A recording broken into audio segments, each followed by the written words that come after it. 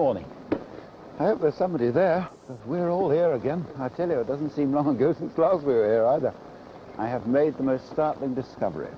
There is a bird which sits in the middle of the television centre at White City and sings its head off from 4 o'clock until 6. It was my boon companion for our 2 brief, fleeting hours of rest. Now, let us get back to where we were at whatever time it was we left you, and look at the state of parties board, if we may. There it is, Labour, with 303 seats, 42 gains and 1 loss.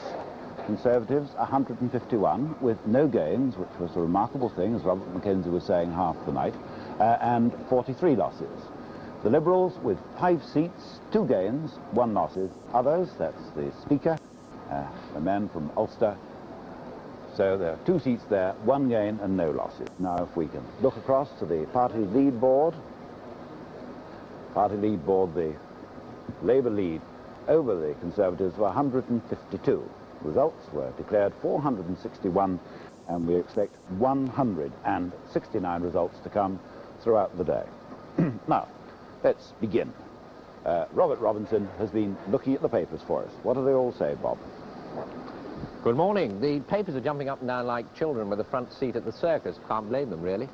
Smash Labour win, says the Mirror, unashamedly emotional. Yes, it's a Labour landslide, chimes in the Sun, though the yes sounds as though it still felt there might be a possibility of a no. A landslide for Labour, says the Sketch, going on to report that even though Mr. Heath went to bed without saying he conceded the election, he'd implied as much by announcing that he would conduct the opposition in the next Parliament vigorously. And for those who prefer prose to rhetoric, The Guardian says, in as plain terms as you could wish, Labour back with big majority. But The Guardian allows itself a touch of dramatic licence when it says a little lower down its front page, Mr. Wilson conceals his glee. The basis for this deduction appears to be the following incident.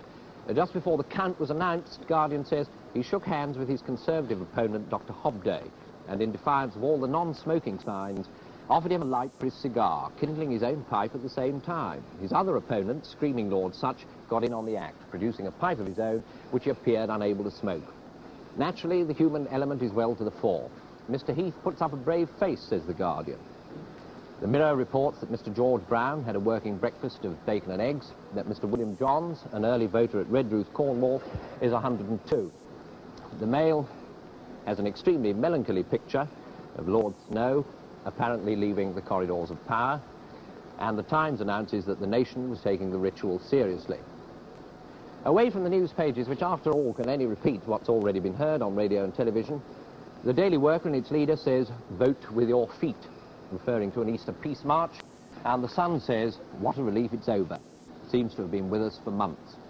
The Telegraph says, prosaically but undeniably, it may not have been a great or inspiring election campaign, but at any rate, it was a fairly clean one. Incentive and compassion, there's the motto for the new administration, clangs the Express, as though it's still on the soapbox that everyone else has put back in the prop cupboard. The Financial Times thinks not unreasonably that as far as Mr. Wilson's concerned, the real test for him is still to come. And the Times leads the paper with the words, so the Pope will not, after all, visit Poland in May. Henry Fielding in The Sun, the only gossip columnist who doesn't seem to speak in grunts, proclaims his disaffection for the whole affair by dropping the vowels from any words that refer to the election. The day the Prime Minister announced the date of the election, he says, I fell down in a dreadful fit of boredom. The Mail, committing itself to the dramatic and individual, allots a whole page to the man who stood against Mr. Wilson, the man who stood against Mr. Heath, and the man who stood against Mr. Grimman. See them now, it seems to imply, before they're devoured in the flames of martyrdom. The Mail spends another full page on the man, Mr. Russell Butler, who did his best against Mr. Heath. Mr. Butler, the Mail reports, put up an 8-foot-high oil painting of himself in the front garden of the Labour Party HQ at Bexley Heath. According to the Mail, Mr. Heath's lot said, we don't go in for that sort of thing. And the Liberals said, rather sadly, no, we haven't got a portrait in the front garden, we haven't got a front garden. Among the news that's undeniably news, but not really worth reading, is the intelligence in the Daily Sketch that at Orton Longueville, near Peterborough, Judith Cole went to vote in a wedding dress, and a couple in Swansea went to the polls with a Conservative sticker on the front window and a Vote Labour one on the back. The cruelest quotation of the whole election, perhaps, appears in most of the papers. The Financial Times has it down page on the front. Asked whether he would miss Mr. Henry Brooke in the next Parliament, the Prime Minister replied, was he in the last? The Times, as it announced the other day, is going to print news on its front page, but for those who take a liberal view, liberal with a small L, that is, of what news actually is, the Times has been printing news on its front page for many a long day, and this morning's no exception. Though all around are acknowledging with great force that Labour's won the day, the Times still finds space on its front page for a Mr. Charles Walton to announce, with regret, the untimely death of his car in Ostend on March the 19th.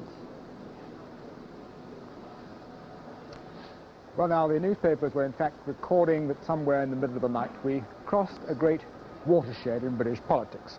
After spending 3 years or more on the brink, as it seemed, always of a general election, we now face a settled period of 4 or 5 years, settled period of government and indeed a Labour government. And Mr. Wilson, of course, a moment of great triumph. His timing of the election has been supremely confirmed, and he is himself now in an utterly powerful position for anything that he wishes to do in the way of redistributing the cabinet and indeed with his own party. As far as the Conservatives are concerned, Mr. Heath, after a pretty searing experience in the campaign, has emerged with increased stature, but there's no doubt from the results that we have that the Conservatives now face a major job of reconstruction, because over the night we saw a tremendous shift of political power. Remember, this is where the Parliament stayed at the end of the last Parliament with a majority of 3. During the night we got a swing of 2.9% up to about there, right up to there, giving eventually a Labour majority of 100 when all the results are in.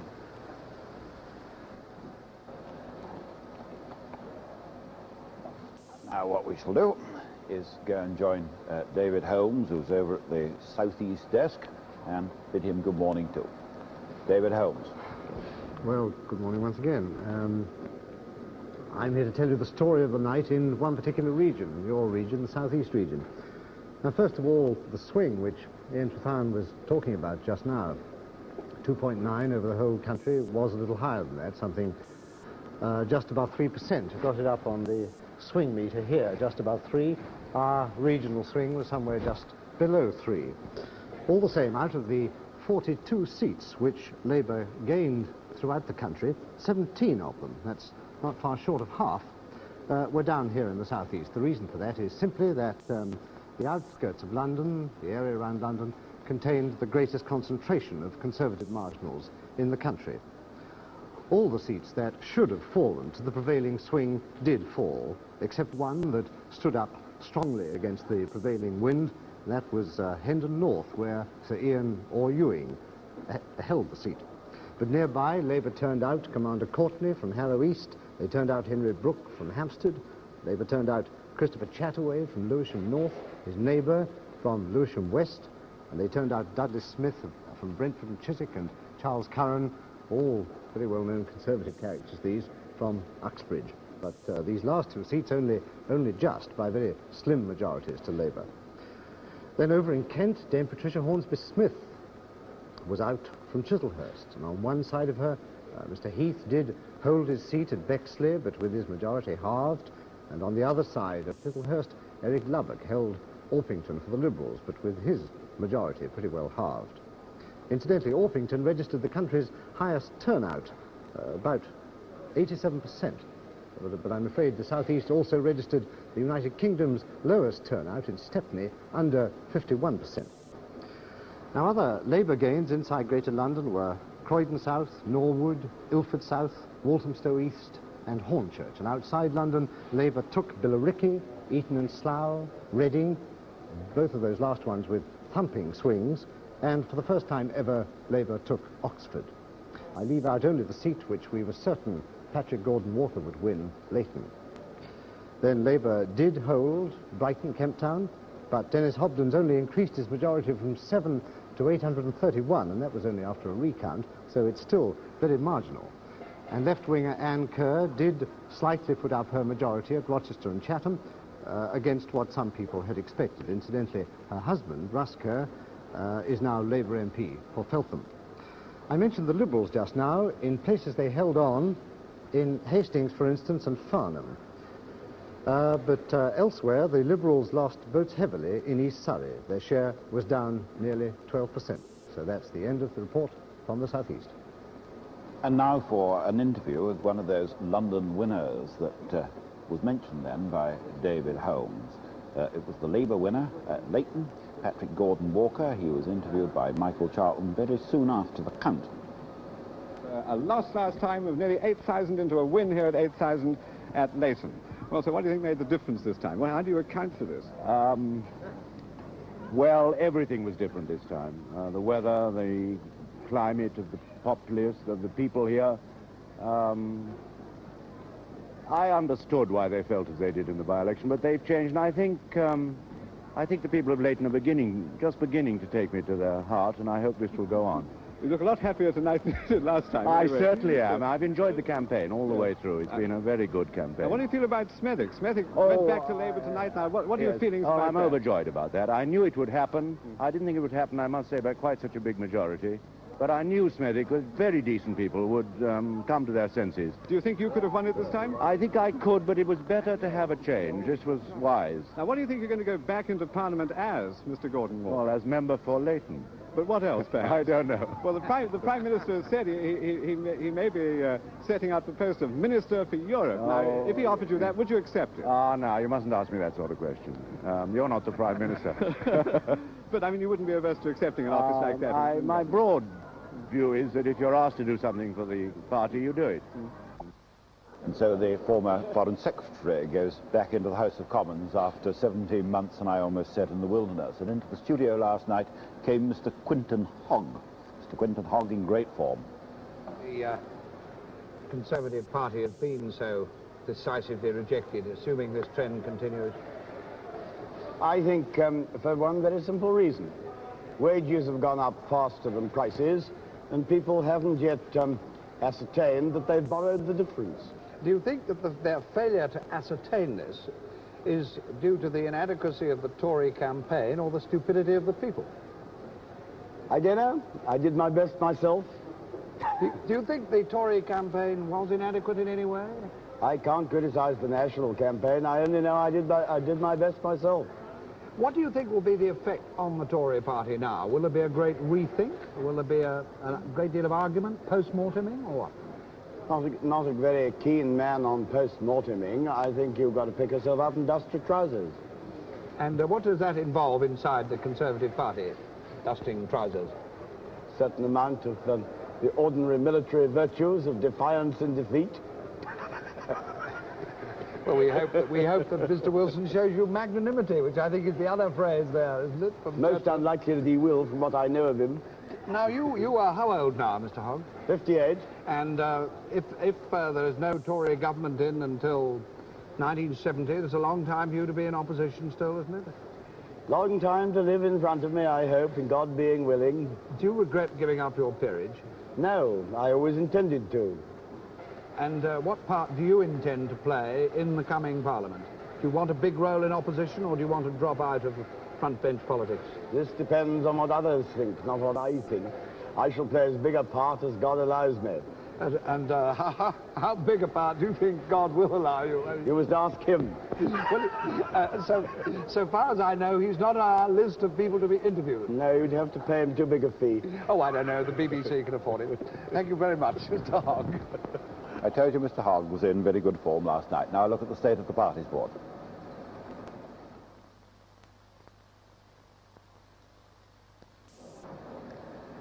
Well, the time is now 6:48, coming up to 6:49.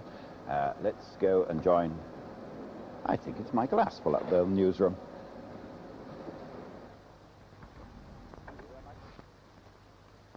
Well, it is. Good morning. The main news abroad, the terrorist attack in Saigon during the night, with at least 6 people killed and more than 80 others injured. It started when a group of Viet Cong attacked an American officer's billet just before dawn, killing 3 guards with machine gun fire and hand grenades. The terrorists then drove up a truck packed with explosives, and the blast, when it went off, tore out most of the first 2 floors of the building, where more than 150 Americans were asleep. Military police and other rescue workers found 3 bodies in the rubble and helped the survivors out of the shattered building. It's feared that others may still be trapped. And now the world's reaction to our election results. For people in the United States, the issue here had been decided even before their normal bedtime. From New York, Gerald Priestland reports. In their late-night shows by satellite from London, American TV commentators called Mr. Wilson the British Lyndon Johnson, a political giant Texas style. The shows, by the way, came from the BBC's election centre and in colour. Another of the commentators remarked, it cannot be disappointing to Washington to have the prospect of another 5 years of the by now familiar Mr. Wilson, Mr. Stewart and Mr. Healy. And I think that's a very fair assessment of the reaction the White House might be shy to put into words. Many Americans who followed the campaign were struck by the heavy turnout in their terms and by Mr. Wilson's presidential approach. But today's New York Times wonders whether Mr. Wilson will be radical enough and hopes that he'll come round to the Heath view that Britain's future lies in Europe. In Europe, the election made the main headlines in most of the Paris newspapers, with one correspondent describing the result as a turning point in British history. Political observers in France forecast that a strong Labour government would reduce the chances of Britain joining the common market in the next few years, a theme repeated in West Germany. Television commentators there talked almost exclusively about what Mr. Wilson's attitude to Europe would be.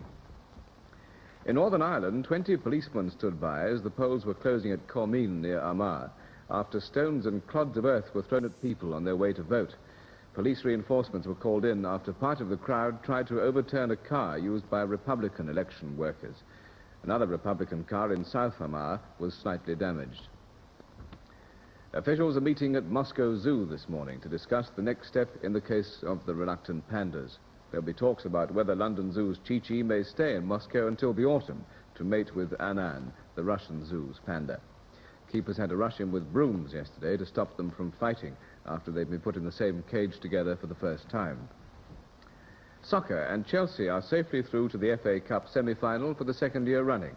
Following their 3-1 defeat of Hull last night, they'll next meet Sheffield Wednesday in 3 weeks' time. Manchester United's semi-final opponents depend on the outcome of the Manchester City-Everton match. Tennis, and the Mexican Pancho Gonzalez won the BBC Two World Professional Championship at Wembley last night. In the semi-finals, Gonzalez beat Ken Rosewall, 6 years his junior, 13-11, and Lou Hode lost to his old Australian rival Rod Laver, 3-10. So to the best-of-3 sets final, with Gonzalez serving against Laver for the match.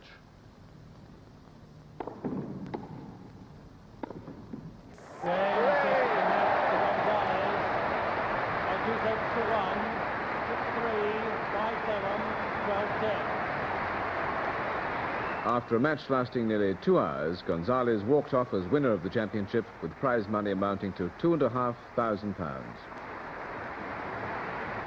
That's all the news for the moment. Now back to what I'm sure must be Cliff Michelmore. It is indeed. Thank you very much indeed, Michael Aspel. And now a look back on how the two party leaders spent the historic night, at least as we saw them on television. Mr. Edward Heath, the loser in Bexley and Kent, his constituency, Mr. Wilson, the victor at Huyton in Lancashire. Of the Huyton election of 1966.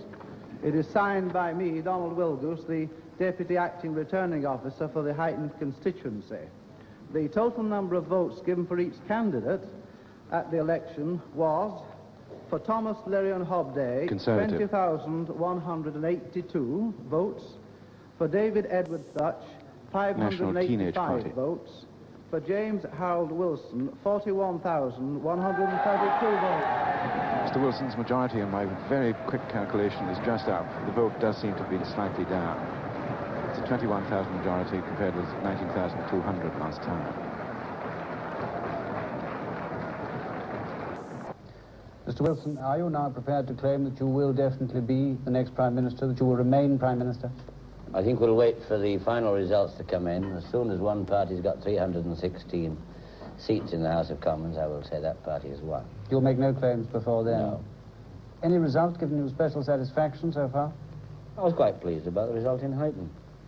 I think it's proved that I'm afraid that the more I'm away from Huyton, speaking in the country, the bigger my majority. I think that's a tribute to my supporters who worked so hard to get me back.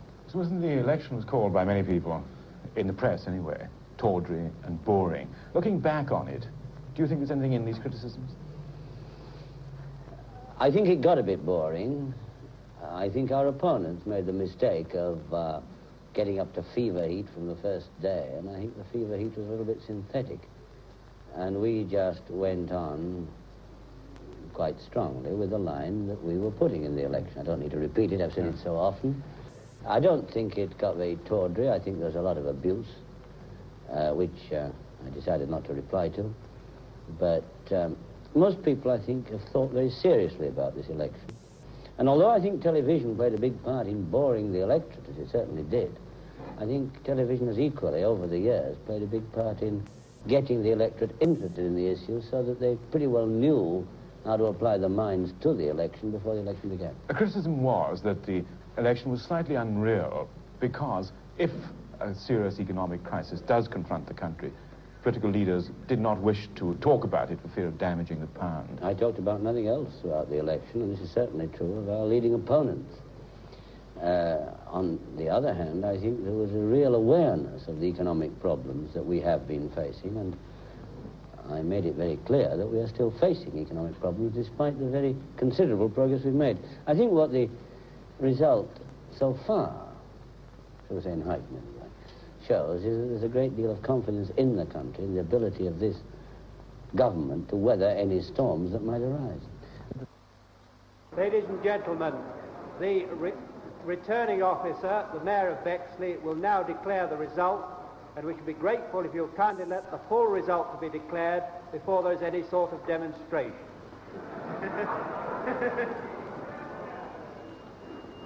I hereby declare that the votes cast at this election are as follows. Butler, Russell Leon, 24,044. Heath, Edward Richard George, 26,000. Mr. Heath holds the seat with a much reduced majority.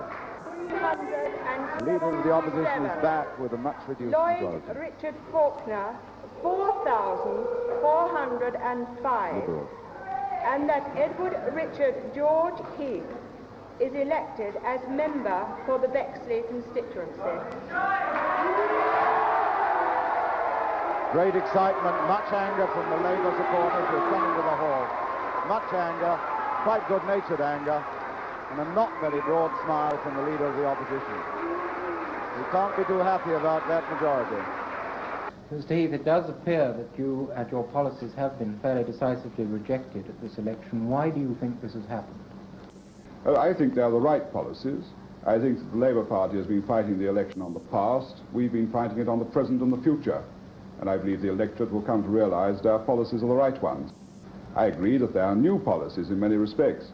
It's the first time, I think, that an election has been fought in this country on reforming the trade unions, on bringing the welfare state up to date, and on the clear issue of going into Europe. But I believe they're the right policies for the future, and I'm quite certain the people of this country are coming to realise it. You're saying that the Conservative Party is losing this election because it is ahead of the Labour Party in its thinking and ahead of the British public? That may well be the case, that we are ahead of public opinion on this. Mr. Heath, you took the major burden of the actual campaigning, particularly the television campaigning, into your own hands. Do you feel that you were perhaps mistaken to do this? No, I don't think, I have no regrets about the campaign at all. But of course my colleagues were also playing an enormous part in the country. I think the way in which the campaign was covered on television and in the press made it appear that the emphasis was perhaps on the leaders of the parties. But this doesn't alter the fact that my colleagues were playing an enormous part both on television as well as meetings up and down the country. One got the impression sometimes that they weren't always giving you that wholehearted support that might have helped. I wouldn't agree at all on that. I wouldn't agree at all. Would you fight again, though, in this rather American presidential man-to-man, you versus Mr. Wilson style? Or would you adopt a different type of campaign?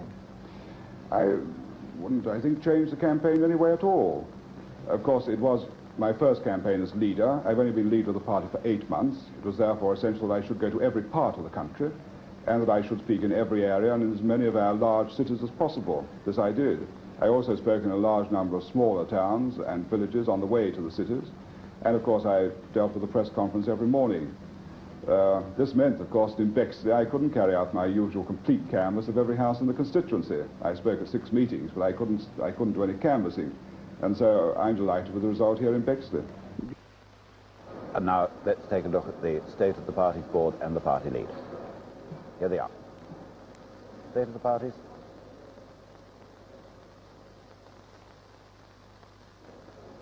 Labour 303 with 42 gains and 1 losses. Conservatives 151, no gains and 43 losses. And here is Labour lead over Conservative 152 with 169 results to come.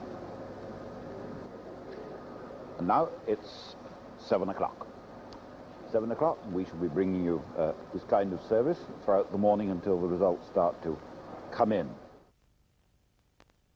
And for those of you who have either gone to bed too soon or at that boxing, let's take a quick look on how the two leaders reacted as we saw them on television last night. Mr. Edward Heath, the now obvious loser, was down in his own constituency in Kent, and the winner, the victor, Mr. Wilson, was up in his constituency in Huyton. So let's first of all go and see how Mr. Wilson's declaration went. The Huyton election of 1966. It is signed by me, Donald Wilgus, the Deputy Acting Returning Officer for the Huyton constituency. The total number of votes given for each candidate at the election was, for Thomas Lerion Hobday, 20,182 votes. For David Edward Such, 585 votes. For James Harold Wilson, 41,132 votes. Mr. Wilson's majority, on my very quick calculation, is just up. The vote does seem to have been slightly down. It's a 21,000 majority compared with 19,200 last time. Mr. Wilson, are you now prepared to claim that you will definitely be the next Prime Minister, that you will remain Prime Minister? I think we'll wait for the final results to come in. As soon as one party's got 316 seats in the House of Commons, I will say that party has won. You'll make no claims before then? No. Any result given you special satisfaction so far? I was quite pleased about the result in Huyton. I think it's proved that, I'm afraid, that the more I'm away from Huyton, speaking in the country, the bigger my majority. I think that's a tribute to my supporters who worked so hard to get me back. So wasn't the election was called by many people, in the press anyway, tawdry and boring. Looking back on it, do you think there's anything in these criticisms? I think it got a bit boring. I think our opponents made the mistake of getting up to fever heat from the first day, and I think the fever heat was a little bit synthetic. And we just went on quite strongly with the line that we were putting in the election. I don't need to repeat it, I've said it so often. I don't think it got very tawdry. I think there's a lot of abuse, which I decided not to reply to. But most people, I think, have thought very seriously about this election. And although I think television played a big part in boring the electorate, as it certainly did, I think television is equally over the years. Now what we're going to do is, at this moment, Mr. Wilson is just leaving his Liverpool hotel. Here he is, coming out of his hotel after a very good night's sleep, very clearly. You were seeing him just now at the moment of declaration. Here comes Mr. Wilson now out into the motor car outside that well-known large hotel in Liverpool. The Prime Minister just getting into his car with Mrs. Wilson. A small crowd, it's raining now. Just before went his father and about 100 pieces of baggage from his personal party, which numbered 20. He'll be moving off soon into the rush hour traffic of Liverpool.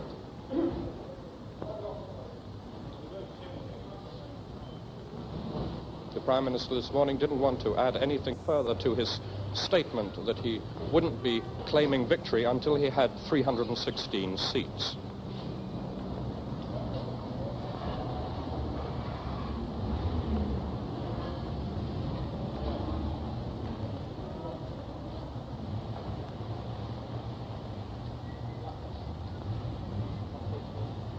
Now the Prime Minister moves off, waving in his car.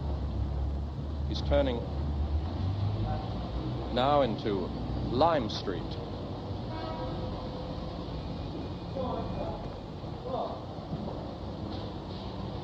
Last election rather, it seemed he went down a one-way street, but this time it looks like he might have to go around the full one-way system of Liverpool.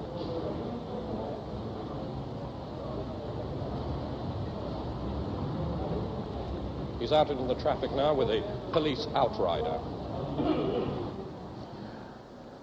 Well, there he is, on his way, and if he gets into that one-way traffic in Liverpool, I think what he does is turn right all the way. He does about 8 right turns before he gets up to Lime Street Station. Now let's go back on the outside broadcast. We've got better pictures again now. Yes, in fact, he does turn right. We've lost him for the moment, but soon he'll be coming up into Lime Street.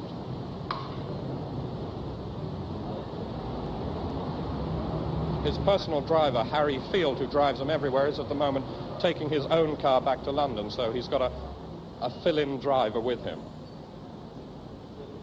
Funnily enough, with the forecasts of his majority perhaps running around 100, it's nice to remember that his hotel room is in fact 100. And there's the Prime Minister moving down Lime Street. On the left you can just see St George's Hall. He'll have to turn right again, the policeman holding the rush hour traffic. And now he turns into the approach to Lime Street Station.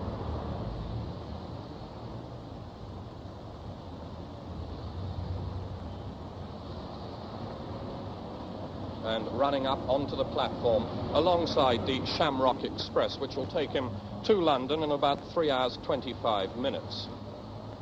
If he'd held the election on April the 18th, it would have taken him to London in 2 hours 35 minutes when the new electrification system opens.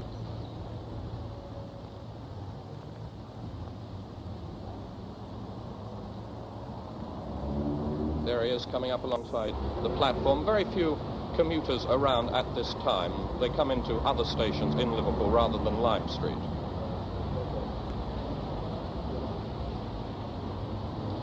They call the train the Shamrock Express because it's timed to meet the Irish boats and usually carries a number of Irishmen to London.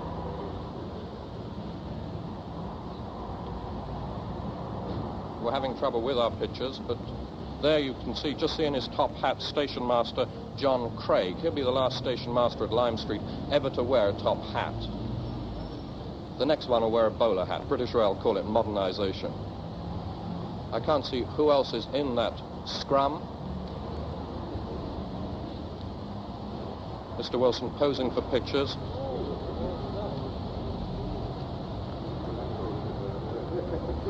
The Prime Minister got to bed about 3:45 this morning after he'd returned from Huyton. He had some refreshments and then met lobby correspondents before finally retiring.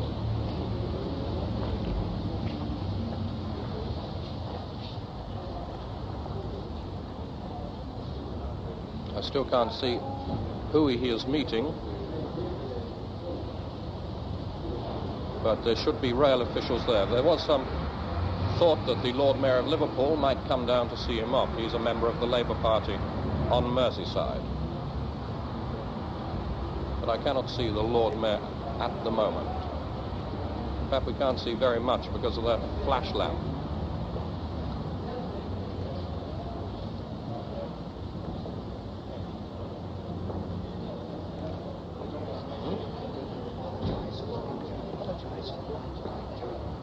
I'm sorry for the light in the picture. It's not one of our lights, and in fact it's technically impossible to get the pictures you're getting. The engineers say we couldn't take our roving eye camera under there. We did it last year and it worked. We did it again this year and it works, but the engineers say it's still impossible. It's not too good. It's not our usual quality, but at least it's a picture. I can see members of the Prime Minister's staff, Mr. Alfred Richmond, his personal aide, Mr. Gerald Kaufman, his publicity officer. With him on the train will be his father, his sister, and his son. And now, that was Bob Perrin, incidentally, reporting from Lime Street Station in Liverpool, seeing the Prime Minister off. They're due to leave in about, 30 seconds from now, so it won't be very long. Also, I may say, on that train, we shall have cameras.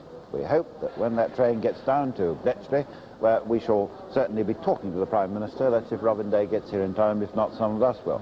My colleagues are all suddenly coming to life. It's because it's 8 o'clock in the morning, I think. David Butler is back with us. Good morning. Good morning, Tim. Here, he got stopped by the police last night for driving without a light. He was taking the boss with him, too. So we have no sympathy for you at all. And good morning to you, Mr. Robert McKenzie. Good morning, sir. Well, the swing is settling down in the vicinity of 3%, more or less as it was inevitably at the end of last night. Far below the swing that the public opinion polls were talking about, which was an average of 4.5. They're inclined to exaggerate in this morning's papers how accurate they were. In fact, they were pointing to 150 Labour majority. The figure is much more likely to be plus or minus 5, around 100. In other words, this is almost exactly a replay of the election of 1959 in reverse. When the Conservatives under Macmillan got a majority, an even majority of 100, Labour is likely now to have a majority of 100, give or take 5 or 10 seats either way, depending on how things go today in the mainly rural and small town areas to be reporting. Now let's look for a moment at another division of the results of last night's story. Here's the share of vote. 1964, in the seats which are so far counted, which is 461 seats, the share of vote was as follows. Now this time, you'll notice, Labour's share of the vote has gone up slightly from 45.8 to 49.9. This is almost exactly the share of the vote the Conservatives got in 1959.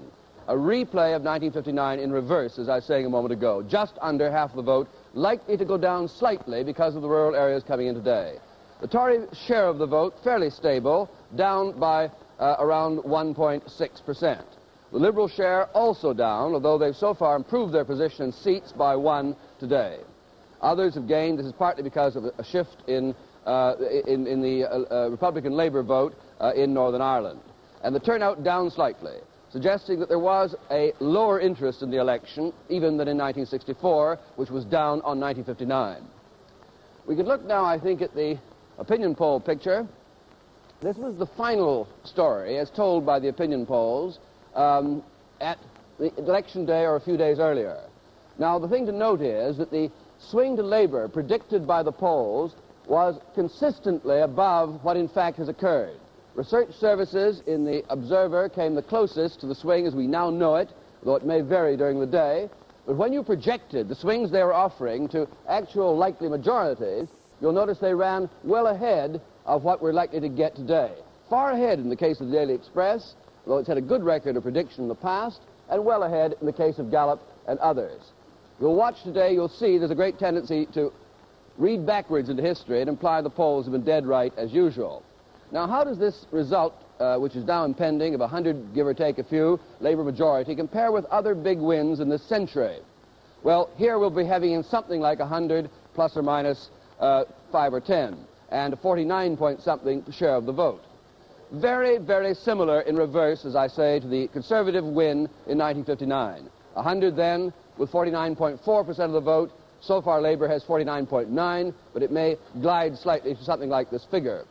And, of course, well below in seats, Labour's win in 1945, when they had going on for 150 majority, although, interestingly enough, that majority was based upon a smaller share of the vote than Labour is likely to get this time. It's often forgotten that it was based on that kind of share of the popular vote. Then, if you look at the 1935 result, again, one of the historic Conservative wins, 249 majority, the 1931 majority of 493 for the National Government, the Liberals in 1906, 130. That's sort of the historical background against which one can set the win coming up today for Labour. Well, I said just now good morning to you, David Butler. I haven't even heard a word from you, yes? Well, it seems to me that today we are going to have... We're going to have a quick look at Mr. Wilson saying goodbye to Liverpool. Oh, he said goodbye to us too, and he's dived inside there now. Missed him. Oh, no, there he is. Called him up again. Bagpipes and all. These are the scenes at Lime Street Station, Liverpool, where he's catching this train down to London.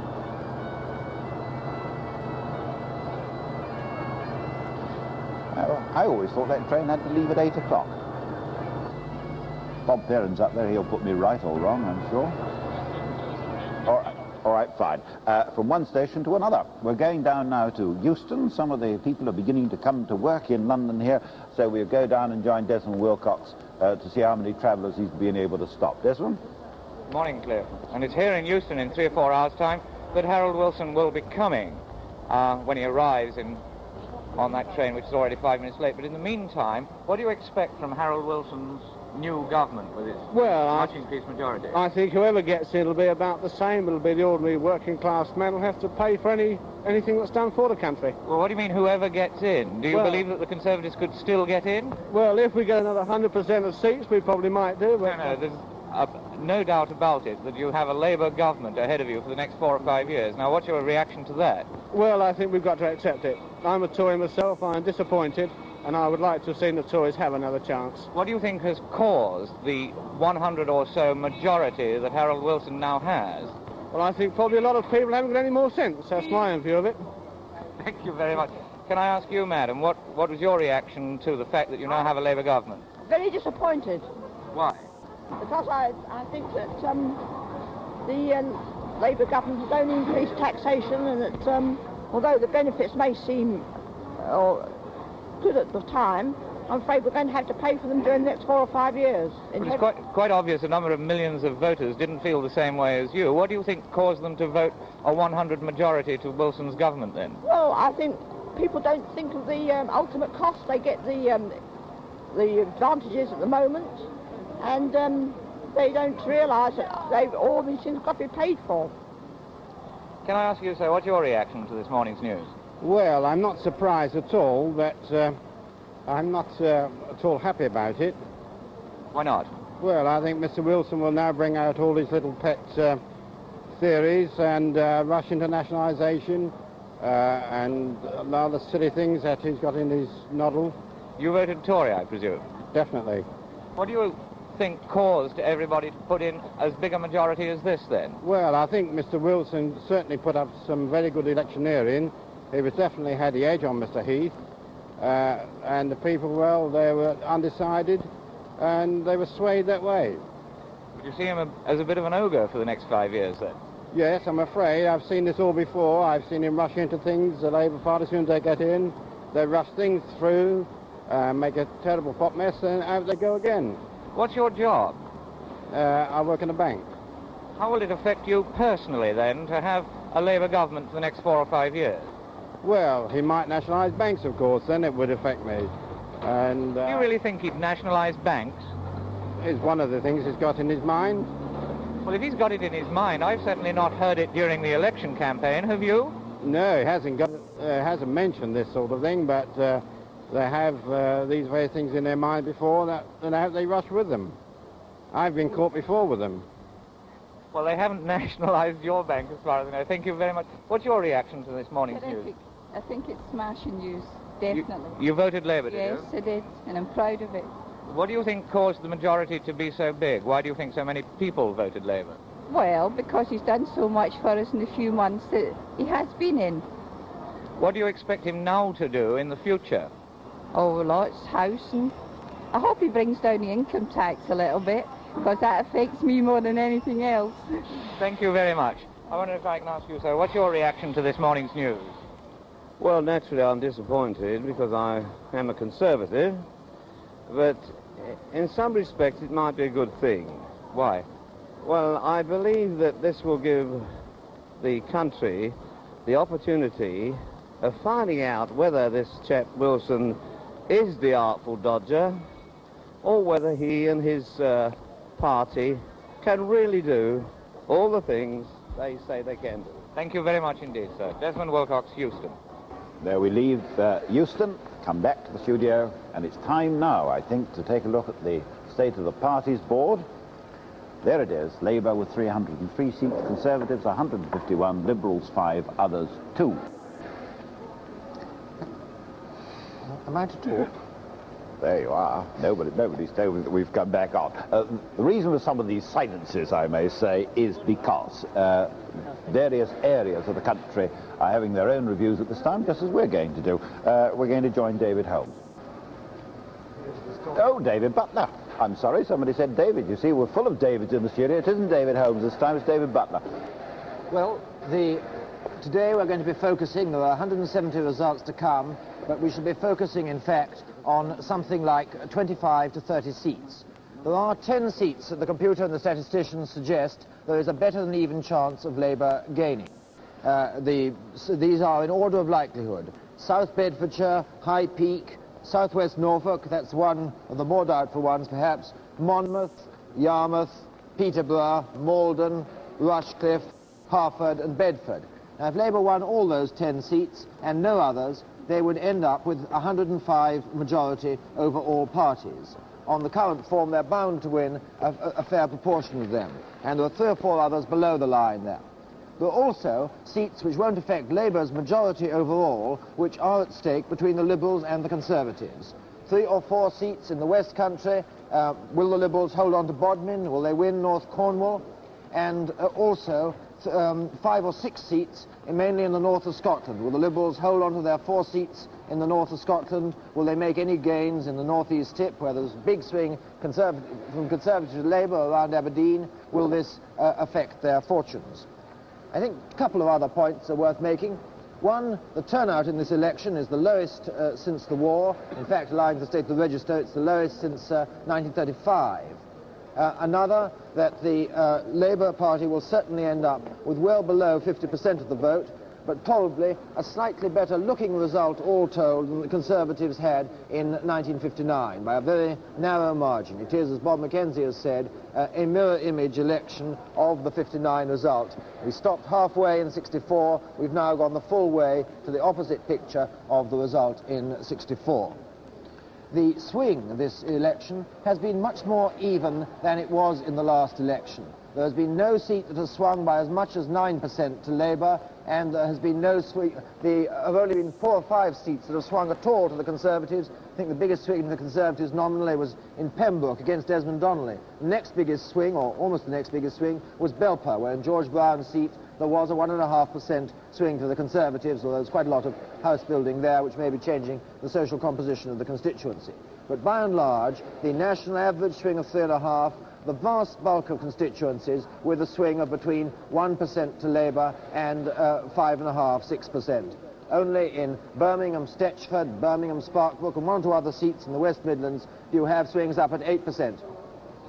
All right, now, that was David Butler. Let's get our Davids right this time. Now we shall go to David Holmes. Well, short roundup of some of the things that have happened in the southeast. Of the 42 Labour gains, I think it's 42, 17 of them are here in the southeast. That's because the largest concentration of Conservative marginal seats vulnerable to swing were in the southeast here. What's happened, among other things? Sir Ian Ewing has held on to his seat at Hendon North, but Labour turned out Commander Courtney from Harrow East. They turned out Henry Brooke from Hampstead, turned out Christopher Chataway from Lewisham North and his neighbour from Lewisham West, Douglas Smith from Brentford and Chiswick, Charles Curran from Uxbridge, but only just in both those seats. In Kent, Dame Patricia Hornsby-Smith was out at Chislehurst. On one side of her, Mr. Heath held on to his seat, Bexley, with his majority halved. The other side of Chislehurst, Eric Lovat for the Liberals held on to Orpington, his majority halved as well. Incidentally, Orpington registered the country's highest turnout, almost 87%, but we've got to record also that the southeast had almost the lowest turnout in the country in one constituency, that is Stepney, under 51%. Now, back to Cliff. Well, I must say I've just picked up the Daily Mirror, and the big headline is Labour landslide. I don't know, we'll have to analyse this word landslide. Oh, I see the Sun's got landslide all over it too. Now, let's go down to Waterloo Bridge and join, I should think down there it must be Alan Whicker. They've been talking about this Labour landslide. I just heard Cliff Michelmore talking about this. Why do you think there has been this landslide? Well, I don't know. I think it's because the Conservatives have been in all those years, and now they're going to give the Labour a chance. Like, you voted for Labour, did you? Yes. Well, what's the name of your MP? Wallace. Mr. Wallace. Yes. Now they're in, and they've had this landslide, as they're calling it. What do you think the party will do for you? Well, I hope they do what they've promised to do. Which is what? Well, the rents and the land purchasing and all that they've promised to do, and for the old and the disabled. I mean, they are the people that really need it, I think. When you say the rents, what do you mean by that? Well, the rents are very high at the moment. I hope they're going to bring them down a bit. Oh, I see. And the rates. They're all down? Yes, Well, I hope so. What else do you think they'll do? Well, not put them up anymore, anyhow. Now, why do you think there has been this swing towards Labour this time? Why? What's the reason for it? I really think that the Conservatives had a long run, and perhaps the people think that Labour ought to have a chance to see what they can do. Do you think there's a very great difference between the two parties? Well, I don't know, really. I don't understand a lot about it, but I just don't know. So why did you vote Labour this time? time? Well, I've always been Labour. I'm working class, and I've always been Labour. What difference do you think a strong socialist government would make to you? Okay, I don't care what it does, as long as it alters things, you know, and everything runs a bit smoother. I don't mind. I'm coming this side. I can't hear you quite so well. You say you don't mind what it does as long as it's different, you know, and sticks to what they're going to do for us. What things do you want altered? Well, there's plenty. It'd take me all day to tell you. Well, start. Well, I'm getting old, soon be getting the old age pension. I Yes. suppose it's a bit more pension. Yes. And what with the rents and things, I don't think it's fair for old people to pay the rents they're paying. You? Are you looking forward to anything else? Well, you know, not live a few years longer. I hope you will. I'm sure you will. Thank you very much. Yes, sir. What difference do you think a strong Labour government will make to your life? Well, I think they'll give us the opportunity to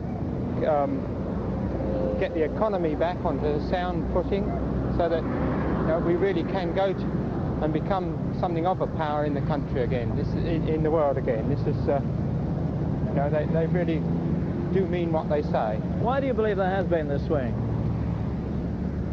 I think people have generally been satisfied with the results of the last 17 months of Labour government, and they want to give them a chance to finish the job.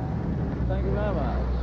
Madam, could I ask you, why do you think we've seen this swing towards Labour?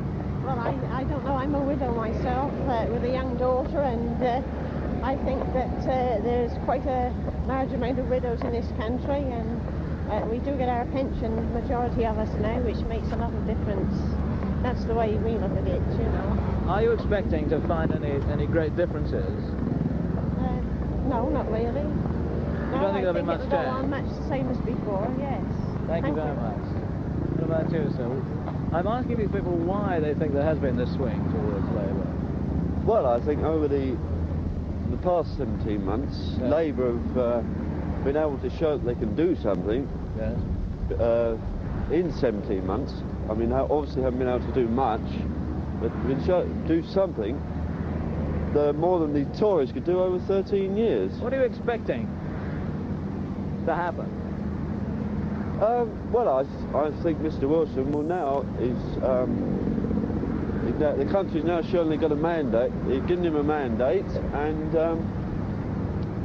to carry out his full policies as he wants to. So what do you want to see? Oh, well, I want to see him do more for the old people for a start. Yes. Because I think they deserve to have something done for them. And obviously they've shortened the trade gap, haven't they? And I think they'll carry on and eventually get the country on its feet. Anyhow, you're well satisfied? Well satisfied, definitely, yes. Good. Thank you. Alan Whicker, Trafalgar Square. Oh, no. In Trafalgar Square? He was never in Trafalgar Square as long as I was never born in London. That was Westminster Bridge, Alan. He still thinks it's Waterloo Bridge. He still thinks it's last night. Right, now, a quick look at the state of the parties board. Well, they're up. They are the state of the parties. And now, let's catch up with the latest news, which will take you to our newsroom at Alexandra Palace and Michael Aspel.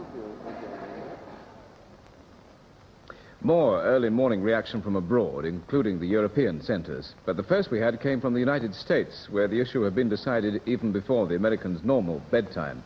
From New York, Gerald Priestland reports. In their late-night shows by satellite from London, American TV commentators called Mr. Wilson the British Lyndon Johnson, a political giant Texas style. The shows, by the way, came from the BBC's election centre and in colour. Another of the commentators remarked, it cannot be disappointing to Washington to to have the prospect of another 5 years of the by now familiar Mr. Wilson, Mr. Stewart and Mr. Healy. And I think that's a very fair assessment of the reaction the White House might be shy to put into words. Many Americans who followed the campaign were struck by the heavy turnout, in their terms, and by Mr. Wilson's presidential approach. But today's New York Times wonders whether Mr. Wilson will be radical enough and hopes that he'll come round to the Heath view that Britain's future lies in Europe. Britain's relations with Europe were also an issue on the continent, but the election results' effect on the pound was also of major interest. From Switzerland, a report by Alan McGregor. First reaction in Zurich is apprehension that the substantial Labour majority may divert Mr. Wilson from the policy decisions needed to make the country pay its way. So, on the Zurich Exchange today, the immediate effect of this feeling is expected to be a weakening of the pound. But not by very much, for the election result has already been discounted in the exchange rate. After that, for a week or so, it's going to be a matter of wait and see. Dealers will hold only the sterling needed for immediate commitments. The rate will drift a bit lower, but no panic. And as soon as the government again displays what one banker called economic realism, the favourable effect will be immediate. He added, we all want to keep the pound where it is, and we just hope that Mr. Wilson, for he seems to know what's needed, will be tough enough. In Paris, the election result hit the headlines as our correspondent in Paris, Donald Milner, reports. The French press this morning hails the election, in the words of Figaro, as not a landslide, but not far short of one. The result comes as no surprise in France, where it had been long predicted, and it appears to be widely welcomed. The emphasis of all the politicians and commentators I've spoken to is on the hope that Mr. Wilson will now lead Great Britain into Europe, but it's not expected that he will make any move in that direction in the near future. There's relief that the electorate has clearly shown its will, and a hope on the part of opponents of the French government that Britain will now assume the leadership of the European half of the Atlantic Alliance. In the words of one commentator, the result gives the British an opportunity to demonstrate that they have a sense of history. Soccer, and Chelsea are safely through to the FA Cup semi-final for the second year running. Following their 3-1 defeat of Hull last night, they'll next meet Sheffield Wednesday in 3 weeks' time. Manchester United's semi-final opponents depend on the result of the Manchester City-Everton match. Foundations for Chelsea's win against Hull were laid early on when Tambling and Graham scored against the run of play. Simkin put Hull back in the game temporarily, and then Tambling again off Osgood's pass. That clinched it, 3-1, and Hull never looked like repeating Saturday's dramatic recovery.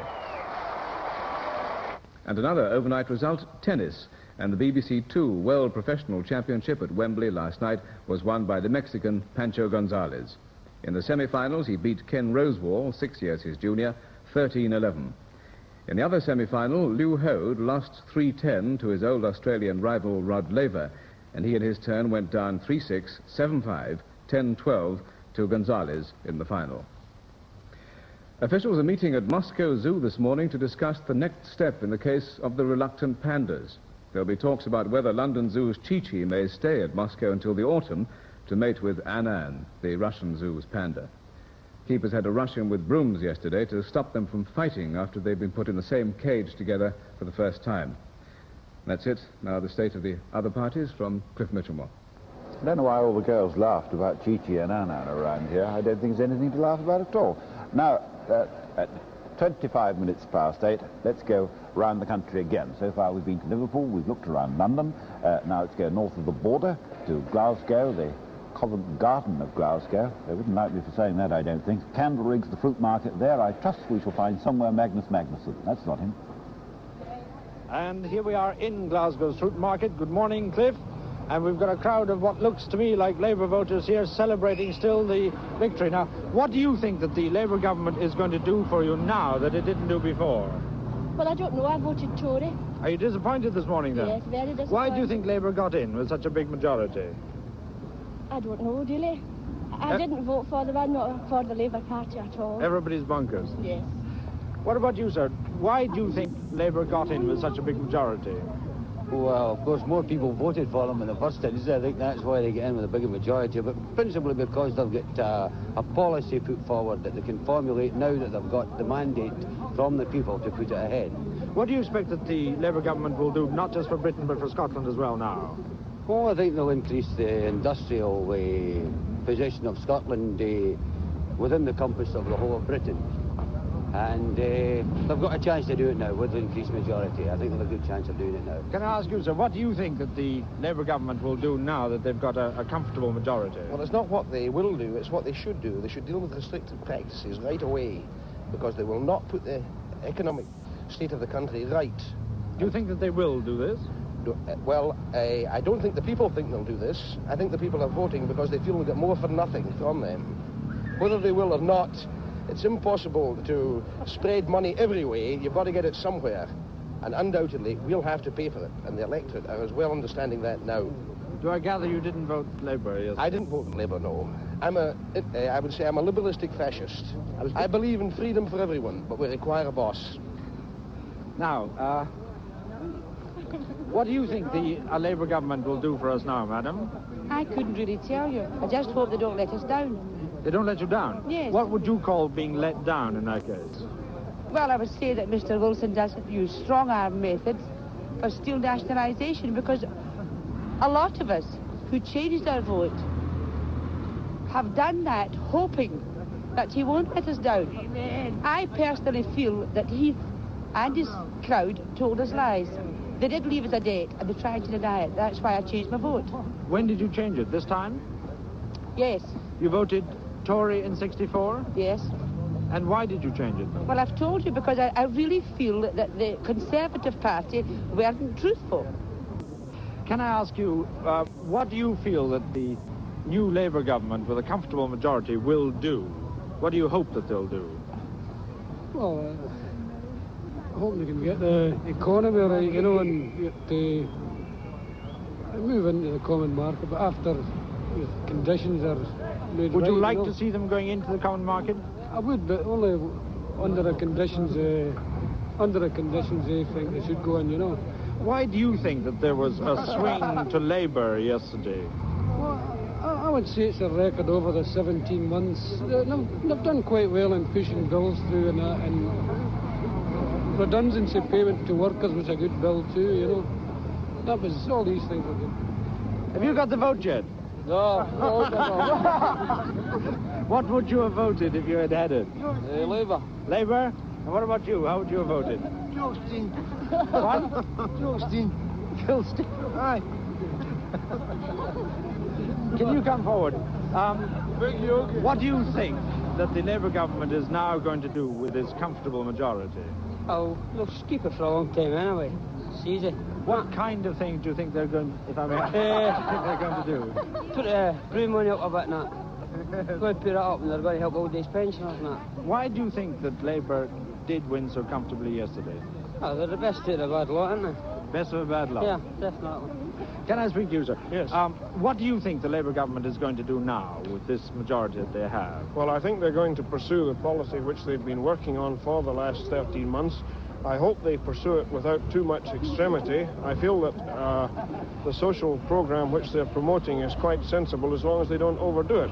As long as they don't get carried away with great expenditure, which is going to reflect on the commercial side of the country, which is certainly labouring at the moment, is carrying heavy burdens at the moment. Thank you very much indeed. This is Magnusson in Glasgow's Fruit Market.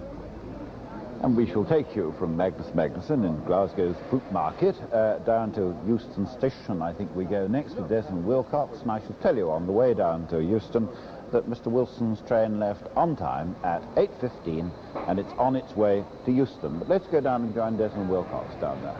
And we're delighted to hear that the train's on time. What's your impression of the result this morning? Oh, I'm very upset. I didn't expect such a landslide.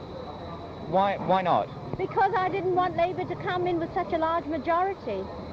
Well, what harm do you think that will cause? Well, I think Mr. Wilson will be able to do too much and give too much away now.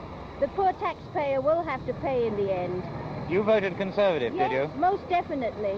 Well, what do you think caused so many other people, more people than you, to vote Labour? Well, I think that when you give things away, there are always plenty of takers.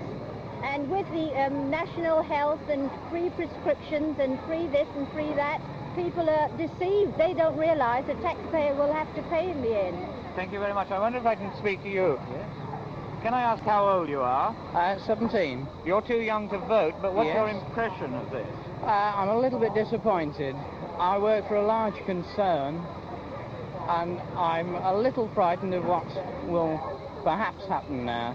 Well, what do you think will happen? Well, share the secret with me. Well, Woolworths, for one concern, may be nationalised. I know this. Woolworths? Yes. You work for Woolworths, do you? I don't work for Woolworths, no.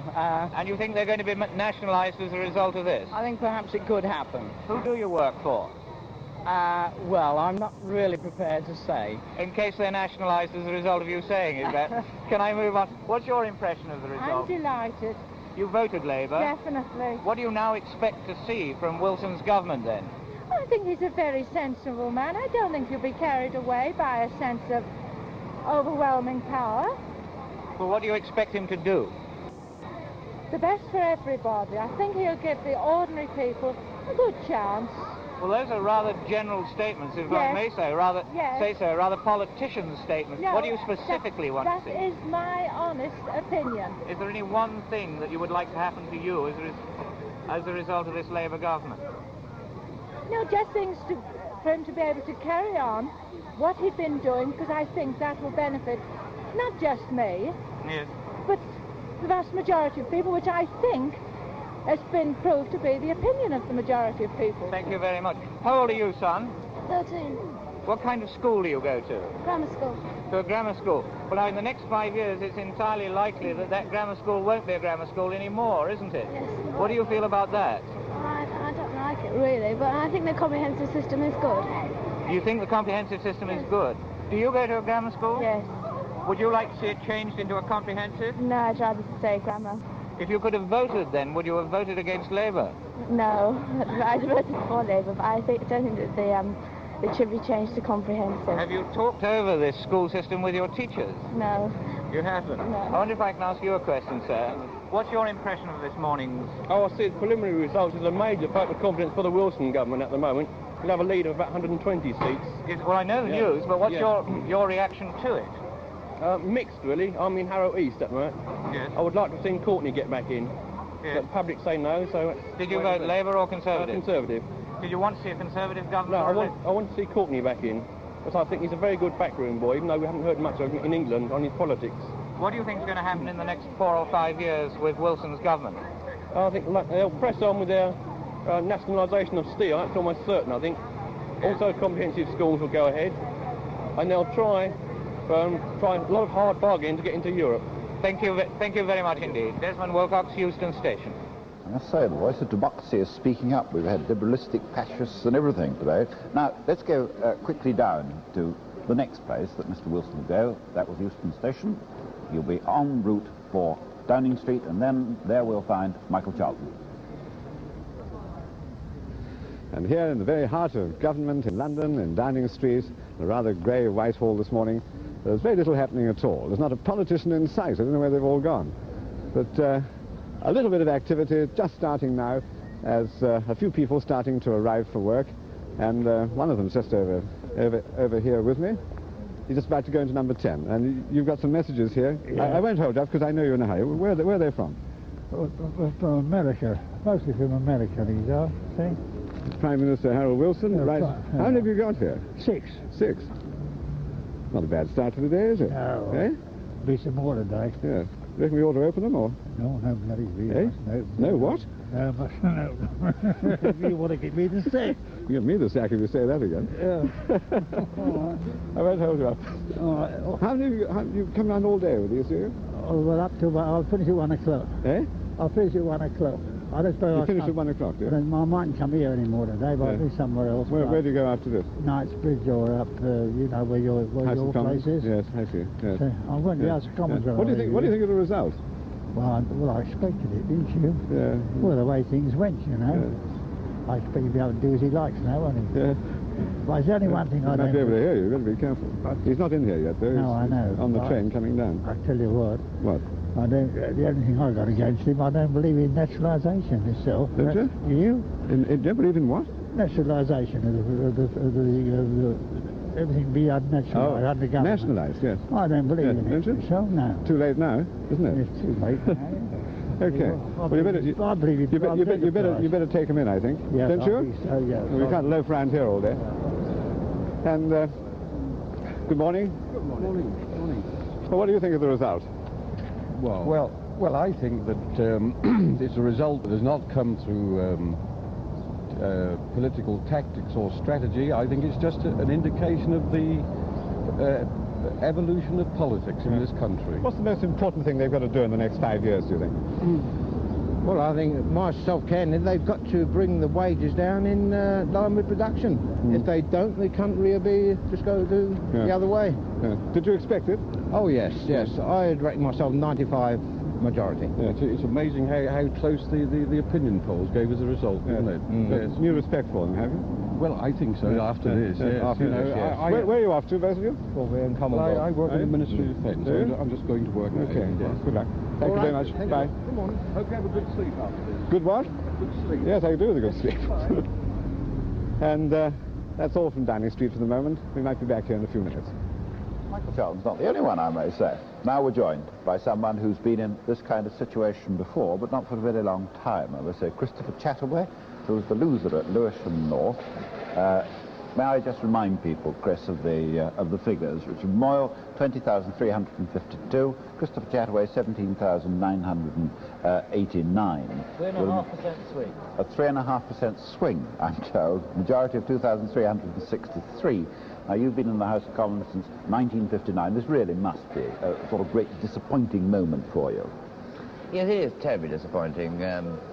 No one expected the worst at times. We'd had quite a large population movement against us. About 2,000 new council tenants came in since the last election. So in calmer, gloomier moments, one knew that one would be lucky to get through.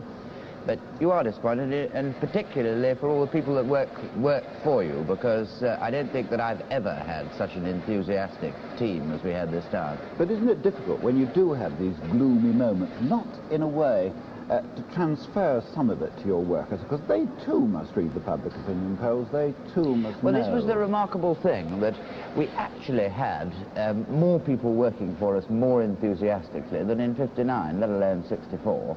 I've really never known such a spirit as we had this time. And they really worked very hard.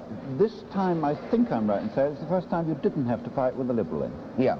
I don't think it did me any good. I always thought the Liberal was quite a help in my constituency. No, it didn't do you much help, did it? Because you polled, what, more votes than you've ever polled before down there and didn't get in.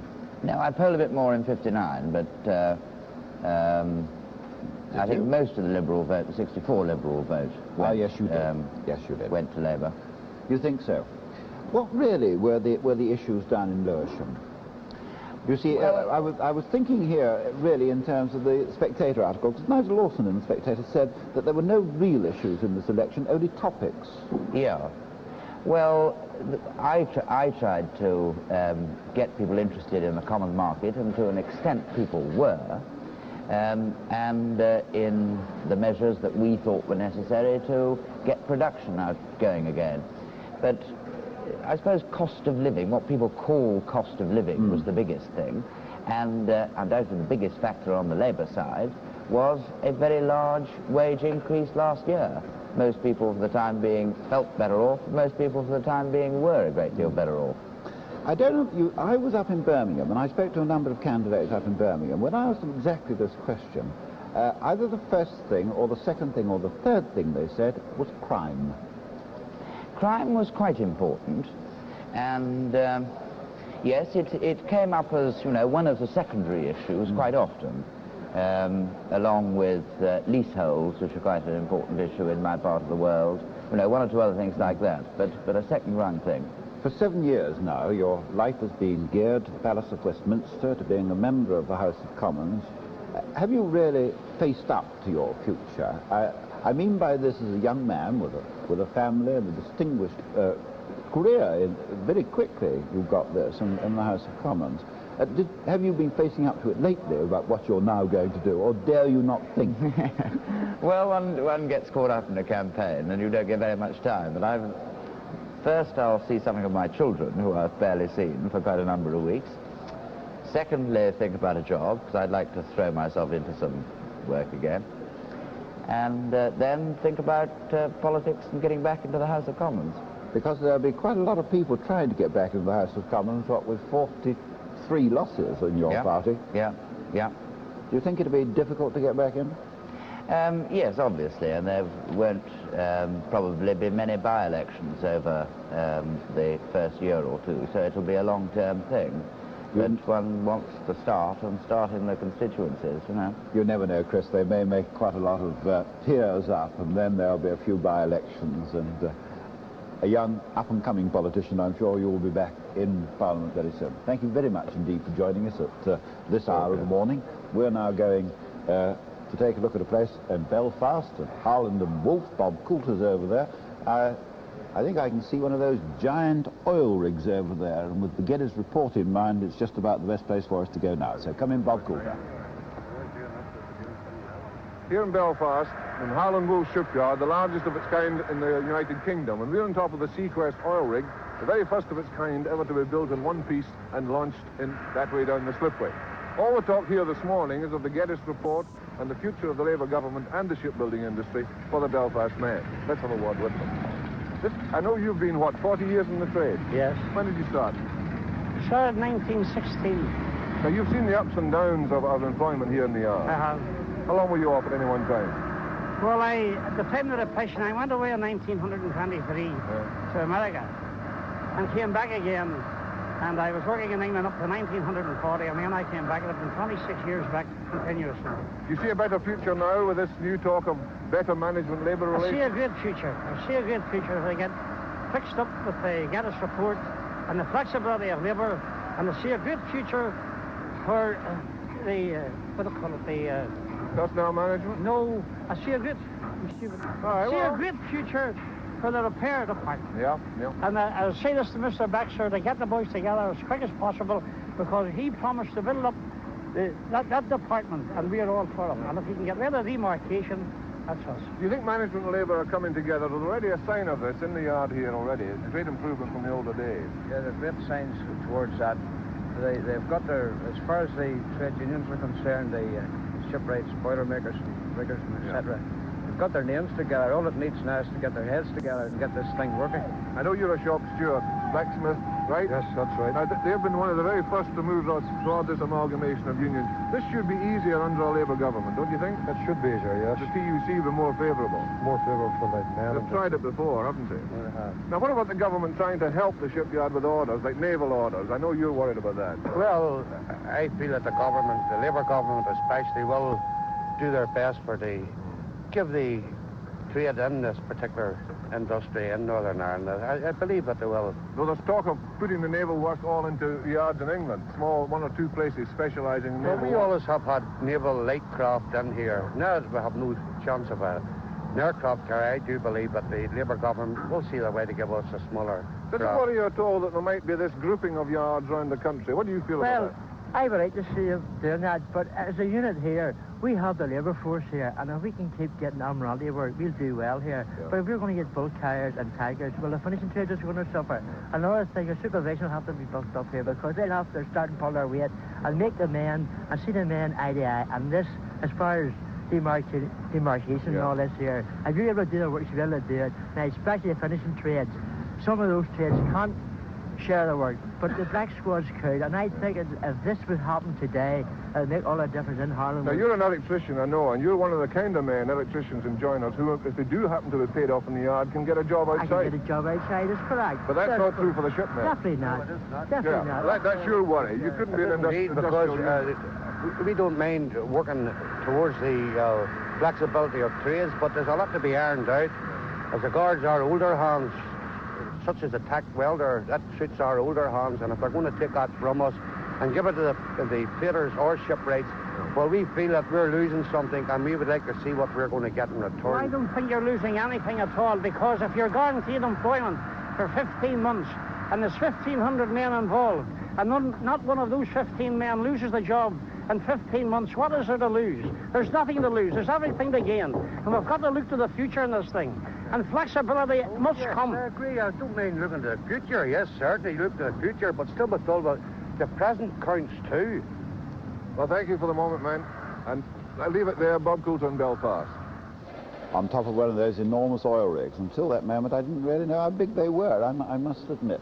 But now from Belfast, we go down to London, into Piccadilly, where I see, waiting for us, I think, Reg Avis. What's your reaction to last night's results? Very disappointing, I'm afraid. I didn't want Labour to get in. One of the reasons is because I don't agree with his schooling, his education system. I think it's very bad. And taxation, shocking. That's about all. I'm disappointed, I'm afraid. And your reaction, sir? A little disappointed, I'm afraid. Which problems do you think the new government should tackle first? The economy. The economy are the most important ones for them to tackle, I feel. And they have quite a problem. Quite a problem. Very disappointing. Why is that? I'd have expected something a bit better, considering Labour's performance during the last 18 months. I think next time the Tories should concentrate on the crime rate and the reintroduction of capital punishment, coupled with a lot stricter control on immigration. Do you think this has been an election between, as it were, Mr. Heath and Mr. Wilson, personalities? I think so, yes. I think the Wilson has managed to get over to the nation more than Heath has done. He manages to appeal to the people. Are you looking forward to 5 years of Labour government? Not personally, no. I'd like to see the Tories in. What about you, sir? Yes, I was very disappointed with the result, I'm afraid. I think it was a battle of the two leaders, frankly. I think Mr. Wilson seemed to have got over to the people much more. I think the election result was to be expected, but Thank you very much. Reg Avis in Piccadilly. And now back in the studio, it's 8:48. I think this is perhaps a good time for us to take a look at some of the Labour gains, because I know a lot of people must have gone off to bed before we'd named all those gains for you. So I think the best thing we can do now is to sit back and just show you the Labour gains.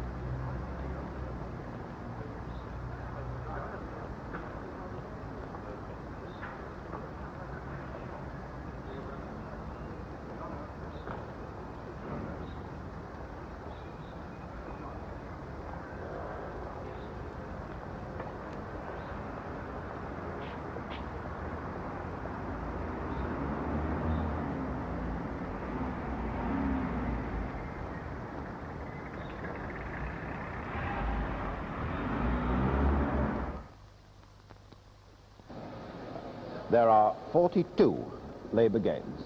Those are the names of them. Can I just briefly have a quick word with David Butler, because we heard from someone outside then, and we've heard it now 3 times altogether. This has been a sort of American style, a Johnson-style campaign. Is this how you've seen it? not really. Obviously, there has been with television more focus than there's been before, I think, on the leaders and the leaders' personalities, and I think plainly they do make a difference. I think if somebody other than Harold Wilson had been leader of the Labour Party, we wouldn't have had quite the same result, even if we'd had quite the same election timing. But I don't think it's not a Johnson-style campaign. It's much briefer. It's not a Johnson-style victory either. It's a good, big Labour victory, but it's not on the scale of the Johnson clobbering of Goldwater in November '64. Yeah, thank you very much indeed, Dave, because I thought we'd better clear it up. Now we're going outside again, down to Charing Cross. There's Charing Cross Station. By the cross, I hope, somewhere, Alan Whicker. Why do you think there has been this enormous swing? This is difficult. I think this is due to the personality of Mr. Wilson, especially on television. This is one thing. I think that there has been an improvement in the economic affairs over the short period, although this has been done by penalising the people more, import duty 15%, increased taxation. You don't sound too pleased with the result. I'm not pleased with the result. I would like to have seen a forward-looking Conservative Party get in with Heath. Although he doesn't show up so well as Wilson on television, I feel that he's a much more competent person. I see. Thank you. Do you feel that that Heath was more competent than Mr. Wilson? I don't think he was as competent as he made out. Not? No. Do you think, incidentally, that Mr. Heath was penalised by being a bachelor? I don't think so. Not? You don't think it lost him any votes? No. Let me put it another way. Do you think Mr. Wilson gained votes because of Mrs. Wilson? No, definitely not. Not at all. Thank you. Let me ask this lady here. I was wondering if Mr. Heath perhaps was penalised because he's a bachelor. Do you think it's a disadvantage for a politician? No, I don't think so, not in the least. I think people are attracted to personalities rather than the fact that he may be a bachelor. I think that's immaterial. Yes. You don't think it's an asset for a politician like Mr. Wilson? Don't you think Mrs. Wilson is an asset? Yes, probably so. I think women play a very big part. I'd like to see them play a very much bigger part in Parliament than they are. Yes. I'd like more women candidates. Yes. Because I think they see from the point of view of education particularly, and the well-being of the children and the future, which is the most important thing to me. I'm a teacher and I'm very involved in this. I'm down here with 40 children from Congleton, Cheshire. Yes. Now, how do you think your life is going to be affected by this a Labour government, a strong Labour government? Well, comprehensive education, I hope. I see. That's the first thing. I'm tremendously interested. In any other way?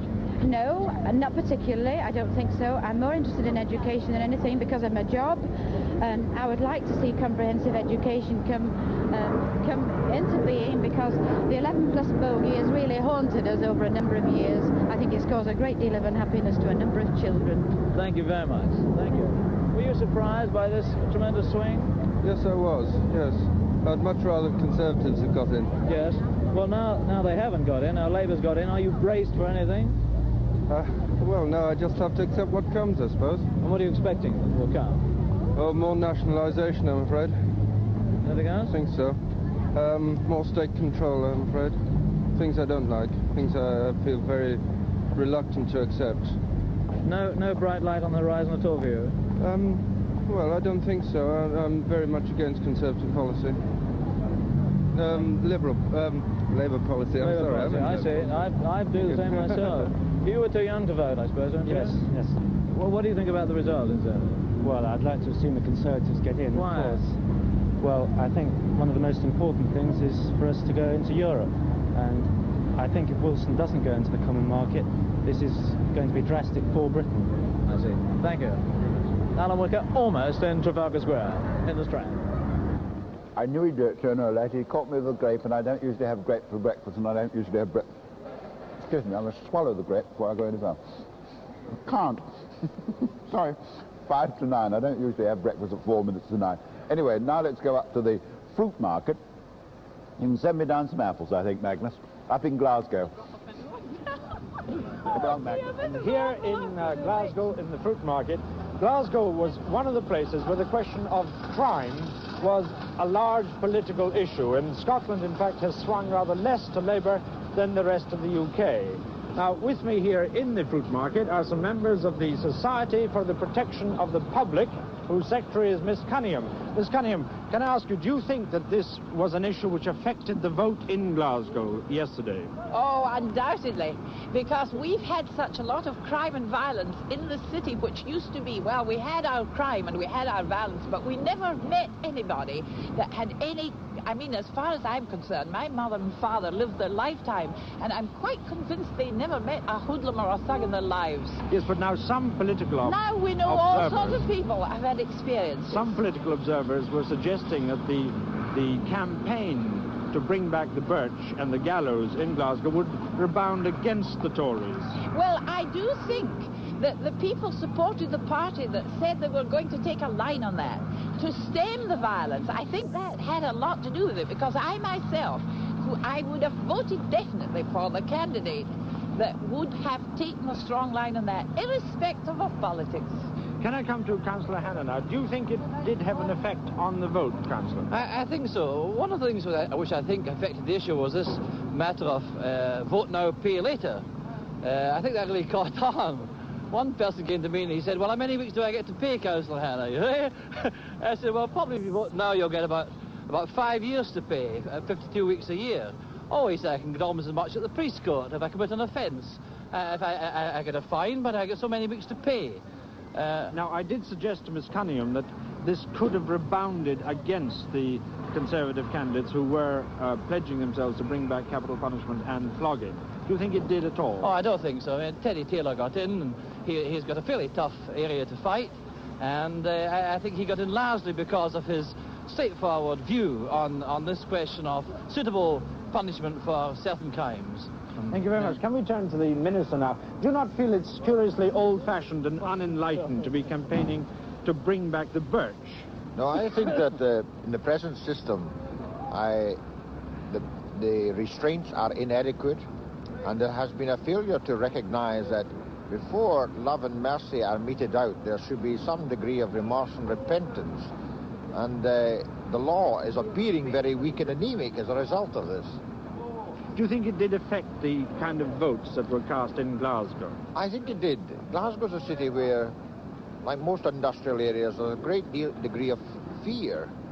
And I think from the results, which have been shown, that where candidates espoused this particular cause, they gained increased support. Thank you. Can I ask another lady now? Would you have voted for any candidate who said that he would bring back the birch? Certainly, provided he wasn't a communist. Provided he wasn't a communist? Yes. How many members does your society have?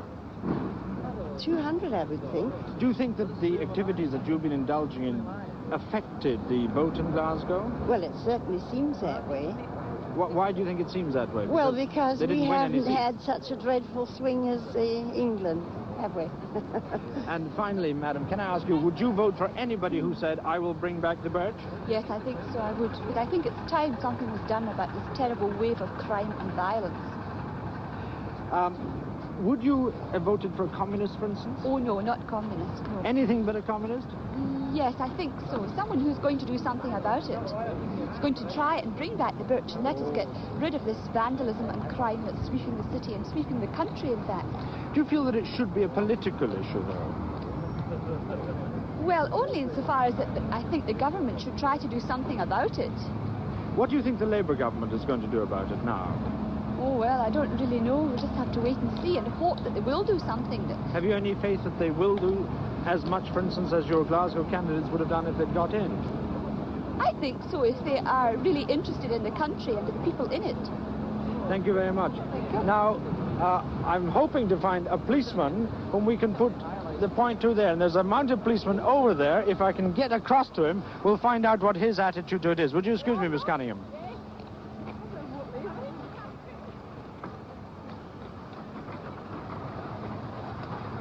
Excuse me, we've been talking to various members of the Society for the Protection of the Public, who feel that the birch must be brought back for criminals and who felt that this should have been a big political issue in Scotland. What do you feel about this? I'm inclined to agree with the public there. Would you like to see the birch brought back? Well, if not the birch, some other severer punishment for the criminals. Actually, I think myself it's going out of hand. As far as here in Glasgow is concerned, the vandalism here alone, I think, is higher than the country average. Do you feel that this was a political issue yesterday? I think it should have been. What can politicians do about it, though, apart from strengthening the police force? They are in power to bring out legislations to the effect on political punishment as far as the crimes and offences against the public are concerned. They are the people in power to do these things. And your opinion is that the only way to do anything about it now is to bring back the birch? Isn't that a bit old-fashioned? No, well, when the birch was on the go, vandalism wasn't as big as it is now. On the other hand, a lot of vandalism nowadays stems from the parents, in my opinion. The parents are not as strict as it was when you and I were younger. You're not suggesting that the parents should be birched, though? Oh, no. I mean, majority of parents nowadays, majority of people going through the sheriff court is all young fellas. Well, thank you very much indeed. I hope you can clear this traffic jam I've created for you. And this is Magnus Magnusson in Glasgow's fruit market. Well, if anyone can clear the traffic jam, Magnus, it's him, I should have thought, wouldn't you? And now, it's either a train going out or a train coming in. It looks like Euston Station to me. If it is, Desmond Wilcox should be down there. Well, let's have our first pretty girl of Friday. Why do you think the Conservatives lost? Well, because Labour's the better party. Did you vote Labour? Yes, I did. But do you think there was anything wrong with the Conservative campaign that caused them to lose? Oh dear. Let me ask you another question then. What do you think is going to happen to Mr. Heath now, the leader of the Conservative Party? His majority is reduced at Bexley in his own constituency.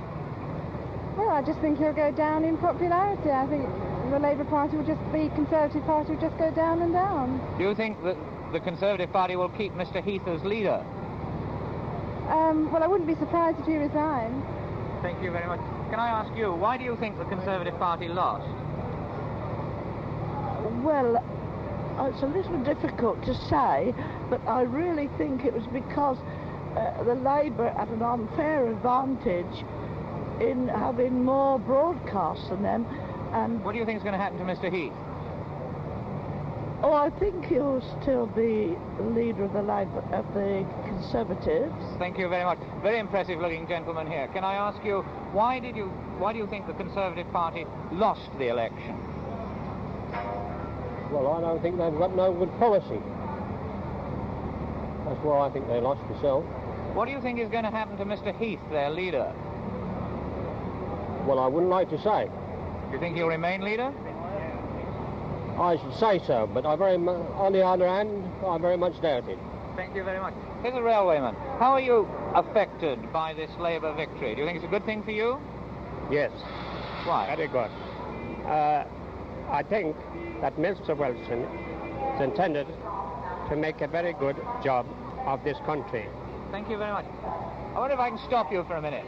I've never stopped one of these things before, and I've always wanted to. Why do you think the Conservative Party lost? Well, they never done anything the last time they were in, didn't they? They never did what? They never done anything for the working man when they were in. What do you think is going to happen to Mr. Heath now? Why don't he want to pack up? Do you think he will? Well, he ought to come on the railway. What do you expect to happen to you in the next 5 years? You're going to get more money? Well, not the way George Brown's carrying on. Are you sorry that Labour's in? Well, I never voted this time. Why not? Eh? Well, George Brown voted himself £35 a week rise, and he tells me I ought to live on £11 a week. And that's why you didn't vote? Yes. Was it enough to make you vote Conservative rather than stop voting Labour? I wouldn't vote Conservative. I see, with strong feelings all the same. Oh, yeah. Thank you very much indeed. Here's a gentleman along here. I wonder if I can have a word with you, sir. What was your reaction to this morning's news? Well, I don't think it's this morning's news is my reaction. I think it's just horrible yesterday. Why do you think the Conservative Party lost, then? What do you feel they might have done wrong in their campaign to lose the number of seats that they did? No, I think this is just a false image. I don't think there's the Conservatives are wrong at all. It's just falseness. It won't last. Absolutely false. Well, it's going to last the next 4 or 5 years, isn't it? No, I don't think this will happen either. We haven't got the money to last that long. What do you think is going to happen to Mr. Heath now? I think he just must wait for the pile up, and then someone intelligent like him must sort the thing out. It's unfortunate that dear Wilson hasn't got a good party behind him. He's a very nice fellow, but he hasn't got any intelligence in that. Thank you very much. I wonder if I can ask you a question, sir. Why do you think the Conservative Party lost the election? Ah, dear me. I don't know, really. Just the new face that Labour government have presented. Did you vote Conservative? I did. Therefore, you're sorry about the result? Very sorry. What do you think is going to happen to Mr. Heath now as leader of the party? I think he'll have to change his personality, really, or change the leader. I don't think he's attractive enough. Is this just because he failed to lead the Conservatives to victory that you now want to throw him up as a sort of sacrifice? I didn't personally ever put him up there to be sacrificed. But you now want him to leave? It's not a question of that. It's a question of our not choosing him in the first place ourselves, the electorate. And one must have an opinion, after all, of what the choice the party have made themselves. One should be Do you think the rest of the Conservative Party will feel like you and that Mr. Heath will go? I shouldn't think so. Knowing the Conservatives as I do. Well, how well do you know them? Well, I suppose one follows history as one does, and one judges from that. Thank you very much. Can I ask you, did you vote? No, I didn't. I'm not old enough. You're not old enough? No. What do you feel about the result? Well, yes, I think I'm quite pleased with them, really. Why do you think the Conservatives lost? Well, they've been in power for so long. I think the country feels that someone else ought to get in and see what they can do with it. Did you watch the campaign at all? Yes. Did you think it was a good one? Yes, I do. Thank you very much. Can I ask you, sir? Yes, sir. What mistakes do you think the Conservatives made which cost them this election? Well, I don't think they work for the working class at all. I think they're more for a surplus unemployment to cut the economy of the country. Thank you. I hope England win as well as the Labour Party. What do you think is going to happen to Mr. Heath now? Oh, I think he's a terrible man. I don't like him at all. Well, what do you think is going to happen to him? Oh, I don't know. I hope he goes forward somewhere. I just don't like him at all. I think Mr. Wilson's marvellous. What's going to happen to you in the next 4 or 5 years? Get old. Well, it's got nothing to do with politics. But thank you very much indeed. Desmond Wilcox at Euston. We were going to Dagenham. Can I just have a quick word with David Butler about this? Because they were raising the question here about Mr. Heath. A number of people were being asked about Mr. Heath, and there were a number of people, well, as you heard. Yes, well, I think that... Join the railway, send him abroad, they were saying. I'm sure that there will be a lot of people who feel that he didn't get across to them. I think one of the things that's very important in this campaign is that he did, on the whole, get across to a lot of Conservatives, a lot of people on the inside who did see him change and improve. He's got no serious rival visible at the moment, and while politics is a brutal game and the Conservative Party can be unkind to people who it doesn't think have served it well, I think that Mr. Heath's chances of holding on are extremely good, especially in view of the fact that at Bexley he did rather better than the national average. Well, we can't get Robert McKenzie to agree or disagree with you because he's still all being wired up for certain, but I think we ought to take up the lady's point that Labour had an unfair advantage about more broadcasts. This is something that's settled, I may say, between all the parties and the broadcasting authorities, and I don't know, it all seems to me to go on forever, but they seem to arrive at the right number according to them in the end. Now, let's go down to Dagenham. There, down at Dagenham, Fife Robertson. You're looking at some of the new men of post-war Britain, the semi-skilled manual workers who earn more than most white-collar workers, including quite a few highly trained professional men. I'm on one of the assembly lines at the great Ford Works at Dagenham in Essex, whose 27,000 employees are among the best-paid manual workers in this country. The average wage packet here is about £24 a week. Now, this should be a good place to find out if prosperity like this tends to blur the old political allegiance. Tell me, how did you vote yesterday? I never say how I vote. You don't? Well, how do you feel about the Labour victory? And what do you think they'll do now they've got backed with such a big majority? I think it's all right. I always back the Labour Party. Why do you think they have got backed with such a majority? What's been the factor? That they have got back? Yeah. What put them in again so strongly? I think because they have given the facts to the people. They have shown the people that they have the will to govern. Good. Why do you think the Labour Party got back with such a big majority? What would you say swung people more than anything else? Well, I think we thought their 18 months showed what they could do, you know. They didn't get long enough last day. Well, no, if they'd had long enough last time, I think there wouldn't have been another general election, so they got in last time. And what do you think they will do now that they're back home so safely? Well, I think they do what they've promised. And do you feel happy about this or not? I do, I'm pleased, I'm glad they're back. Good. Well, now, how are you feeling this morning? All right, thank you. You're a Labour man, eh? Yes, yes. What do you think they'll do now that they're back with such a big majority? Well, I should imagine they'll do the same as they did before. What would you have been afraid of if the Tories had got in? Nothing. Nothing? No. Well, doesn't it make any difference who's got in? No, because I'd still have to work. I'd still have to work for a living, the same as everybody else. Fair enough. Can you step over a minute? Why do you think the Labour government's got back with such a big majority? Well, I think it's their policies. Which policy in particular? They are a working class government for the working class people. I think they've got... Will the coming back to power affect your life in any way, do you think? Well, no. Well, I hope it will.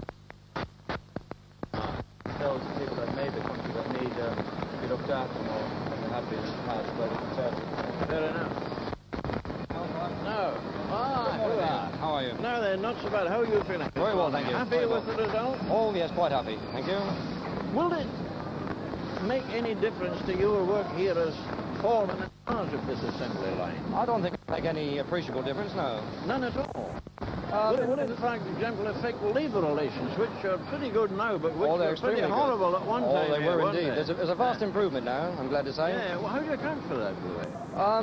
Well, I don't know there's any specific reason. Everyone's making a very great effort to improve labour relations all the way around. Do you think that a Labour government with a safe, big majority will make labour relations better or not here? I don't think it will deteriorate in any way. Yeah, but what I mean is, do you think that men tend to cause less trouble if the government they favour is in power? Oh, definitely, yes. So you're looking forward to this? Oh, indeed, yes. Yeah. Particularly if they go in for the common market or something like that, it'll give us far more scope, with our products. You're pretty confident in Oh, your indeed. Cortina, Every confidence. Every confidence. It's a good selling car over It is indeed, yes. Yeah, Very good. Well, now, let's have a word with him. I've spoken to you already, haven't I? Can I walk down the Certainly. line? No. Thank you. Thank you.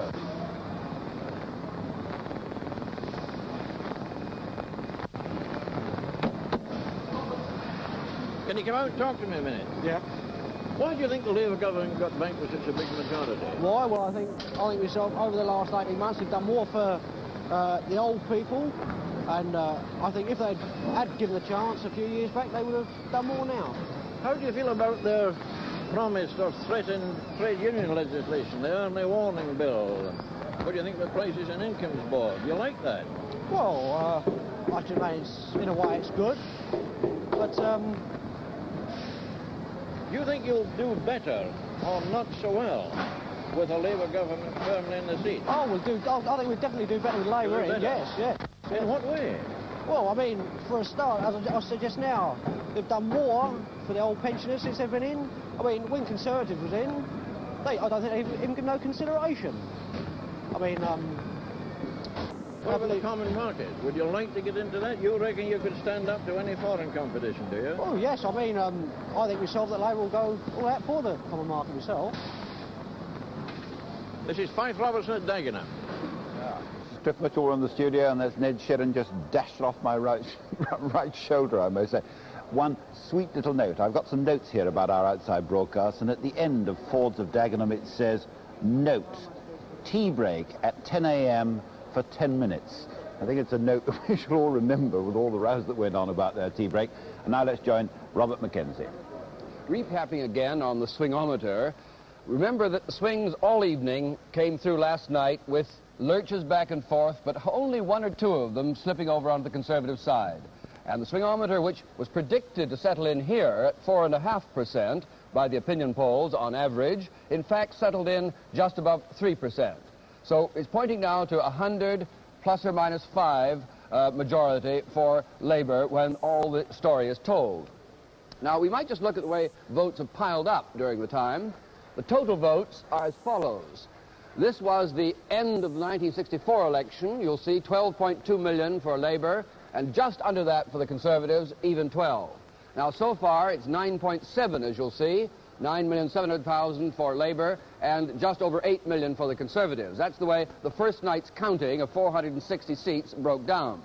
Or if you take the proportions here, the share of the vote chart, this shows the share of the vote obtained in these 460 seats last time, in 64, and this time in 66. Now, the point to notice again is that the Labour share has gone up from 45.8 to 49.9. Incidentally, that proportion may be down a little when we hear from the rural areas today. Our statisticians are saying it may be around 48%, which will be an interesting point because it's somewhere in the 48-49 figure, which the Tories got also in 1959. We're having a replay in reverse of the 1959 election. Conservative share of the vote down slightly, as you'll see. Liberal down, although remember, their better seats from their point of view will come in later today in Scotland and elsewhere. And the turnout is down. This is, of course, extremely important. It's been a quiet election. I think, obviously, as far as the public's concerned, not one that roused them very greatly. The lowest turnout in 30 years in a British election. Now, a word about today's results, which will be coming in later this morning and early this afternoon. I look back to 64. You'll see the point, I think, that is important to keep in mind. That is that Labour always does better on the night, Conservatives slightly better on the following day. There's a kick in the tail for the Conservatives usually because of the rural seats that are counted on the second day. Well, now, this time, of course, 66, the same thing has begun, but in a form that the Conservatives couldn't possibly overcome. In other words, a great lurch to Labour, leaving this lead almost 2-to-1 for Labour. We expect the Conservatives to do better on the second day, granted the rural seats are counting, and something like a closing down of a gap of around 100 from the present gap of 150, which is the way we left it when counting stopped last night. Now let's look very briefly at the regional position as shown on this national map. These are the swings to Labour in various parts of the country. As you'll see, in the case of Scotland, a small swing to Labour. Considerably bigger in the north, markedly bigger altogether in the Midlands, and this perhaps is a surprise because last time Labour didn't do particularly well in the Midlands, and in the southeast, again, a fairly pronounced swing to Labour as well. A small swing in the southwest and a relatively small one in Wales. Now let's go for a more detailed breakdown of the picture to our regional desk. David Holmes. Well, in the southeast, on a regional swing, which as you saw on Bob McKenzie's map, landed up at the end of the night pretty well the same as the national swing, about 2.9. They had been quite far apart earlier in the night. Labour gained 17 seats, getting on for half the national total of 42 Labour gains. You've probably read details of many of these in your papers, but it landed up like this, that of the 42 seats in inner London, the Conservative share has been reduced to a mere 6. Among the 4 they lost yesterday were Henry Brooks in Hampstead. He had a 10%, something like that, swing against him in 64, another 4.3% swing against him this time. Another seat taken by Labour is Christopher Chataway's at Lewisham North. You may have seen him on this programme a little while ago. Then in outer London, Labour gained 8 seats, on the way taking Commander Courtney's at Harrow East and ex-Conservative junior ministers Sir Richard Thompson at Croydon South. And then outside, 4 seats gained by Labour, Billericay, Reading, Oxford, Labour for the first time, and Eton and Slough. And Eton and Slough brings me on to the point of seats in which there may have been, or people feared there might have been, an element of colour, of immigrant policy, that it might have affected voting habits. Looking at the figures, this doesn't seem to have been true. Looking particularly at those seats, Eton and Slough was not one of them, where a candidate was standing on a specifically racialist immigrant platform. These candidates seem to have done much worse than people feared they might. And Labour seems to have done, in fact, rather better in these seats than on the London average. Particularly interesting here, perhaps, is Willesden East, where Reginald Freeson, one of the most insistent of the government's critics on immigration, urging them to liberalise their policy, got one of the biggest swings in London towards him. So just to finish, a quick look at today's results. Only 45 seats to declare in the southeast. I'd expect on the night's form Labour to win 2 for certain, Bedford South and Malden, but we'll see about that. And now to Harold Webb and the Northern Desk. Well, Mr. Wilson is now on his way here to London from the north, no doubt happy and contented with the contribution which the north has made to his large majority. 8 wins, all of them, I think, pretty predictable on a swing of 3.5 as we had last night in the north. Now, I don't think today you're going to see any fireworks from the north. We have a number of scattered rural results coming in, but there is one interesting seat which you should be watching round about lunchtime, the High Peak division of Derbyshire. Now, it only needs a 1.6% swing here to win the seat for Labour, and on an average of 3.5 throughout the region last night, this is quite possible. But of course, this is an agricultural seat, and last night I think the swing throughout the country in agricultural seats was something less than 3.5. I've been looking at the results for Hull last night, which were extremely interesting, considering the football match taking place there. You remember there were fears that this might upset all the pollsters' calculations about what was going to happen there. But in fact, if you look at the figures, the total vote in the 3 constituencies in Hull was just about the same as it was last time. Hull North was down, the East was just about level, I think, and the West was considerably up. So the football fans don't seem to have done any damage to Labour's chances there. I've also been just checking up on the spring double. I don't know whether any of you put your money on the spring political double yesterday. That is the 2 Liberal wins in the north, the Colne Valley and Cheadle. Well, if you put a £1 bet on these 2 Liberal seats, you would in fact have won £12. 5 to 1 on Cheadle, said Ladbrokes, even money on the Colne Valley. And my own feeling is that out of last night's results, I think the Liberals, possibly more than the Labour Party, can take greater satisfaction, because the Labour Party, after all, they won on a national swing. The Liberals went against the swing in these 2 particular seats. How did they do it? Well, I think it was this policy of retrenchment, of concentrating their activity, their drive in seats that were winnable, putting working units into and building up the Colne Valley and the Cheadle constituencies. And I think it's rather refreshing that the North now has 2 Liberal MPs. It hasn't had any Liberal representation in Parliament for the past 18 months. I think that's all we've got for you from the North today. Just a final line about Mr. Wilson, which has come through from our Northern newsroom to say that Mr. Wilson actually left Liverpool for London this morning to the skirl of bagpipes playing Scotland the Brave. Now down the counter to Tony Barker on the Southwest Desk. We've got no bagpipes in the southwest of England this morning, but we have got 6 black triangles on the map which indicate 6 Labour gains. One of them, the very dramatic first Labour gain at Exeter. Labour took Exeter on a swing which must have surprised themselves of 5.5%. And further west, in Plymouth Sutton, they won with 4.9% swing.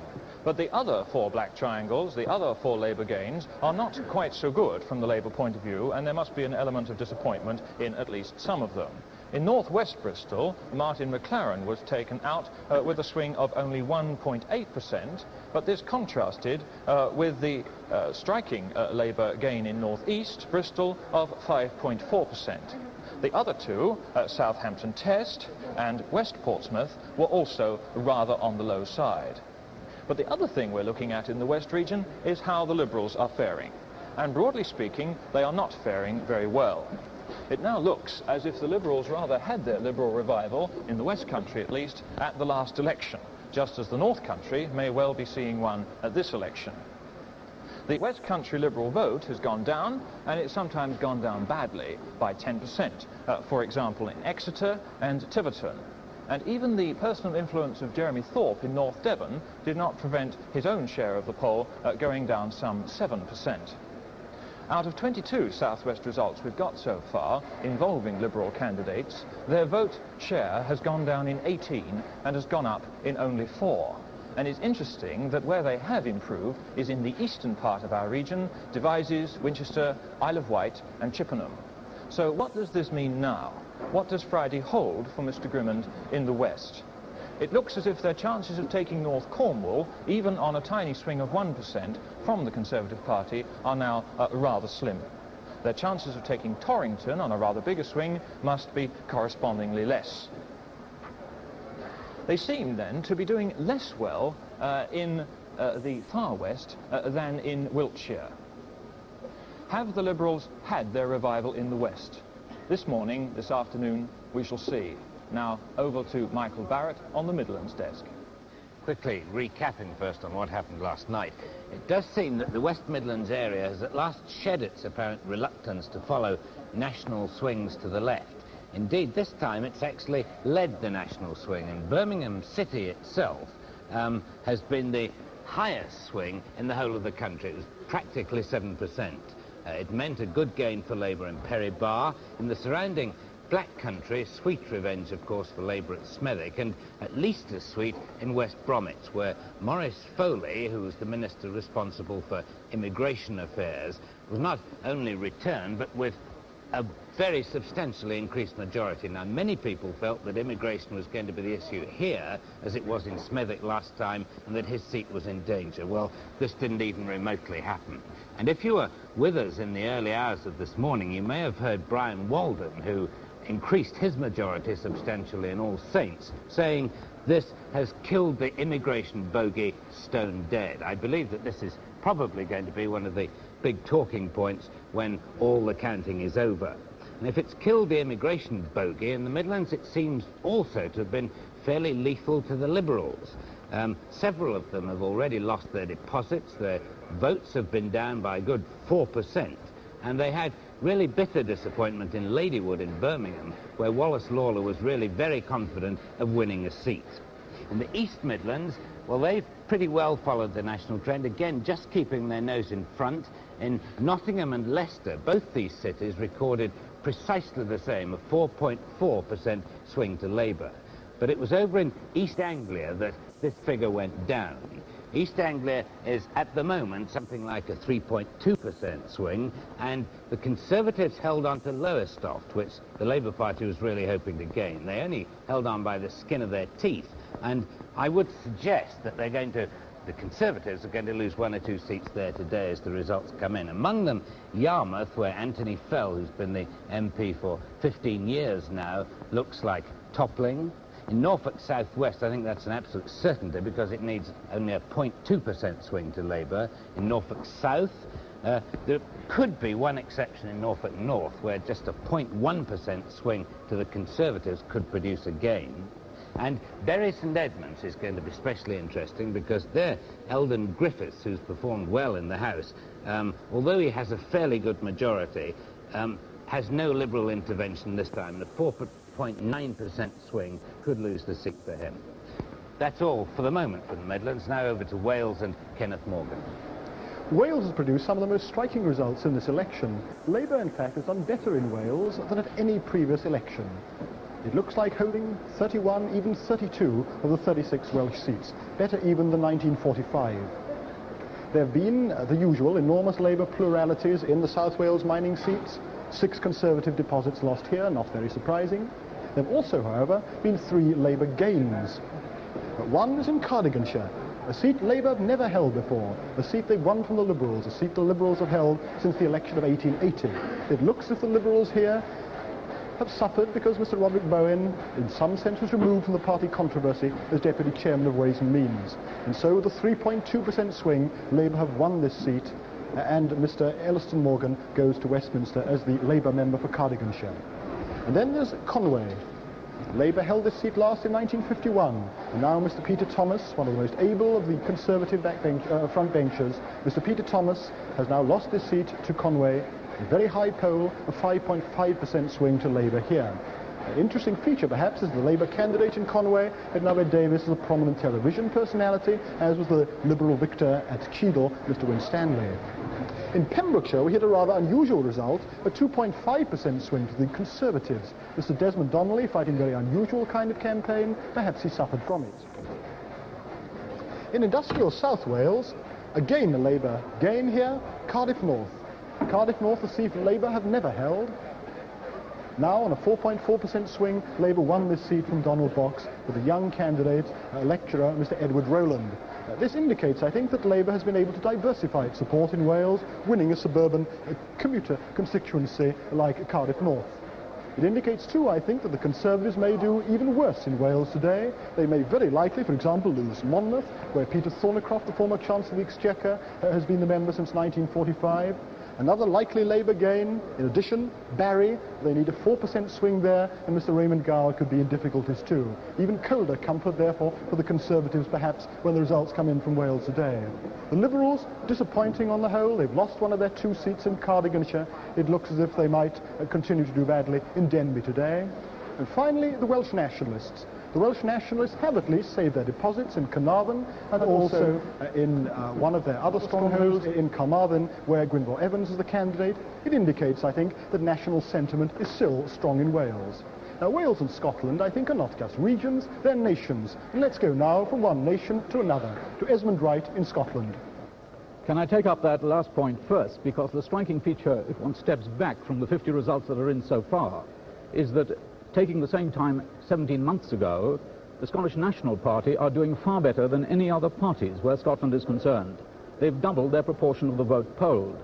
And in 1 or 2 cases, their success has been very striking. Mr. Milne, for instance, Stirling and Falkirk boroughs, a 14% poll. Dr. McIntyre, West Stirlingshire, a 26% poll. Now, these are certainly portents for what well may be happening around midday today. One of the results we're waiting for with a special interest in Scotland is West Lothian, where last time Willie Wolfe, the Executive Vice Chairman of the Scottish National Party, polled 15,000 votes, still 9,000 votes away from taking the seat from Tam Dalyell, the young Labour member, but nevertheless for Scottish nationalists an important issue.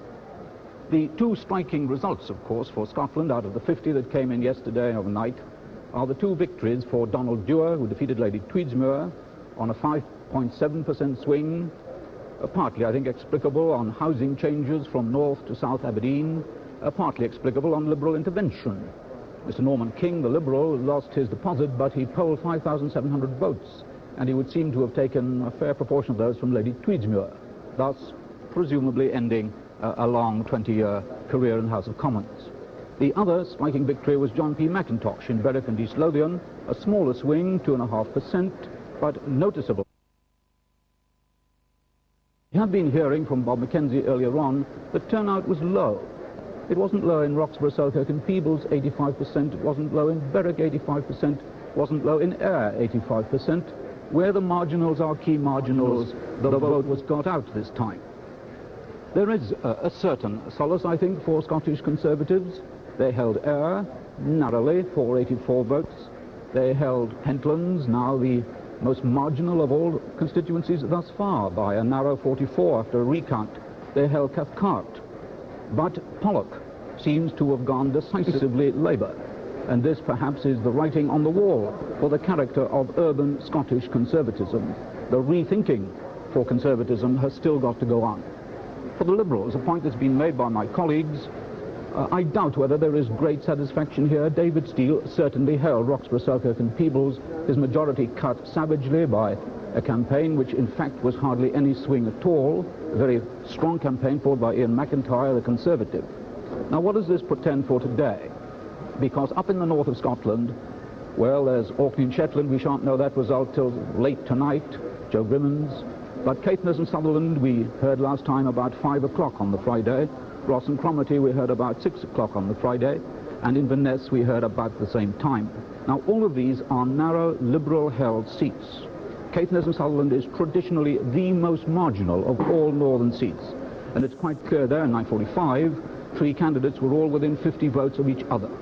Now, certainly these 3 seats are crucial, plus Orkney and Shetland, of course, for the future of the Liberal Party, and certainly for the future of the Highlands. On the issues of Scottish nationalism that Kenneth Morgan was raising, I think this perhaps is the most striking feature of all. The Scottish National Party were fighting a radical cause. They fought 5 of the 15 constituencies in Glasgow, and it certainly looks as if the character of the Scottish National Party is becoming radical, a real rival to the liberalism in urban lowland Scotland. And now, over to Cliff.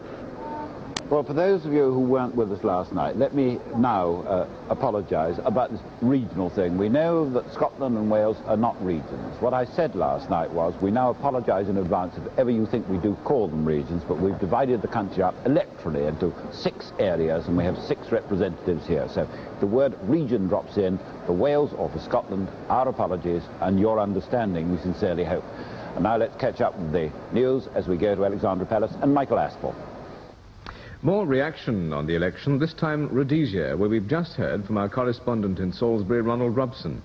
He says there's no surprise there at the result, although many whites wanted to see Mr. Wilson lose. There's interest whether his increased majority might mean a tougher line on Rhodesia, but no one thinks the Labour victory will have any influence on the course that the Rhodesian leaders might take. In Paris, the election result hit the headlines, as our correspondent in Paris, Donald Milner, reports.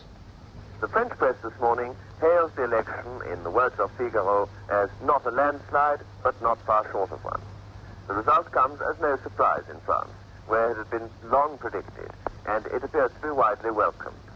The emphasis of all the politicians and commentators I've spoken to is on the hope that Mr. Wilson will now lead Great Britain into Europe, but it's not expected that he will make any move in that direction in the near future. There's relief that the electorate has clearly shown its will, and a hope on the part of opponents of the French government that Britain will now assume the leadership of the European half of the Atlantic Alliance. In the words of one commentator, the result gives the British an opportunity to demonstrate that they have a sense of history. The common market theme was repeated in West Germany. Television commentators there talked almost exclusively about what Mr. Wilson's attitude to Europe would be. Apart from Britain's relations with Europe, the election results' effect on the pound was also of major interest. From Switzerland, a report by Alan McGregor. First reaction in Zurich is apprehension that the substantial Labour majority may divert Mr. Wilson from the policy decisions needed to make the country pay its way. So, on the Zurich Exchange today, the immediate effect of this feeling is expected to be a weakening of the pound. But not by very much, for the election result has already been discounted in the exchange rate. After that, for a week or so, it's going to be a matter of wait and see. Dealers will hold only the sterling needed for immediate commitments. The rate will drift a bit lower, but no panic. And as soon as the government again displays what one banker called economic realism, the favourable effect will be immediate. He added, we all want to keep the pound where it is, and we just hope that Mr. Wilson, for he seems to know what's needed, will be tough enough. In America, television commentators called Mr. Wilson the British Lyndon Johnson, a political giant, Texas style. One remarked that it couldn't be disappointing to Washington to have the prospect of another 5 years of the by now familiar Mr. Wilson, Mr. Stewart, and Mr. Healy. But today's New York Times hopes that Mr. Wilson will come round to the Heath view that Britain's future lies in Europe.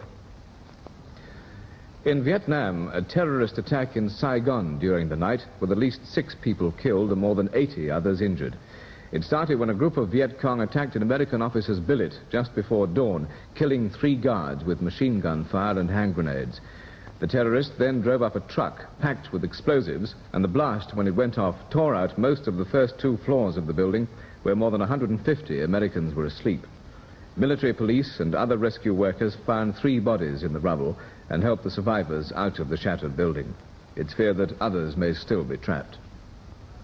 As polling ended last night, not everyone was at election parties or watching the results. The Duke of Edinburgh, for instance, was the guest of honour at a boxing dinner given by the Anglo-American Sporting Club. Also there, the man who may soon be fighting for the world heavyweight title, Henry Cooper, the British champion.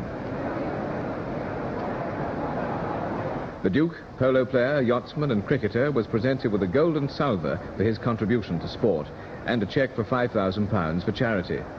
Then the boxing and a 4-round victory by Billy Walker over the Swedish heavyweight Lars Norling. And 2 more overnight results. First, soccer. Chelsea are through to the FA Cup semi-final again after beating Hull City 3-1 last night. And tennis, the Mexican Pancho Gonzalez won the BBC Two World Professional Championship at Wembley, beating Rod Laver 6-3, 5-7, 12-10. Officials are meeting at Moscow Zoo this morning to discuss the next step in the case of the reluctant pandas. There'll be talks about whether London Zoo's Chi-Chi may stay in Moscow until the autumn to mate with Annan, the Russian Zoo's panda. Keepers had to rush in with brooms yesterday to stop them from fighting after they'd been put in the same cage together for the first time. Perhaps the lady was worried about the election. Now back to Cliff Michelmore. Must, I think, Michael have been worried about something. There you are. Can you hold those for me? A leading Dutch paper, I've just been told, has described Harold Wilson today as being as solid as granite. I don't know if you'd be flattered by that, but that's how they describe Mr. Harold Wilson. Now we're going to the place that Mr. Harold Wilson left on time at 8:15 this morning. We're going up to Liverpool, and Bob Perrin at the entrance, or, well, entrance and exit to the Mersey Tunnel. 50,000 cars come through the 2 miles of this tunnel, even on a very, very rainy day like this. But we've managed to stop a couple of cars with the help of the police. Tell me, sir, what would you like this government to do for Liverpool? I think the transport problem is one of the biggest problems, I think. What would you like to see them do on the transport problems? I would like the roads to be better. Some of the sets are very bad, and the traffic seems to be congesting in the town centre all of the time.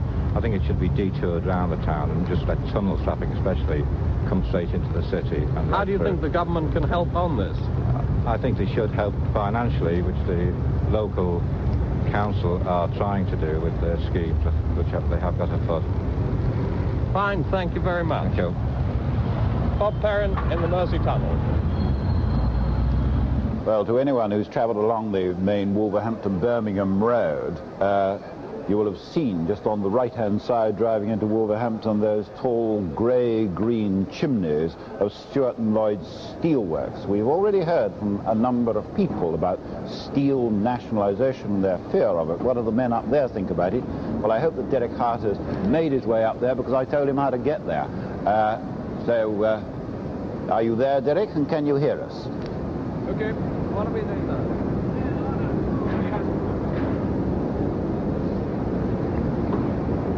Now, I can see Derek there. Can you hear me? Here we are at Bilston, the Stewart & Lloyd Steelworks, and with me in the melting shop is the works manager, Mr. Jeff Forster. Mr. Forster, it now looks absolutely certain to you, does it, that Mr. Wilson will carry ahead with his plans to nationalise steel? I suppose he will do. He's said this. How he's going to do it, of course, is the question. What's your own feeling about it? My own feeling is that old-time nationalisation, as we understand it in the past, would be quite disastrous to the prosperity of the industry. And if he goes ahead on that, I think it's quite a disaster for the country. But I think it is quite possible to discuss and sort out some better way of nationalising, a better way of organisation of the industry, and I hope that this will happen. But do you think that there's been a change of heart amongst management now in the steel industry towards nationalisation of some kind? No, I don't think there's been a change of heart. I think it's essential that we have to have a private enterprise element in steel. But steel is such a basic industry that obviously public accountability is important, and there may well be alternative methods of getting this public accountability far short of old-style nationalisation. But in other words, do you think that the steel industry is reconciled to some kind of nationalisation of public accountability? I think the steel industry is reconciled and would cooperate in some change in the organisation. What form would you like to see? Well, a form of organisation which is being considered at the moment is something similar to the European coal and steel community pattern, where you have two bodies responsible for the industry. At the top, a small, very high calibre, slightly Olympian body who are accountable to a minister, and below that a working body of more people representing steelmakers and customers and unions, and they would be directly responsible for the industry and the working of it. And the important thing is this would take the industry out of politics, and I think that's the most important thing, to get it out of the political cockpit. How far would this affect and change drastically life for you here at Stewart & Lloyd? Well, one can only speculate on that. I would expect in the short and medium term that one would not notice any change. In fact, my responsibility here is for the efficient, competitive running of Bilston Works, and whatever happens, that doesn't change. I want to make this an efficient place. Whatever happens? Whatever happens, yes. Awesome, thank you very much. Right. Can I talk to some of the workmen here? Are you happy about the results of the election? Well, it's been terrible too, but... It's been what? It's been all right. I ain't heard much about it, to tell the truth. You haven't? No. Do you think it's going to affect things here for you at certain Lloyds? It looks now as Mr. Wilson will nationalise steel. Do you think it's going to make a difference to your life here? No. I don't think so. Can you come forward just a moment? No, I don't think so. Not at all? Might improve the pay. You might what? Might improve the pay. You might improve the pay? That's what they're interested in, really. I think it'll be a good thing if the steel's nationalised anyway. You think it will be? Yes, and plough the profits back into the state. Perhaps increase benefits to one and another, deserving cases, pensions, old age pensioners, disabled men, servicemen, plough back into them and develop the country as a whole, I think. You feel that's what's likely to happen? I think that's what should happen, anyway. Thank you very much indeed.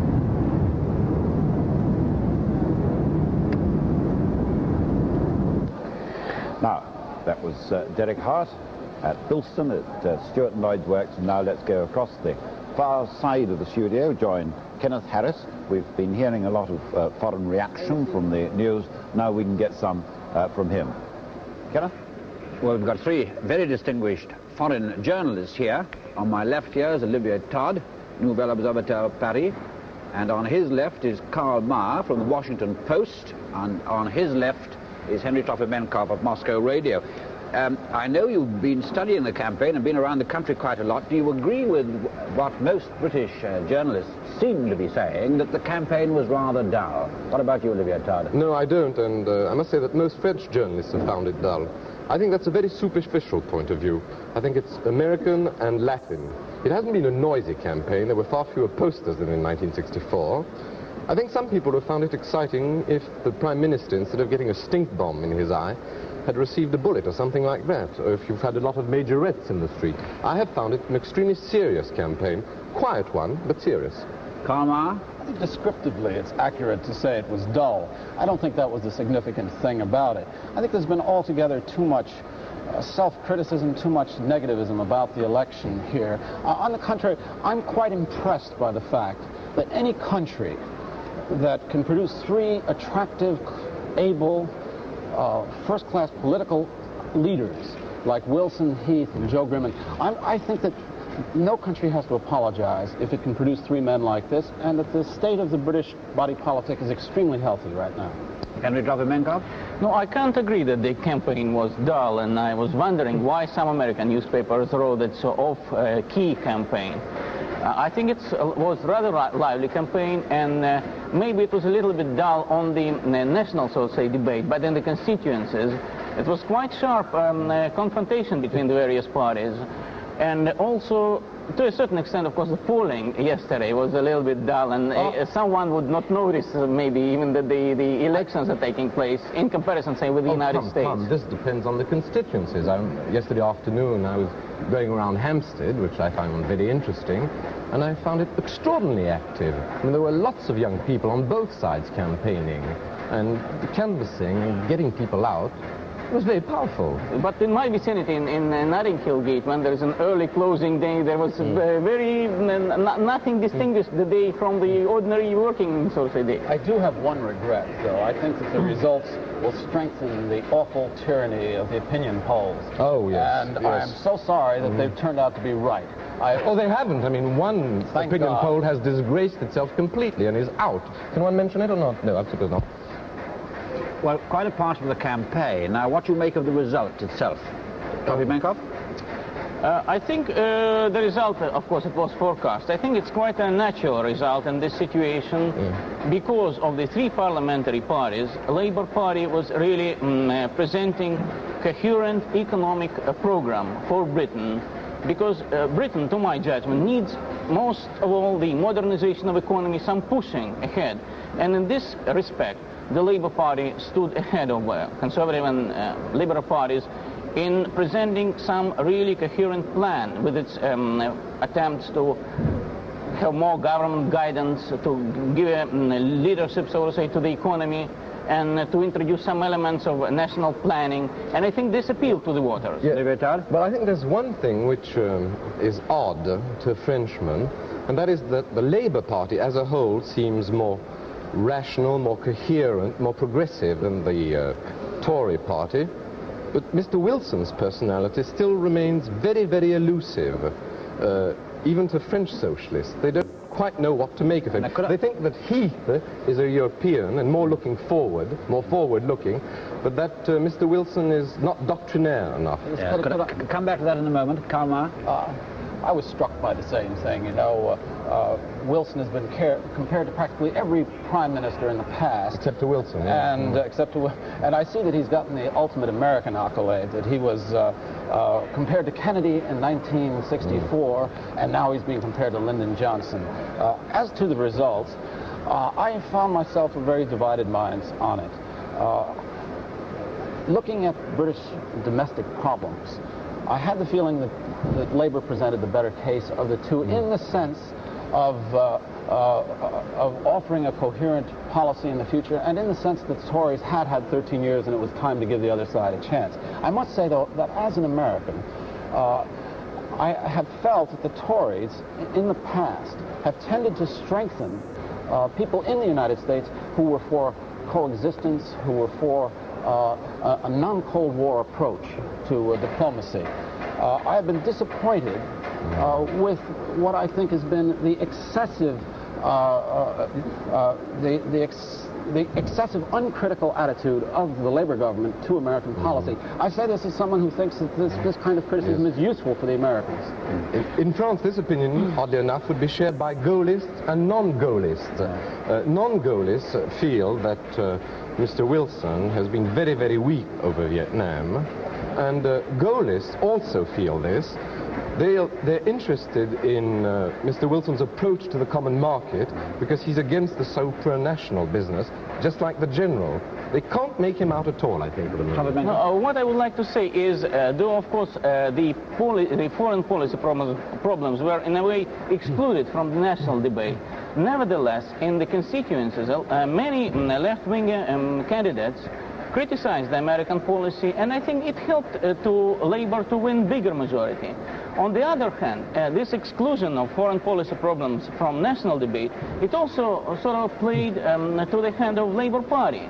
Because though these problems, say, like the disarmament and the decreasing tensions in Europe, were not thoroughly discussed, but by implication, the fact that Mr. Wilson made a trip to Moscow, the fact that during the election campaign he sent Lord Chalfont there, sort of appealed to the feeling of the masses who are striving for peace, and in this way the Labour Party appealed more to the rank-and-file people than the Conservatives or Liberals. Yes, I have a vague feeling that Wilson is still in many ways a little Englander, but that he's groping his way towards Europe. Some French papers this morning are suggesting that he might now take a slightly firmer line with the Americans over Vietnam. This is really the big question in France. Karl Marr? I think that the point about the exclusion of foreign affairs, that every democratic election focuses on domestic issues. It's very exceptional that foreign affairs become an issue, and in fact, in 1964 in the United States, we had a situation where foreign affairs was an issue, and God save us from another campaign like that. I think that this is not necessarily a bad thing. I am troubled, though, by the fact that on Europe, that Mr. Wilson has not shown which way he wants to go on this. And he represents a coalition of interests within his party, and I think the problem for him is to shape a new consensus on this subject. One got the impression that the common market issue, when it was raised, was a slight gimmick on both sides, perhaps corresponding to the fact that the English are getting far less insular than they used to be, and that somehow a foreign policy matter had to be brought into the campaign. What about you? You see, I can't agree with the fact that as my colleague says, in democratic countries, the elections are waged on the basis of domestic policies. I think we should see what the next American elections, on which ground it will be waged. Well, but what I want to add is that the heavy voting for Labour, to my mind, was a sort of an advance payment to the Labour Party to carry out those promises. Thank you very much. Then we'll come back and hear a little more from you later. And now back to Cliff. We will indeed. I've just got two pieces of news. Mr. Heath has just announced that he'll be holding a Tory post-mortem in Smith Square this afternoon, together with the chairman of the Tory party, Mr. Edward Buchanan. He'll be summing up his campaign for the past month at a press conference and assess the election results then. And a new MP is in hospital. There was no change today in the condition of Mr. Irvine, who's QC and 56, who's in Sefton General Hospital in Liverpool, after suffering a cerebral vascular incident due to election strain. Mr. Irvine retained his seat for Labour at Edge Hill, Liverpool last night. He was sleeping when the result was announced.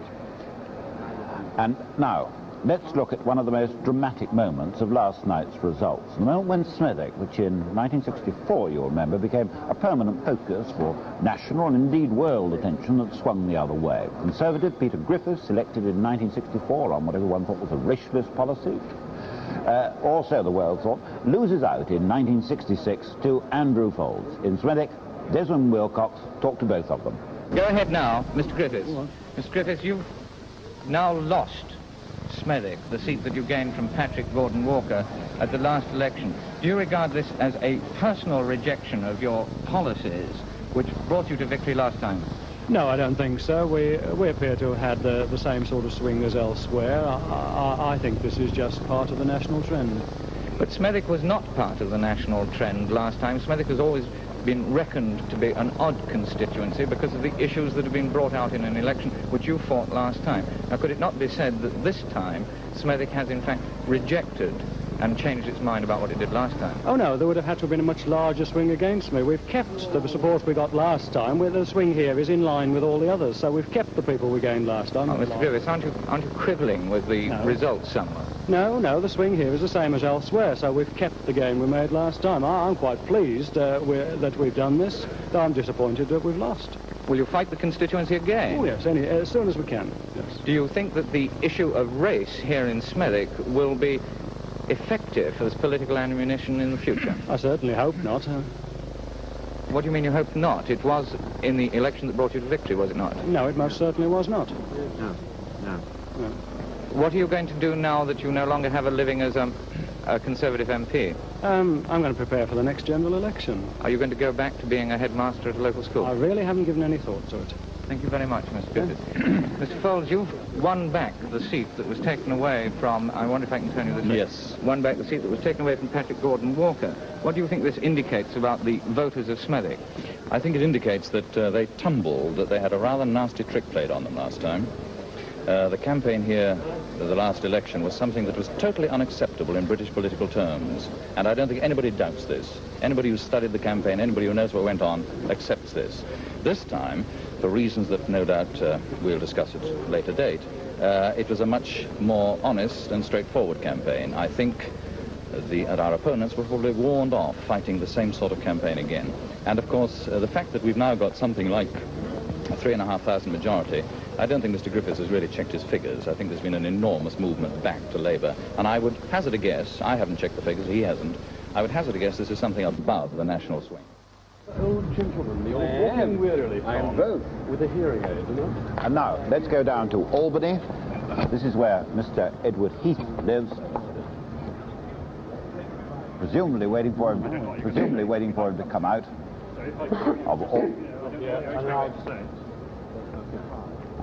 I don't know who our reporter is down there, but perhaps he'll go ahead if he can hear me down in Albany. Reg Abbas at the Albany. Sorry, I couldn't see who it was. We're over with you now. Mr. Edward Heath's flat is in Albany House here. A few reporters around this morning, a few photographers, but so far no appearance by Mr. Heath. It's felt that he will emerge shortly. He may well go to Conservative headquarters. No one knows. For the moment, we're awaiting the leader of the Conservative Party, Reg Abbas at the Albany. There you are. I thought he was just about to come out. One thing is sure to happen now. It's 10 o'clock, tea break time at Ford's Works, Dagenham. Fife Robertson. They've just started the tea break here at the great Ford Works at Dagenham in Essex, and very welcome it is, because these men have to move pretty steadily, everything else doing the same. Come and tell me what you think about the election results. Now, you're the shop steward here, aren't you? Yes, I'm the shop steward here in this department. Is it going to affect your life, do you reckon? I don't think so, no. I don't think it will affect us at all in any way, one way or the other. But I would have... Very good result. Do politics not enter into industrial relations here at all? Well, as far as I'm concerned, politics doesn't concern me. No? I'm not interested in politics. I'm strict trade unionist, and I don't think it's a very... You have your own politics, mind you.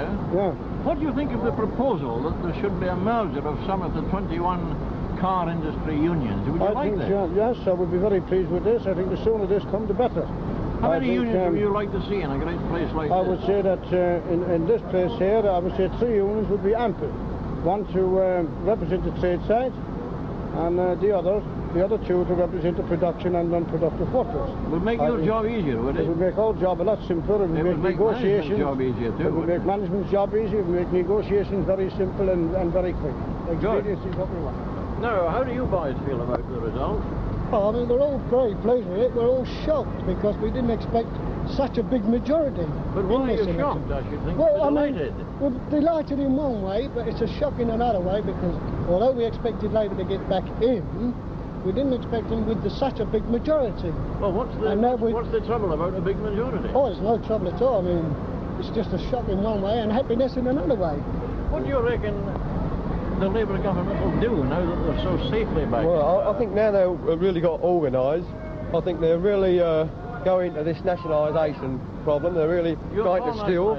I think so. I think in this computer age that we are living in now, I think to safeguard the lads, like myself, I think nationalisation will save it. I mean, if it goes into private enterprise, it'd be... Wait a minute, would you say that men working in nationalised industries have done better than men working in a private enterprise firm like this? Yeah, I think they've got more security.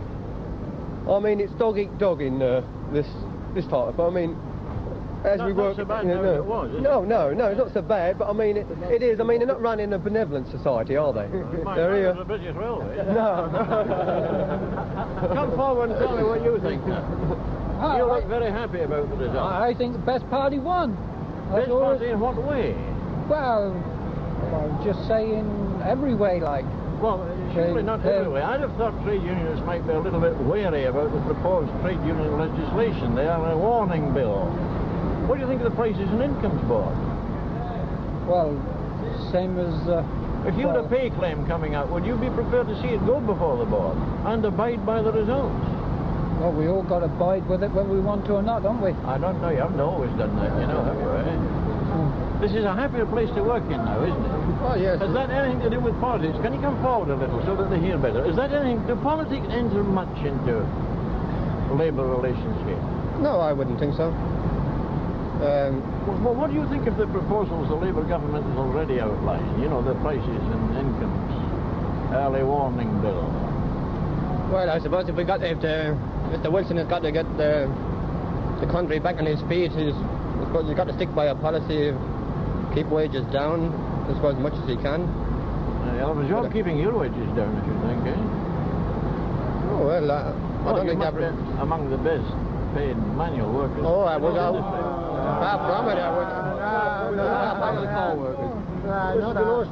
What kind of a rise do you want to satisfy you then? Well, and do you think you'll get it under a Labour government? Easier than under a Tory one? No, I wouldn't think... I wouldn't say that. If we get it well, look, here's a difficult one. Would you rather see them devote their attention to bringing the lower paid workers up and leave you blokes where you are for a while? Yes. Yes. Good thing, yes. Especially now, in the railways. What about other declared policies? Council rents are tending to go up, aren't they? How do you feel about that? Well, I think everyone should, like the strike problem, I think everyone should pay a tax regardless where they live or where they work or anywhere. I mean, at the moment, the ratepayers and people that live in council houses are being well lumbered, aren't they, on this issue? But everyone, I mean, there's people that are in digs, there's single people, they should pay. This is what a lot of people think. Yeah. But do you think it's right and fair as some people do, that if a man can afford it, he should pay the economic rent for a council house? Yes. I think council house rent should be paid according to the income of the house. You don't mind a means test there, then? No, I would not. I would not. If a Tory government had got in, what would you have been most afraid of?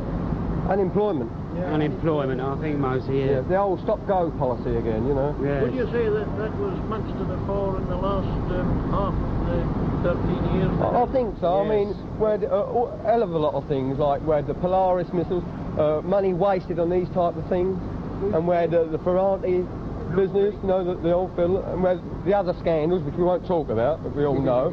And, I mean, there's endless things. He helped the sewer taxpayers out. There's always helping the big man out. But we were left in I mean, what happened? Every time we put the credit squeeze on, we were on short time working. My time's up. Right. This is 5 Robertson at Dagenham. Now, the credit squeeze, I think, takes us very neatly indeed, because not only do we have our cameras out all over this country, but we're also connected, of course, with Eurovision. Now, I believe this gentleman is going to talk about finance to Kenneth Harris. Kenneth? Mr. Hartman. Yes? Can you hear me all right? Yes, it's all right. I understand you, Mr. Harris. Good. Could you tell us what the gnomes of Zurich make of this election result? Oh, I think the gnomes of Zurich expected all that Labour Party might get the victory.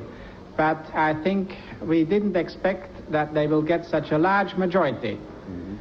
It may be interesting for you that the foreign exchanges markets opened about an hour ago in Zurich, and that, contrary to some expectations, the pound sterling was slightly firmer than it was yesterday. You think that reaction is going to be the permanent one there? I think that will depend mainly what the new government will do. What? And it will depend perhaps more than in the past even on that. Why is it firmer? You say yourself that most people would have expected the contrary reaction. Some people thought that if Mr. Wilson gets a larger majority in the parliament, that he might have some difficulties in his own party and might be obliged to make concessions to the left side of his own party. It seems that the general opinion today is that Mr. Wilson has such a majority that he can carry for a considerable long time a steady policy. Do you yourself think that he will have to make concessions to the left wing of his party because he's got this large majority? We all fear that, and including myself. Now, what kind of concessions do you fear, and why? Some of the measures the Prime Minister took during the past 1.5 years were not very popular ones, and I think stroke mostly the small men. And it may be that he will have to make concessions with smaller interest rates, especially for housing, that he will have to make concessions for increased wages, and that he will have a deficit in his budget on account of several expenditures he promised during the first election campaign. Yes, but whatever the Zurich gnomes think of what he did in the last Parliament, he didn't make many concessions to the left. What is it you fear? No, I think, on the contrary, we admit and admire even that Mr. Wilson did many things in order to help the British balance of payments and to get the pound sterling firm. Things which may perhaps be more difficult in the future if he has some opponents in his own party. Thank you very much, Mr. Hartman. Now back to Cliff. Whatever you may have read on your television screens there, that was not Stuart and Lloyd's at Bilston or anywhere else. That was Mr. Hartman, who's a Swiss banker, and he was talking to you direct over the Eurovision link from Switzerland. And now, down to what I think to be one of the most glorious parts of the country, one of my very favourite places, and Tom Salmon's down there. We've got a result. We've got a result. This, in fact, is an overnight one that came in very late from Northern Ireland. Armagh and the Ulster Unionists have held this pretty comfortably. The Unionist vote goes up 7% there, but there was a Northern Ireland Labour candidate last time who's withdrawn. The Republican Labour candidate goes up. The Republican candidate goes up 5%. Just to remind you, the Ulster Unionists have lost one seat in Northern Ireland, Belfast West, overnight. All right, now we really will go down to Barnstable, to my friend down there, Tom Salmon, who I hope will send me a couple of market bunches. Tom, on the pannier market.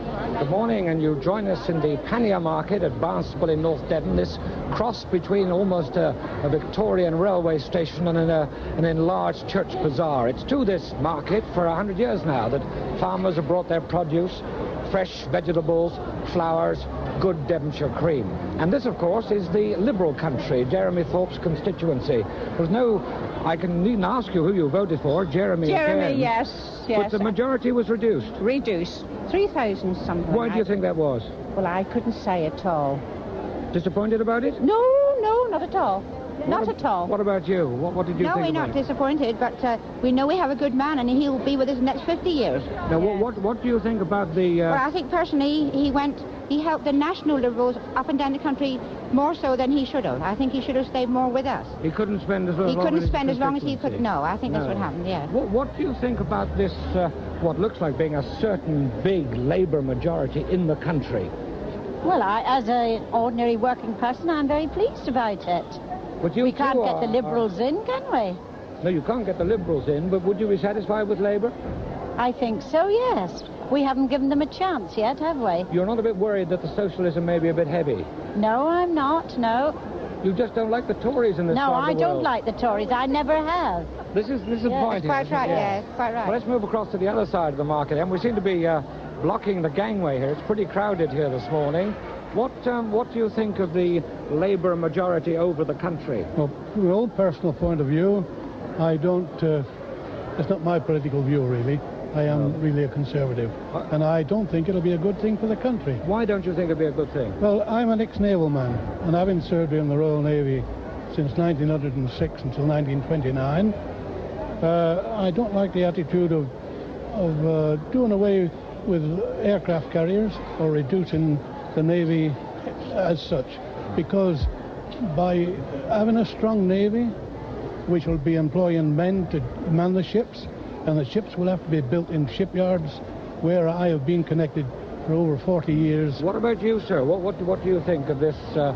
Looks like being a sweeping Labour win. Well, that's exactly what the National Opinion Poll forecasted, really, isn't it?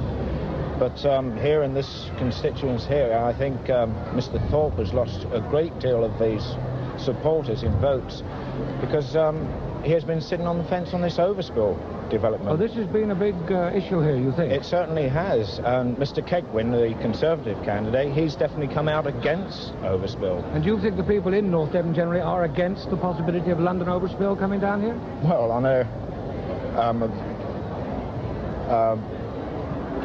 poll that was taken here by an overspill resistance movement, there was 12,000 signatures against overspill development. Yeah. Why do you think Mr. Thorpe lost some of his vote? Well, not his vote, but the majority is reduced here. Well, I think the main reason was that he had so much cover throughout the country. He didn't spend a lot of time in Barnstable. But he was, in fact, one of the national figures. He was one of the national figures. Yes. Well, on the whole, he's an excellent fellow. He's doing a good job in this area. Very likeable. What do you think of the national picture?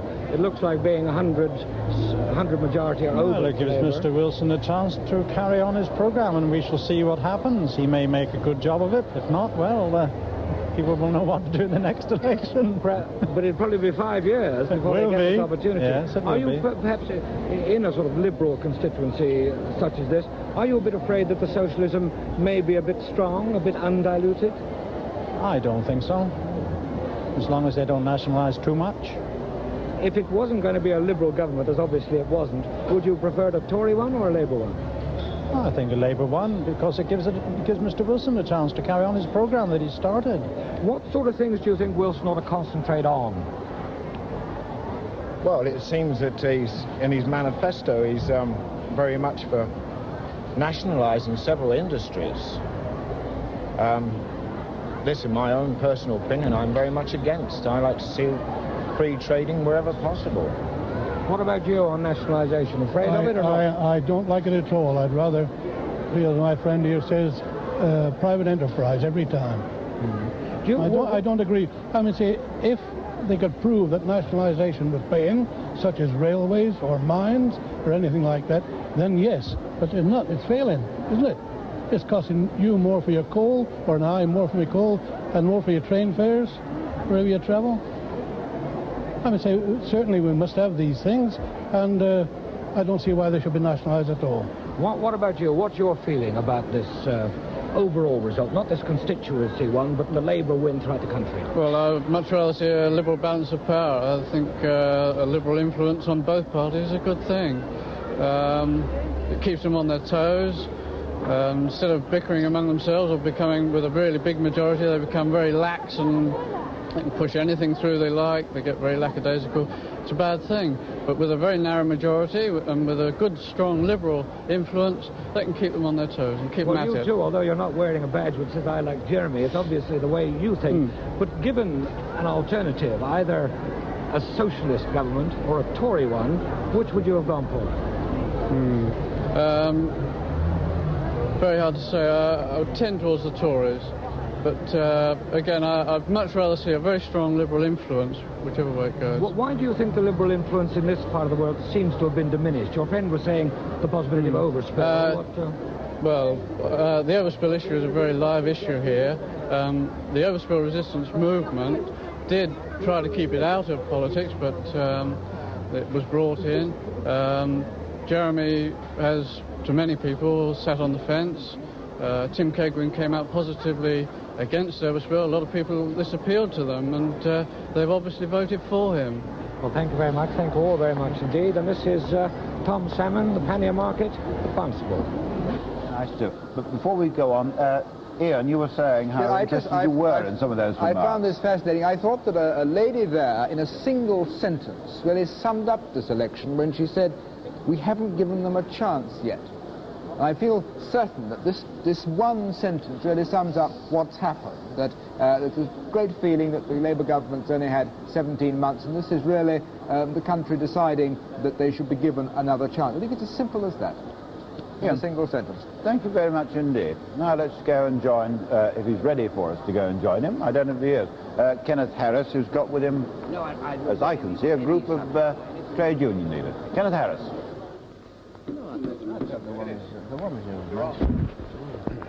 Well, I've got sitting with me here, from my left to right, first Sir William Carron, the president of the Amalgamated Engineering Union, the second biggest union in the country, and then next to him, the president of the Electrical Trade Union, Mr. Les Cannon, and on his left, Mr. Harry Nicholas, the acting General Secretary of the Transport and General Workers Union, Mr. Cousins' union.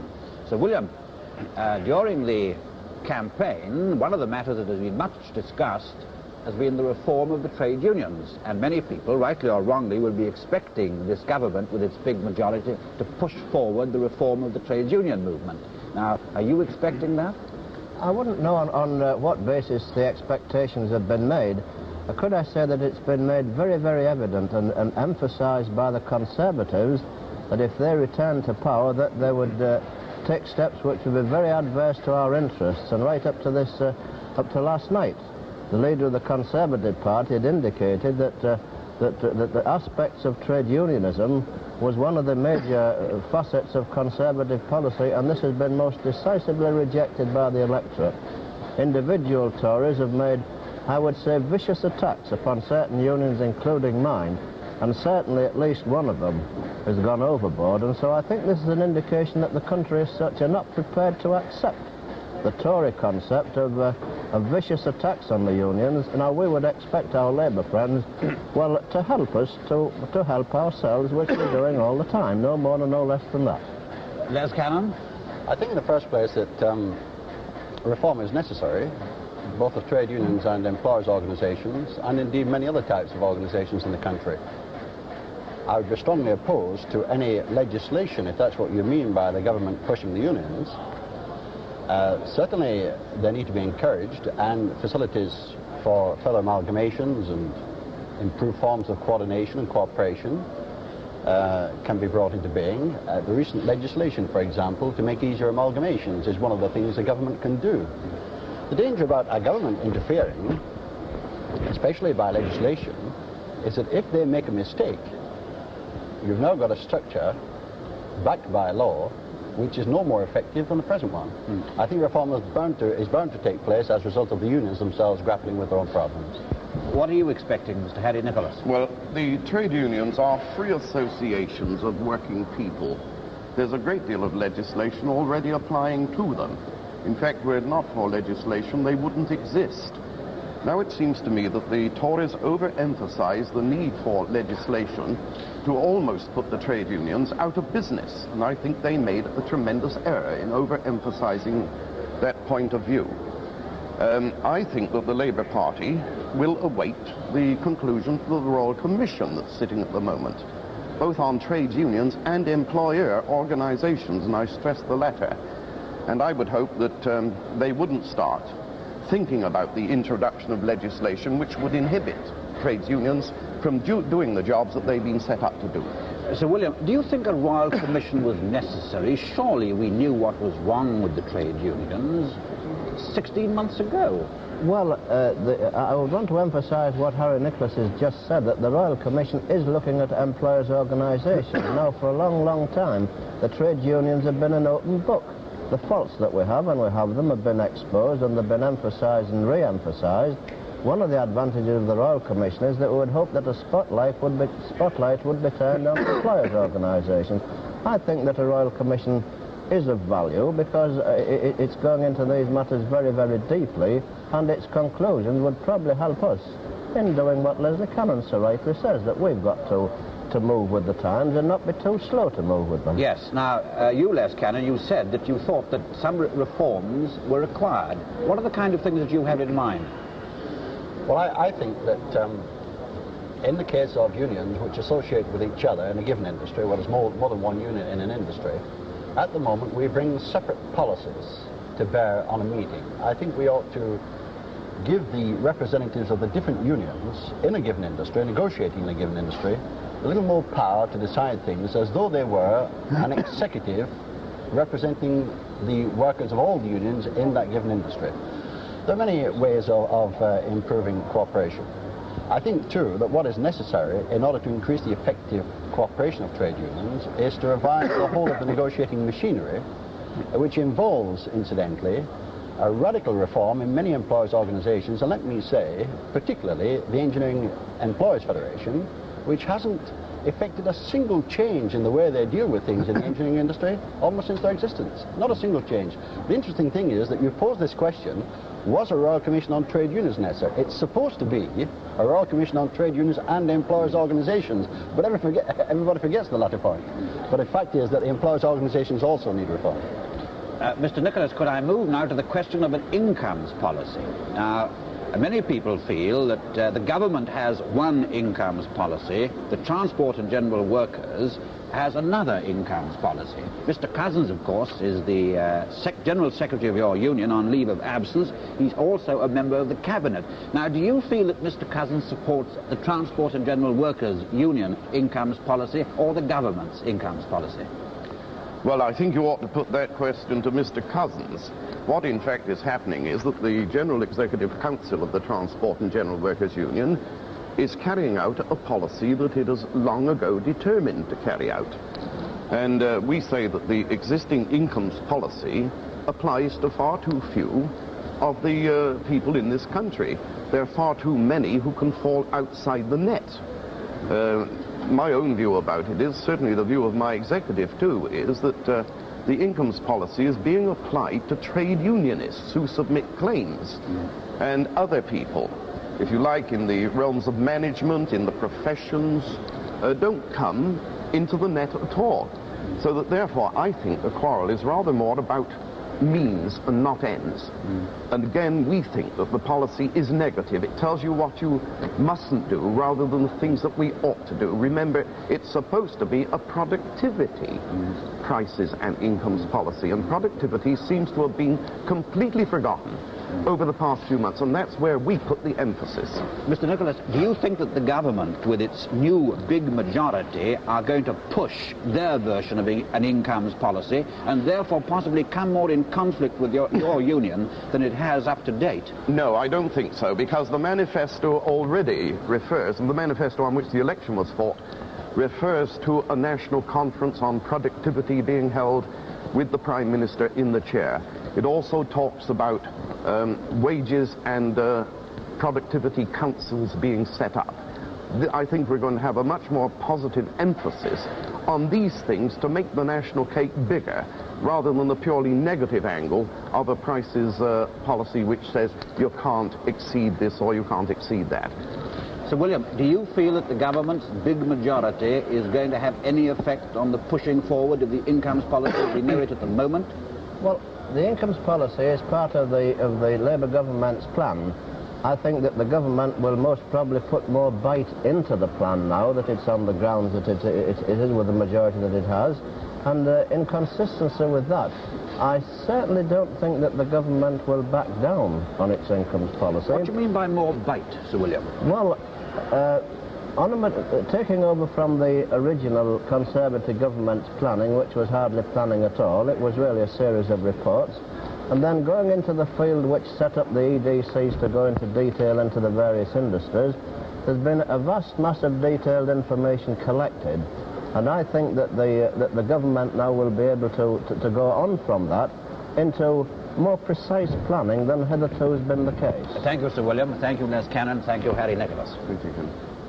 Now back to Cliff Michelmore. Now I can see the rotunda of that complicated complex called the Bullring at Birmingham. And I think somewhere around the Bullring at Birmingham, Kenneth Alsop.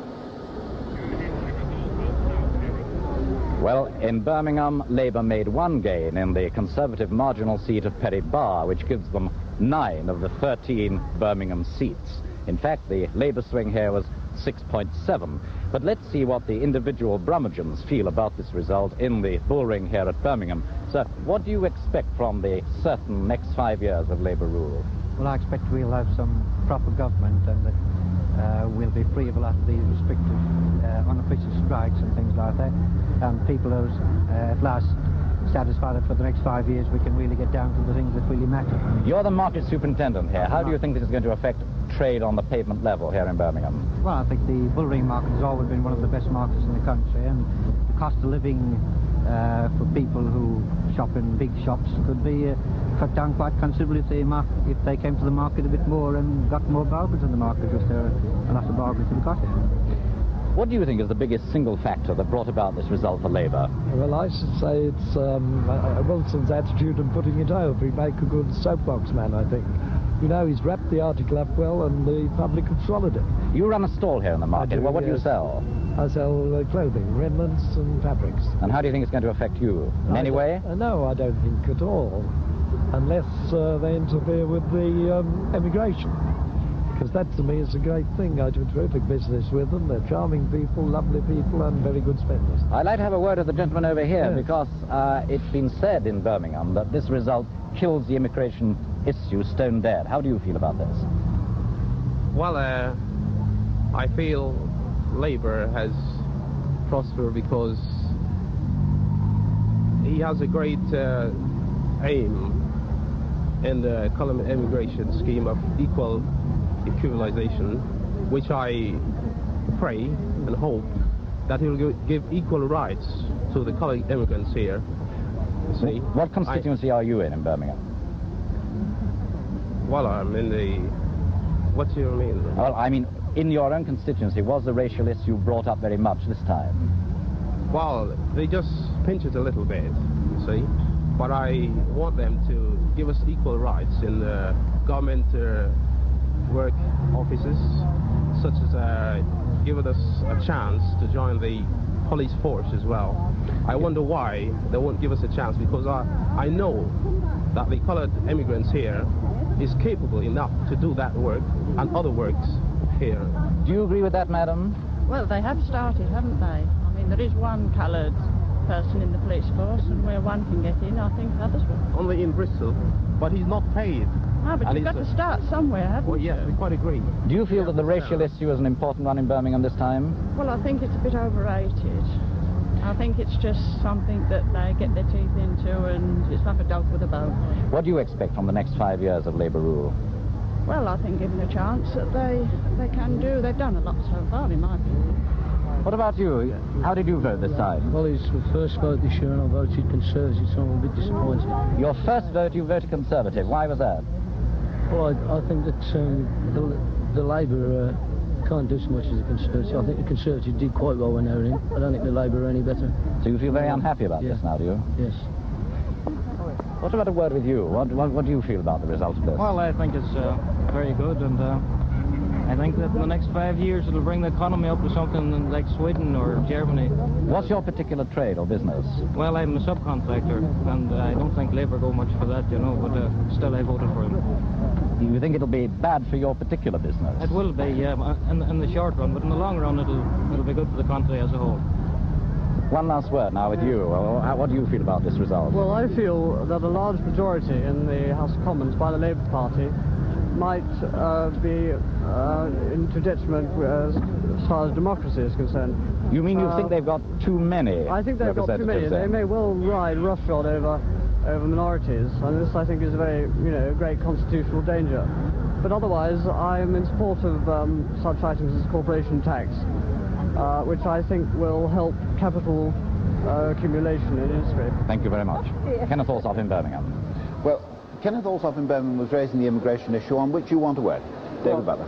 It is quite plain that immigration, which was such a factor in a certain number of constituencies in the last election, has not been a factor in this election. The swing in the constituencies where there was a high level of immigration, where there was thought to be something of a coloured issue, was in fact slightly more to Labour than in other parts of the country. So this doesn't suggest that there was any adverse effect to Labour from the immigration issue.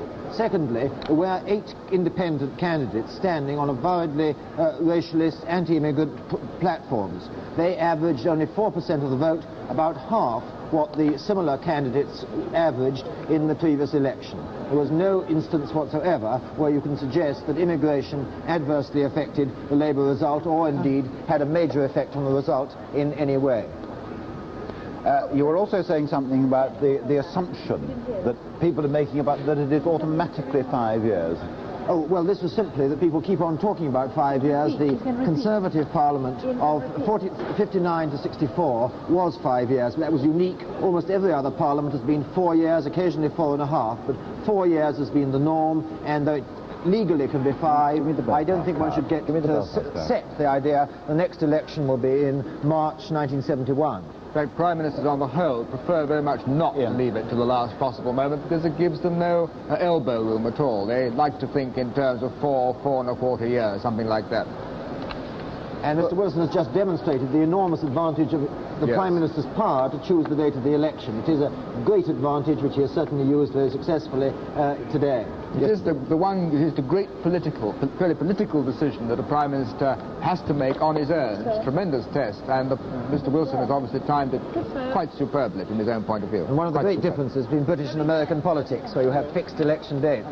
Just like people keep on talking about large majorities, I think they're really quite two different things here. It has been suggested that if the Labour Party got a large majority, this would greatly increase their left wing. A certain number of surveys have been made of the new Labour MPs. On the whole, discount this. I think the Sunday Times did a survey into this, and certainly there's no evidence that there's going to be a great wave of left-wing MPs coming into the Labour Party. The new MPs are in fact rather young men, and I think they're more significantly professional, technocratic sort of people who may be on the left, may be on the right.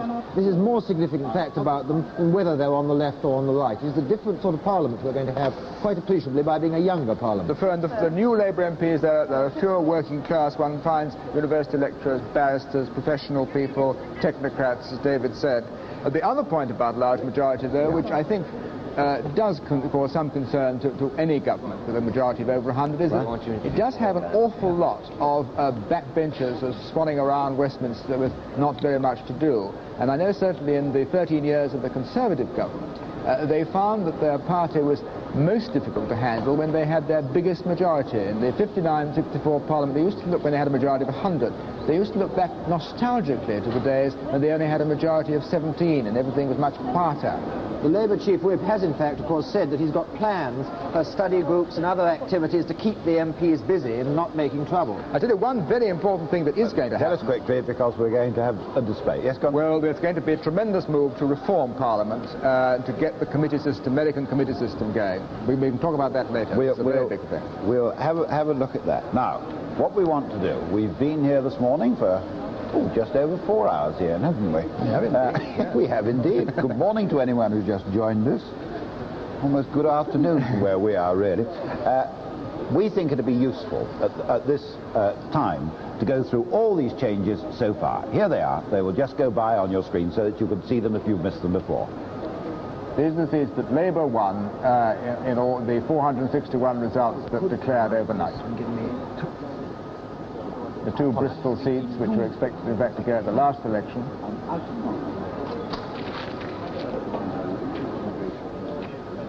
Chislehurst, that's Pat Hornsby-Smith's seat. Conway, a bit unexpected. Exeter, that was the first seat. Hampstead, that was Henry Brooke's seat. He put that one up price. Harrow East, that was Commander Courtney's seat. Lancaster, Humphrey Barclay's seat. Lewisham North, Christopher Chataway's seat. Leighton, that's where Patrick Gordon Walker won. Who were with us early, you would have seen him being interviewed. And Christopher Chataway, incidentally. But Plymouth Devonport was just held. Preston North, that's Julian Amery out. Reading, Peter Emery. And the famous Smethwick revenge by Labour. Stretford, the chairman of Ways and Means. Uxbridge, Charles Curran. York, Charles Longbottom. And that's Roderick Byrne, the deputy chairman of Ways and Means. And here's the gain from the Ulster Unionists in Ireland, in Belfast West.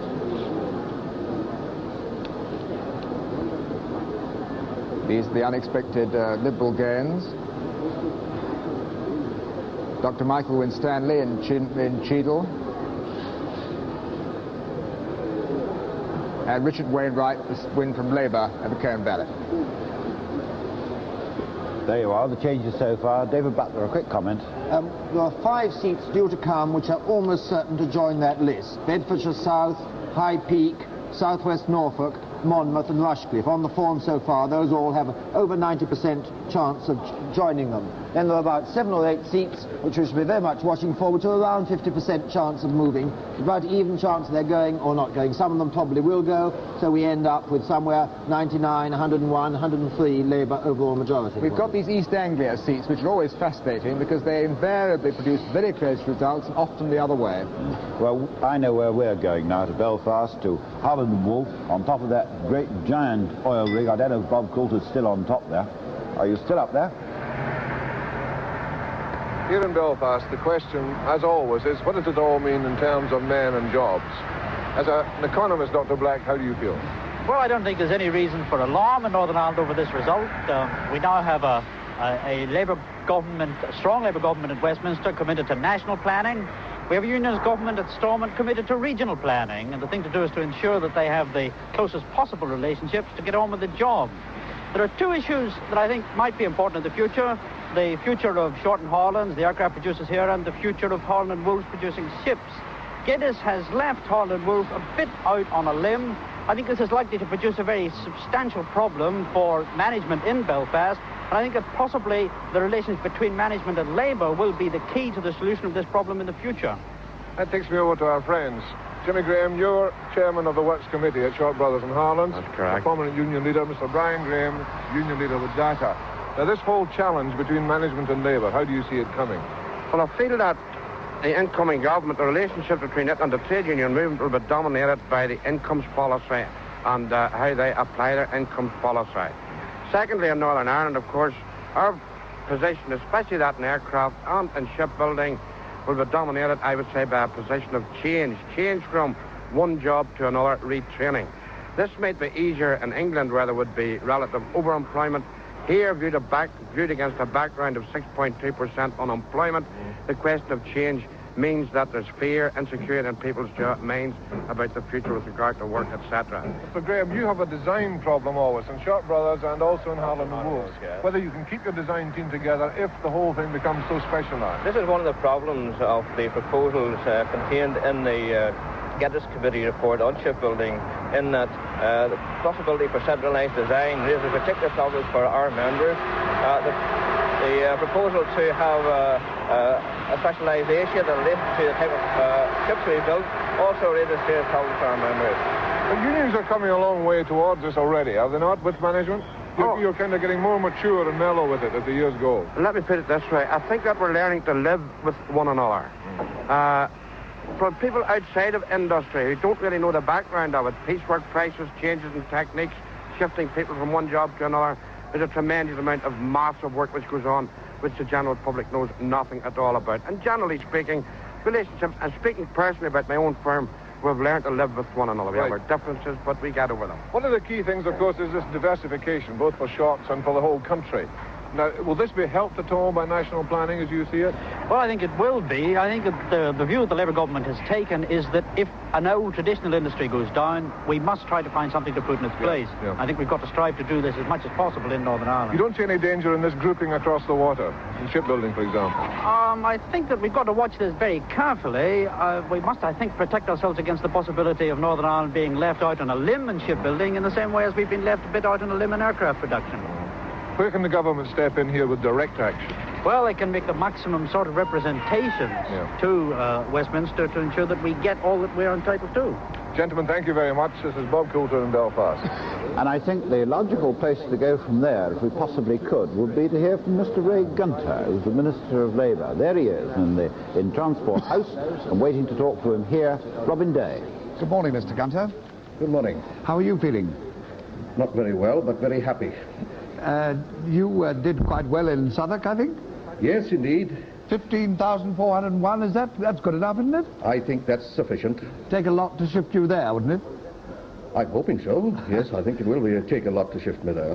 Mr. Gunter, the news is this morning from the stock exchange that the pound is forging ahead against the dollar, and that opinion abroad seems relieved that after months of government on a knife-edge majority, there's now the prospect of an administration with a strong majority. Does that cheer you up? Yes, indeed. I think that this is the lesson of the election, that the country has had 18 months of strong and real government, and now they have said we'll give the Labour Party an increased majority to continue in that way. That is, to go forward with strong and real plans in the interest of the economy of the country. What do you think the government will be able to do now that it was not able to do before? I think we can proceed now with detailed plans, particularly in the field of industry, which was always rather precarious because of the tiny majority in the House of Commons. We can bring perhaps an even deeper sense of purpose into the solution of the problems that we have to face. And there are those real problems still left, and let no one imagine that this election solves them. They are left, and therefore I imagine that Harold Wilson, with a strong government and a majority that will enable him to rule, will get down to the task of solving, as I say, these problems that have affected our economy now for so long. You mentioned industry, Mr. Gunter. I've just been chatting to Mr. Harry Nicholas of the Transport and General Workers Union, and he said he would be interested to know when are you going to push ahead with local tribunals which can go in and deal with industrial disputes on the spot, on the scamp pattern? Well, I think that there will have to be a period of reflection as to the path we take in this field of industry, but it is certainly true that my thoughts have been going as to how the experiment that has been so brilliantly successful under Jack Scamp might be adapted and in other industries. Thought will have to be given as to the question of industrial courts, whether they be the right one, the right course at the present time. I don't think we are quite sure, but certainly, as I have said in public speeches, my mind has been working along that road for some time. Mr. Gunter, do you think that the Prime Minister will want to reconstruct his cabinet? Oh, you'd better ask the Prime Minister that. I don't know. Well, I asked you because I don't think he'll tell me if I get an opportunity. What do you think yourself? Do you think it's likely? I say you'd better leave that to the Prime Minister. He is the only man who can determine that, and I just await his decisions. You're happy at the Ministry of Labour? Yes, indeed. Yes, indeed. I've had a very exciting 18 months at the Ministry of Labour. Could I ask you this, Mr. Gunter? What do you think about the complexion of the new Parliamentary Labour Party? It appears that quite a number of them are what might be called middle class, and I've got a note here saying there were more advertising and PR men in the than manual workers among the new intake. Do you think this is a good thing in the sense of broadening the basis of the party, or a bad thing in the sense that there won't be so many people from the shop floor and the factory? Well, I don't know how many advertising and PR all people are included, but I think one of the significant things about the new Parliament will be the number of laddies who have come up from the working class but are now had their university educations, the new technicians, as it were.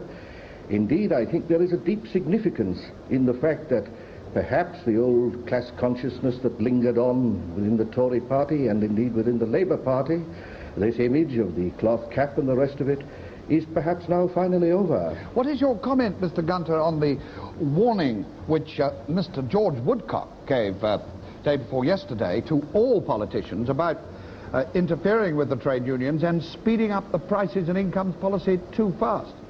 Well, I read with interest what Mr. Woodcock had to say, and of course there was a tremendous degree of truth in it. I have never argued any other than that there should be the minimum of government interference in the field of industrial relations. There is bound to be in a modern state a degree of interference.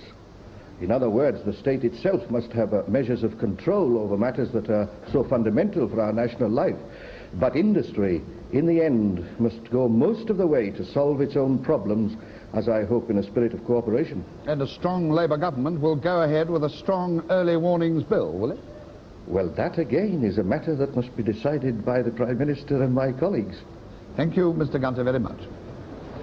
I think the best thing we can do now is usefully have a comment from you, Ian. Yes, I think we must say that one certain thing is that if Ray Gunter is more than likely to stay as Minister of Labour, he was certainly regarded, I think, by everybody as one of the big successes of the Labour government in the first 17 months. Great question mark, of course, over the early warning bill. And one other point in this field, the National Conference on Productivity under the chairmanship of the Prime Minister, which appeared in the Labour manifesto. It'd be interesting to know when that might be called and what the action might be. The other interesting thing, of course, was to hear Ray Gunter discussing the changing shape of the Labour Party. I think quite reasonable to speculate that the young technocrats, university lecturers that are coming through now as Labour MPs, 30 years ago they would have come through as trade union MPs, and this it's part of the changing development and the broadening educational base of our whole society. Good, thank you very much indeed, Ian. We'll now go over and join Kenneth Harris. Well, on my left I've got Mark Abrams, whose poll was by far the most successful in predicting the result of this election, and next to him is Nicholas Deakin of the Institute of Race Relations, and on his left is Alan Watkins, the political correspondent of The Spectator. Well, your poll did very well, Mark Abrams. What about the polls as a whole? Well, all of them, of course, predicted the victory of Labour, and I would have thought most of them showed that polls are now capable of measuring public opinion pretty accurately. Well, what did the polls show you about your special interest, Nicholas Deakin? Well, I think the Midland poll showed very interestingly a decline in interest in the immigration issue during the course of the campaign. It had, of course, been feared that the immigration issue would be very potent again in the West Midlands as it was last time. It hasn't been. I think all those concerned with good race relations in this country must be very relieved that the immigration issue hasn't proved to be very strong, that the Smithic aberration's over, and the miasma of fear associated with the issue is to some extent dispersed. As a political correspondent, Alan Watkins, do you agree with what Mark Abrams says about the polls? No, I don't. I agree that the polls have been quite good. But I think what has been extremely depressing about this election result is the way that the swing has operated uniformly throughout the country from 2 to 6%, without, so far as one can see, very much regional variation one way or the other. Well, this makes it easier for political commentators, it makes it easier for pollsters. I don't think it's a very healthy thing for democracy. What do you think lies behind this particular result, Mark Abrams? Well, I would have thought that what dominated the election this time, among several issues, of course, was the sheer personality of Mr. Wilson himself. And this affected two main groups. First of all, I think it helped to mobilize a section of working class people who were potential Labour voters, didn't vote last time, and this time they were able to identify themselves with a man who they felt clearly came from the working class. Now, they haven't been able to do this, you know, for over a generation. Every preceding Labour leader has been middle class or even upper middle class. This is the first one they've been able to identify with in that way. Now, the other main contribution to the Labour gain, I think, has come from the young, white-collared, professional, semi-professional middle class, people who have moved up socially, so to speak, and these two have been able to identify themselves very much with Mr. Wilson. So that in this way he has merged two very important groups who see in Mr. Wilson themselves, their aspirations and their achievements. Would you agree with that, Alan Watkins? Yes, broadly I think I'd agree with it, but I think that there's something else, possibly more important, and that is that Mr. Wilson has turned the Labour Party into the sound, rather dull, almost dreary party. He's reversed the positions that obtained in the 40s and 50s, where the Labour Party had its Bevernites and its rows and so on. As the Conservative Party now has Enoch Powell, it's now the Labour Party which is sound and solid, and the Conservative Party which is exciting in an odd sort of way. For the time being, we'll go right back to Cliff Michelmore. And the first result of this morning, Bodmin, good news for the Liberals. Peter Bessel has held the seat. His majority is down a bit, but on the drop of Jeremy Thorpe's majority, he might have lost the seat. Not very much change there. Liberals down about 1,000, but the pattern very similar to last time. This must be comforting. The drop is a good deal less than it was in North Devon. They must now be hoping to win North Cornwall, which they need under 1,000 vote turn, and possibly Torrington off the Conservatives. At the first result of this morning, the Liberals held Bodmin. The Prime Minister's train left Liverpool on time at 8:15. It's now in Bletchley Station, I see. We've got cameras on the train and we've got a reporter on the train. It's due in Euston at 12:05. So as it stands in Bletchley Station, let's go and join John Morgan aboard the train. We're here at Bletchley for another minute or two. Then we set off London for Euston. As Cliff said, we'll be getting in about 12:05. It looks as though we're going to be on time getting there. Well, the Prime Minister's on the train with his entourage, his secretaries, his family, his friends, and he's been reading the papers, and he looks in very good mood. He looked very buoyant this morning, even though he only had about 3 hours sleep last night. But he doesn't wish to speak to me on the train today. He refuses to, in fact. He proposes to make a statement when he gets to London, when he sees what the position is. He doesn't want to claim victory until he's absolutely certain the victory is his. And then there doesn't seem a lot of point in doing so. He's going, as I understand it, to go either first to Downing Street or to Transport House. He may later go to the Palace. Well, if he's not going to speak to us, there are other people on the train. The train is very crowded with journalists who've been following the Prime Minister around and who probably as fatigued as I feel now after the excitements of last night up in Huyton and in Liverpool. Well, 3 have come into the compartment I have here, where there's Marsh Clark of Time magazine, American, Geoffrey Goodman, The Sun, and Sharpley of the Evening Standard. Sharpley, could I ask you first of all, what is the Prime Minister's appeal, if any, to women?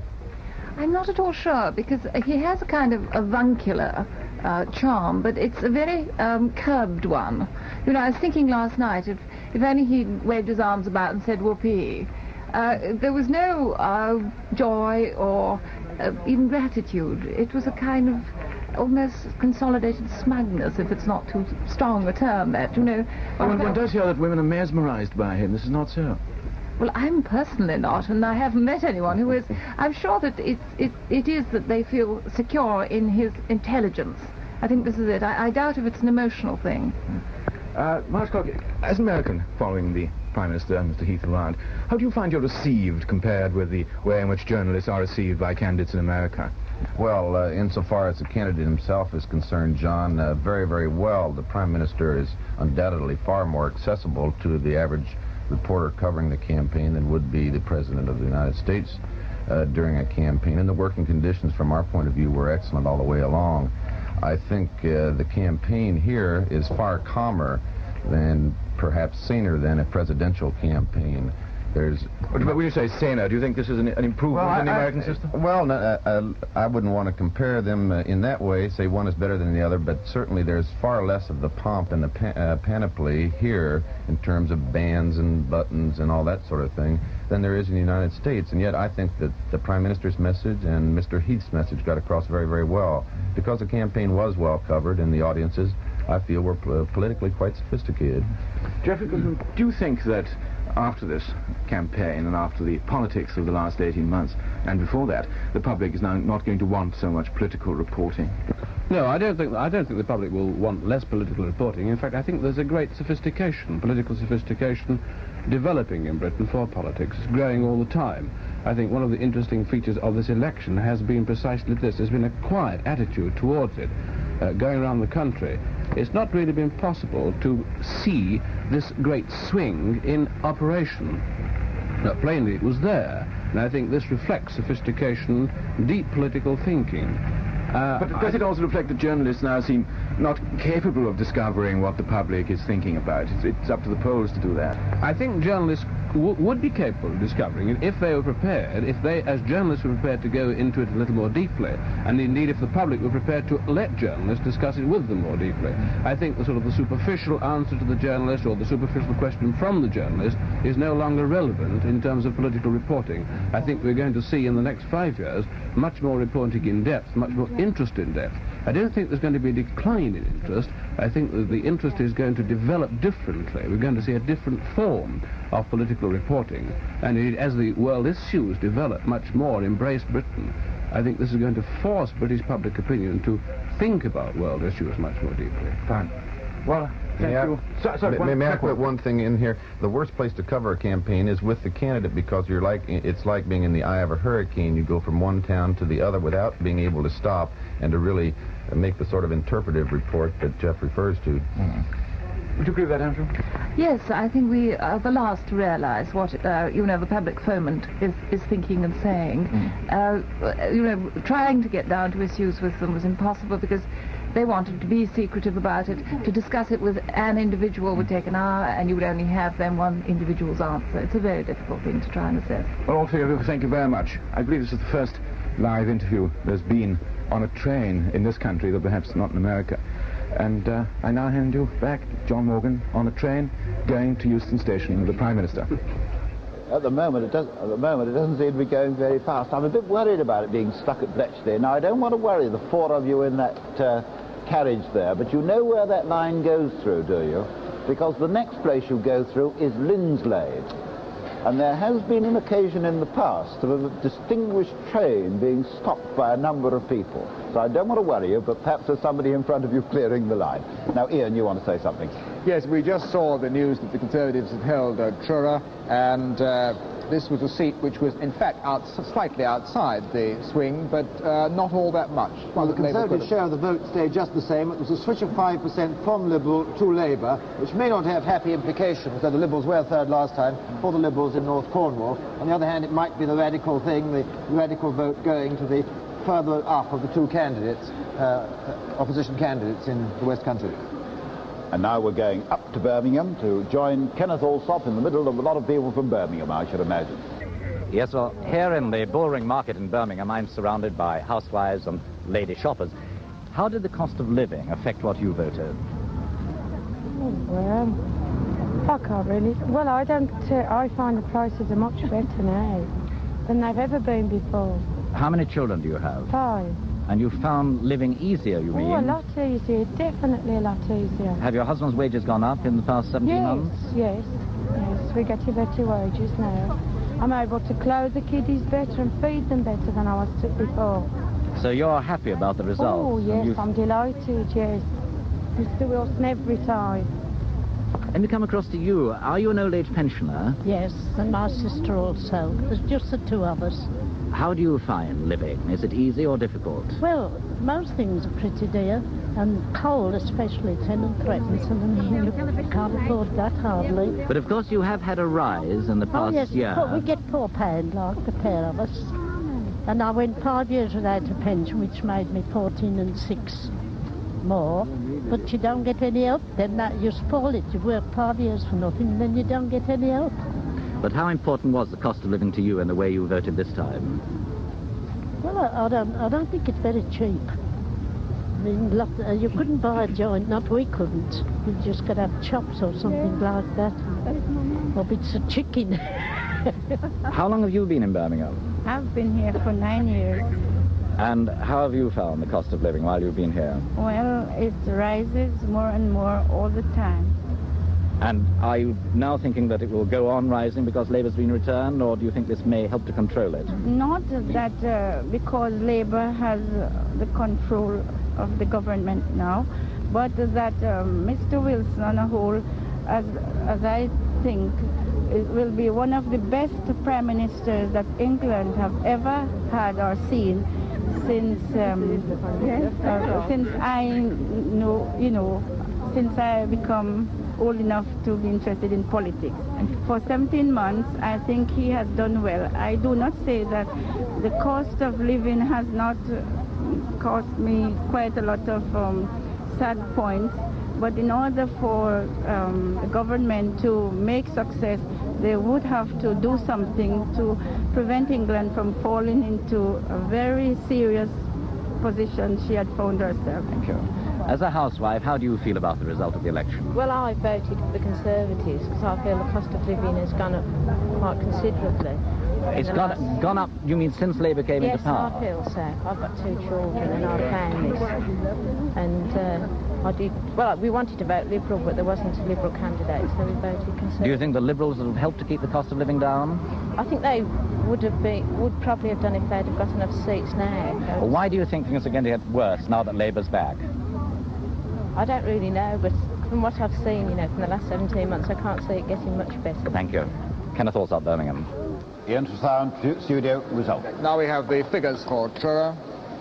Geoffrey Wilson, his majority is down. He's held this seat since 1950. A 2.8% swing to Labour, essentially a switch of just over 5% of votes from Liberal to Labour there. Turnout the same as last time. It went up actually in Bodmin, the seat next door we just heard from, 1.5% increase in turnout there. And now we can go back to Kenneth Harris. Kenneth, you ready for us again? Yes, and I'm going to put a few questions to Alan Watkins this time, who is the political correspondent of The Spectator. He's taken part in the kind of group discussion we had, but I want to put some particular questions to him now. How do you think Ted Heath did on the whole? I think he started off rather badly. He didn't show much self-confidence. He didn't deal with hecklers very well. He didn't seem to have any rapport with his audience. He improved tremendously in the campaign. I think his Birmingham speech on the Friday before the poll was very good indeed. I think he's come out of it with enhanced prestige, but it is arguable, of course, that any opposition leader going into a campaign of this sort does emerge with enhanced prestige unless he makes a complete mess of things, which Ted didn't do. What do you think his position is going to be? Do you think he's going to be criticised from within the party? I think there will be undertones of criticism. I think, however, there will be a very strong move to dampen down these undertones for the very good reason that the Tories have had 3 leaders in the last 3 years pretty well. They don't want to make themselves look even sillier than they may look at the moment in some people's eyes. I think there will be a great closing of the ranks, which the Tories know how to do very well. I think Ted is safe, I would say, for another year or so. From the point of view of policies rather than personalities, what impact do you think this result is going to have on the Conservative Party? I don't think it's going to make them change their policies at all. I think that most Conservatives believe that they had too much policy rather than too little. Or let me qualify that and say that the policy was put forward rather too near the election. It didn't have enough time to percolate either to the party itself or to the electorate.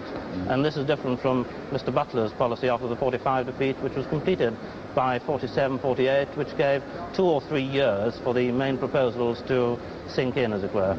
Assuming that at the moment there is a progressive tendency within the Conservative Party, do you think this is going to be heightened as a result of this election result, or braked? Broadly speaking, I think it's going to be heightened. I think that the backwoods Conservatives are not, shall we say, very articulate.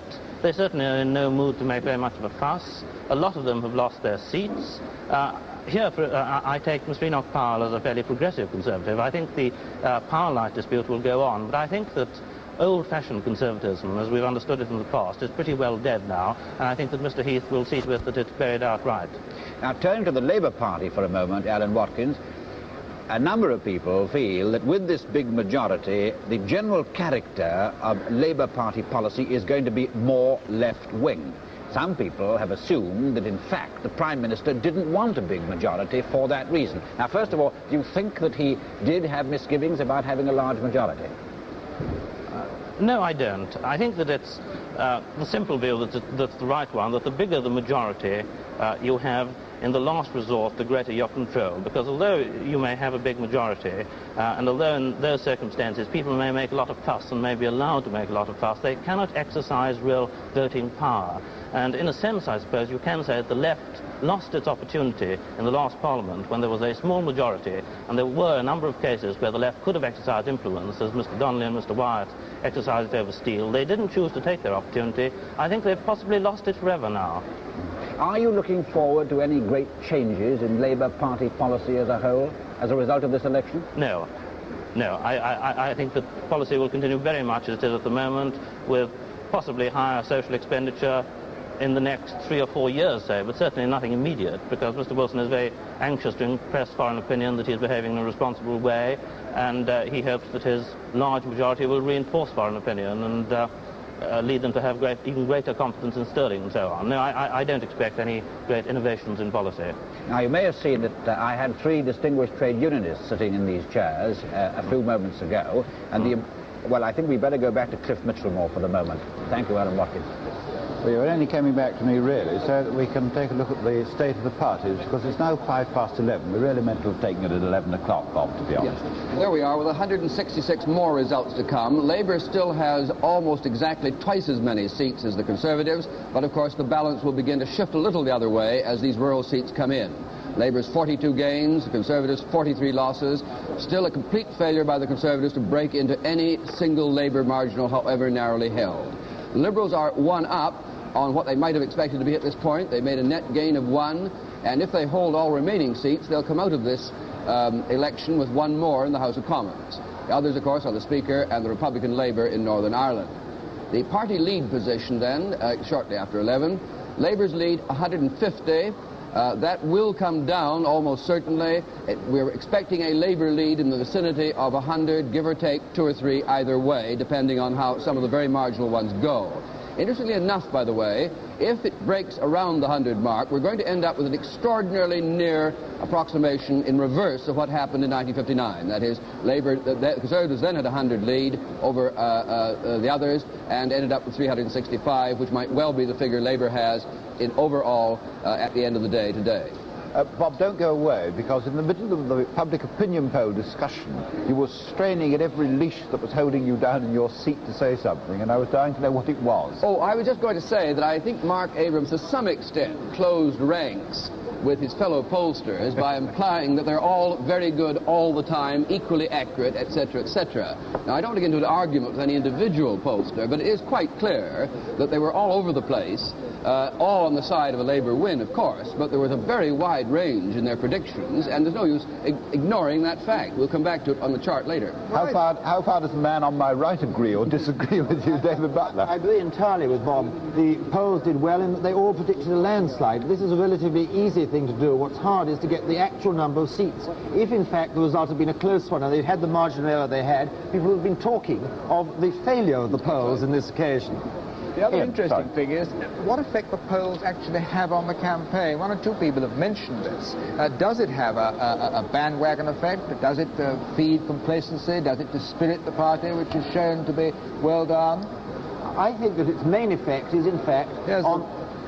Sorry, Dave, it's just a result from Folkestone and Hythe, which the Conservatives have held. That's indeed, they have ever since 1945. It seems to me that the polls, in fact, have a main effect on the in-group of people, on the party officials, not on the mass public. When they've had polls on the polls, the public is surprisingly unaware of what the polls are showing. But certainly when you go into party offices on a Thursday when NOP has come out during the campaign, you're enormously aware of the lift in morale or the depression. The Conservatives believed that the polls would show a trend towards them, and it was a great blow to them each Thursday during this last month when that trend didn't in fact materialise. Well, Julio, you say this, but travelling round, I discovered that there were quite a lot of people who were rather resentful about the polls. They were saying, I don't want people to tell me how I'm going to vote and why I'm going to vote like that. And it was particularly so towards the end of the campaign. It was much more noticeable towards the end of the campaign. And I noticed particularly when I went with George Brown throughout North Wales, where they are very independently minded politically, of course. I would have thought this time that more than ever the public has been battered with the polls. Almost every other day. I think the polls would have had a very different effect if it had been a very close election. It was because it was a landslide people resented being told there was no contest. Let's take this result from Folkestone and Hyde now. Well, this is a seat that the Conservatives have held ever since 1945. But John Horton made 2.6% swing. Of the professions of the newly elected Labour MPs. That's Mr. Costain, who's held the seat for 7 years himself with the Conservatives.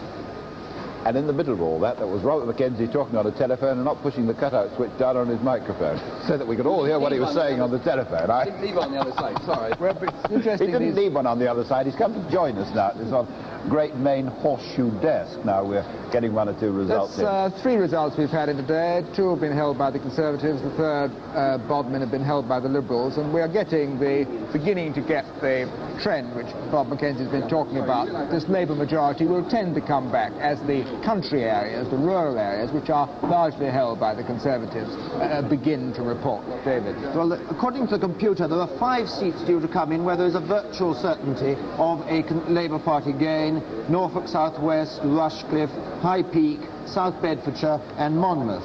And South Northampton looks a better than even bet, and Peterborough a better than even bet. That would push one up to a 99 Labour majority. The 2 or 3 others are just trembling, even odds either way. But can I raise the question, just a moment, Ian, about how much local variation, because I think all of us remember in 1964 the variation within East Anglia, which seemed to upset a lot of the predictions. Well, the computer was trying to make allowance for the local variation, for the results in rural and urban seats and the like. In fact, people have been exaggerating the extent of the variation, I think. I thought Alan Watkins was quite right just now when he stressed that the swing had been very uniform. In all of our 6 regions, the swing is within 1% of the national average swing. And in individual constituencies, over half the individual constituencies have a swing that is within 1% of the national average swing. So it's all built into this likely majority that you're talking about, 100, give or take 1 or 2. One seat that we must watch particularly, in addition to the list that David mentioned, is Bedford, which is Christopher Soames' seat. A 34% chance, according to the computer, of Bedford taking less than even chance, but 1 chance in 3 of Christopher Soames losing his seat, according to the latest computer figures. No, it's the best chance in the world that we're going to hear from Robert McKenzie. Well, we've been doing a little breakdown of the occupations of the newly elected Labour MPs, and it's quite fascinating. The largest single group are university lecturers. 9 of the 42 are university lecturers. If you throw in teachers, another 6, you've got 15 who are in the profession of education, which gets on for half the new Labour MPs. What's also fascinating is that journalists have 6, for example, and the manual workers have 2, which happens to be the same number as business executives. There are 2 manual workers, 2 business executives, for a total in all, if you add trade union officials, of 4 of strictly proletarian background and immediate occupation, combined with 37 who are middle class of one category or another. Only 1 listed as a housewife, surprisingly enough. But the weight in favor of journalists, of educators, of business executives adds up to a large proportion of the new members on the Labour side. You must excuse our laughter when you were talking about university lecturers, Professor McKenzie, won't you? We shall now go to Manchester, 200 miles up there, to Michael Parkinson, who's standing, it looks like, in the rain in Manchester, somewhere near Peterhouse, I think he is. That's a very soggy Manchester. Why do you think that Labour have won so handsomely? Well, for the simple reason that it's a working-class majority by working-class people, I hope. And as for Mr. Wilson, I'm very proud of him. He's worked hard, and he's getting the country on its feet again. What about Mr. Heath? How did he come across to you in the election? Well, he's a stranger. He came from nowhere, and his idea of putting prescriptions back to payment for all folks is wrong. Some candidates have made crime an issue in the Manchester area. What do you think about this? Well, I think if the only majority that can get by that, I think it's a failure. You? What about you? You voted how? Conservative. And you must be a fairly disappointed man. Well, I like Mr. Wilson. He's got good ideas, but is he sincere? That's the point. Well, what do you think? Well, you'll have to see now. Well, what about Mr. Heath? How do you think he showed in this? Well, I think he's been rather childish. In fact, I think they both have. How do you mean childish? Well, the way they're sort of bickering at each other. I think if someone would come along and say, this is the policy, it doesn't matter what the other parties think, this is the policy, this is what we should do, this is what we've got to do, I think everybody would swing to them. Are you looking forward to 4 years of Labour rule? Not really, no. Why? Well, I think the first 12 months will tell whether it's going to be good or not, and after that time, we'll know whether it's going to be good and we'll know whether they're going to be happy or not. Thank you. Did you vote, love? Yes, Conservative. Conservative? Yes. Why? Conservative. I don't know, because all my family voted, I suppose. And what do you think to Mr. Heath? Well, I think he's a good man, and that's Mr. Heath. And what about Mr. Wilson? How did he show to you? Well, I doubt that Mr. Heath, I think. What about you? How do you vote? Conservative. Conservative. Why? Because I think they're the best party by far. Are you disappointed? Well, not really. Well, why do you think they lost? Well, I don't really know. I think that it's probably as well that they got in. Let them get out of what they've got into. Well, how do you mean? Well, you know, generally. Fine, thank you. How did you vote, sir? Pardon? How did you vote? I didn't vote at all. Why not? Very unfortunate. I removed in the... Well, if you had voted, who would you have voted for? Pardon? Oh, Labour. Who showed... what do you think to Mr. Wilson's showing in this election? Well, I think he's a grand chap. And I think you should give him a chance. He hasn't had a fair chance just these last few months, but I think if the working man will stand by him and do a fair day's work for a fair day's pay, I think he'll get the country out of a mess that they're in. Well, what do you think? What do you hope from Labour in the next 4 years? Oh, full employment and the national debt. I hope they'll solve that in the next 5 years. What about you? How did you vote? I vote Labour. Why? Because I feel that probably with a 5-year team they could probably make good the promises, frankly. And what sort of promises do you want them to keep? What do you want at the end of this 4 years? I would like to see them tackle the Land Commission and possibly push through comprehensive education. I think these are two big issues. I wasn't terribly concerned about the economics because I think that neither party for a long time can really do very much about this. Comprehensive education and the land prices, I think, are very important. How do you think Mr. Heath showed on this election? With a very limited argument, probably towards as the campaign went on, better, frankly, from the beginning, with virtually one hand behind his back, I thought. Thank you very much. How did you vote? I voted for the Conservatives. Why? Well, I think there's too much to the left swing on the Labour Party. I'm sorry? There's too much of the left swing with the Labour Party. Are you frightened of this? Well, yes, I am, actually. Why? Well, I think the Labour left is just the opposite to the Conservative right. And I think in the seats that have gone, I hope that they haven't gone too far to the left swing. How do you think Mr. Heath showed? Well, I think he showed rather a defeatist attitude to the whole thing. Do you think with another leader they might have pulled it off? Oh, I don't know. I wouldn't like to comment on that. How do you... What's marvellous? That the Labour Party's in. Why do you say that? Because it's a damn good thing for this country. Why? Well, really, I think God would be in a hell of a mess if the Tories had got in. And what do you hope as a young person from Labour in 4 years of rule, which we're going to have now? What do I want personally? I don't know. I'm more concerned about the future of this country and the future of our economic position, and I think... Well, where do you think we'll be in 4 years, after the Labour Party have been in for 4 years? My God, some way towards a socialist state, I hope. How do you think Mr. Heath showed to you? Oh, I think he's been very gentleman about it, especially as he acknowledged his defeat early on in the evening and didn't act like that other man, his name, who just pretended that we'd wait for the last vote to come in to see what would happen. No. And what about Mr. Wilson? How do you think he showed? Well, we've lost the sound up there, but it's interesting that girl underlined what Robert McKenzie was saying last night about him conceding defeat. Now let's go down now to Bilston to join Derek Hart at Stewart and Lloyd's. Here we are in the melting shop at Stewart and Lloyd's Steelworks at Bilston. Now, are you all happy about the result of the election? You are? Yes. This is what you hope for, is it? This is what we hope for, yes, in my opinion, anyway. I think Wilson's a far best leader the country's had since it was born, anyway. Yeah. What about you, sir? Are you as pleased about the results as your colleague? Well, I didn't think they'd come as far as they have done. You didn't? No, I didn't know. What did you expect the result would be then?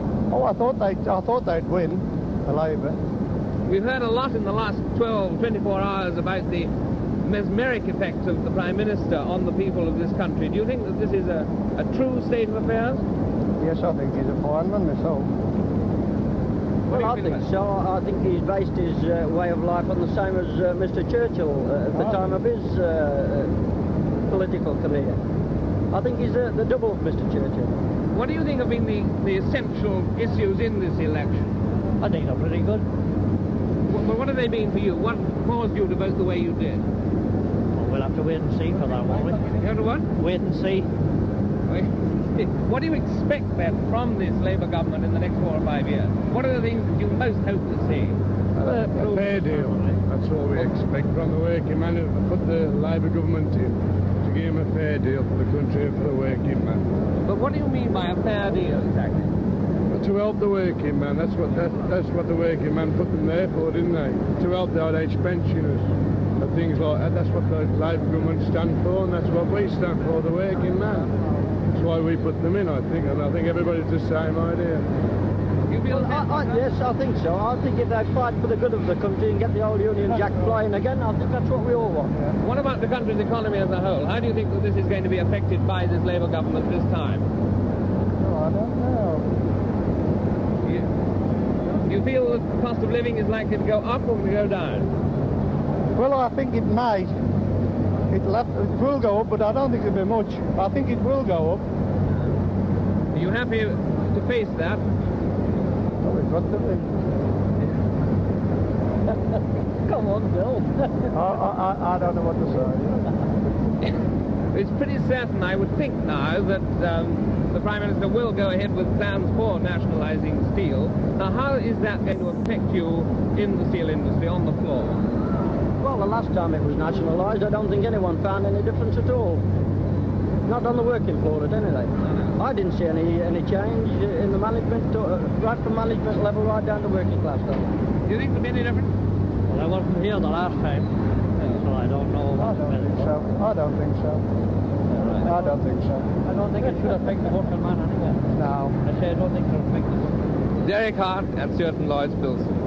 I'm from Derek Hart in Stewart and Lloyd's. Let's go down to the city of London, to Throgmorton Street and James Mossman. Well, here in the city, we're just starting to try and find out the effect of this general election on the markets and on money. And I have here, first of all, a gold expert who's just come from the gold fixing meeting this morning, and he's going to tell us what effect on gold prices the prospect of a Labour landslide has had. Actually, the effect, the market has taken the news of the election very calmly. Actually, the price against the dollar rose slightly this morning, but on the other hand, the price against sterling fell by a halfpenny to 2.51 7. This fall was occasioned mainly by the firmer tendency of sterling against the dollar in the exchange market.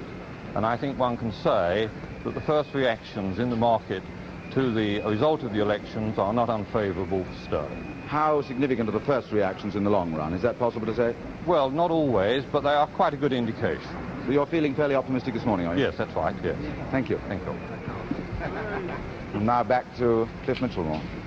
All right, sorry. I was talking to my man upstairs. Now, I think we're going across to join Kenneth Harris, if I'm not mistaken, aren't we? Well, again, I've got some distinguished foreign journalists here. Olivier Todd again on my left, Karl Mayer from the Washington Post, and Hans Gressman from Die Zeit, who arrived in this country only yesterday. I meant to ask you earlier, Olivier Todd, when you were going around the country covering the campaign, did you think the main issues were that determined this result? Well, I feel that for ordinary British people, the main issues were very concrete ones. Housing, the cost of living, pensions. I think that the Labour Party managed to convince by Mr. Crossman that if its aims were the same as far as building is concerned, everybody's been talking about the magic figure, $500,000. I think the Labour Party managed to convince people that it would give a fairer deal to the lower income brackets, that people would be able to get better mortgages and so on. That's on a short-term range. Yeah. The larger issues, and that is my impression, the fundamental one, I think, is can a democratic socialism work? After all, seen from abroad, this is the main point. Can a non-authoritarian socialism work? Of course, this begs one question, is how socialistic is Mr. Wilson? Karl Marr? I think an interesting footnote to that. I was struck by the fact that the Prime Minister hardly ever used the word socialism in the campaign. He spoke about social justice instead, which seemed to me one of the issues, the concrete issues in this campaign. We saw it in the interviews people have had in the streets, the question of pensions and mortgages and so on. I think that every campaign, to some extent, is a tribal function in which there are war whoops and wind machines and tribal dances. This isn't an exercise in reason or a platonic dialogue. And I think that where the campaign failed to bring up the real issues is that on a short-term basis, England is going to have to go through a process of arduous and difficult readjustment, possibly involving unemployment, possibly involving deferment of growth. This is something that none of the politicians really talked about, frankly, I think. Hans Gressman, now you came only yesterday, didn't you? So you won't have covered the campaign, but perhaps you can tell us what you think the reaction in Germany is to the results as we've had it so far. Well, I tell you, the most important single point, of course, is the European issue, and there's a brand new news from Bonn, the reaction of the two big parties, a West German Social Democratic, that is opposition party spokesman, said, we are confident that Wilson's policy will advance European and Atlantic cooperation. And a spokesman for Chancellor Adenauer is still with us, for Chancellor Ludwig Erhard's ruling Christian Democratic Party said it was to be hoped Britain would not miss its chance to join Europe. And I think this really is significant, that the two big parties comment on this outcome of the election in a European framework. Now, what do you think the leaders of the two parties think about the chances of Harold Wilson taking this country into Europe? Well, I wouldn't know what the two party leaders think, but anyway, the one who is in charge, Erhard, is trying his best to push this question. As you know, Ludwig Erhard, in his own party, as well as Schröder too, Foreign Minister Schröder too, has been criticized again and again because he was apparently too pro-British. But in general, I would feel Erhard will try to advance and improve the bilateral contacts between the Federal Republic and Great Britain. The old quarrel about the cost of the Army of the Rhine, maybe he will try to get over the disagreements in the nuclear question.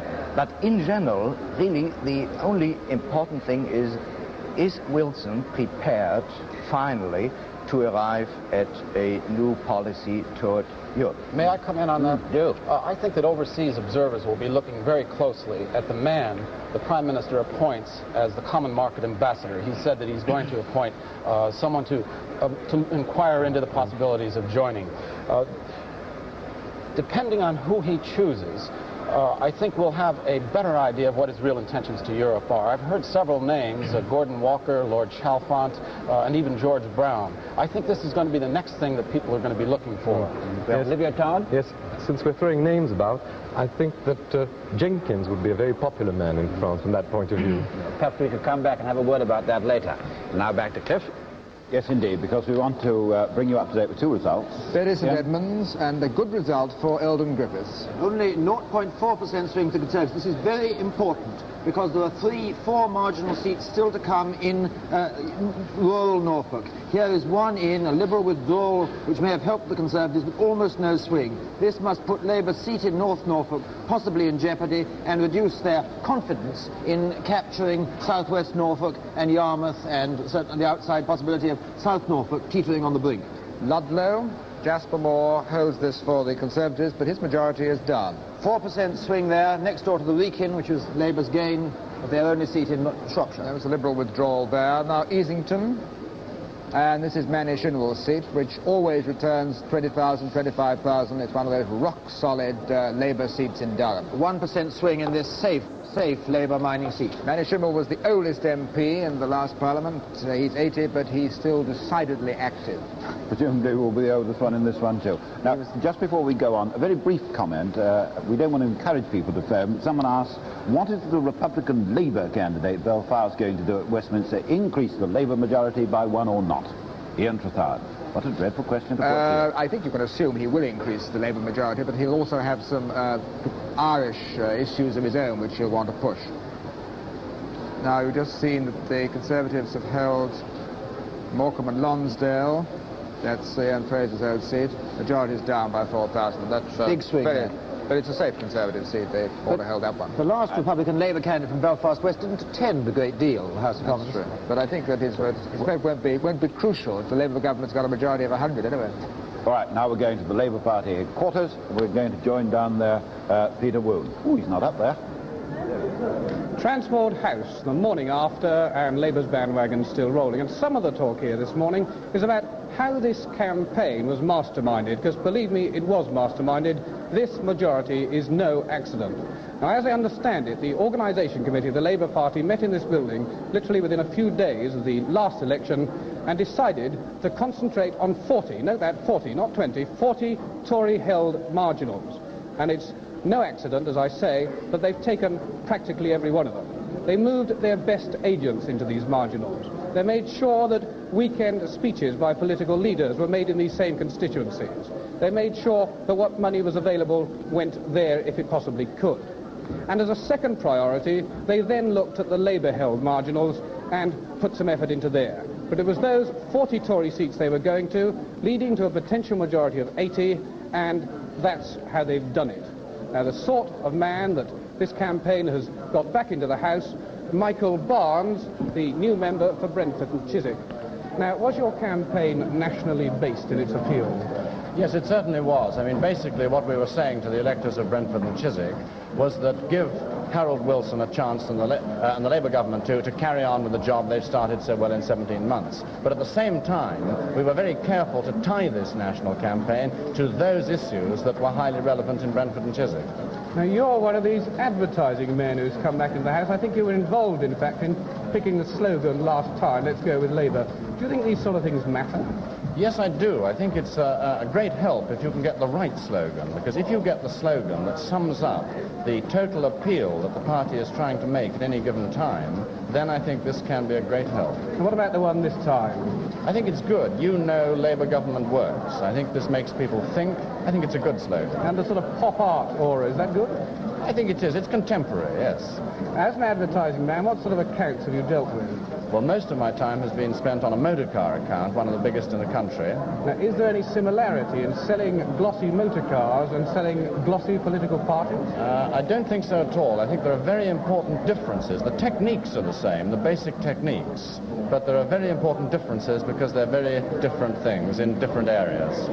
We don't think, as Robin Day was saying to Ray Gunter recently, of advertising men as being typical Labour Party MPs. What do you think about that? I don't see why they shouldn't be. Now, you've got 5 years ahead of you as a new MP. What sort of thing do you want to achieve? Well, what I want to see most, I think, are big steps forward in the field of housing and in the field of education, because these are two fields where in Brentford and Chiswick there really is a great deal to be done.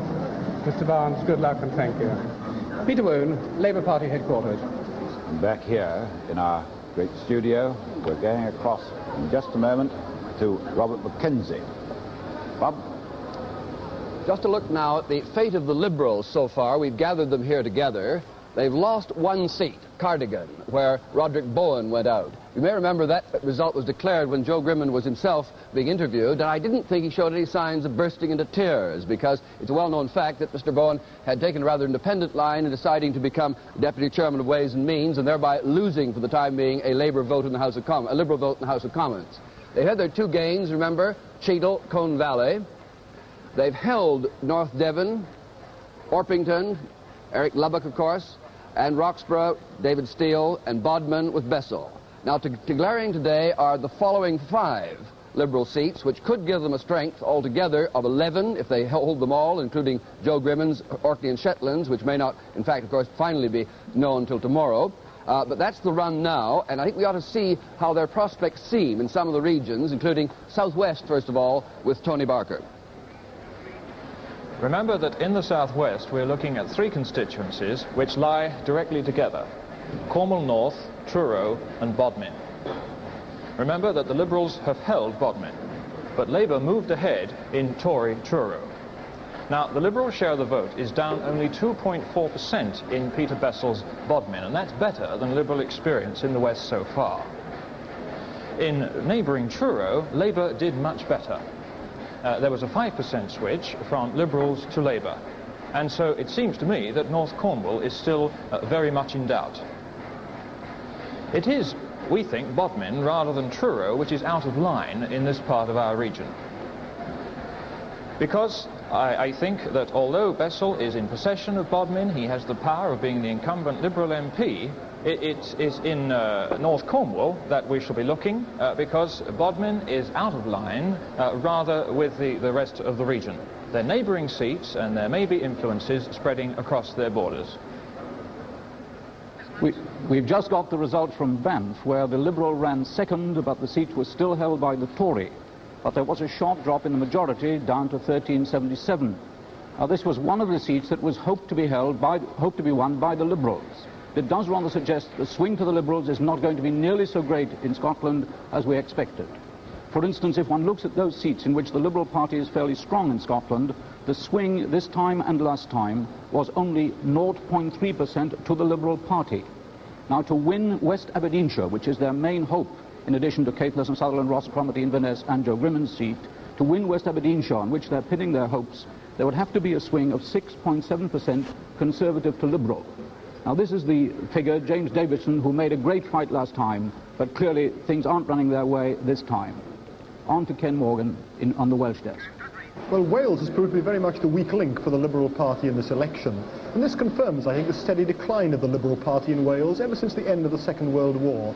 We've had no Torringtons or Roxburghs in Wales since 1945. In this election, we've had 8 results so far in Wales in which Liberals are concerned. Their vote has gone down in 4 of these seats. They've also lost 3 deposits. Their main strength still clearly is in the rural areas of Wales with declining population. In fact, they did disappointingly there. In Meirionydd there was a swing to Labour, although the Liberals of course still came second. In Carmarthen there was a disastrous drop in the Liberal vote of 6.2%. And the most serious of all, Cardiganshire. After all, Mr Bowen, although as Bob McKenzie said he is Deputy Chairman of Ways and Means, he'd been the Liberal member for Cardiganshire since 1945.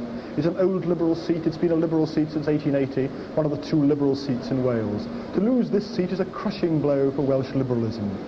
This confirms, I think, and possibly Denby later on today will again confirm it, the decline of the Liberal Party, the irremediable decline, it would seem. The Liberals, to use Arthur Schlesinger's distinction, have become a party of memory rather than a party of hope as far as Wales is concerned. We may well be looking, therefore, at, indeed, the strange death of Liberal Wales. Back to you, Cliff. No, not back to me. David Butler's going to have a dreadful accident unless he says something. The Banff result actually has a major implication for the rest of the results. It's the first North Scotland one of this sort. It showed, in fact, an 8.8% increase in the Liberal vote. If the Banff result is reflected in East and West Aberdeenshire and South Angus, the Liberals may hope for some gains there and may hope to hold the 4 North of Scotland seats that they have got at the moment. It really is a major departure from the trend. The Liberals pushed up from 3rd to 2nd place with an 8.8% increase in their vote. Well, I was watching Mr Grimond down at Liberal Party headquarters when Banffshire was declared, when we gave you the Banffshire result, and whether it was anguish or delight I wouldn't know, but Robin Day will now discover. That was about what I was going to ask. Mr. Grimmond, after having slept on these results, what is your verdict as regards the Liberal Party? Well, let's look at Banff. My expression was anguish at the extraordinary comment made about it. I don't think whoever made the first comment can learn anything about the situation. Of course, David Butler is quite right. This is extremely good result from our point of view. This is a constituency in which we were third and therefore might have been squeezed, and it is a constituency in which we have built up immensely at this election. Robert McKenzie said a little earlier that you didn't show any sign of bursting into tears at the news of the loss of Cardigan. What is your comment on Professor Mackenzie's comment? I don't burst into tears much anyway, but as far as Cardigan is concerned, of course I am sorry to lose a Liberal seat. Mr. Grimmond, generally the Liberal share of the vote appears to have gone down and will probably have gone down from 11.2% of the total vote last time to about 8%. Now, do you think that's due to having less candidates or a decline in Liberal appeal? Well, certainly most of it is due to having less candidates. Also, I think it should be remembered that we've now, I understand, got over 1.5 million votes. And for this we have received 6 seats. This is a result of our extraordinary electoral system. Mr. Grimmond, how do you see the Labour government shaping now with Mr. Wilson having a strong majority? Do you think he's going to change at all, either in terms of political direction or in terms of political tactics? I'm not sure that these 2.5-second views on the next 5 years in Parliament, tossed off before the election is even over, are really very useful. But I did say during the election that I think it will be dangerous to have a very large Labour majority unless there is also a strong Liberal contingent in Parliament. I still think that. I think the Labour Party is all too likely to slip back into its most conservative and restrictionist attitude, but I hope that we shall still see this strong Liberal contingent in Parliament, and we shall certainly work in Parliament to keep Labour a progressive party. Forgive me for putting another question of this kind, Mr. Grimmond, but we have infinite confidence in the instant wisdom of politicians on these occasions. What do you think is likely to be the main task of the Liberal Party in this Parliament as we see it shaping at the moment? You certainly have plenty of confidence. The main task over 5 years will take me some time to explain, but certainly one of our tasks will be to press the policies on which we fought the election. No doubt the first thing we've got to turn our attention to is the economic situation and the budget, and then to really make a very powerful campaign for regional development. Also, we hope, of course, to influence the Labour Party to change its foreign policy. Briefly, Mr. Grimmond, have you any further thoughts this morning on the question of your possible retirement in view of the large Labour majority? No. Thank you, Mr. Grimmond. Here at Aberdeen, we're just about to hear the result of the West Aberdeenshire election. The returning officer, Sheriff MacDonald, has lined up the candidates, and this looks, from the order of the candidates as they do them in Aberdeen, that this is going to be a surprise result. He's just about to announce it. The result of the poll for the election of a Member of Parliament for the West Aberdeenshire constituency is James Duncan Gordon Davidson, 15,151. Alexander Forbes Henry, 13,956.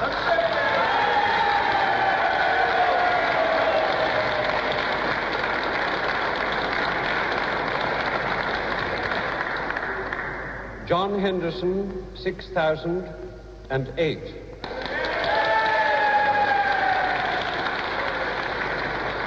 I therefore declare Mr. James Duncan Gordon Davidson to be duly elected Member of Parliament for that constituency.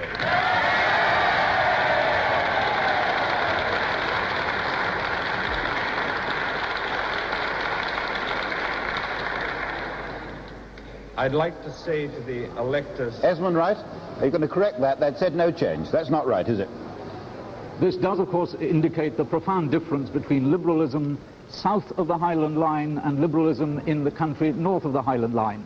Because this is a victory of a figure who fought a gallant campaign last time, reduced Forbes Henry majority from 12,000 to 4,000, and has now won the seat. Indeed, he was talked of in The Economist, no less a newspaper than The Economist, as a potential leader of the Liberal Party, should Mr. Grimmond retire from that party. Quite obviously, this is a result that will bring great strength and great heart in Ross and Cromarty, in Caithness and Sutherland, and clearly Liberals are still on the march in the north of Scotland. Over now to Cliff. Let's make it absolutely clear, that was a Liberal game. Ian. Aberdeenshire West. Well, the Liberals are really pulling up very well. I just saw they haven't got South Angus, but they're now, if they hold all the other seats, they're going to be up to 12. And they haven't got Torrington. There was another seat the Liberals were hoping for, and they haven't won Torrington. No, but if they hold the ones they've now got, they will now have 12 seats in the new Parliament. There's a 9% jump in the Liberal vote in West Aberdeenshire, and that does put North Angus and possibly East Aberdeenshire into the melting pot. Now we've got the Torrington result, and in fact the Conservative has increased his majority here. This was Mark Bonham Carter's seat, which he won in the by-election in 58, lost in 59, and again in 64. The new Liberal candidate, Mr. Lacey, but Conservative majority has gone up. Up 1,600. 86% turnout. Now, shall we take one or two more results? Let's take one or two more results. Morecambe and Lonsdale. Now you have a string of safe Conservative seats that you've seen flickering across in headlines. This is a seat the Conservatives have held for 20, 25 years. 2.5% swing to the Conservatives in Morecambe and Lonsdale, to Labour in Morecambe and Lonsdale. Salisbury. Michael Hamilton took the seat over the by-election last year. He sat for Wellingborough in the 59-64 Parliament, lost it, and then became the MP for Salisbury after John Morrison got a period. 2% swing to Labour compared to Major Morrison's result in 1964. There we go. Bassett Law, Labour majority. All right, now, let's hold it there, because we interrupted Mr. Grimman for that result from Aberdeen West, and I don't think he minds one little bit having been interrupted. Robin? Grimman, would you like to comment on Aberdeenshire West and Torrington? Yes. First, I would say it has shaken my faith in the instant wisdom of the BBC. First of all, put no change on the screen, and then describe it as north of the Highland Line. I must beg of the BBC to learn a bit about Aberdeenshire. But of course, it is a wonderful result. It is thoroughly deserved. He's a first-class candidate and will be a very great addition to the House of Commons. And his organisation were stupendous. But I'm delighted with it, of course. Mr. Davidson is a young farmer, is that correct? He is. He was also a naval attaché, and he has considerable experience both of defence and foreign affairs. Going to be useful to you in the House of Commons? Very useful. Torrington? Torrington is a disappointment. Well, I'll pass your comments on to my colleagues, your censorious comments, and I've no doubt they'll take note. We'll perhaps be hearing more from you later, Mr. Grimman. Put on your fiercest face. Put on my what? Fiercest face. Oh, they wouldn't take any notice of me, and they know anyway I'm much kinder than I look. Thank you, Mr. Grimman. We do really apologise, not only to Mr. Grimman, but to the millions of you too, for I think, one of the very few mistakes we've made in the past goodness knows how many hours since we've been here, to put up no change. All of us here screamed our head off. It was one of those little operational mistakes, and we beg the indulgence of Mr. Grimman, and, if I may say so, of you. Shall we now take one or two more results here? Banbury. This is Neil Martin, who's a very active Conservative backbencher, former junior minister. Not a bad figure, David. Very low swing in this rural area, under 1% swing to Labour in Banbury. This is a rapidly expanding. Sharp contrast with Oxford, where there was a very high swing. Harrogate, one of these safe North Riding seats, Yorkshire seats. James Ramsden, former Conservative minister. Liberals just keep second place there. Hardly any change in the result from last time. Angus South, Jock Bruce Gardine, holds the seat with an increased majority. The Liberals may regret not having put up a candidate in that part of the world. They got nearly 20% of the vote last time. And a headline coming up, I'm told, the results. Newcastle Under-Lyme. This is Stephen Swingler, who's the Parliamentary Secretary at the Ministry of Transport. He's held this seat, which Labour, in fact, has held ever since 1918. So the majority up of 4,000. Expected. Big West Midlands swing now. Bassett Law, Fred Bellinger's held this seat, another safe Labour seat. 2.5% swing. He's a former minister, but did not serve in the Wilson government in the last Parliament. Henley, John Hay, former Conservative junior minister, now front bench spokesman on housing. His majority has fallen a bit. 2.8% swing in that other Oxfordshire seat. But we're beginning to see these Conservative rural seats now reporting, and they will gradually shade down the Labour lead, but it'll settle down eventually to around 100. There's nothing sensational happening. the Torrington result we just had must be slightly depressing for the Liberals, who are still on edge about North Cornwall, which is their one real chance of a gain still left in the West Country. North Cornwall is extraordinary. They've been knocking on the door there for election after election and somehow just falling short by just a few under hundred. 1,000 majority in the last two elections. Yes. And I think this is the time when we really ought to look at the state of the parties board. Bob? State of the parties, then. Here we've got Labour now still well ahead, but in all 9 seats short of the 316 they need, of course, to be in a position to form a government. We expect them to rise at least to 360, perhaps 365 on the results that are coming in. The Tories picking up a little, as we said they would at this stage of the game. If you look at the party lead board, the Labour lead there had been well over 150, up toward 155 at one point. It's now slackening off, 142. It'll probably come down to somewhere around 100, give or take 5 either way, in the remaining 149 results to come. The prediction has in fact dropped to under 100 for the first time. The rural swing has been even lower than it looked on last night's form. As the headline saying, Sir Alec Douglas Hume has held his seat at Kinross and West Perthshire. This is, of course, a very safe Conservative seat. The safest Conservative seat in Scotland. And another result. The full details of Newcastle under Lyme. That's Stephen Swing there, Parliamentary Secretary, Ministry of Transport. 3.8% swing. And now the figures for Kinross and West Perthshire. You can see them just totting up exactly as the figures come in. And our Scottish Nationalists come second, you see. Yes. The Scottish Nationalists have done very well. So Alec's personal vote, is in fact slightly down. There's only ever been one Scottish nationalist in Parliament, am I not right? And he was only there for 3 months. In 1945, Dr. McIntyre got a very good vote last night, only about 20% of the vote. Sorry, can I just break in? We've just had a rush from the PA saying Mr. Heath has issued a statement saying the British people have given their verdict, in other words, conceding, and it said he will make a full statement at 3 o'clock. That's from Mr. Heath. 3 o'clock, we shall make the note in our diary. Now, where are we off to? Robert McKenzie. Well, that's again now a formal concession, really, of a kind that we ordinarily don't get till there's a 316 figure for the leading side. But Mr. Heath has undoubtedly now made it clear that he's not even waiting for that 316 before he says that he concedes defeat. The closest you can get to the formal American word, I've conceded the game. It can't be more than a very few minutes before we do actually pass the 315 figure. We've only got 7 Labour gains, 7 Labour seats to be retained for that 315 to be passed. It must come in the next 20 minutes or so, I should think. 308 at the moment, isn't it? The Labour figure, 308, Conservatives 166, and 7 for the Liberals. 007. 007. 007. Oh, it's 007. What a clever chap. But if they hold the other seats which have got to report, then they'll have a total of 12, 2 more than in the last Parliament. Bob?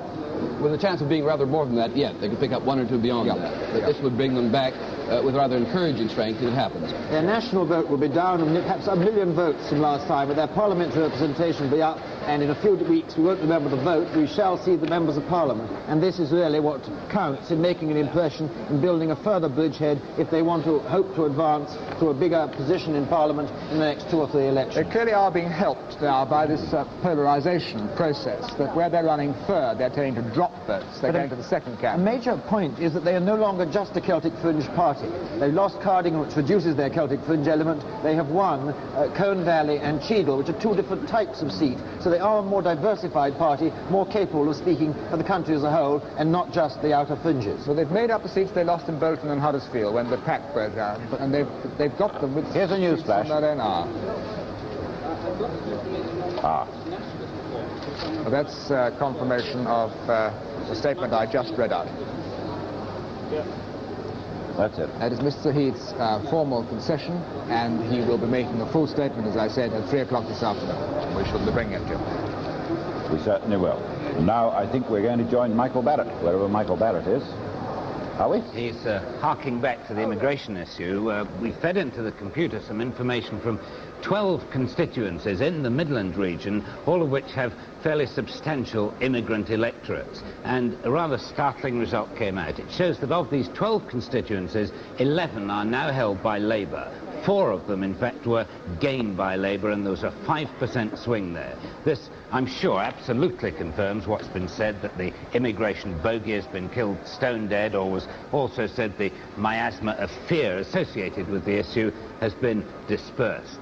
And moving from there, but still in the Midlands, to Meriden, it occurred to me, we heard on the news earlier the reaction from Rhodesia to the election returns so far. On the other side of the coin, it just may be that this is one constituency in the land where the Rhodesian issue might count, because Christopher Rowland, whom you remember recorded a famous victory here last time, 360-odd majority, he was one of the 3 Labour MPs who was involved in a fracas in Salisbury some time ago, and his opponent, Jonathan Aiken, the youngest Conservative in the field, was the man who went out as secretary to Selwyn Lloyd on his trip to Salisbury. Now, anywhere else in the country, it seems that Rhodesia has not been an issue of any real importance, but it could be here that it is. And another factor in Meriden that's interesting is that it has been stated by a local poll that it may well be a Conservative gain.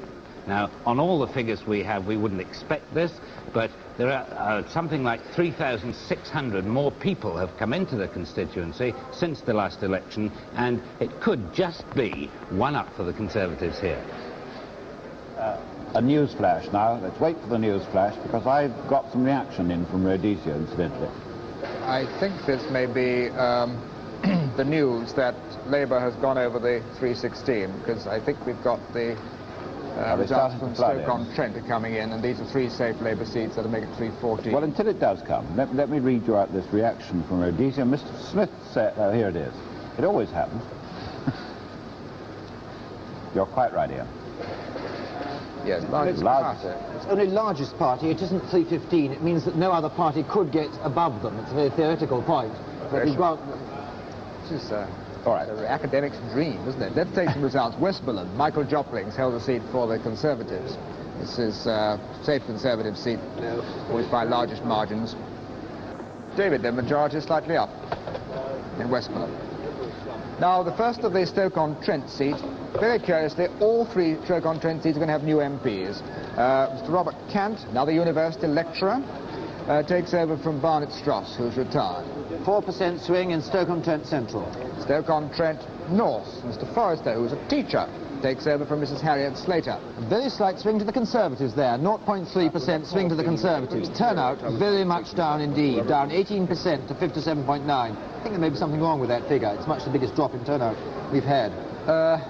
Faversham, Terry Boston, a former BBC producer, held this seat, but with a reduced majority. That may be because the Liberals aren't standing this time. A 1.6% swing to the Conservative Party in Faversham. That's the second highest swing there's been so far. It equals the swing against Mr. George Brown in Belper. Only the swing against Desmond Donnelly has been bigger to the Conservatives. Stoke-on-Trent South, the third of the Stoke seats, another new MP, Jack Ashley, another BBC producer, with an increased majority. He takes over from Ellis Smith, the very famous long-standing Labour member. 3.6% swing there. So there are the 3 Stoke-on-Trent seats, all with new MPs, new Labour MPs. And now what we're going to do, we're going straight over to Euston Station. Here's the train. This is the train coming into platform 3 at Euston Station, bearing a triumphant Harold Wilson. Desmond Wilcox reporting from Euston. It's entirely likely that Harold Wilson on this train does not know, in fact, that Heath has conceded. Crowd of about 500 waiting for him. About another 150 photographers. There are just as many photographers and reporters on the train with him, I'm told. The 8:15 from Liverpool Lime Street arriving ahead of time by about 16 minutes at platform 3, Euston. A few subdued cheers. Nobody's been waiting particularly long here. No little stories for the newspapers about people camping out all night in blankets and so on and so forth. Trains here seems to have pulled up rather wrongly. The police are having a bit of a scuffle to shut the doors, keep some people out. I think all these elaborate...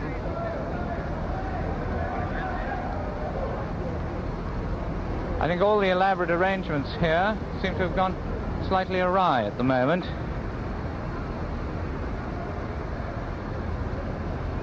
No Harold Wilson. Should be here any moment.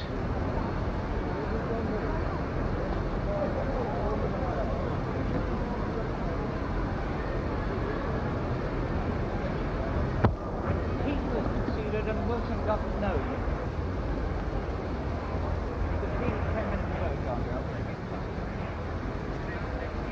Who's doing it by TV? Fine. Who's doing it by TV? Without him knowing that I'm BBC, so I'll stand alongside you as though I'm someone else. Both in. Yes, I'm going to do that.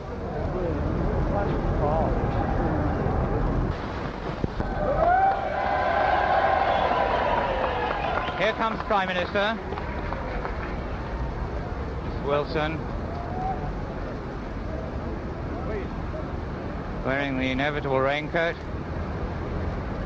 Smile on his face and obviously a warm feeling inside him.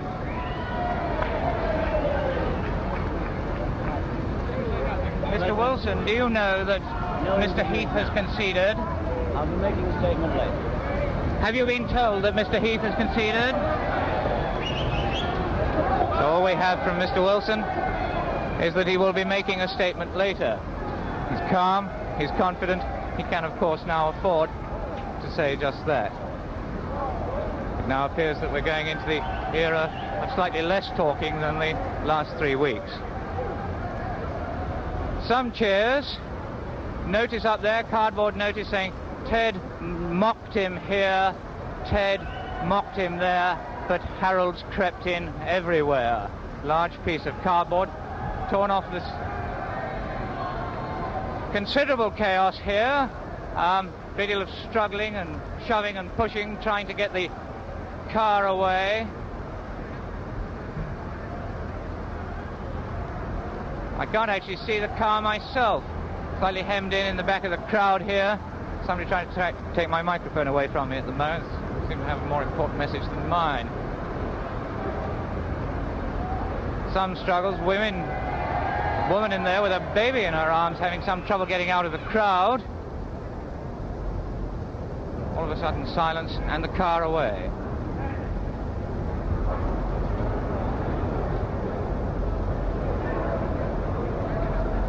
That's it. That is the scene here on platform 3, Euston Station. The arrival back from Liverpool. Harold Wilson, triumphant, majority in his pocket, back to govern this country. Off now to Transport House, I believe. With Desmond Wilcox, Euston Station. And off to start to think about forming a government, I should think, too. Now let's go across and have a word from the man who covered the campaign with Mr. Wilson, Harold Webb. Well, one of the interesting things to note about this campaign of Mr. Wilson's is really that if you look at the results in the constituencies where he went during this 3,000-mile tour of his, he's made gains practically in every one of them. Well, not exactly in every one of them, but in 3/4 of them. Where he went to York, Billericay, Hornchurch, Lewisham, Birmingham, Brentford and Chiswick, and so on, down into the West Country, gains there wherever he went. Of course, he was picking the marginal, so some of these were obvious anyway. But he did say last night that while he was away from Huyton, his constituency workers did appear to do better. Well, while he was away, he seemed to do better for some of these marginal constituencies. But one or two observations on his campaign, because I was with him 18 months ago when he went round on a 3,000-mile tour then as leader of the opposition, and there were completely distinct opposite approaches.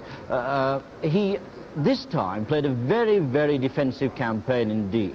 In 1964, as leader of the opposition, he was very much on the offensive. But now it was a very simple sort of principle which he applied. Everywhere he went, he made a pretty standard sort of speech, saying very simply, well, you had the Conservatives for 13 years, you've had us for 18 months. Now, which side do you want? He didn't seem to take it much further than that. And every attempt by the Conservatives to work up the campaign, new issues and this sort of things that arose every day, well, he had dodged them very adroitly. He either sidestepped them or merely ignored them.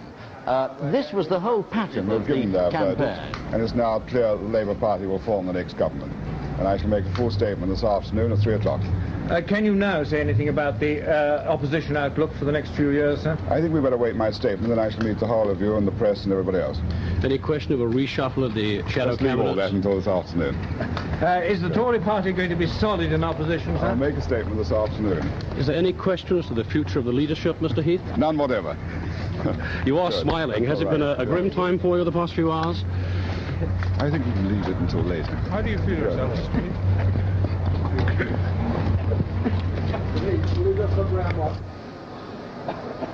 Mr. Heath at Albany, our reporter down there was Reg Avis. We just saw him pop out of the door and we popped down rather quickly. I've forgotten what we were doing at the time. Well, I think Mr. Heath made the statement that the formal concession statement, making the full statement at 3. The one clear and firm thing he did say is there's no question of the future of the leadership he has taken as leader. Now let's take some results. That's right. Foxton Ash, Michael Allison, a former Conservative backroom boy, if that's the right expression.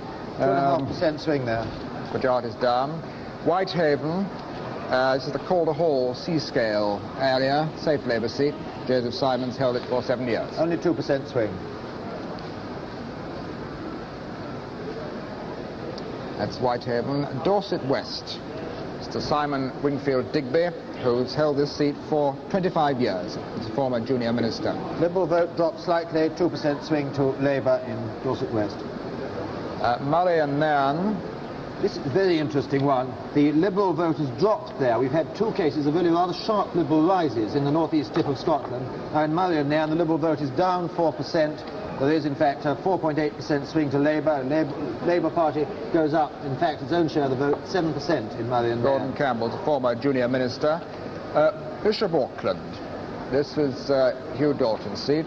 James Boyden has held it for 7 years. He's now Parliamentary Secretary to the Ministry of Public Building and Works. A 3% swing there. It's one of these solid Durham mining seats which give Labour big majorities. Saffron Walden, Rab Butler's old seat. Peter Kirk won it at the by-election after Rab Butler became Lord Butler and Master of Trinity. A 2.2% swing compared to Mr. Butler's majority in 1964. 2.2% swing to Labour there. Galloway. Mr. Brewis has held this seat for 7 years.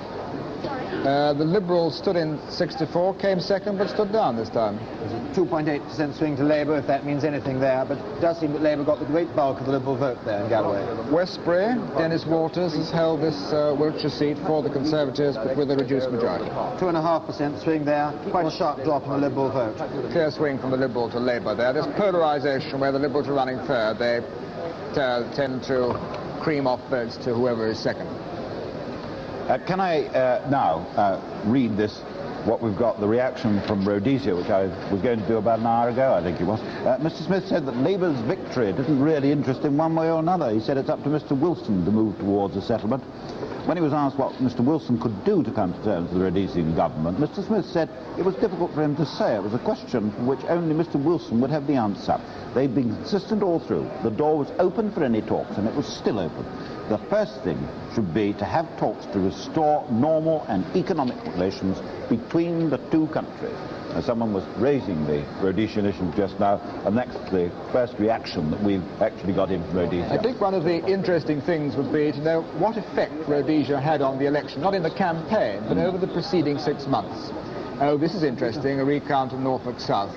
That's quite a big swing there. If it's a very close thing of the recount.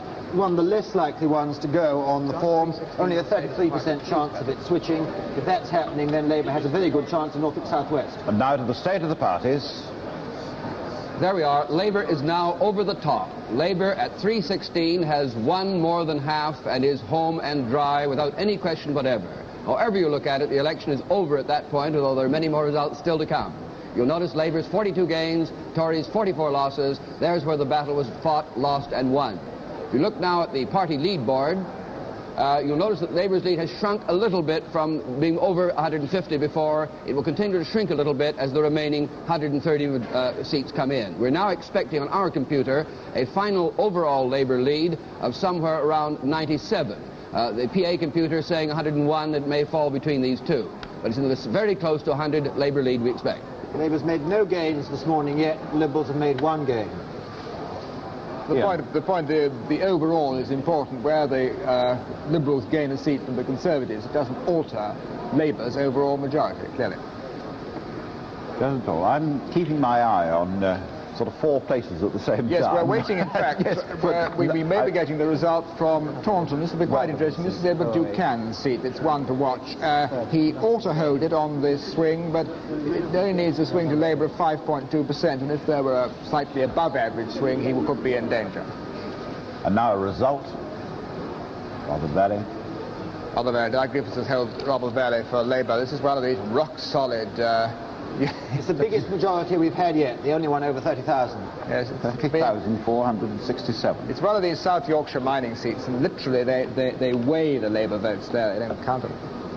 But they do go out and vote, you see. What kind of a turnout, incidentally, is there in a place like that, where it is so rock solid? Well, it's not so high as it used to be. It used to be up around the high 80%. Now the mining seats don't show the same sort of solidarity. They're down about the same national average vote.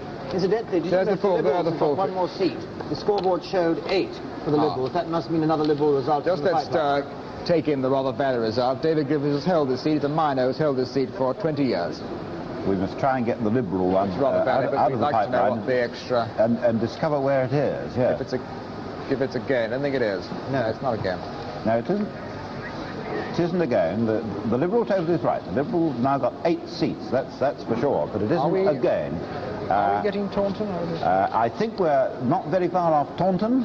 Are we? Conservatives have held mid-Bedfordshire. That's they ought to do that. I can see people come. Let's go to Taunton. David Lermack. Officer, for the Taunton constituency, hereby give notice that the total number of votes given for each candidate at the election was as follows. Bradbury Robin James, Labour, 19,216. Ducan Edward Dillon Lott, Conservative, 22,000.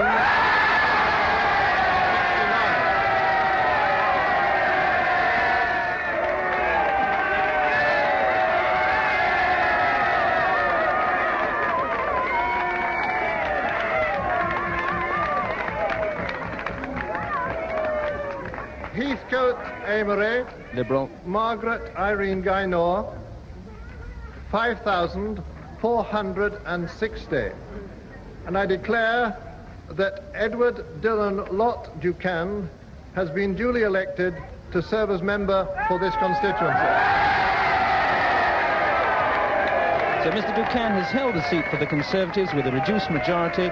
It's no change in Taunton.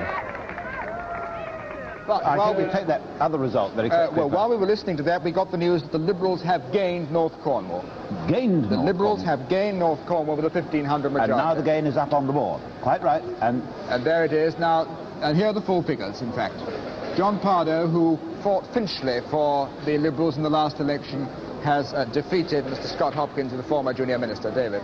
That was a case of, I think, a very lively, energetic personality making an the Liberal results in the West Country have been extremely patchy, but they do seem to have gained in votes at the points where it really mattered. Another remarkable result. This is one that the Conservatives should have lost on this sort of swing, and they have held it. There's a 1% swing to the Conservatives, and that's the biggest majority since 1935 in Norfolk South West in a general election, 775. But that's 3 times Norfolk South West has gone right against the national tide. It is the most marginal seat in the country, isn't it? Traditionally, yes. And it's one of the 5 seats one was more or less counting on the Labour Party winning on past trend. So it does reduce the estimated Labour majority perhaps down to 95 overall.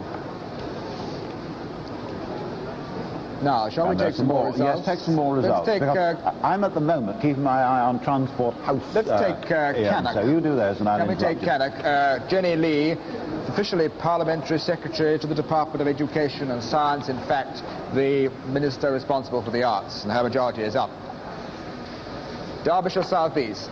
This was a marginal Labour seat. They won it off they gained it off the Conservatives at 64, but their majority has gone right up. There's only a majority of 12. It was the narrowest seat in 59. A 3.8% swing to Labour in Derbyshire South East. The mid-Bedfordshire result, we saw the headline. Stephen Hastings has held this for the Conservatives. 2.4% swing there. There's a prominent figure on the right wing of the party. That means that the Conservatives should be home and dry in Bedford next door, which is one of the seats that was still in doubt. Yeovil.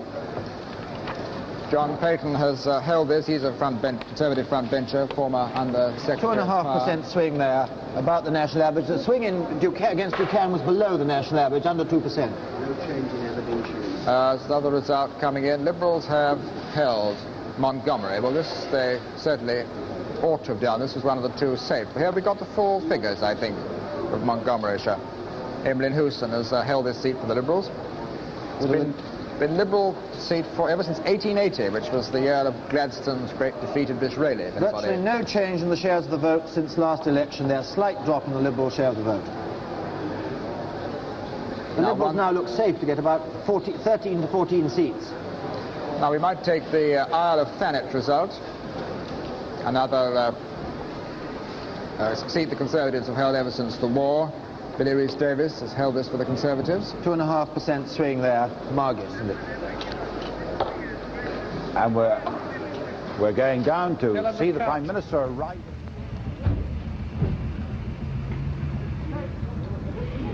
Well, Mr. Wilson and here comes Mr. Wilson, the Prime Minister, and Mrs. Wilson, arriving back at Transport House after this victory so different from 18 months ago. Any comment, Mr. Wilson, at this stage? No statement. No statement at this stage? Mr. Wilson, George Brown behind him, and Mrs. Brown, Mrs. Wilson shaking hands with Mrs. Brown, Len Williams, the General Secretary, who's worked so hard here on the extreme end, and that's Arthur Greenwood, of course. There's the group that have now got a majority of 100, as against 4 last time. The Prime Minister, who's come straight from Euston Station, now shaking hands with Tom Dryburgh, posing for the inevitable press photographs, a photograph which one imagines may be used time and again in the future.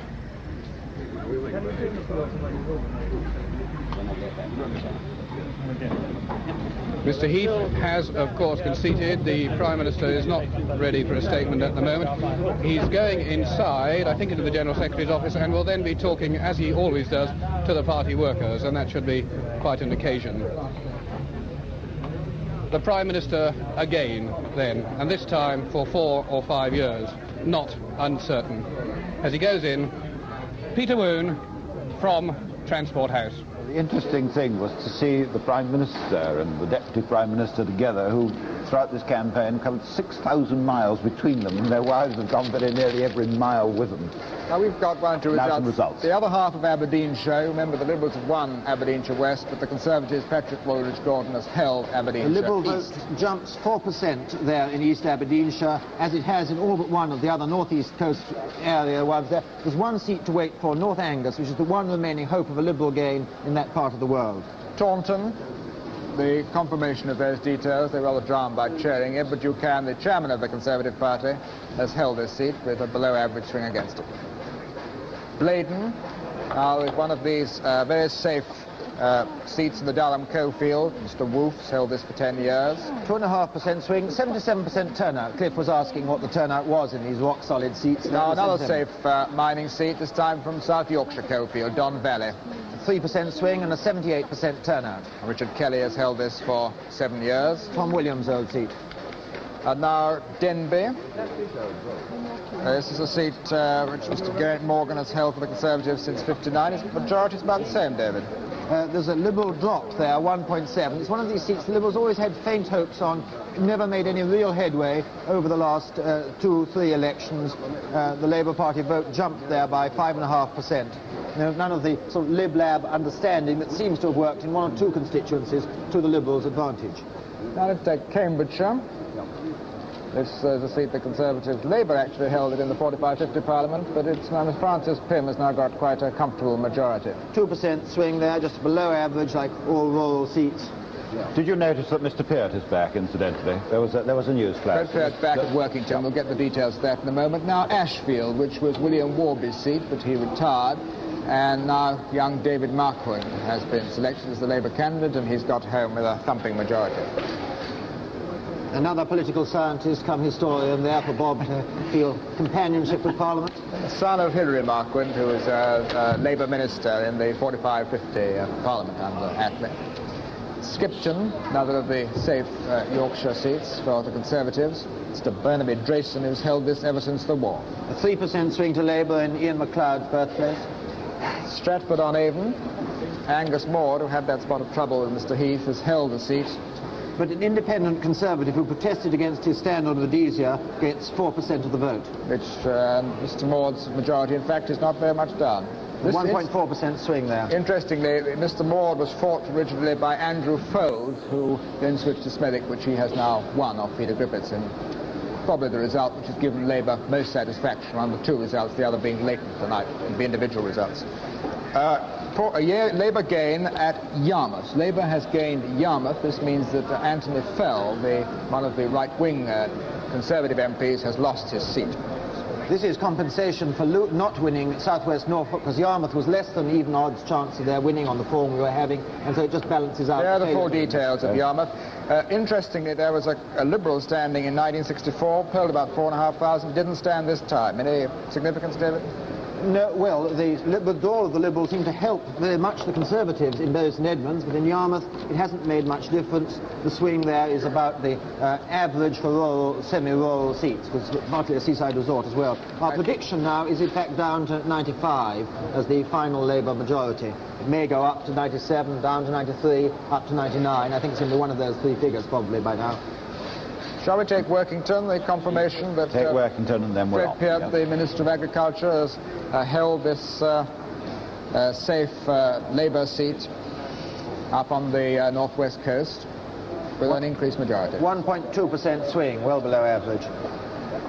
And now we're going down to the city. We've already heard from people in Throgmorton Street. We're now going down to the city to talk with the chairman of the Stock Exchange in the city, and with him, James Mossman. I'm in the office of the chairman of the Stock Exchange now. Mr. Martin Wilkinson is with me. And I think the first obvious question for him is, how have the markets reacted so far to what looks like a Labour landslide of anything up to 100 seats in the House? Well, first of all, I don't think that this is regarded as a landslide. We heard bigger figures quoted. I think that the markets have reacted in exactly the way you would have expected them to react. We've been conditioned to a Labour victory. We don't fix the prices. It's the public, the private investor, the institutional investor who decides whether things should be bought or not. But what are they doing this morning? And this morning, markets have improved slightly. The market is firm, and prices where changed are better. Any business in steel? A certain amount, but overall the activity, I would say, is very low. People are listening and talking and deciding today. Would you say, with your experience and in your position here, that the likelihood of more taxes, company taxes and dividend taxes, are coming up? Well, taxes, of course, increased taxes have been mentioned as something that is likely.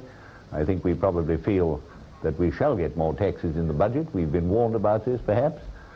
And perhaps more taxes are inevitable. But would you say that taxes of this kind would be inevitable with a Tory government as well? I think with the economic situation being what it is, some increase in taxation was probably inevitable. But all things being equal, you wouldn't prefer a Labour regime, presumably, in this particular part of the world? I would prefer a regime that is able to govern. I think we've had too long a period of uncertainty. I don't think we're concerned with whether we have a Tory government or a Labour government. That's not our job. We're not political. We've got to get on with the job. Do you feel that the investor, whom in a way you represent, is a target for this kind of government or not? I don't think it's fair to say that the investor is a target. No. The investor has suffered perhaps under some of the legislation that has been introduced by the last government in the shape of the capital gains tax, particularly. And of course the capital gains tax is something we're very anxious to get revised and put into a better shape. What about the nationalisation of steel? Would you imagine that the terms of the White Paper will now be observed given the more powerful position of the government? I would certainly hope that if steel has got to be nationalised, that there would be no going back on the terms that were published in the White Paper. What do you think?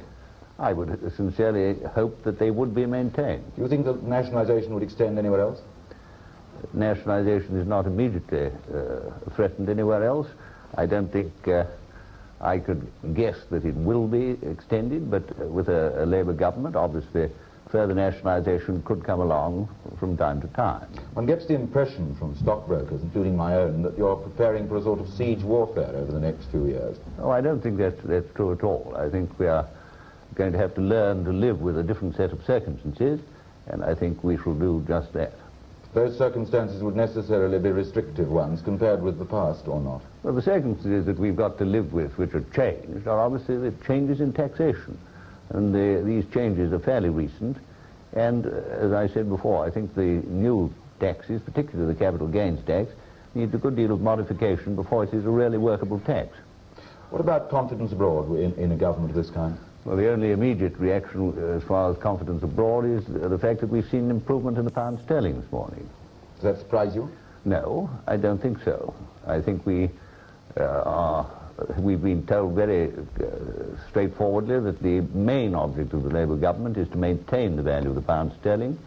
They are very deliberate about this, they're very firm about it, and now that they've got a working majority, I think the foreigner must hope and feel that there is a good chance that sterling will be maintained. Thank you very much, Mr. Wilkinson. James Mossman in the City.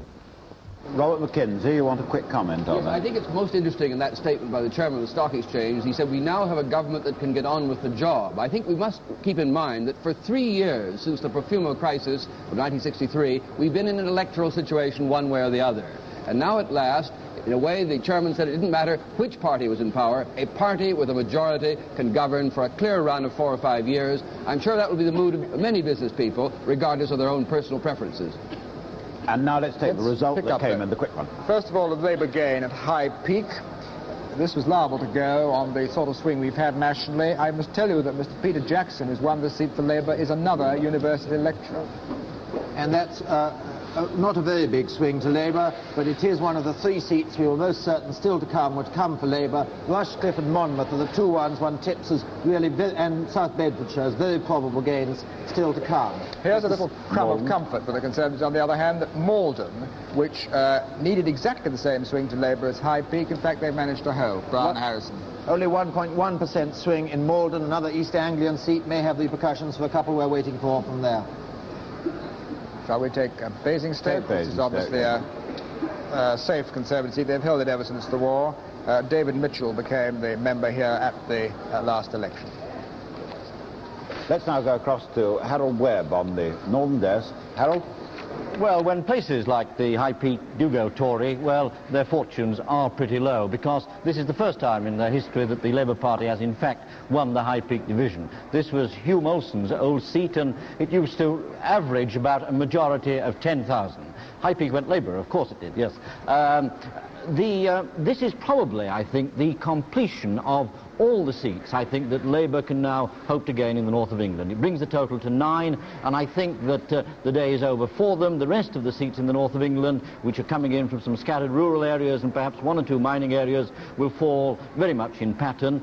The High Peak division itself might not have gone to Labour, because it is a mixture of town and agriculture, and although only a 1.6% swing was needed, the swing to the constituencies in the agricultural belt has been much lower than the national swing, and therefore there was just a possibility that the Conservatives might hold that. Back to you, Cliff. Well, let's go back to the results. There's one interesting one there. From Dover, which David Ennals won for Labour at the last election by only 418 votes. He's pushed up his majority quite a lot. However, Tom Stacey, who's a very lively Conservative candidate. Don't be misled by the name. Dover includes a large part of the Kent coalfield. 2.5% swing to Labour in Dover. Very highly organised seat. Turnout went up to nearly over 84% there. Shall we take Sudbury and Woodbridge, which is a seat that Conservatives have held since 1950. Part of it was held by Labour before that, though. This is John Howe's old seat. 1.5% swing there in that marginal seat, and there is a possibility that the Conservatives may gain Norfolk North, which Labour holds by 53, on the form that we've been having from the East Anglian seats so far. Just a possibility. Another West Country result for the Conservatives. Bridgewater, Sir Gerald Wills, a former Conservatives whip, held it with a reduced majority. 3.5% swing there. But the highest swing we've had from Somerset. But you can see what we mean when we've been talking about, since earlier this morning, we've been talking about the rural county constituencies reporting for the Conservatives in fairly solid masses and beginning to trim down this long Labour lead, not by nearly enough from the win, of course. Labour will still have a majority. Bob McKenzie said at the last time of asking of about 95, I think. Now let's go across to the southeast desk and David Holmes. David?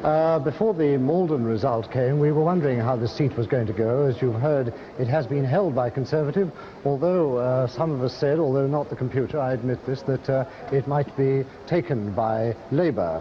But an interesting pattern has developed along the south side of the estuary in seats which have an agricultural element and also an industrial element. Dartford, which is largely industrial but has some agriculture, Gravesend the same, and Faversham this side, where we saw this extraordinary thing of a swing towards the Conservatives. One's at a loss to explain that. But in Dartford, for instance, the swing was 1.7 to Labour only.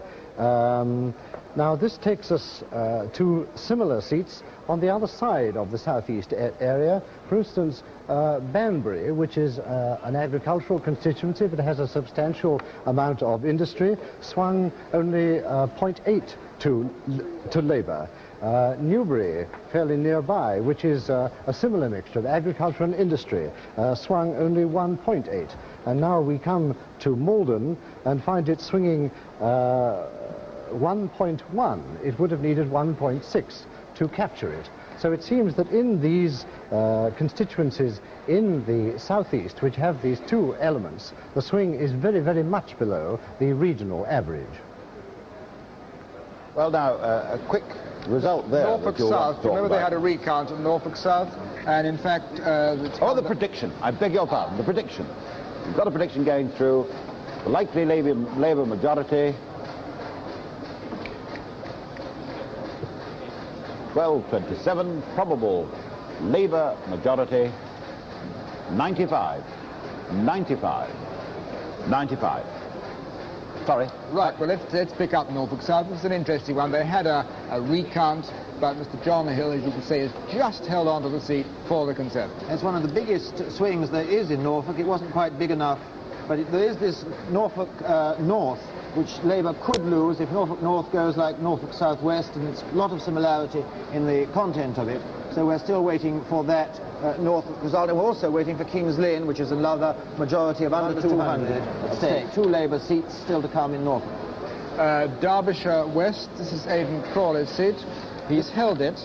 The Liberal vote has gone up. This is gone down sensationally. It's gone down by 17%. It's dropped from 30% to 17%. Well, the Conservatives only just picked it up in the by-election in 1962 with a 1,000 majority over the Liberal Party. The Liberals have now collapsed from 2nd to 3rd place, and one television personality has won the seat from a television producer. The reason for this, in fact, is that the former Liberal candidate, Colonel Gardner Thorpe, had to drop out at the very last moment. And this is why the Liberal vote collapsed. I was astonished as I thought it had gone up. Now, Hertfordshire South West. Gilbert Longdon has held this for the Conservatives with a reduced majority. 2.3% swing there. Yeah.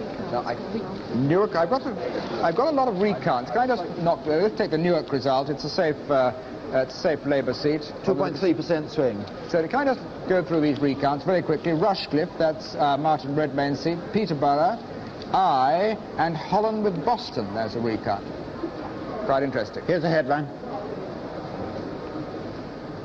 Rushcliffe, Peterborough and Holland with Boston, all recounting. There we are. Now, Rushcliffe was a seat that Labour was expected to win on the forms they poured. The others were not. If they divide evenly on an even odds basis, 2 to Labour and 2 to Conservative, this might push up the prediction from 95 to 97. Let's take Horton Price.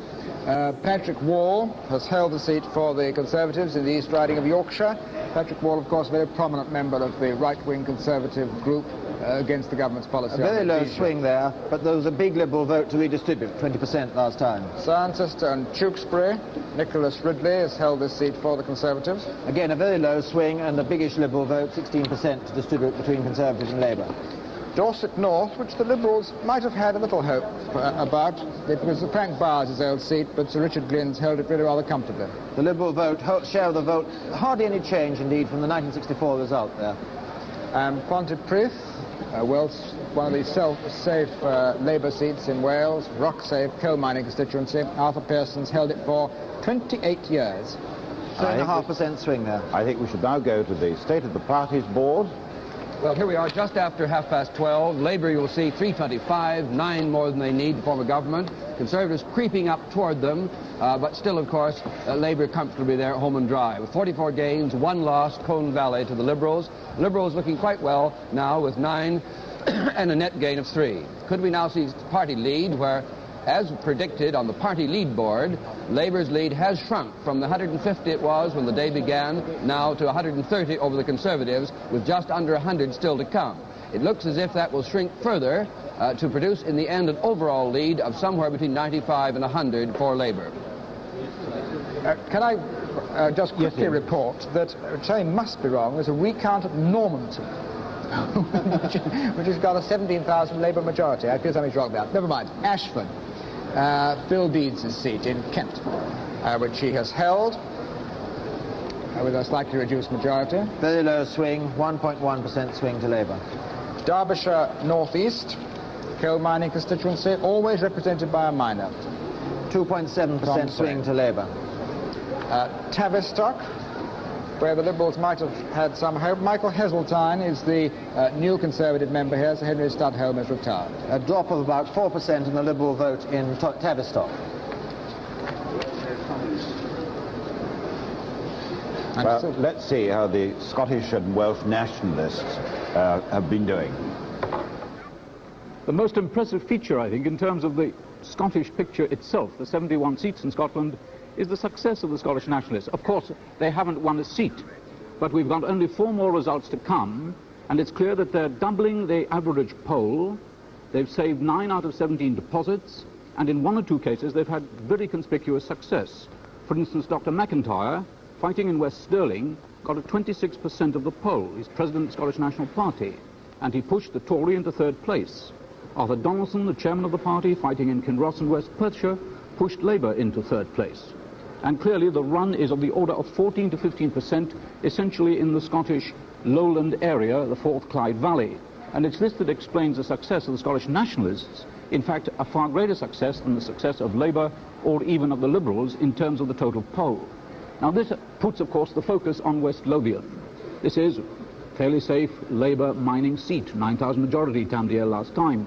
But the runner-up last time was, of course, Willie Wolfe, Scottish National Party Executive Vice Chairman. Will he get more than the 15,000? Will he really push Tamdale out? This also, of course, dramatises the problem of the Scottish National Party. They're fighting essentially in the lowland belt. This is not a Celtic fringe party. They had 5 candidates in Glasgow, and all their successes are essentially in the area between Glasgow and Edinburgh. They've clearly had some effect on Labour policy. They've talked of devolution. They've dramatised the importance of the economy, even if not all economists in Scotland accept their statistics. They're an urban radical party with a strong industrial nexus to them. And in this sense, perhaps, they are a sharp contrast to the Welsh National Party. So, over to Ken Morgan at the Welsh desk. Welsh nationalists haven't clearly been as successful as the Scottish nationalists this time. I think it's fair to say it's a very difficult election for them. It comes very shortly after the last election, which means great financial and organisational problems for the Welsh nationalists. They've also been engaged in a great deal of difficulty about tactics, whether a need to pursue constitutional action at all, or other forms of direct action. Of the 19 results we've had so far in seats in which Plaid Cymru, Welsh nationalist candidates, are concerned, they've lost deposits in 17. On the other hand, their vote has gone up so far in 9 constituencies. They polled extremely well in Carnarvonshire, where again they saved their deposit, and also this time they saved their deposit in Carmarthen, where Gwynfor Evans, the president of Plaid Cymru, was standing, and his poll went up by 4.5%. A very good result for Plaid Cymru. It underlines that Welsh nationalism is strongest, quite clearly, in the rural Welsh-speaking areas. The Liberals decline in Anglesey. They didn't have a candidate this time. The decline in the Liberal poll in Carmarthen has benefited Plaid Cymru in both of those constituencies. Their vote has gone up very markedly. On the other hand, it's significant, I think, that in Cardiganshire, the Labour Party had a candidate who was himself a former member and indeed a former candidate for Plaid Cymru. And on this occasion, it's quite clear that the Labour victory in Cardiganshire, to some extent, can be explained by the Labour Party attracting former Plaid Cymru votes. In general, therefore, while Welsh nationalism hasn't been as successful as Scottish nationalism, as Esmond Wright has described, it's clear that nationalism remains a phenomenon in the Welsh political scene. To some degree, nationalism may have been siphoned off by Labour's regional policies, the creation of the Secretary of State for Wales, but not wholly so. Latent nationalism, political nationalism and cultural nationalism remains. The great problem, I think, surrounding Welsh nationalism is whether it takes a political form, an economic form, concerned with improving the economic status of Wales, its place in the British economy, the growth of new industries, changing the economic pattern, or whether it concentrates on cultural problems, the preservation of the Welsh language. And in the latter case, there's a difficulty for Plaid Cymru, I think, because the preservation of Welsh culture and of the Welsh language is a cause which attracts the sympathy of many Welshmen beyond Welsh nationalists themselves. But Welsh nationalists, I think, can't be displeased at their fortunes at the election of 1966. Well, I think we must now, all of us, remember that this is the time that people start to come in for lunch. A great many of them may have switched on their television sets. I wanted, as it were, a sort of summary of the thing. But before we give a summary, let's just have these two results. Ripon, Sir Malcolm Stoddart Scott, who sat in the House ever since 1945, has held his seat with a slightly reduced majority. A 3.5% swing there, and may I make one correction to a neighbouring seat? We said there was no Liberal standing in Halton Price. There was a Liberal standing. He got 17% of the vote, and it was just a technical stammer behind us. I'm sorry for that mistake. Carlton, the Conservatives have held. This is Kenneth Pickthorne's old seat, now taken over by Philip Holland, who was the Conservative member for Acton in the 59-64 Parliament. 2% swing there. Then Sedgefield, another of these rock-solid Durham mining seats. Labour's majority up. Joe Slater is the Assistant Postmaster General. 4% swing there, 76% turnout. And back to the Conservative seaside territory, Eastbourne. Sir Charles Taylor holds the seat, as he has ever since 1935, for over 30 years. Majority slightly down. Split-off Conservative didn't get more than 1.6% of the vote there. Well, I think... But you can see the pattern developing now during this Friday, as it does on the second day in every election, with the Conservative rural seats beginning just to chip away at the overnight Labour majority. Robert McKenzie. Well, the important point to note is that this is the 1959 replay in reverse. Mr. Macmillan that year, with 49% of the vote, got a majority of 100. Mr. Wilson, with 49% of the vote, is going to have a majority of 95, give or take a few seats. And of course, this is very important because he's got a majority which can assure a 4 to 5 year run. He proved you could govern with a majority of 3, but we knew that already. After all, Menzies had governed with a majority of 1 in Australia. We've had minority governments for long periods elsewhere. What you can't do with a majority of 3 is to take the really unpopular action that may lose you a series of by-elections. So we now have a situation where there's no reason whatever why we shouldn't have powerful government coming head-on with the problems this country faces. Then we've got a chance to judge in 4 or 5 years' time whether the people have measured up to the great challenge that now faces them. Can you spell out the likely majority as it now is? This is just for people who haven't been with us today. The latest figures do suggest a majority of 95 for Labour, give or take a couple of points either way. It doesn't seem likely now Labour will get its 100-seat majority to round off at the figure which would be exactly the same as the Tories had in 1959. Let's take these two results. Dearne Valley, another of the South Yorkshire coalfield seats. The highest majority reported yet, 35,614. It's the second 30,000 majority. Then in Suffolk. You were told there was a recount there. It's a safe Conservative result. Very odd. But it had anything to do with the Liberals. Liberals saving his deposit. Yes, he would just be on the balance of an eighth of the vote. Majority slightly down. Sir Harbert Harris has held this seat since 1951. Then St Ives. The Liberals hoped for a gain here. They've only got third place. The Conservative share of the vote drops, but a new member, Mr Knott, gets into Parliament in succession to Mr Greville Howard. And then the Conservative Chief Whip is back. Penrith and the Border. William Whitelaw holds the seat with a slightly reduced majority.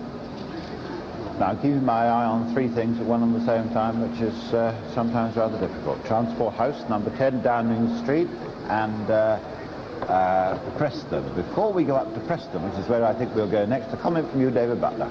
Well, the results so far this morning show a considerable drop in the swing, with rural results coming in. The swing now looks as though it's going to be a little under 3%, and the majority is certainly going to be, almost certainly going to be under 100. Indeed, there are only about 4 or 5 seats coming in where the result is seriously in doubt as far as the Labour Party is concerned. There are a couple in Northern Ireland and 4 or 5 Liberal seats in the north of Scotland, which won't affect Labour's overall majority, but which are of considerable interest for us to watch. Still, there will be enough interest in individual results to keep us going, and as the afternoon advances, I think we should be able to give you some analysis of why things have come out as they have, what has happened to the Liberal vote, and problems of this sort. Now, one other result, take that one, I think. One other result for Bridlington, another of the Yorkshire results. Richard Wood, former Conservative minister who lost both legs in the war, but has been a very active politician, held the seat with a slightly reduced majority. And now we can take you up to Preston. That's the cattle market at Preston we're taking a look at. Near there somewhere, Harold Williamson. Preston cattle market, and I'm with dairy farmers who are none too happy about Labour's success. How about you, sir? How do you see the future under a Labour government with a working majority? Well, I don't know. Looking around this ring this morning, there's quite a lot of depressed faces, but whether it's the result of the poor trade or the result of the election, I wouldn't know. But personally, I feel that it's a disastrous result for the country, and I don't think agriculture can get any change out of it at all. Why not? Well, in good times or bad, we get precious little sympathy from any of the politicians of any party up to now, and unless there's a change of tune in the new Parliament, I can see precious little coming out for the farm. What are you looking forward to under a Labour government? What do you hope to achieve? Well, I'm looking forward to them giving us a better standard of living. Because up to now we're working about 80 hours a week for very little returns. And that's been under both governments. And I'm hoping that one way or the other they'll improve it. Well, how do you see your future under a Labour government? I see a very poor future under a Labour government. The farmer's not getting a fair return for his work. And if the farmer has to produce the food, the government must do something about it. They used to accuse farmers of desiring feather bedding. Is this what you're looking for? Feather beds have never been attached to farmers. They've not time to lie in them to get a living. What about the common market? Do you hope that Labour will go into the common market? I do hope they will go into the common market because the British farmer compete with any farmers overseas. What's your reaction to this? How about the common market? Well, I don't really know about this common market job. I haven't considered it enough. But if they do go in some respects, I think we'll be far better off. Why? Well, really, for the cost of feeding stuffs over there and the cost of the things to the housewife over there are sure to go up over here. What about this? Do you think that Labour will want to go into the common market? Well, up to now, during the election campaign, they've told us they're only prepared to go into the common market conditionally. And I would say that we should have stood a great deal better chance under Mr. Heath going into the common market fairly quickly and with great benefit to agriculture generally, I believe. How do farmers see the international situation? In Rhodesia, Mr. Ian Smith has said that he couldn't care less about Mr. Wilson's majority, but the door is still open for negotiation. What do you think should happen there as a farmer? Well, this is a subject I don't think it occupies the mind of farmers generally very much at all, for 2 reasons. Firstly, they prefer to leave foreign and Commonwealth affairs to the politicians in Westminster. And secondly, they're far too busily occupied trying to get a meagre living out of the land without any sympathy at all from very few politicians. What do you think Mr. Wilson should do as far as Ian Smith in Rhodesia? Well, I think that Mr. Wilson should meet them and try to come to some terms with him. Because I think they're in a way, they're trying to do their best. And unless he meets them and comes to some agreement, I think there's going to be a disaster over there. Do you feel the move has to come from this side? I think the move must come from this side, and before long. What do you say about this, sir? What do you feel about Rhodesia? I think the move must come from this side. There should be talks with Mr. Smith. Definitely. Why do you say this? Because I don't think it's giving Mr. Smith a fair chance. And we must approach Mr. Smith. If we can come back to local matters, in Preston North, Julian Emery lost his seat. He only had a 40 majority last time. What were the local issues, do you think, that affected his position? I think it was the TRS2, was it? TSR? Yes. The aircraft? Yes, the aircraft. But there are few unemployed in Preston now. It's considered that this perhaps was not an issue. Well, I think it was.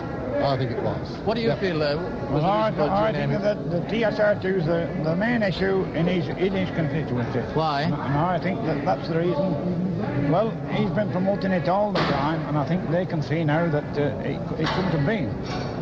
What about the Conservative Party's failure in this election overall? What do you feel is the main reason for them losing this election as they have done? Well, the main reason, I think, is that the Prime Minister has had sufficient tactical sense to come to the country before the British people have felt the effect of socialism. Well, just had a flash that Labour has won Bedfordshire South. This is a seat the Conservatives held with a very tiny majority. There's the headline confirming this. It was one of the ones that was most certain to go, one of the three that was most certain to go. The other interesting headline that we saw when we were up at Preston was that Labour has held Meriden, and here are the figures.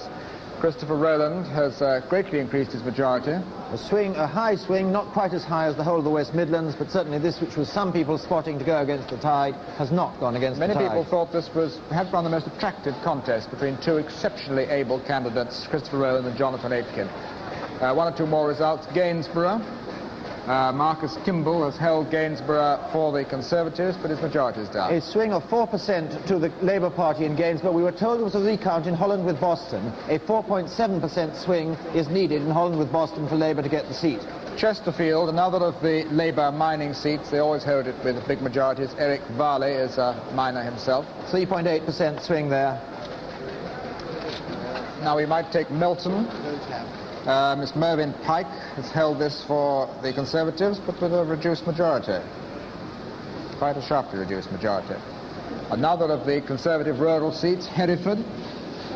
A drop in the Liberal vote, a rise in the Labour vote, virtually no change in the Conservative vote. Quite a big drop, 6% switch from Liberal to Labour. David Gibson-Watts, now a front bench spokesman for the Conservatives. Now Buckingham, this is the seat that Labour won off the Conservatives at the 64 election. Robert Maxwell, who's been a very active figure in his 17 months in Parliament, has held it. A very low swing there, only about a 500 improvement. North Angus and Mearns, Alec Buchanan-Smith has held this for the Conservatives. This is a disappointment for the Liberals, because this is the one seat that they still had hopes of gaining in the northwest of Scotland, in the northeast of Scotland. I don't think there are any other seats the Liberals are particularly likely to gain in the results we're waiting for. East Grinstead, Geoffrey Johnson-Smith has held this slice of Conservative commuter territory. Remember that he won the by-election in the last Parliament. The Liberals drop a little compared to the 64 result. Not much change. Stafford and Stone, Hugh Fraser, a former Conservative minister, has held the seat, slightly reduced majority. 2% swing to Labour there, which is well below the West Midlands average. And another of these Labour mining seats, Bolsover, Harold Neal, a miner himself. 2.7% swing to Labour there. They always get huge majorities there. Down South, another from Northern Ireland. The name of the constituency is Down South. Captain Lawrence Orr keeps this very comfortably for the Ulster Unionists. He's one of the very, very active Ulster Unionists. Now let's hear from Kenneth Harris. I've got three economists sitting with me here now, and on my left is Kenneth Fleet, the city editor of the Sunday Telegraph. And next to him is Norman McCrae of The Economist, and then Professor Rose of the London Business School. Could you begin, gentlemen, by giving me your personal reactions to the results as we know them so far? Kenneth Fleet? Well, I think nobody is surprised at the result, probably not even Mr. Heath. Mr. Wilson, I think, in the last 18 months has proved himself a pretty good Tory Prime Minister when it comes to handling the economy. And we've got him back, and I think he will go on dealing with the short-term economic problems of the country in this, as it were, Tory fashion. Norman McCrae? Well, I think that the government will now, in the next 2 months, go ahead and intensify the squeeze, because I think their economic advisors have told them, rightly or wrongly, they need to create more unemployment. And Professor Rose? Well, the real difficulty I have is asking myself whether anything really important has changed. Something has happened electorally, but whether anything has really changed in terms of fundamental economic policy remains to be seen. Well, that's really what I'd like to put to all three of you. Many Conservatives, Labour supporters and Liberals believe that this election should have been about the solution of this country's economic problem. Now, Kenneth Fleet, do you see that these results may have taken us a little nearer to a solution of that problem, or perhaps further away? I think, taking up Harold Rose's point, in the next 3 or 4 years we will see a fairly sharp differentiation in the method of tackling the basic economic problems of this country. In other words, I think Labour will tend to go more its own way, and slightly more socialist, more bureaucratic. They will tend to interfere far more, make decisions from the centre, bludgeon businessmen into doing what they think is right. Could you give me some examples of the kind of thing you mean? Well, the government is extremely keen on this business of sticks and carrots. They think that they can encourage particular businesses by giving them special rewards, as it were, for being good boys. They think they can punish other companies who are slothful and lethargic and inefficient. They can do this through the budget. They can do it by handing out money, by withholding government contracts. This, I think, is the tendency, the underlying tendency in Labour policy. It hasn't come to the fore in the last 18 months because they've been too preoccupied with dealing with the short-term sterling problem. But you expect it now? I expect it now. Norman McRae? No, I think that what's been holding the government back in the last 17 months is precisely the fact that they knew an election was coming on. I think that, if anything, they'll go more immediately towards what I'd call a right-wing policy of more deflation. I agree that, and some of this bullying of businessmen around is something that's done in a more inflationary situation. I agree that I think that tax policy has been far too discriminatory, and I think that the immediate budget will still go that way. But I think that the city and the bankers will say this is a better Labour government. I don't know whether other people like me would. Norman, Professor Rose. Well, I don't think that the government has much choice, really, as far as this year is concerned. I think any government would have to implement some deflationary policy. Well, I think we are in agreement there. Would you like to develop that, Professor Rose? Well, there's a difference of emphasis between Norman and myself here, but I think that the incomes policy is bound to fail, given that the labour market is so tight as it is. The desire of the Labour government to avoid any deflation, I think, is one which is going to be increasingly unrealistic. But the other question is whether the government really has a long-term policy. To my mind, the national plan is dead. What is going to take its place? Coming back, there is a strong feeling in the city that with this majority behind him, Mr. Wilson and his chief economic ministers will be more prepared to stand up to the trade unions. They will risk a few bloody noses and try, as it were, to contain this inflationary pressure that has been coming from What do you think yourself about that? I think this is right. I think it will have to come. I think Mr. Wilson knows this, and when he does it, he will earn plaudits all round, not least from the City of London. I think the alternative is between a modest deflation through the budget and somehow purchase restrictions and a tough incomes policy, or a tough budget and a pretty weak incomes policy. Now, I prefer the first. I prefer the tough incomes policy and modest deflation through the budget. I'm rather afraid that it might go the other way, frankly. I don't really believe in the incomes policy as the Labour government sees it. I believe that some incomes policy will always be necessary, but to believe that we can rely, in some sense, on an incomes policy as a substitute for deflationary policy seems to me to have been shown to be unrealistic by the events of the last 40 years. Last word with you, Kenneth Fleet. Well, I don't think that Labour has made that mistake. I think they have been imprisoned by short-term difficulties. The incomes policy is worth trying. They will go on persevering in the hope of getting some rational thinking and rational bargaining into the wage situation. I think, if I may just say, that it's instructive that sterling has been better this morning, that stock exchange prices have gone slightly firmer. I think optimism at the moment for some improvement is pretty high and perhaps justified. Well, thank you, Kenneth Fleet, Norman McRae, Professor Rose, and now back to either Ian or Cliff. I'm back now. Thank you very much indeed. I put my hand out like a boy at school. We'll be hearing more about that kind of comment in a moment. Let's clear some of the results up here now. Here's the Bedfordshire South full figures, the seat which Labour has gained off the Conservatives. An average sort of swing in this very large population seat, New Development Time, Luton. And the new Labour MP there is a lecturer, again. Now, Norfolk North, which David thought the Conservatives might just have a chance of winning, but Bert Hazel has in fact held it for Labour. Low swing there, but it is a swing in the Labour direction. Now some safe Conservative seats. Lewis, Sir Tufton Beamish has held it with a slightly reduced majority. 2% swing there. Petersfield, Miss Joan Quennell has held this for the Conservatives. The Labour candidate, Margaret Stewart, the journalist, though she's called Lady Wilson there, has pushed up the Labour vote by 4%, but she's still in third place. And now here is the result from Holland with Boston, where they had a recount. And Mr. Body is the new MP for Holland with Boston, although he in fact was a member for Billericay in the 55-59 Parliament. This is a remarkable swing for a rural seat, 5% swing to Labour. It's not surprising that Labour didn't win it, it's surprising that they got so near to winning it. It was, of course, a Labour seat back in 1924 last. Not that I know anything at all about it, but I'm told that Strater's Grill is one of the busiest places at this time of the day. Down there is Jim Mossman. Jim? I think I'll stick here. Hello, well, here in the city, in a very lively pub, very near the Stock Exchange, I've got some people here, bloodthirsty young Tories and others, to ask about the effect of this in a slightly more informal way than with the chairman an hour ago. Can you two tell me, to start with, what you feel will be the effect on people like you and yours of this vast Labour government majority? Well, firstly, I'm not a bloodthirsty young Tory, and I'm not actually a Tory at all. But I am concerned... Talking about the people looking over your shoulder. Go on. All right. I'm concerned with 4 million people, the investors in the equities in this country. And I think they've got to watch it as to whether Mr. Wilson is now going to be a socialist or a radical. Well, which do you think he's going to be? I think he's going to be a radical. And that you think will be beneficial to the British economy and the investor? I think it's beneficial to the economy if we get the support from abroad that we need, that John knows about. And then I think at home, if he doesn't penalise investment, we should be all right.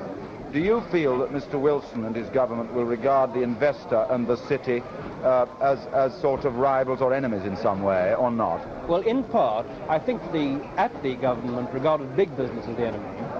Well, this government is more subtle, that the minority of socialists within this government will regard the small business, the enterprising businessman, the rising man, as being the person who is an untidy feature of the national plan. And they're already using they already in the last budget used subtle techniques to try to make life difficult for him. I think this tendency will go on. I think that George Brown will, if it's drawn to his attention by the opposition, will do his best to keep life going for such people. But you're worried about this government. Do you think it's a bad thing from the point of view of business and the point of view of people who want to say... Well, we're going down now to Downing Street because the Prime Minister is just arriving at number 10 to take up residence yet again, and to watch him do so, Michael Charlton. And here in Downing Street, the Prime Minister comes home, back to the famous house, which is his for the next 5 years if he wants it. 2,000 people have waited here nearly all the morning for him, and listen to the reception he gets now as he steps out. We understand you'll be making a statement here on the steps before long. He looks pretty tired to me.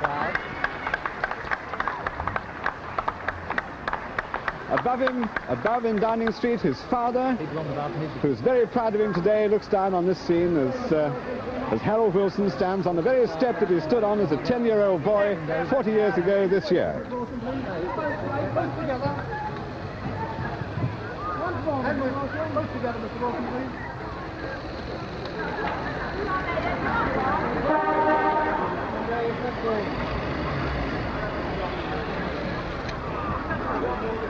This roar of cameras from the international press, vultures all around him. This will go on for 2 or 3 minutes here.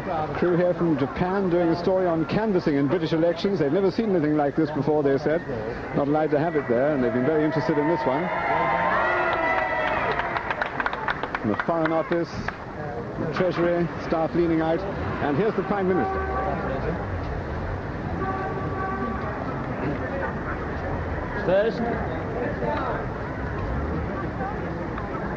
First, I should like to thank all of you who have come to give us such a friendly reception on the return to 10 Downing Street.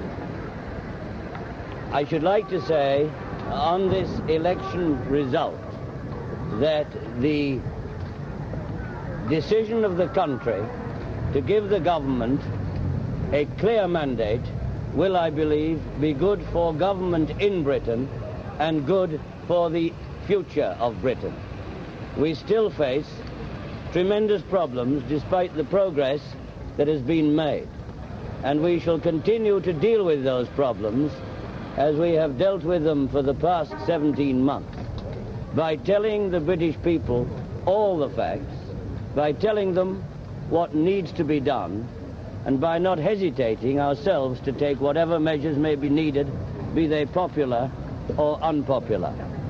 But we mean to continue, as we have begun, making Britain a fairer and a juster society. A general election inevitably emphasizes and stresses and underlines those issues which divide the nation.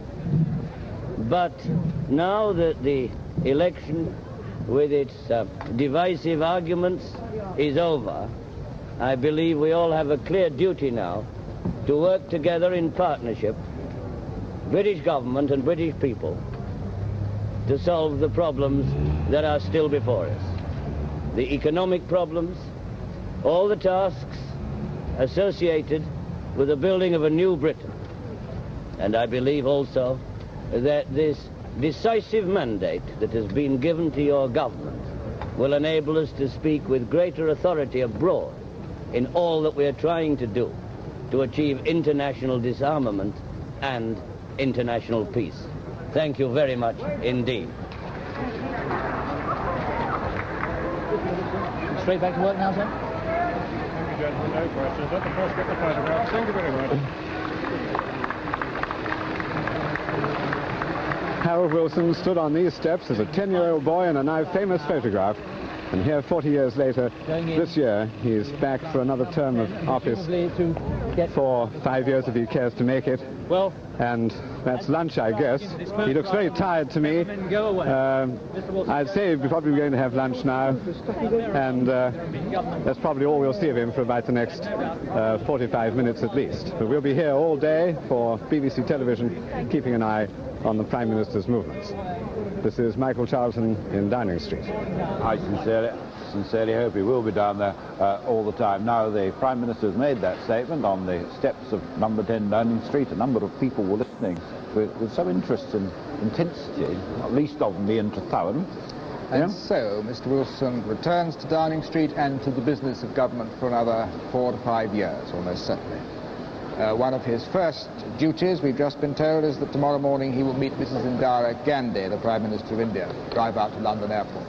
But he has before him now a series of decisions to take, the question of whether to reform his cabinet, and then the drafting of the Queen's speech for April the 21st, the state opening of Parliament.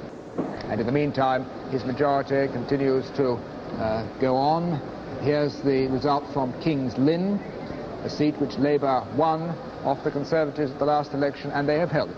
A 2.2% swing there. That's the last of the East Anglian marginals we were waiting for, unless you call Peterborough East Anglia. And now they are in with one Labour gain in Yarmouth, no other change in the East Anglian seats. Rutland and Stamford. Kenneth Lewis holds the seat for the Conservatives. They've held it for many, many years. But the majority is slightly down. 2% swing in Rutland and Stamford.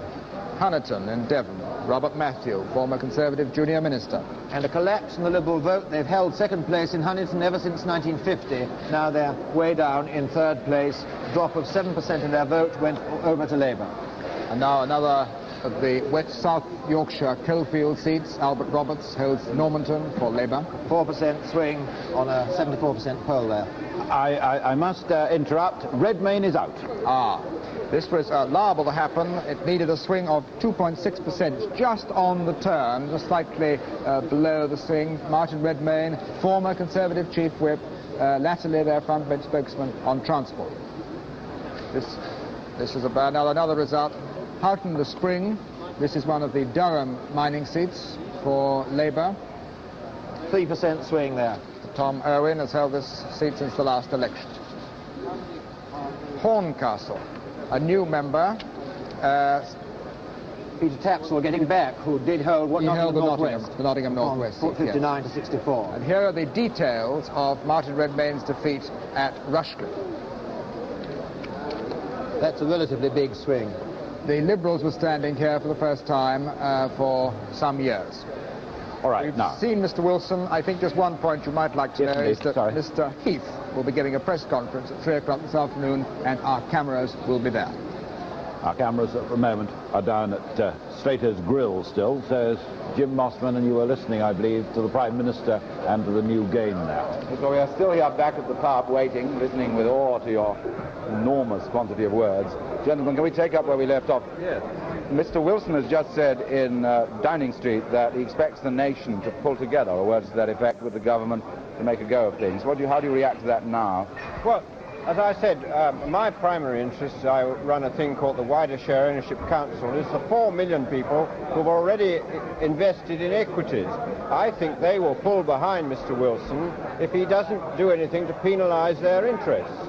You think he gives them dividends, you mean? No, I don't mean that. I mean if he doesn't make the taxes worse against them. Do you think he'll make the taxes worse? I think he may make the taxes worse. I think they're learning.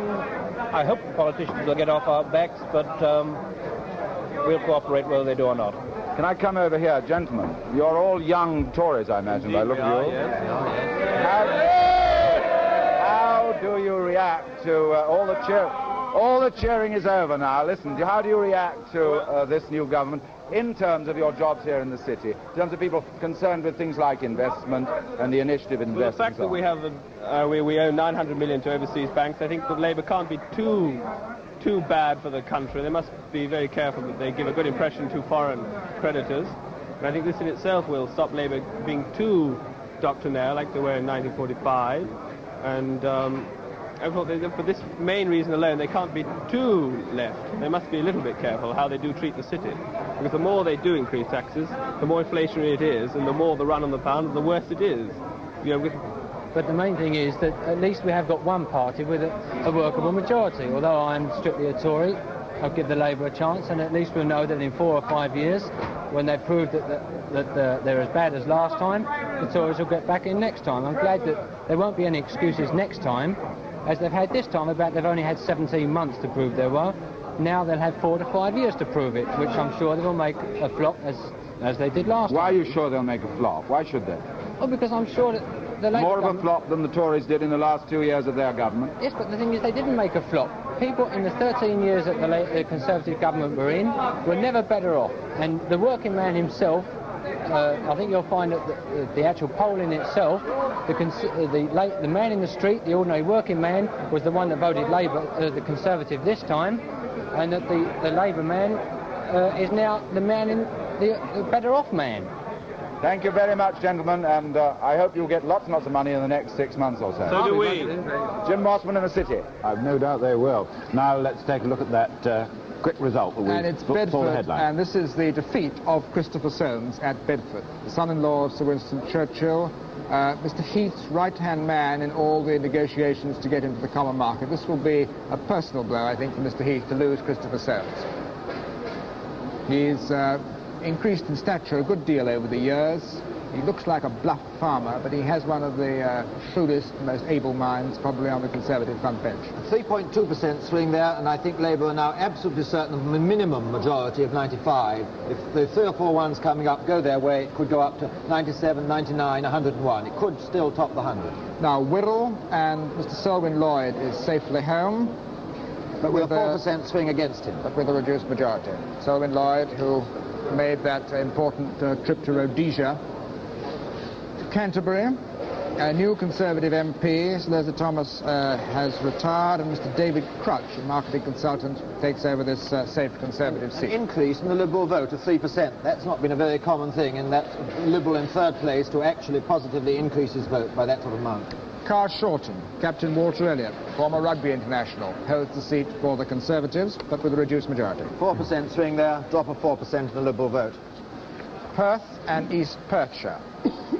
Ian MacArthur, who's held this seat for 7 years, was a government whip, now a front bencher talking out Scotland. Unusual, slight drop in the Scottish National vote there. A swing of 2.3% to Labour. And another safe Conservative seat, Sir Douglas Glover holds on to Ormskirk. He's been there now for 13 years. 4% swing there. And another, Huntingdonshire, David Renton, former junior minister in the Conservative government. 3.5% swing there. And now a Labour seat, Brigg, the other Malalieu, Mr. E.L. Malalieu, who's represented Brigg for 15 years. His majority is up by 4,500. 4% swing in that steel town, Scunthorpe, mainly. and Rye, another of these South Coast constituencies which normally, except for Brighton Cape Town, are good Conservative territory. Liberal vote drops by 1% and they keep second place there. Mr. Godman Irving's been there now 11 years. Totnes, Ray Morby, one of the two Conservative trade unionists, holds Totnes. He's an electrician. 2% swing there. Majority not down by very much. Now a Labour seat, Gloucestershire West, no change there. Charles Laughlin, the junior minister. Swing of under 1% to Labour in the Forest of Dean. Charles Laughlin's parliamentary secretary to the Ministry of Health. Just reverting to Christopher Soames, the problem that always arises when a senior man loses his seat, particularly at the beginning of what's bound to be a 4 or 5 year parliament, is whether he stays and fights the seat again 4 or 5 years' time, or whether he takes an early by-election for a safer seat. It's not quite as easy as it looks, because it may well be that his leader wants him back in the House, even if he would prefer to stay and fight it out. And I thought in Christopher Soames' case, this may well be true. Sure, there's another problem closer. No, there are quite a number of distinguished people out. A lot of people must have joined us, you see, over lunch, Bob. This is why I asked if you could perhaps just remind us of one or two of the people who are out. Well, the two most recent ones we've had, of course, are Christopher Soames and Martin Redmayne, the former government chief whip when the Conservatives were in power. Now, the important thing about this, I want to pick up Ian's point, if I may. Yep.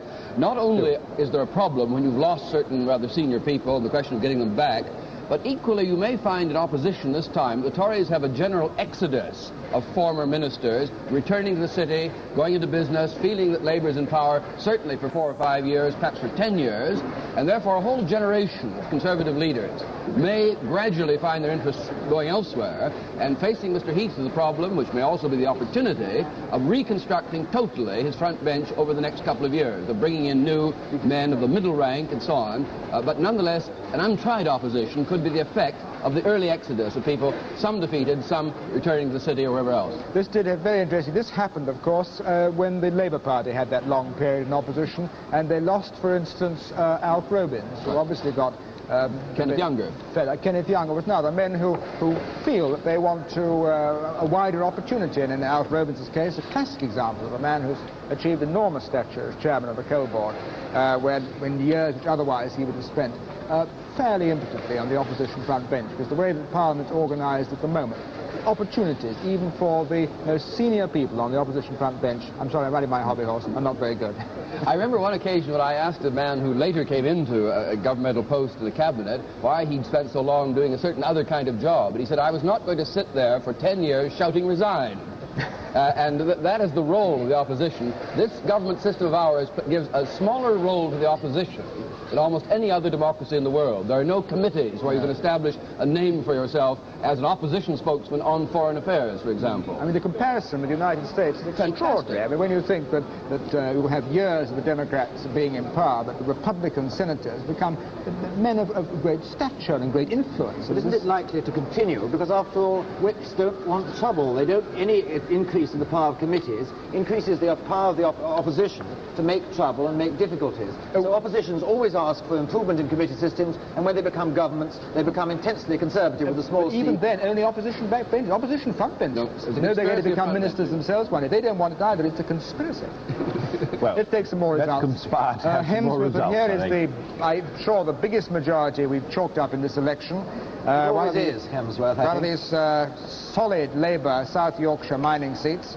Mr. Alan Beanie has held it for 7 years. He is a miner himself. 2% swing to Labour. The Conservatives do save their deposit there, though. A seat that the Conservatives might have lost, Harford. Lord Balneil holds it with a reduced majority, but this might have gone against them. Hemel Hempstead's another seat in that area which could go, probably won't in light of the Harford result. Harford's one got the Hatfield New Town. It's changing rapidly. It'll be redistributed. Durham North West, another of the coalfield constituencies which have been coming in all today.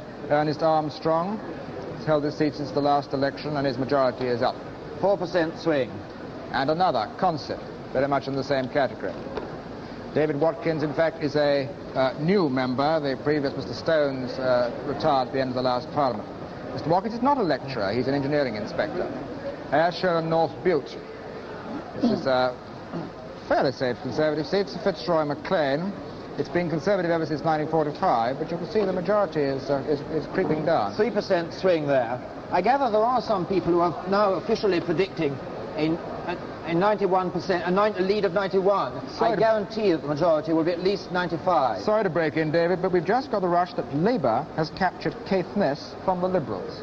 Well, that puts the Labour majority to over 100, I guess, certainly up to 99. We'll get the details in a moment. Let's now take Ayrshire Central, which, oh, it's the Labour gain. I imagine that's what it is. Caithness and Sutherland. That means George Mackey, the Liberal spokesman on financial matters, loses the seat. His brother is a Labour minister, sits for the other Enfield seat, G.M. MacLeod doesn't sit for. Now let's take Ayrshire Central, sorry. Archie Manuel holds the seat for Labour with a slightly increased majority. Only 1.3% swing there. Conservatives had this in 55-59. Mr. Manuel got it back. He's been in off and on ever since 1950. He drove an engine while he was out of Parliament for 4 years. We're just waiting for the figures for Caithness. But this brings the Liberals down to what? Is it 11 or 12? Assuming they hold Chertsey. There's another safe Conservative seat coming right back to Surrey. Sir Lionel Heald, former Attorney General. Slightly reduced majority. This is a safe Conservative suburban commuter constituency. Well, we're keeping our eye on Monmouth at the moment, where, or particularly it's Abergavenny, where the Monmouth result is going to be declared, and we've had all sorts of time signals from down there, and that don't mean very much to us. But now, here are the figures. Here's the Caithness and Sutherland figure. Mr. McLennan, who's a barrister, has won this for Labour with a tiny majority, you can see. Because Caithness and Sutherland specialises in that. There were only 60 votes separating the three candidates when Archie Sinclair lost the seat in 1945. Mr. Mackey's brother is a Labour minister. He loses the seat for the Liberals. This must raise just a slight question about whether the Liberals will hold on to their other two gains in the north of Scotland in the last election in Ross and Cromarty and Inverness. I think there are better prospects for the Liberals. Well, I was just about to give you a prospect from Abergavenny, because I first of all saw Mr. Peter Thornycroft, the Conservative down there, smiling, and then I saw him go slightly hard-faced, and now he's gone smiling again. Anyway, we're going to pop up to Manchester to Michael Parkinson. Because of recent crimes in the area, capital punishment has been raised as an issue in several constituencies. Was it in yours? It was a secondary issue because we've just had a murder quite recently in Swinton. A young girl was stabbed on the golf course. It was raised in the election? Yeah, it's only as a secondary, not major one. I see. But nonetheless, did you vote for the man who supported capital punishment? No, I would never support anybody in capital punishment. This is only admitting that there's something radically wrong with society in which we live. And there's another feature which one has to look at. Is it worth hanging these people?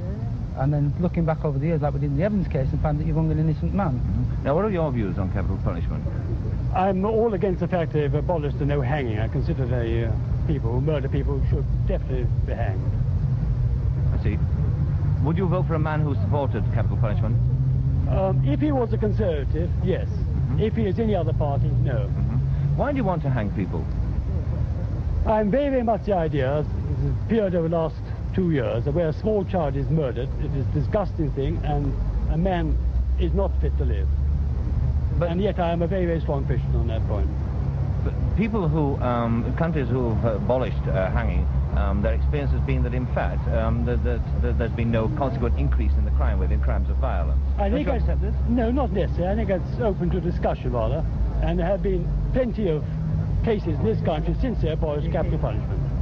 Sure, it's not just the punitive measure. Then you've got to admit there's something drastically wrong with society, and we're tackling the whole educational system wrong in breeding people that would think of tackling a punitive measure like this instead of curing it at source by giving the people a decent education, a decent society to live in. And when parents start admitting the responsibility of their children and bringing them up in a decent manner and with correct principles of looking after the whole of the nation, not just being selfish about things, then we'll see an advancement. I'm very pleased that the Socialists have got a good majority in this election as well. What's your view on the question of capital punishment? I think we ought to bring capital punishment back, definitely. Why? Well, the rise in the crime rate of small children being killed just recently is ridiculous. I've got two small... But do you think hanging will prevent this? I think it's a good deterrent, definitely. Would you vote for a man who stood on this kind of ticket, who wanted to bring back hanging? Definitely, definitely. Thank you. Could I have your view, please, when you come here? You're a mother? Yes. What are your views on capital punishment? I'd bring the hanging back. And would you vote for somebody who would bring back hanging? Yes, definitely. Why? Well, it's children, isn't it, all the time, I mean, that's suffering. I'd hang the children's killers myself. But why would you support a man who would go to Parliament? You see, the point is that in fact we've abolished hanging in this country. What do you think he could do when he got to Parliament? Well, I'd vote for a man that'd bring the hanging back. Yes, but what could he do when he got to Parliament? What do you think? Well, I think it ought to be brought up again and revised, the whole idea of capital punishment. I mean, when you've got small children, it's not wise to let them out on the streets at the moment in Manchester. I think it's ridiculous. Surely this is a negative argument. I am myself a father of a daughter 5 and a boy 2. And I'm naturally concerned, particularly with this very drastic murder I had within a few hundred yards of my own quite recently, where a young girl was stabbed 50 times by a 16-year-old boy. Now, I feel that that boy, if he is guilty, and it's not for me to judge this, cannot be sane. Now, if you do hang this boy, is this going to be a guarantee that the next insane person won't stab my daughter? And this, I agree, and this again proves the weakness in our society, that perhaps this boy is not getting the medical attention he should have got, so therefore we should have strengthened perhaps the social services and put the effort that way. And it would be negative just to have an MP. Well, I definitely think you've got to bring back capital punishment, that no child is safe to walk around these streets. Any man's going to shoot someone like that if they don't think they're going to hang. What about punishment for crimes other than murder? What would you like to see done there? Crimes other than murder, I think that they should definitely increase the prison sentences, and if a man gets sentenced to 25 years, letting him out after 10 years is all wrong. Let him stay 25 years, and on very hard conditions, not these easy ways at this moment. What about flogging? I am in favour of flogging, definitely. As a small boy, I had plenty of it. I think. Did it do you any good? Yes, it did. Yes. You sure? I'm positive on that point. I think it's quite a lot of the juvenile delinquency today is caused entirely because these boys are not flogged. Why not give the parents the responsibility? And what about the crimes that go totally thank you. Mike Parkinson in Manchester. The Monmouth Declaration is coming from Abergavenny. Let's go down there now and get a situation report from Alan Williams, who should be somewhere. And here at the Town Hall, Abergavenny, in the centre of your picture, Mr. Peter Thornycroft, the last Conservative frontbencher whose seat has not yet been declared. And on the left of your picture, turning his back to you now, Mr. Donald Anderson. It's a straight fight this time between Labour and Conservative. On the right of your picture is Mrs. Thornycroft. Mr. Thornycroft held this seat in 1964 with a majority of 714, a seat that's been Conservative since 1918. I can tell you that it's been a very heavy poll, something like 84.7 of the electorate. And Mrs. Anderson has joined Mr. Anderson now. That's Mrs. Anderson on the left of your picture. Donald Anderson, a young university lecturer from Swansea, formerly with the Foreign Office in Budapest. And Peter Thornycroft, of course, who's held this seat for a number of years now, and his good lady on his left. The results should be coming up here in about 10 to 15 minutes. And as I've told you, it's been a very heavy poll, and it was held in 64 with a 714 majority, a considerably reduced one when there was a Liberal standing. A straight fight at the moment in Abergavenny between Labour and Conservative. Alan Williams here at Abergavenny. Now, let's get a camera round onto Robert McKenzie. Robert McKenzie reckons that he is the best reader of politicians' faces whilst they're waiting for the declaration. He always reckons that it's absolutely unfailing. Off you go, Bob. Well, all I can see is the bald spot on the back of the head at the moment, but my guess is that Peter Thornycroft's out, but it's just a guess, I'm afraid. Oh, no, you're going into the guessing. You say that you know. Now let's go up to the prediction.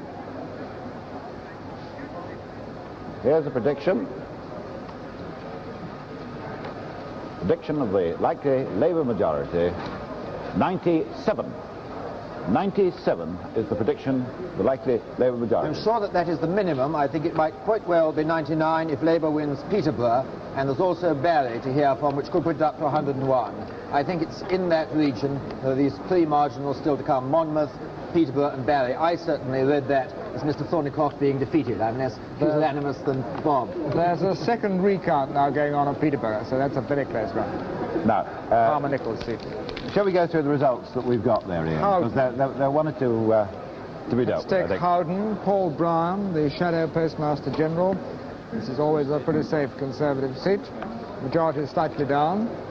4% swing to Labour in Howden. Then South Fylde, Colonel Claude Lancaster holds the seat. He has sat for one of the Fylde seats for 28 years. 4% swing to Labour there. Hemel Hempstead, which might have gone to Labour. Mr. James Allison has held it. with the reduced majority. Only 2% swing there, 85% turnout, a high turnout there. We are now waiting for these 3 seats, Monmouth, Peterborough and Barry. Now, there's a news flash. There's a news flash. Just a moment. Let's see what it is. Here it comes. And that little dot comes. It usually... Ooh, it's gone and we've missed it. Have we? Let's go on to Chichester. All right, go to Chichester. When the news flash comes up, we'll come Walter back. Loveys has held this for the Conservatives. Labour has taken second place from the Liberals. The Liberals had second place in the previous election, a 5% switch from Liberal to Labour in Chichester. Northamptonshire South, another seat which was faintly marginal. Arthur Jones, who's an estate agent, has held it for the Conservatives. Only 1.5% swing there when 4.3 was needed to turn it over to the other side. Ogmore and another minister back, Walter Padley, Minister of State for Foreign Affairs. This is a safe industrial seat. 3% swing, 78% turnout. Now here is the news flash. Peterborough. Second recount. That confirms what we... second recount for Peterborough, which confirms what you said. Now. I think we've got one more result we've got there. Mansfield, another of the Labour mining seats. A new member, Mr. Concannon, takes over from Mr. Bernard Taylor. And only a swing of 0.2%, scarcely any swing at all in Mansfield. And now let's take a look at the State of the Parties Board. Here we are then, State of the Parties Board coming up now with 40 more seats still to come. Labour has 349, Conservatives 230, Liberals 9. Labour's 48 gains, hadn't lost a single thing to the Conservatives, one only to the Liberals. And now looking at the party... Can you deal with the 2 others? Because we've had a number of phone calls. Oh, yes. Who are the 2 others? Well, party lead's up at the moment. Just say a word about that. The party lead is now 118 over the Conservatives, which amounts to about 107 overall, and likely to shrink to somewhere around 199, in that vicinity, as David Butler was saying earlier, or even 97. Now, just a word about the 2 others that are continually on the chart. One of them, of course, is the Speaker, who doesn't vote, and therefore is counted out of the Labour picture at the moment, and one win in Northern Ireland for Republican Labour. One more result, quite an interesting one. Ayrshire South, Emrys Hughes, one of the great House of Commons wits, son-in-law of Keir Hardie, the only Welshman sitting for a Scottish seat. It's a safe Labour seat, and he's held it. Only half a percent swing to Keir Hardie's son-in-law in South Ayrshire, to 75% turnout. Sure Keir Hardie's son-in-law can't go without a comment from Robert McKenzie.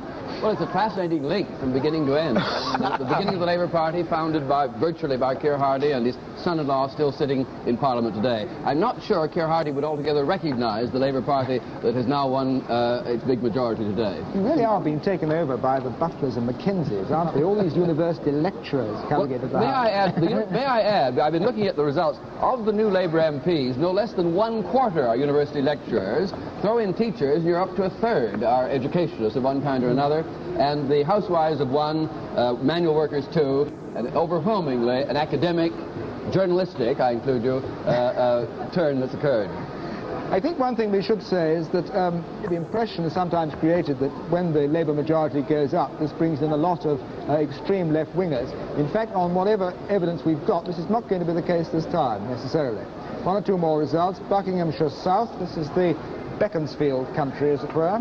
Ronald Bell holds this for the Conservatives. Labour takes second place off the Liberals in South Bucks. This is another of these big constituencies, over 80,000. There are quite a lot which are going to have to be carved up in the massive redistribution that's going to take place in the next Parliament. Pontefract, another of the South Yorkshire coalfield seats, and Joe Harper, who's an assistant government whip, holds it. A swing of only 0.5% there. Pontefract has the most remarkably stable result of any seat in the country. I think it even beats Southwest Norfolk in having virtually no swing in successive elections.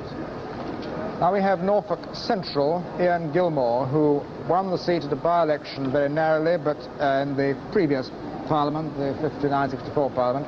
Only 1.7% swing in that Norfolk half rural, half suburban seat. It rings round Norwich. The proprietor of The Spectator, Ian Gilmore back.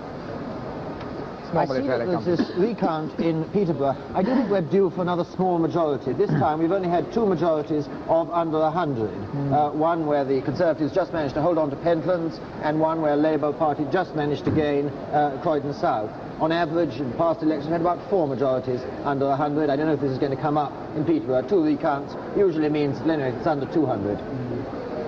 It was Keith Ness, sorry, we've had 3 majorities of under 100 now. Peterborough is held by Sir Harman Nichols. We were talking about the effect of the getting more Labour MPs on the Labour Party. We've also got to consider the effect of getting fewer MPs on the Conservative Party. They're going to lose, well, they've lost 50 already, so they lose 1 or 2 more. On a very rough check, I would have thought that the right wing has lost at least as much as what you might call the radical stroke liberal stroke progressive wing of the Conservative Party, and on balance it may be the right wing have lost even more. They've lost Julian Amery and about half a dozen very prominent right-wingers who've gone down. This in itself will help Mr. Heath's position when he comes to struggle for succession. If one, it's very dangerous to speculate on this, but if I had to guess, I would say that Mr. Heath is marginally stronger in this new Conservative Party. What do you mean by the succession? Well, there will be a struggle for succession in the sense that if he cannot show within 3 or 4 years a real prospect of winning the next election, it's another matter. Yes, but I mean, there's no immediate question at all. And here at Abergavenny, we're expecting the declaration at any second. Mr. Vernon Lawrence, the clerk to the Monmouthshire County Council, is the returning officer. Mr. Thornycroft and Mrs. Thornycroft are standing at the table there. So are Mr. and Mrs. Anderson. And Mr. Lawrence is looking now towards the microphones. He's been up on the stage where the votes have been collected, and he's come down again. It's been written out, and that's Mr. Lawrence standing with the glasses and his assistant sitting on his left-hand side. And if you were with us, you remember that it was 84.7 of the electorate that had voted. A very heavy poll here at Abergavenny. A large constituency, of course, 300 square miles. And Mr. Lawrence, I think, just about ready to give us the result. His assistant is a little slow in writing. That is the reason why we're keeping you waiting, for which we apologize. And, yes, here it is, I think. Mr. Vernon Lawrence, the returning officer for the constituency of Monmouth, being declared here at the Abergavenny Town Hall. A heavy poll, as we've told you already. He is signing the declaration now, and in a moment he will translate his signature into the spoken word. Now then, are we ready, Mr. Lawrence? Yes, stand by. Here he is. This is the result of the election. Parliamentary election, Monmouth constituency. Date of election, 31st of March 1966. I, the undersigned, being the acting returning officer for the constituency above mentioned, hereby give notice that the total number of votes given for each candidate at the election was as follows, namely, Donald Anderson, 28,619. Labour. George Edward Peter Thornycroft, 25,654.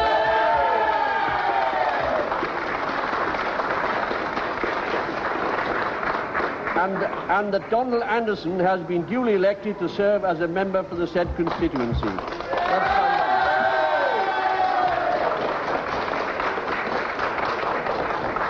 That is Donald Anderson, the young man, moving to you, the right of the picture now.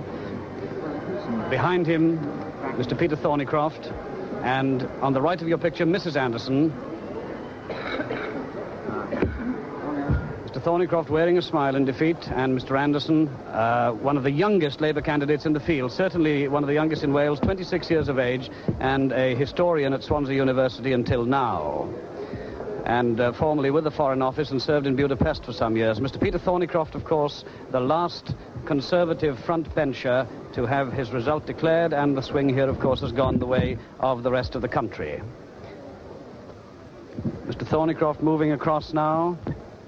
Former Chancellor of the Exchequer, Air Minister, and until now the Shadow Minister for Home Office and Welsh Affairs. So Peter Thornycroft loses his seat for the second time in his political career. He was beaten in 1945 and came to Monmouth at a by-election. There's now quite a list. 3.5% swing in Monmouth, but it's not as much. If that was the swing in Barry, the one doubtful seat left in South Wales, it wouldn't be enough to oust Mr. Raymond Garr. This is one of the 3 seats we're still waiting for. Labour is now guaranteed 97 majority in this election. As Peterborough and Barry go, that will be likely to decide the final majority. I've just been checking the list of former Conservative ministers who have lost their seats. Peter Thornycroft, Christopher Soames, Henry Brooke overnight, Martin Redmayne, Julian Amery, Peter Thomas, Conway, we're now in the junior minister bracket, Christopher Chataway, Pat Hornsby-Smith, Monty Woodhouse. It's quite a long list. The case of Thornycroft is a tough blow after 38 years in Parliament. On the other hand, it seems to me this will make it somewhat easier for Mr. Heath again to choose a new team. Perhaps he should have done so long before the last election, rather more new faces, because it can't escape the past if we've got people who are identified with that period. Isn't this the problem which faced Mr. Heath, that he was trying to operate on two time scales? He had to deal with a situation that he might have to face an election within a few weeks, therefore he couldn't make big changes. He might, for personal reasons, he might, for instance, have wanted a new chairman of the party. Nothing against Mr. Duchamp, but he might have wanted somebody who was a greater contrast to himself. He couldn't make any of these changes so close to an election. At the same time, he also had to try and plan some years ahead on his policy. What we're going to do now is go across to the Welsh Dress and hear from Kenneth Morgan on this result. Well, this was the most predictable Labour gain in South Wales. They needed a swing of just 0.7%, and here it is. Monmouth, the Black Triangle, a Labour gain. Now this is a traditionally Conservative seat, a seat in which the patterns of population have moved dramatically in Labour's favour since 1960. The electorate has gone up by 11,000 in Monmouth, partly as a result of the development of the Llanwern Steelworks, partly as a result of redevelopment and rehousing of Newport. And since 1959, then the population has gone up dramatically, and it has changed the character of the constituency. It means also that a good part of the South East Wales conurbation is now solidly Labour. Labour won Cardiff North last night, although we've just heard from our Cardiff studio that in fact the Conservatives have held Barry, although with a much reduced majority. The Liberal vote clearly here doesn't seem to have hurt the Labour cause. The Liberals polled saved their deposit quite comfortably in Monmouth last time. Quite clearly, however, this doesn't seem to have outweighed Mr. Anderson's improved position as a result of the fact that the electorate had gone up 3,500 since the election of 1964. It's a great blow for Mr. Thornycroft, who, among other things, was Shadow Minister for Welsh Affairs on the Conservative front bench. It's a great success also for Mr. Anderson, who's another of Ian Trethowan's university lecturers returned to Parliament. He's also indeed a former student of mine, but he seems to have recovered from that particular ordeal. One thing that's clear is that the Conservative representation in Wales is reduced even further. It was 6 when the election began. It is now only 3. The Conservatives now have only 1 seat in South Wales, Barry. South Wales, therefore, is even more emphatically Labour territory than ever before. Back to you, Cliff. Well, you've come back to us so that we can clear 1 or 2 more results that are here in the pipeline for you, Ian. Grantham and the Conservative frontbencher who has held his seat, Joe Godber, the Shadow Minister of Agriculture. A 4% swing there in Grantham. It's a seat that's fairly similar to Peterborough, which we're waiting for the result from. If it was that swing in Peterborough, Peterborough would certainly go. Now a very safe Labour seat, Chester Street. In the Durham coalfield, Norman Pentland, who is the Parliamentary Secretary to the Ministry of Pensions. 2% swing there in Chester Street. And then Leominster in Herefordshire. This is safe Conservative territory. Mr. Clive Bossum holds it. He keeps his vote. The Liberal vote goes down 3.7, but they still manage to hold second place in Leominster. Another very rural seat in the North Riding of Yorkshire, Richmond. Tim Kitson holds it with a reduced majority. Liberal vote down a bit, 3% swing to the Conservatives. So Keith Schellenberg's the chap who always does his hair-raising things down the Cresta Run. Harborough, John Farr holds this safe Conservative seat. It's one of the largest electorates in the country, certainly one of the largest in the West Midlands. 4.4% swing there. Now I see that Mr. Thornycroft is all being wired up down in Monmouth, not too uncomfortably, I hope, because he's going to talk to Robin Day. Mr. Thornycroft, can you hear me all right? Yes, I can hear you fine. If I may say so, when the result was announced, you looked very cheerful for a man in a moment of what must be bitter disappointment. Well, I've been through some ups and downs in public life. I managed to survive them. Do you feel a sense of personal setback here? Oh, yes. I have represented the seat for 21 years, and I've been very proud to represent it. But I only had a 700 majority, and certain changes in the constituency. Obviously, as the results were coming through, I saw I would be lucky if I was be able to hold it against the tide. Our all-knowing experts here, Mr. Thornycroft, have been talking about the likelihood of Conservative frontbenchers, such as yourself, perhaps drifting off into the city or other things rather than keeping up the fight and trying to get back into the Commons because of the frustration of opposition. What do you say to that? Well, look, Mr. Wilson last night on television asked for a night's sleep before he was going to outline the policy of his party. I think I might have a few days holiday before I decide about the future. But we're allowing you that by all means, Mr. Thornycroft, are you going to try and get back into the Commons? Well, politics is an endless adventure, and it certainly hasn't ended for me in this election, nor has it ended for my party. Do you think that the Conservative campaign was a satisfactory one? Yes, I think Ted Heath fought a magnificent campaign, fighting on real policies about real issues and urging matters that were relevant to the problems that we face. I believe he was right, and I think the country will come to recognize that he was right. I believe he strengthened himself, and in the long run will have strengthened the Conservative Party by the election that he's fought. Mr. Thornycroft, thank you very much. I think we're just about due. That's how many seats they hold at the moment. For a prediction, here it comes at 139, the likely Labour majority. See, it's getting nearer your figure. It's getting nearer your figure all the time, David. 99. Well, I think this really depends on whether they win or don't win Peterborough. I think that the computer has sort of passed the point of no return here, and we're just in the whims of the floating voters of Peterborough. And we're waiting for a second recount. Let's take one or two more results. Berwick-on-Tweed. Lord Lambton, a very independently minded Conservative backbencher, has held this. 4.7% swing, a drop of 5% of the Liberal vote in the seat that once had Sir William Beveridge or Beveridge as its member. Hertfordshire East, Sir Derek Walker-Smith has held this seat for the Conservatives. Another of these big, sprawling seats in the north-east corner of the outer London area. 2.3% swing there. Lichfield and Tamworth. This has been quite a marginal seat for Labour, but Julian Snow has held it ever since 1950, and you can see his majority. In the absence of a Liberal candidate, there's actually a swing of 0.1% to the Conservatives. We haven't had many swings in that direction today, but here is one to the Conservatives, minimally. Another seat from Yorkshire country. Robin Turton holds Thurston Moreton with an increased majority, but there's no Liberals there. But in fact, there's a 5% swing to the Labour Party in Thurston Moreton, if those figures are right. Yes, they are. I'm looking at the wrong figure. Now, Abingdon. Ari Neave, former junior minister, has held it with a reduced majority. 3% swing in Abingdon. That's, of course, the Harwell constituency. It's becoming industrial. And now here's the result from Barry, which we were waiting for, and the Conservatives have held it. Raymond Gow, who's been the MP there 15 years, has held on to Barry. And he's kept the swing down to 2.7%. He has always had the reputation of being one of those people with a personal vote, and this may account for his keeping the swing well down. Very hard as a constituency member. Now, West Lothian and a safe Labour seat, Tam Very remarkable result. Here is a 36% vote for the Scottish Nationalist. The Conservative loses his deposit. This is really a very remarkable seat. The Conservatives were used to get something over 30% of the vote back in '59. They slumped badly in a by-election. The Scottish Nationalists made a breakthrough, and they've improved their position in '64. They've improved their position again, up by 4.7%. You know, the Scottish Nationalist Party really almost in striking distance of winning a seat in West Lothian. It'll be the first since, 1945, we were all saying. And now let's go across and join Kenneth Harris on the panel.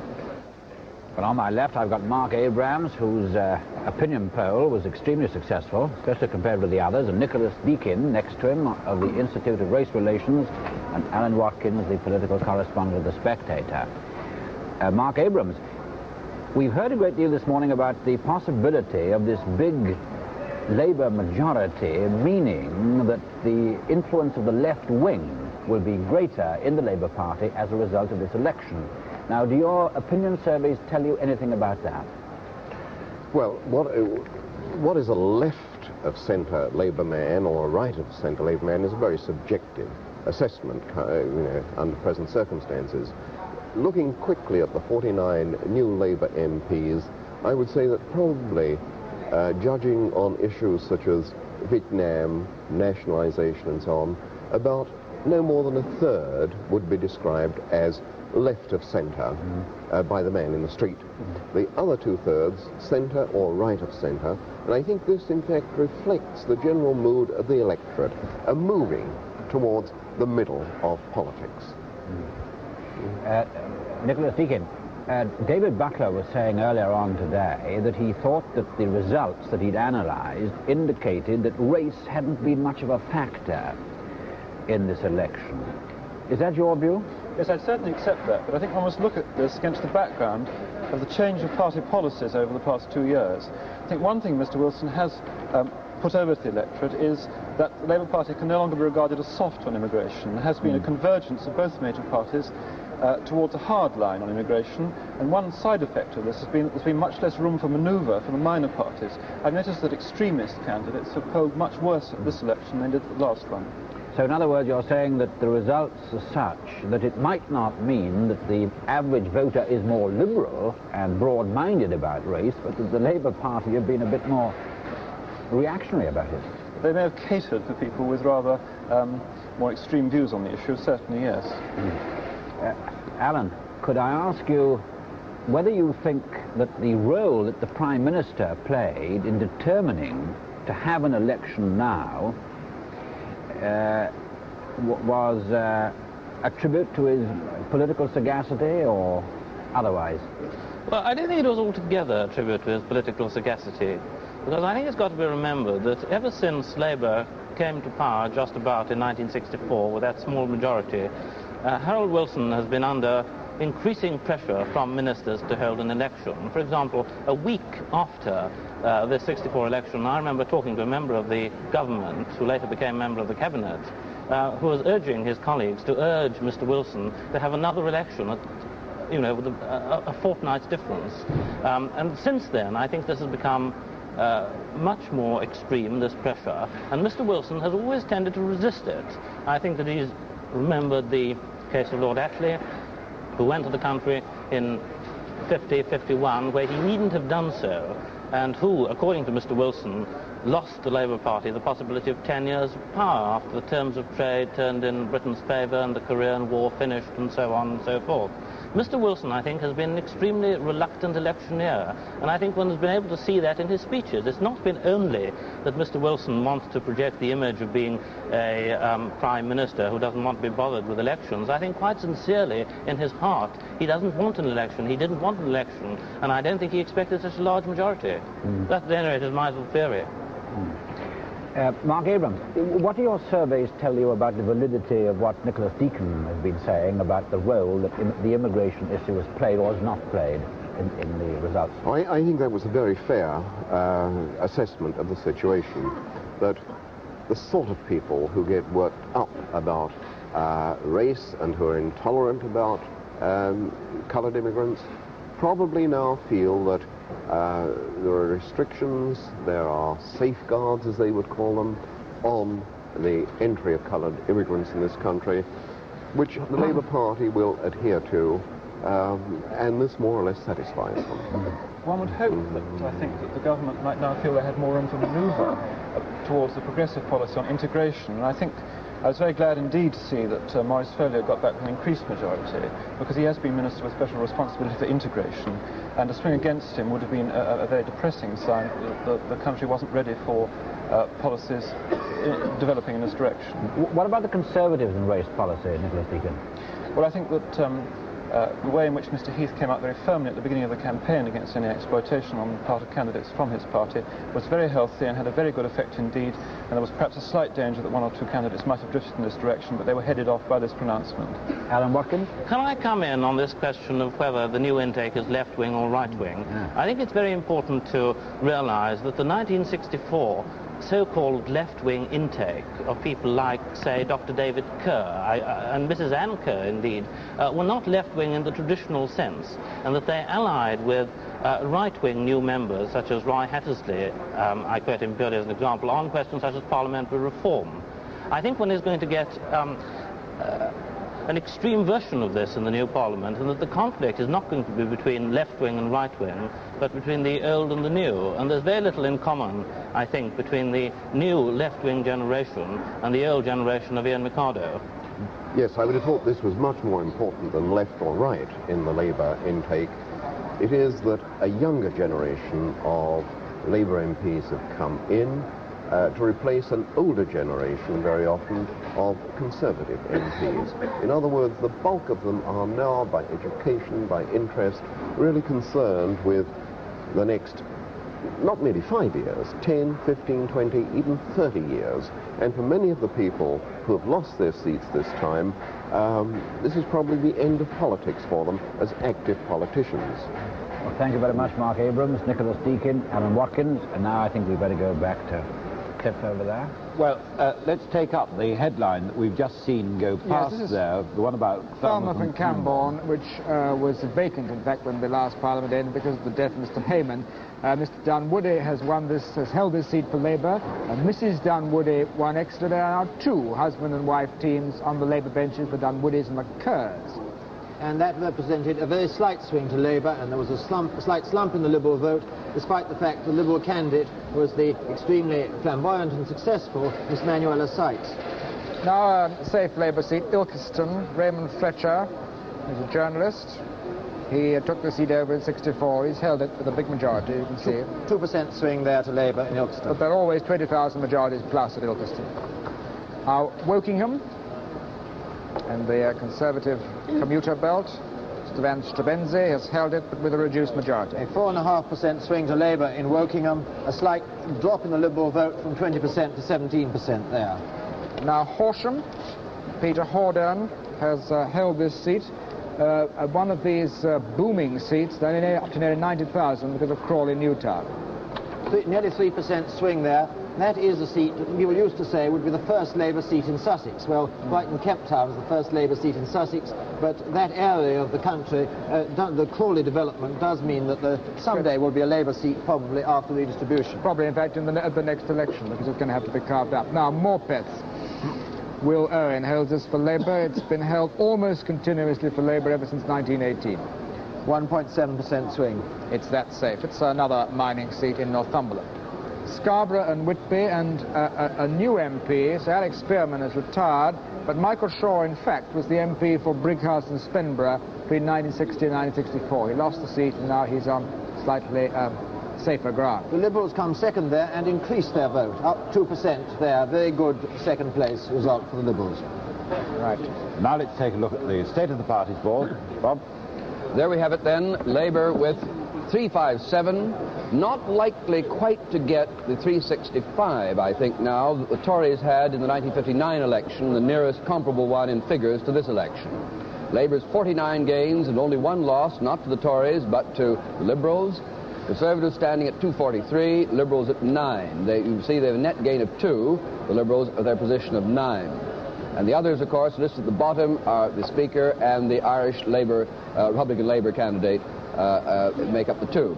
Now, if we could look at the party lead board. Now, Labour's lead, remember, is over Conservative on this board. That is 114. Since there are 11 others, the effective lead is 103 overall. Since there are, that's added Conservatives, Liberals, and others, giving Labour an effective lead of 103 at this stage. We think it will melt down a bit further to something like 99. And there are 19 results to come at 155. Well, I see down in Strater's Grill, some of the Stock Exchange people and the city people are still there.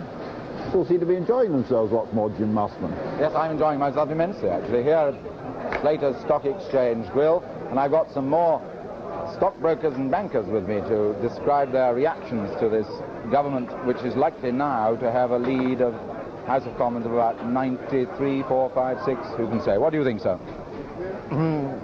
Well, it's a fait accompli now. The Stock Exchange, we have been discounting a Labour government now with a majority of anything from 80 to 120 for the last 3 or 4 days.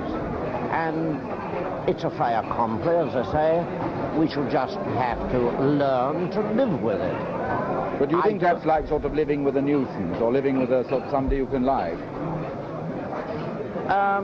No, not a nuisance. After all, we've had a Labour government before.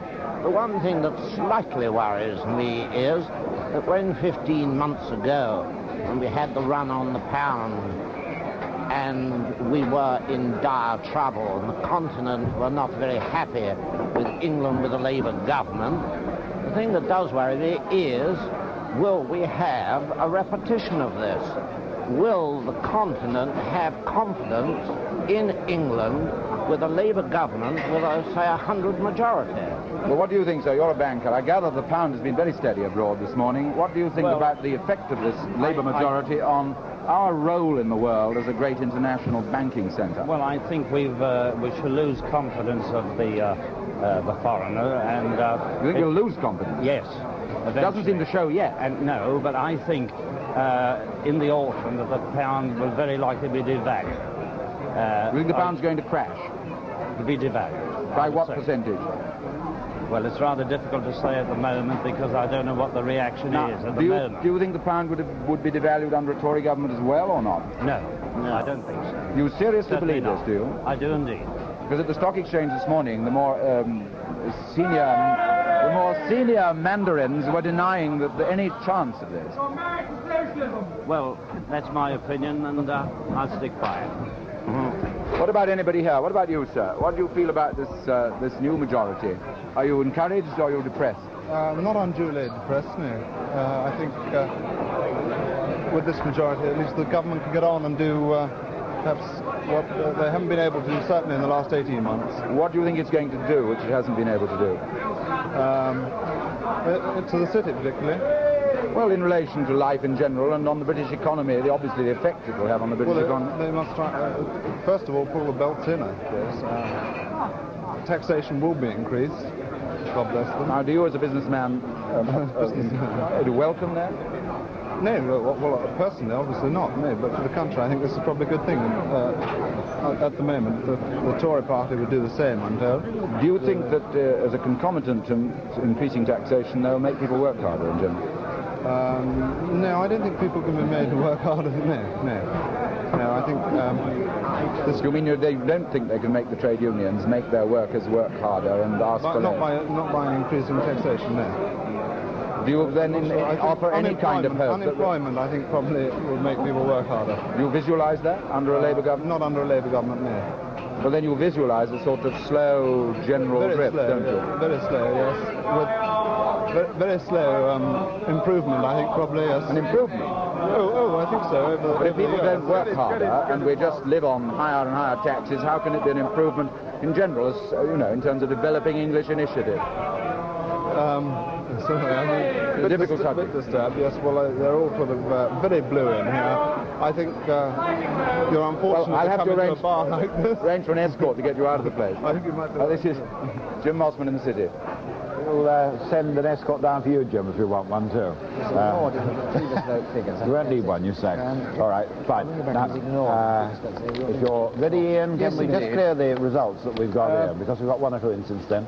Penniston, John Mendelsohn, who's one of the leading left-wingers in the Labour Party, and particularly criticising the government's policy on Vietnam. This is a safe mining seat in the West Riding. A 3.2% swing there. Do you remember Penniston in '64, 17 months ago? It was the seat that arrived very late, counted late, and it provided the 315th seat that gave Labour its majority and gave Sir Alec Douglas-Home the cue to go to the Buckingham Palace then. That was Meriden, actually, but I'll take your word for it. Now, Louth, Sir Cyril Osborne has held this seat ever since 1945. Prominent right-winger, I think it must be said, and his majority is down. 3.4% swing against Sir Cyril Osborne in Louth. A slight drop in the Liberal vote. We're down really now to the last 17, 18 results. There'll be a trickling through in the next hour or two. And we've cleared out all those we've got, so I think it's time now, and we can usefully employ ourselves with going across to Robert McKenzie. Bob? Well, with 613 results in, let's see how the parties have shared the vote between them. Now, here's the way this vote was shared in these same constituencies last time at the general election of that period. Now, compare in each case what's happened to the support for the parties in these 613 seats. Labour's share has gone up by about 4.1 to 48.3. It is now clear they're going to miss the total or the share that the Tories got in 1959 when they were well over 49%. That's Labour's share. The Conservative share has gone down over between these two elections from 43.3 41.9, about 1.5% down. Not dramatically down when you consider the number of seats they've lost. Liberals' share of the vote also down, as you'll see, others as they were, at a turnout that's down quite markedly. The lowest turnout, I think, in any election for a quarter of a century has occurred at the one that happened yesterday. Now, let's just look back at the other big wins that have occurred. These are not all of them, but some of the big wins in this century. Labour is going to end up here with a figure around 99, perhaps 97, we're not yet sure, and something like 48% plus of the vote here.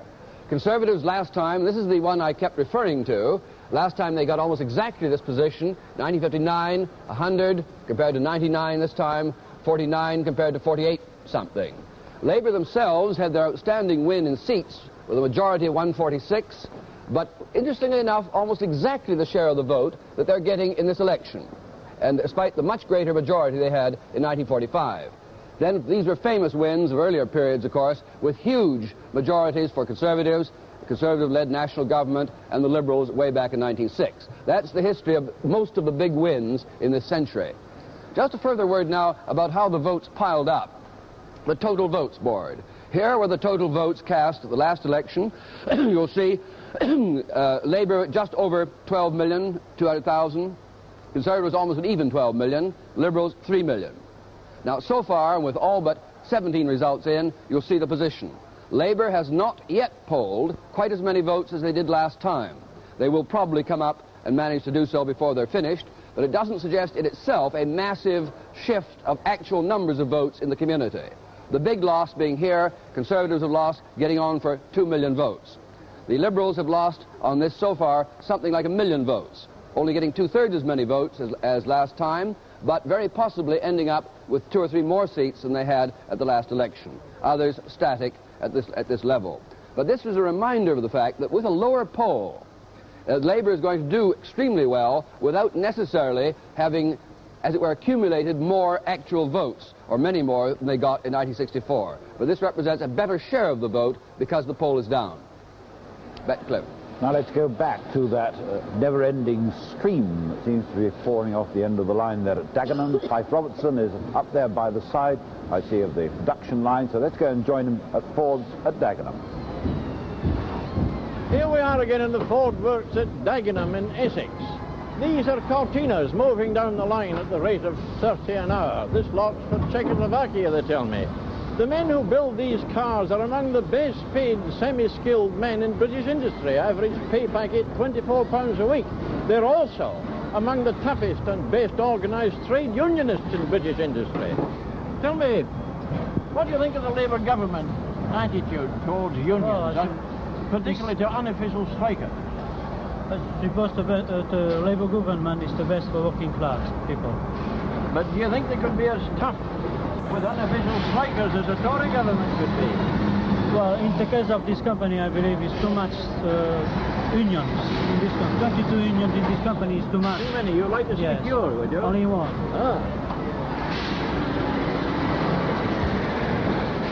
Here we are. How do you feel about the Labour government's attitude to trade unions?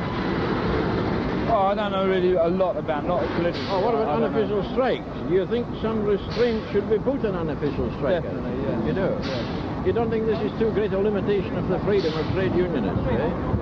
No, because if you're going to have unofficial strikes, if you're going to take it in your own hands, what's the point of paying into a union? Fair enough. Now, have a word with you. You seem to be a loose man going up and down here. Oh, I'm what they call a relief man. Oh, I see. Well, now, what do you think of the Labour government's attitude to unions, and in particular to unofficial strikes? Well, I think they're going the right way about it. I think something's got to happen about it. And what is the right way that they're going to use? Or legislation. You wouldn't mind that? No, I quite agree. You've got some compulsory... Well, I think it's something's got in it. Yes, because I think it's going to benefit the country. I think, or... Do you think that unofficial strikers have taken unfair advantage of the immunity the law gives them against breach of civil contract? Yes. So you'd be quite happy to see some legislation? Yes. Good. Thank you. Well, let's see what he says. What's your feeling about the Labour government's attitude to strikes? Well, unofficial. Unofficial strikes, yes. Unofficial strikes are no good to anybody. And yet, would I be wrong in saying that it's unofficial strikes that have brought motor car workers the standard of living they've got? Do you think you'd have had as big a wage without all the unofficial strikes? Well, without unofficial strikes, they wouldn't be where they are today. Well, what's the lesson for, say, teachers and nurses? Organising strike off now, eh? Well, I wouldn't say nurses to strike, no. What if everybody struck as often as the car workers do? What would happen to that 900 million we're owing, eh? But that's a different proposition. With nurses and you think it'll be a happier and more prosperous country under a Labour government? Oh yes, definitely, yes. Good. And if we can get into Europe. You're keen on that? Well, you're all very confident in your car, I see. Oh yes, why not? The good ones. Now, what have we got here? Can I have a word with you? You happy today with the result? You happy with the election result? Oh yes, I'm sure. Do you think you'll do as well under a strong Labour government as you did under a Tory government? I don't want to be photographed, thank you. You don't? No, I don't. Okay. Yeah. What do you think about the Labour government's attitude to strikes, unofficial strikes? Well, you know, I hope that when they have strike, they will try to help people out, you know. Yeah. Would you like to see fewer unofficial strikes? Unofficial? Yeah. Would like to see official, you know. Do you get paid for it? Yeah. That's too expensive for the union. Now, who have we got here? Can I have a word with you? Can you lean over a bit? Sure. Are you happy about the election? Well, yeah, sure, very. Do you think you'll be better life under the Labour government? Well, I think so, yeah. In what ways? Well, in several ways, right? Well, what shall we say? Do you think you'll make more money? Well, I think so. You might pay more taxes, you know. Well, no, I don't pay taxes now, really. You're a lucky man. Okay. This is Fife Robertson from Dagenham. One of the great things at Dagenham, of course, is they never ever stop working up there. When Fife Robertson is talking to them, they're still doing up their screws on nuts and bolts and rivets. But, David Butler, I think we really must start to talk about this recount situation that's now occurring. Well, there's only one recount, to our knowledge, still pending, and that is the recount in Peterborough. But it is going on a bit, isn't it? Still going on. They've had a second recount. They can go up to 5 or 6 recounts if it's extremely close. They're now on 4. 4. We had a news flash that we were on 4. Well, this almost certainly means that they're doing it ballot paper by ballot paper, and it is a majority of under 100 if they're recounting. It's worth noting that Peterborough had a majority, I think, of only 395 when Harmer Nichols first got in. But Peterborough is the one that we're watching. It's much the most likely to switch of the remaining seats that we're going to get, and it will make the difference between the majority being 97 or 99 for Labour overall. One point about the majority, which may have been confusing some people, in our giving an odd-numbered majority, we've been counting the Speaker as neutral, which in fact he is in almost all parliamentary situations. But in fact, very often, if you do the straight arithmetic, you come to a different figure. If you count the Speaker against Labour, which is odd since he was originally a Labour member, then you get the majority not 97 or 99, but 96 or 98. Before we go to Ian and Michael Steed, can I ask you one thing? What happens if when they counted and recounted and recounted, and got up to 5 or 6, as you say, they're exactly even? Well, then the law now is, was changed in the last 20 years. Used to be the casting vote of the returning officer. Now he's been spared that embarrassment, and it's done by drawing lots, and they can decide how they draw lots, whether they do it with cards or tossing coins or whatever they like. And of course, it's as close as that. There is always the possibility of a petition, a scrutiny. Well, it hasn't been a full scrutiny of counting all the votes under the supervision of a High Court judge. It's very expensive business, people are reluctant to do it. There hasn't, in fact, been a tie vote in a parliamentary election, I believe, since Ashton-under-Lyne in 1886. There was a majority of 1 in Exeter, was it, in 1910? I think it's the last one, as close as that. Before my time, I'm happy to say. Let's just take one result which we've got from Londonderry. Robert Chichester Clark, who was a former senior government whip when the Conservatives were in power, has held this seat with a reduced majority. This is rather an interesting one. There's a 6% drop in the Unionist vote. Now, there are 2 interesting results still come from Northern Ireland, next door to Londonderry, Mid-Ulster and Fermanagh and South Tyrone, 2 seats that were held by anti-partitionists of one name, under one name or another, in right through almost from partition to 1955 or 1956, when the felons were elected, people who were in prison who were unseated, and the seats then been held by Unionists since. But these two could cut the Unionist, the Conservative total in our total scoreboard by a couple. There are two seats that will be coming in a couple of hours now, if the Press Association is right, and they will be interesting results to watch. This big drop in the Unionist vote in Londonderry may indicate that they are in jeopardy today. We've pulled out of his back seat into a front seat Michael Steed, who's sitting over by the side of Ian.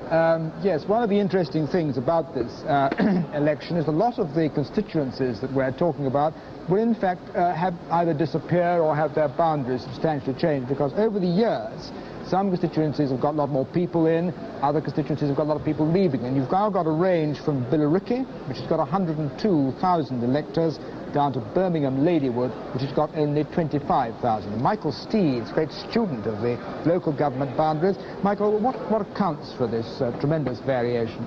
The biggest changes have been people leaving city centres, moving out into new residential suburban areas, constituencies like South Buckinghamshire or the Hertfordshire ones, or into new towns like Epping and Billericay. What is the norm? The average, it should be. The average size of a constituency should be just under 58,000, I think. Now, I believe the Boundary Commission for England and all the Wales and Scotland, they are now working on these. Yes, they started work at the beginning of this year. They've issued some provisional recommendations. These are their first ideas on changes for the whole of the southeast, parts of East Anglia and the northwest of England. Now, do these make very big changes in some areas? Oh, in some areas they're changing the present configuration entirely. In the whole of Greater London, they're having to take into account the boundaries of the new London boroughs. For instance, in Mr. Heath's Bexley is going to be chopped up, not because it's the wrong size, but because the local government boundaries were changed under the Conservatives. Does this mean that inside the big cities, I mean, I know Glasgow has got a lot of small constituencies. Will some of these, will they have fewer constituencies? They will certainly have fewer. Manchester's been recommended one down, Liverpool's been recommended one down. We haven't had any recommendations for Glasgow, but certainly there'll be one or two down. And what about London? Will, I mean, one of the Paddingtons go, one of the Well, the Boundary Commissioner's first recommendations were going to take 7 seats away from the new Greater London area. Paddington, East Ham, Battersea, one in the East End, one in Mr. Stewart's Fulham area, these sort of areas. What about Huyton? Mr. Wilson's seat's rather big, isn't it? The proposal in Huyton is to take out the safest Labour party in Kirkby New Town and merge it with part of safe Conservative Ormskirk, which may make 2 rather more marginal seats in place of a really safe Labour seat.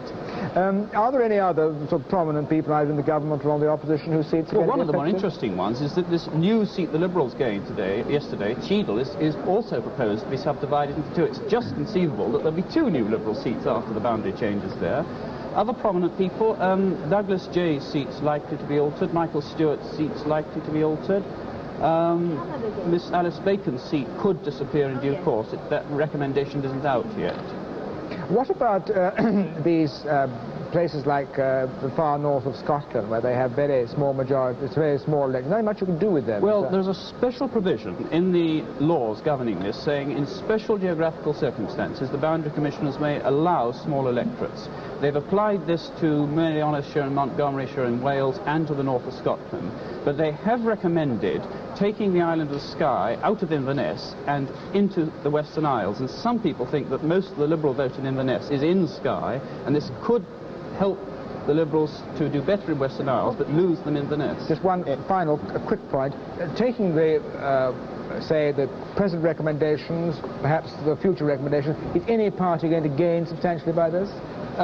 It's not really quite sure. If a party does gain, it will be the Conservatives. Labour don't stand to gain anything. It may be net no change. It may be the Conservatives gaining 2, 3, 4, 5, 6 seats. That's over the country as a whole? Over the country as a whole. Michael Steed, thank you very much. Can you take some results, Ian, which are yes, indeed. just in whilst you've been talking to Michael? Let's have Gower. That's another Labour coal mining seat. Mr. Ifer Davis has had it for 7 years. His majority is up.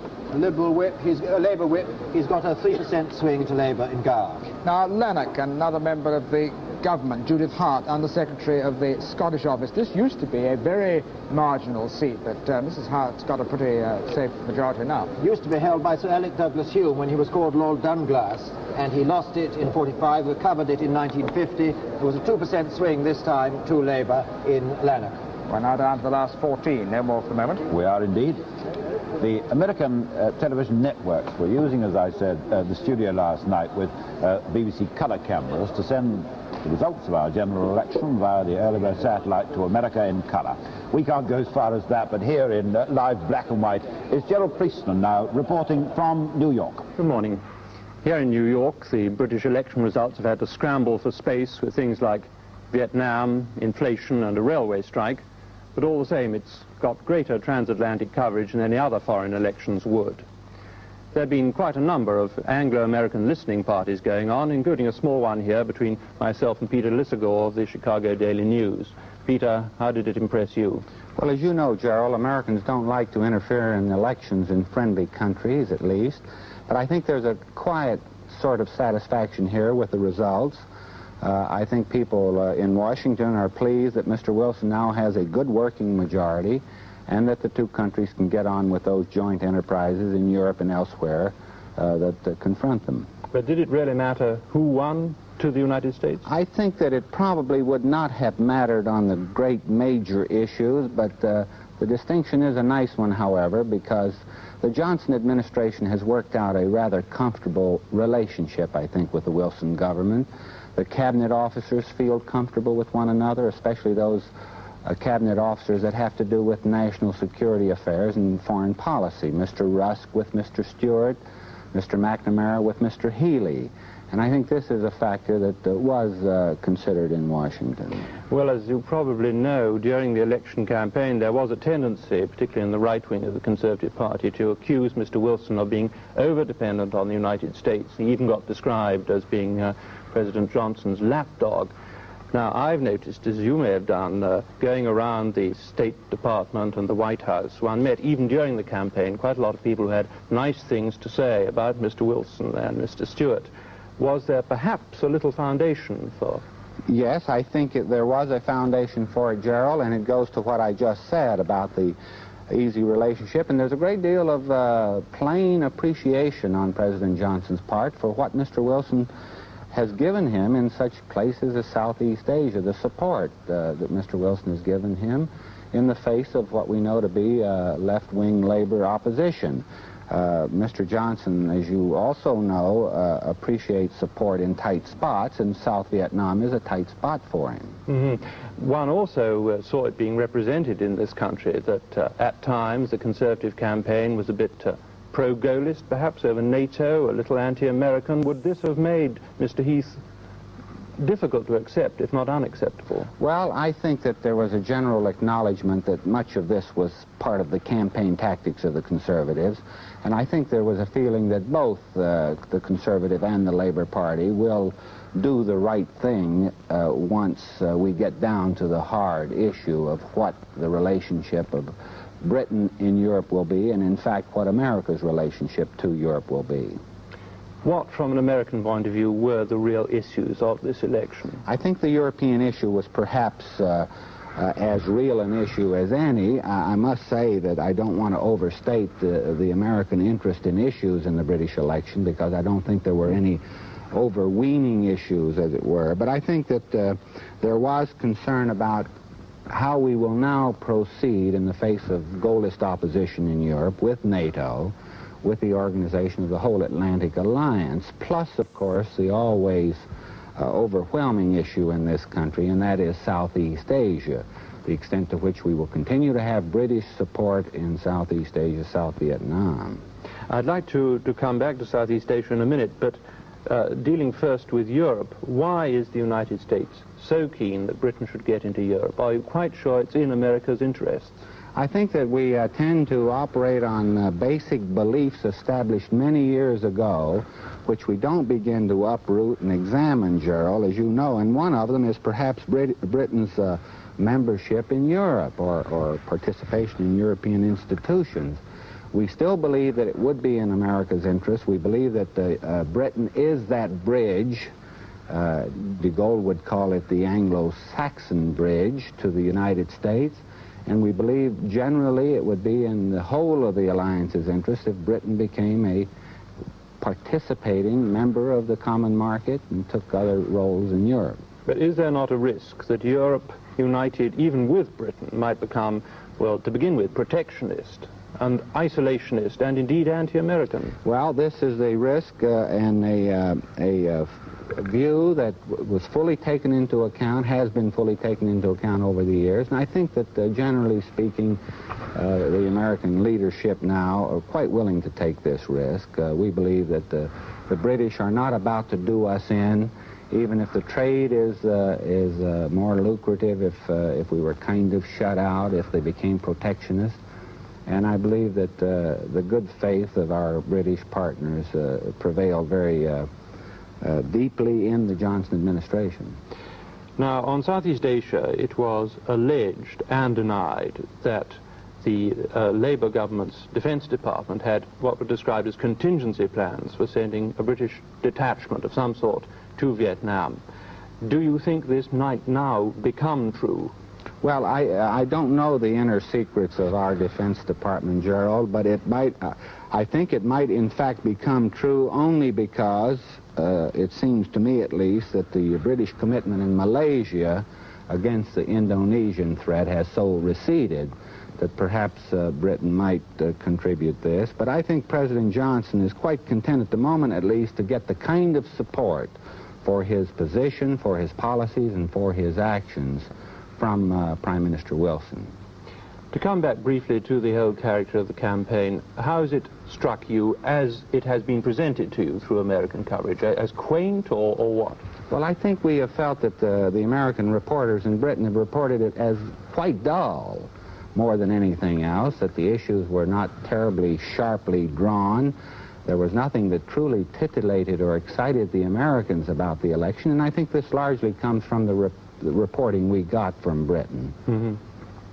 Well, perhaps next time we meet we could be talking about your elections. After all, there are only 8 months campaigning left before November. That's right, and it's begun already, as you know. Well, for the time being, I believe there's a helicopter waiting on top of a skyscraper to rush our wisdom to London. So from New York, good morning. Good morning indeed, Gerald Priestman. Had a lot of petrol in it if that helicopter brought it all the way over here. Here's the result. This is Hexham. Geoffrey Rippon holds this seat. It's a safe Conservative seat. Remember, Geoffrey Rippon was beaten at Norwich South in '64, and now he's found a rather safer home. This was Rupert Spear's seat in the last Parliament. And now the result from Antrim North. Henry Clark holds this comfortably for the Ulster Unionists. There's a big drop in the Conservative majority, but that is because this time he's fighting a Liberal. Last time he fought a Republican. Then he won by a 10 to 1 majority over the Republican, a Catholic candidate. But in this very Protestant county, a Liberal naturally can do better fighting the official Unionist candidate, and a Republican can, and gets 12% more of the vote than the Republican did. I think we can now take the details of the Hexham result. Geoffrey Rippon has dropped the Conservative majority. 4% swing against Geoffrey Rippon, or against the Conservatives, in Hexham. He wasn't fighting before, of course. But Geoffrey Rippon will be a useful reinforcement to the Conservative front bench at a time when they've lost at least 4 senior figures off the front bench and a number of lesser ones. Just now we heard from America, we've heard during this programme from all over the place, Scotland, Ireland, Europe, just about everywhere. Now what we're going to do is to go around our desks that we've got here, particular people on them. Let's begin with David Holmes then, shall we, and the South East. David? When Labour looked at the South East for potential gains, it saw a great cluster of marginals, the most concentrated one in the Greater London area. Many more possible seats that could be taken outside. In the Greater London area, there's been a swing of 3.1%, something like the national swing. 12 of the 19 South East Labour gains have come from this area. But what has pulled back the regional swing in the South East to 2.6% or so is the failure by Labour to take as many seats outside of London as it once seemed likely. For instance, Bedford, Christopher Soames' seat, Bedfordshire South have both been taken, both with big London overspill populations, with swings of about 3.7 in one case, 3.2% in the other. But Labour's not taken Hertford with its aircraft workers. The constituency includes Hitchin and Hemel Hempstead New Town. Could have fallen to the same sorts of swings, should really have been taken by Labour. Linked to that, Labour scored very small swings in many other agricultural, industrial seats around the home counties. It's been this sort of trend which has failed to swell the South East gains to the level once expected and has helped to check Labour's overall majority in the country. And now to the Northern Desk, Harold Webb. Well, the election in the North has just finished. The final result has come through. The Conservatives have held Hexham, and all our map jigsaws behind us here are now completed. The 168 results which have been concerning us during the past 16 hours are now all in. Well, to sum up what's happened, 11 seats throughout the whole of the North have changed hands. 9 Labour gains, 2 Liberal gains. In Lancashire, Labour made 6 gains, and in Yorkshire they made 3 gains. All of them, I think, fairly predictable on the sort of swings we've been having tonight.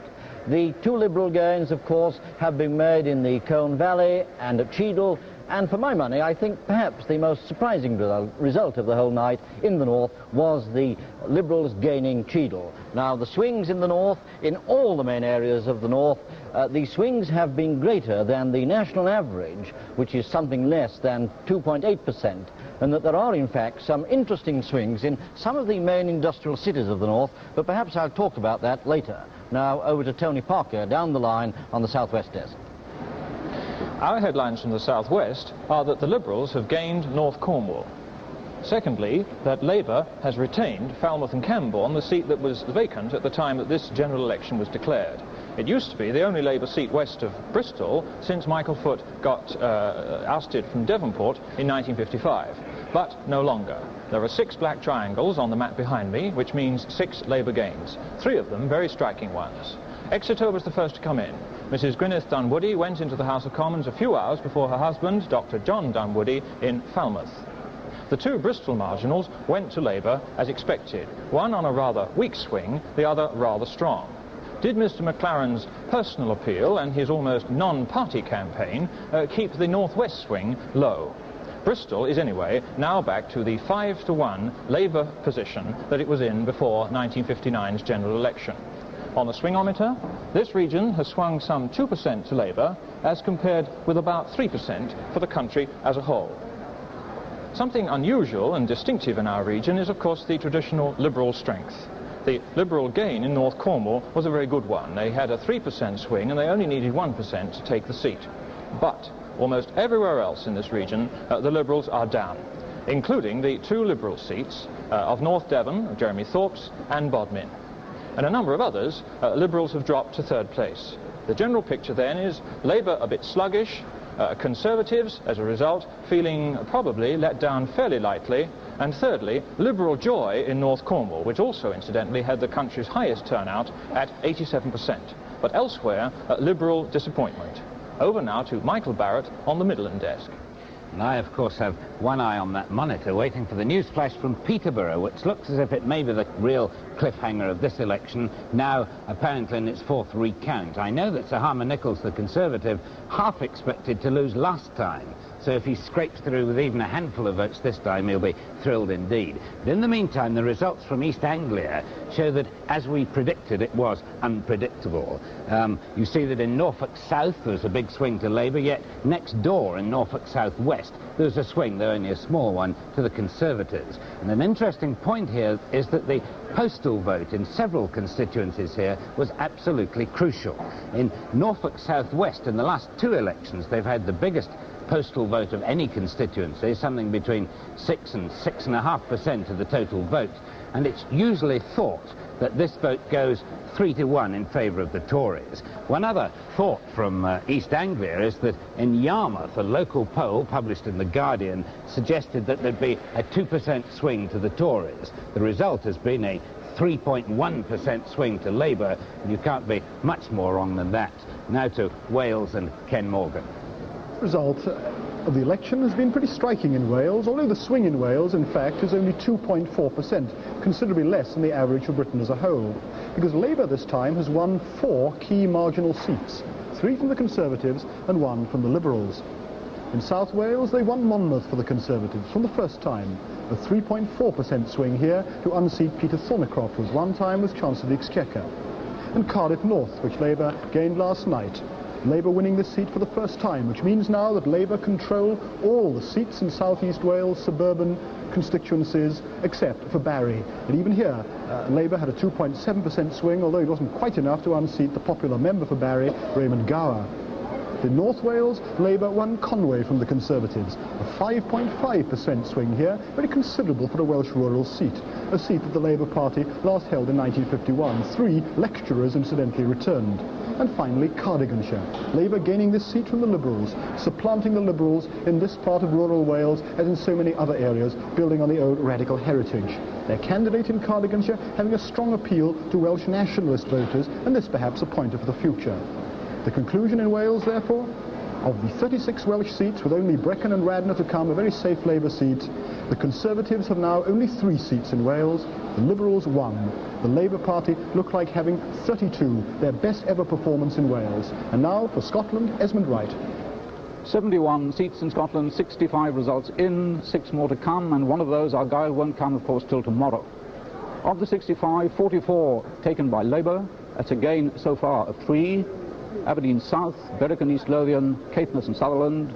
So far, Conservatives 19, Argyll, Query, tomorrow making it perhaps 20. Liberals with 2 seats, 3, Query coming that they hold at present. The striking thing here with the Liberals is that they won Roxburgh, Selkirk and Peebles, which they already held. They gained Aberdeen, and they lost Caithness and Sutherland. A word on this.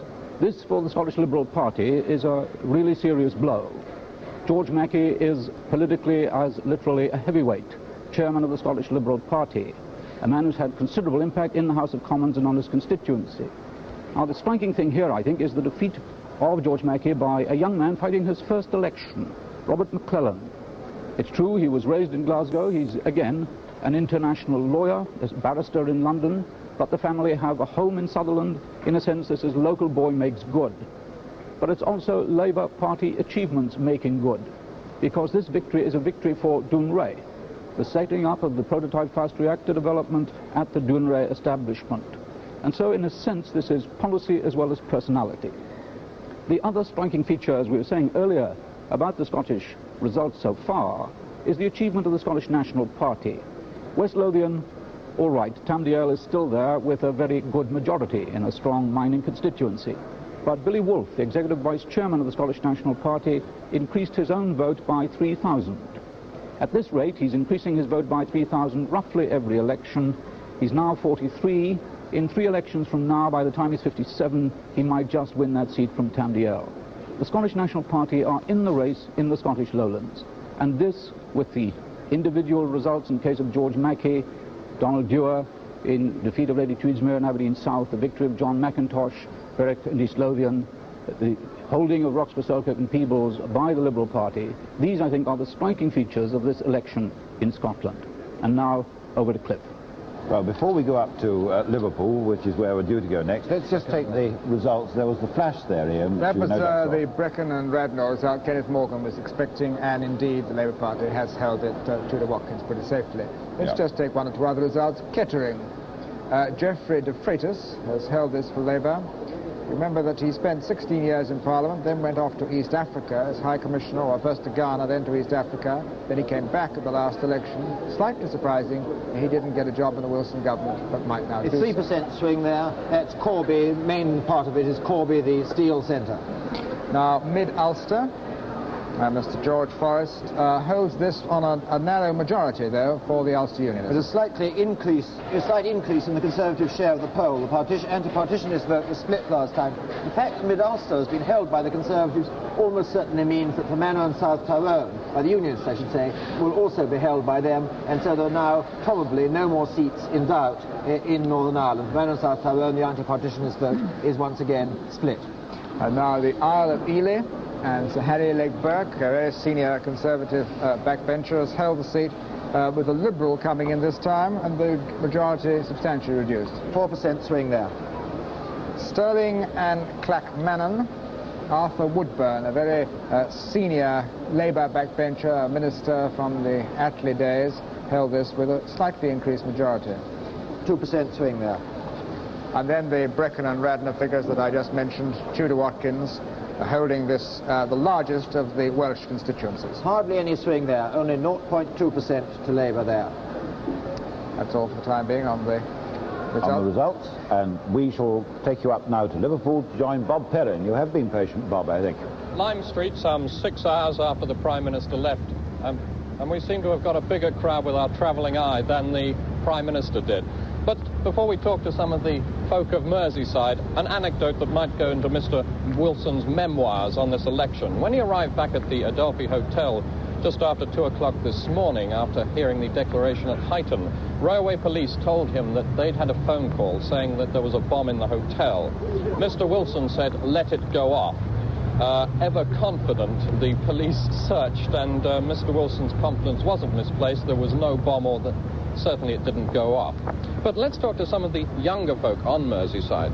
Tell me, how would you like Liverpool to be under this government? What would you like to happen to Liverpool? I don't come from Liverpool, actually. My mistake. But I think I'd like it to be conservative. But what would you like to be built here? How would you like the city to look? Well, Liverpool's got a lot of things for young people. But can I talk about my own town instead? Yes, which is that? Well, St Helens. Yes. Well, there's nothing for young people at all in St Helens, and we all have to come to Liverpool. How do you think the government can help this? Well, the Labour government have done a lot. They've done a lot for pensioners. But I think they still think they should do a lot for young people. They should, like, build things, you know, like community centres and things. Let me talk to your friend here. One of the issues that might have been if there was a teenage party was the closing of the Cavern Club. Mr. Wilson was asked about this. Do you think he can do anything about this? No, I don't think so. I think it'll stop open. How would you like your town to be under the Labour government? Well, more places for young people, really. Because there's nothing there what there is in Liverpool, and you have to travel out here. Let's talk to some of the older generation. Excuse me a moment. Oh. I hope you don't mind me calling you older. No, I can't protest about that. How would you like the Northwest as a region to develop under Labour? Well, I come from London myself, but I come to the Northwest quite a bit, and I think that it might reflect the New Britain, which Wilson's building, which I personally think it can be a very exciting thing. And I'm sure that there'll be more justice, apart from more employment and more industry, and of course more general prosperity. What other ways would you like to see it develop? Well, I think in possibly merchant shipping and things like that, all those sort of things that have lapsed a bit in the last few years could perhaps come alive again in the Northwest of Britain.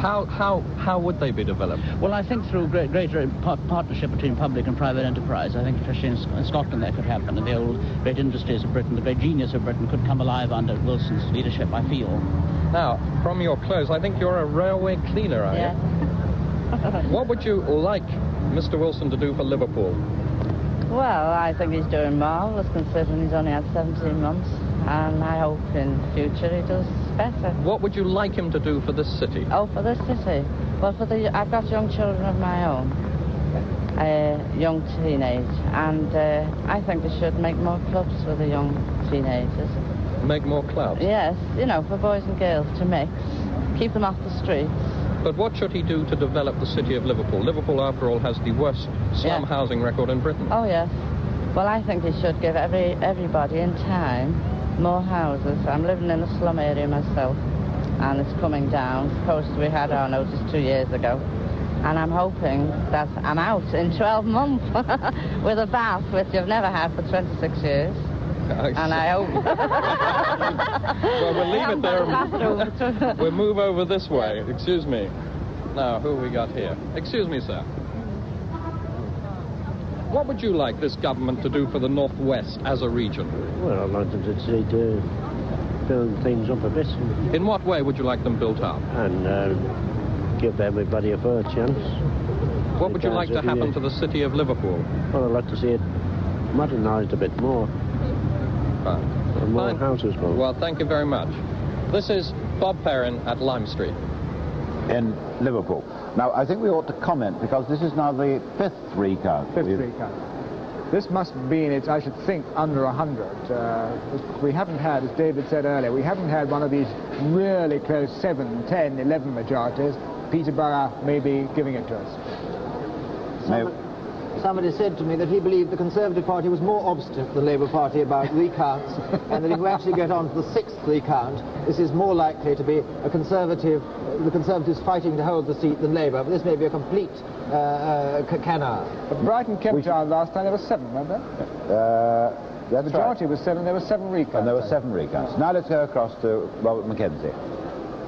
Back now to our old friend, the swingometer, who started us out on this whole marathon last night. Remember, he said the swingometer would lurch around a good deal. Well, it certainly did. There were lurches to the Conservatives in the course of the thing, the biggest one, 2.6. But none of them, of course, occurred in Labour marginals which would fall to that kind of swing. So though you had perhaps 24 results which swung over that far or in this direction on the Conservative side, none of them were sufficient to score in any of the marginal seats. The biggest swing to Labour was no less than 8.6 in Birmingham Stetchford in Roy Jenkins' seat. He had the biggest swing to Labour in the whole country. But it did settle down around 3.1. And it's fascinating that yet again, half the results fall within 1 point on either side of that. So though you've got these extremes I talked about, half the results fell here within either side of the 3% line. Remember at the very beginning we talked about the average prediction of the opinion polls. They were pointing to a 4.5% swing to Labour, or a majority of about 150. That would have given Labour the same kind of majority it had in 1945 instead of the 100 majority, give or take one, they're now going to get. In fact, the opinion polls don't really come out with a very glorious record in this election. If you were to look back again at one of our first boards, at the position they were giving as their final standings, very interesting that the one which actually comes out bang on, Research Services, under Dr. Mark Abrams, who appeared a couple of times earlier today in this program, he happens to be bang on, the 3.1% swing, which allowing this is not bad projection from it because it's going to be around 100. Now, he would be the first, I think, to admit there's a large element of luck in this. The pollsters don't claim to be accurate within a point or two either way. He happens to come down right bang on the figure as we now have it, average swing. But if you look at the projections of all the other polls on here, you do get an extremely wide potential Labour majority. They all agreed that Labour would win, but look at how it ranges from the Daily Express, which had a very good record in the last 2 elections, right through to the Abrams one, the smallest one, closest again to the actual result now before us. But if it had been the kind of election in which the polls were straddling the outcome, then they would be all over the map. As it is, they're all on the right side, but with this extraordinary variation that we see here.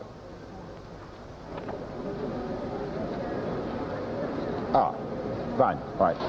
I've just been told this second that the Peterborough result is not now expected before 4:30.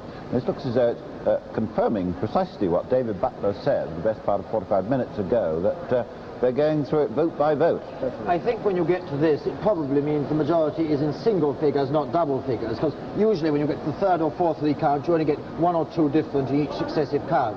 And when you have to 7 recounts, you get a prediction of 244. There'll be another 2 hours to get the result. This really must mean they're going through it absolutely every vote by every vote, and the margin is going to be in single figures.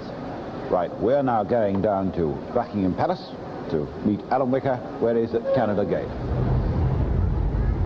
The Royal Standard flying above Buckingham Palace, showing that Her Majesty the Queen is here in residence. And on the pavements outside the palace, a few passers-by waiting on the off chance in case Mr. Wilson comes along to kiss hands upon his appointment. At this time, during the last cliff-hanging election, there were several hundred people here and a lot of excitement. Today, as you can see, it's quite a difference. Mr. Wilson, of course, is not constitutionally required to call upon the Queen, to attend upon her, as during the election period he has, of course, been Prime Minister, but he may make a courtesy call. However, it's not expected that he will today, as I understand Her Majesty is leaving this afternoon for Windsor. Alan Whicker, Buckingham Palace. Well, I wonder when he will be invited. When does he get invited to form a government and so on? What exactly happens now? Well, he has a government. He continues. He can carry on. Harold Macmillan didn't go specifically to the palace, wasn't specifically reappointed after he won the 1959 election. the election is irrelevant. Theoretically, the Prime Minister doesn't even have to be a member of Parliament. No. He doesn't have to hold a majority there. I mean, there's nothing in law that lays this down. He obviously will, in a normal way, report to the Queen on the state of affairs, which he does on a weekly basis, I understand. And I think, yes, you know, every Tuesday evening, normally, the Prime Minister goes to the palace to report to the Queen when she's in London.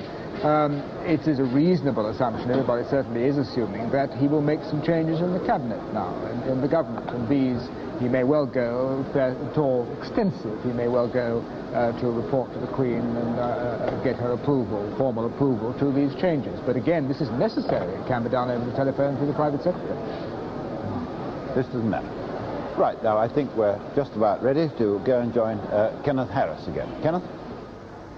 Three very young people here, in fact too young I think to vote in this election, isn't that so? On my left I've got Louis Eakes of London, who's 20, works in a publishing firm, and on his left is a young Conservative, Stephen Harrow of Croydon, age 19, who's at Exeter University, and on his left Ray Phillips of Bromley. He's 19, he's a law student at Birmingham University. Now I know you've all been quite active in the campaign and you've all been working for your respective causes. But could I begin by asking you, Louis Eakes, what you've liked most about the position your party has taken at this election? Well, first of all, I'm very proud of the fact that the Liberal Party has managed to keep out of the mudslinging of the Tory and Labour parties. Secondly, I'm pleased that the Liberal Party stand alone with radical policies which are quite definitely different from the Labour and Conservative policies, which have tended to become blurred in their scramble to gain the middle vote. We have these definite policies such as co-partnership in industry, which we feel is the answer to nationalisation, to increase efficiency in industry, which neither the Conservatives nor the Labour Party have managed to do. The Liberal Party was the first party to believe that the country needs 500,000 new homes every year, and working in a constituency in the East End of London, this is a problem which particularly faces the Liberals in my constituency. Now, Mr. Harrow, what about you? What are you most pleased about in your party's stand at this election? I think particularly Europe. I've been very pleased that Mr. Heath has brought to the attention of the electorate this very pressing problem of going into Europe. This has been, I suppose, pussyfooted about to a certain extent in the past because it's something which a necessarily conservative nation with a small c has tended to ignore. Europe is an important factor. We are not going to go into to make our way in the world unless we go into Europe upon a partnership basis. Mr. Phillips? Well, I'm primarily encouraged by the fact that the Labour government has tried to be honest at this election. I felt that at the last election, for instance, the economic problems the Conservative government tended to try and push them into the background, whereas the Labour government hasn't been afraid to accept the problems and accept the challenge.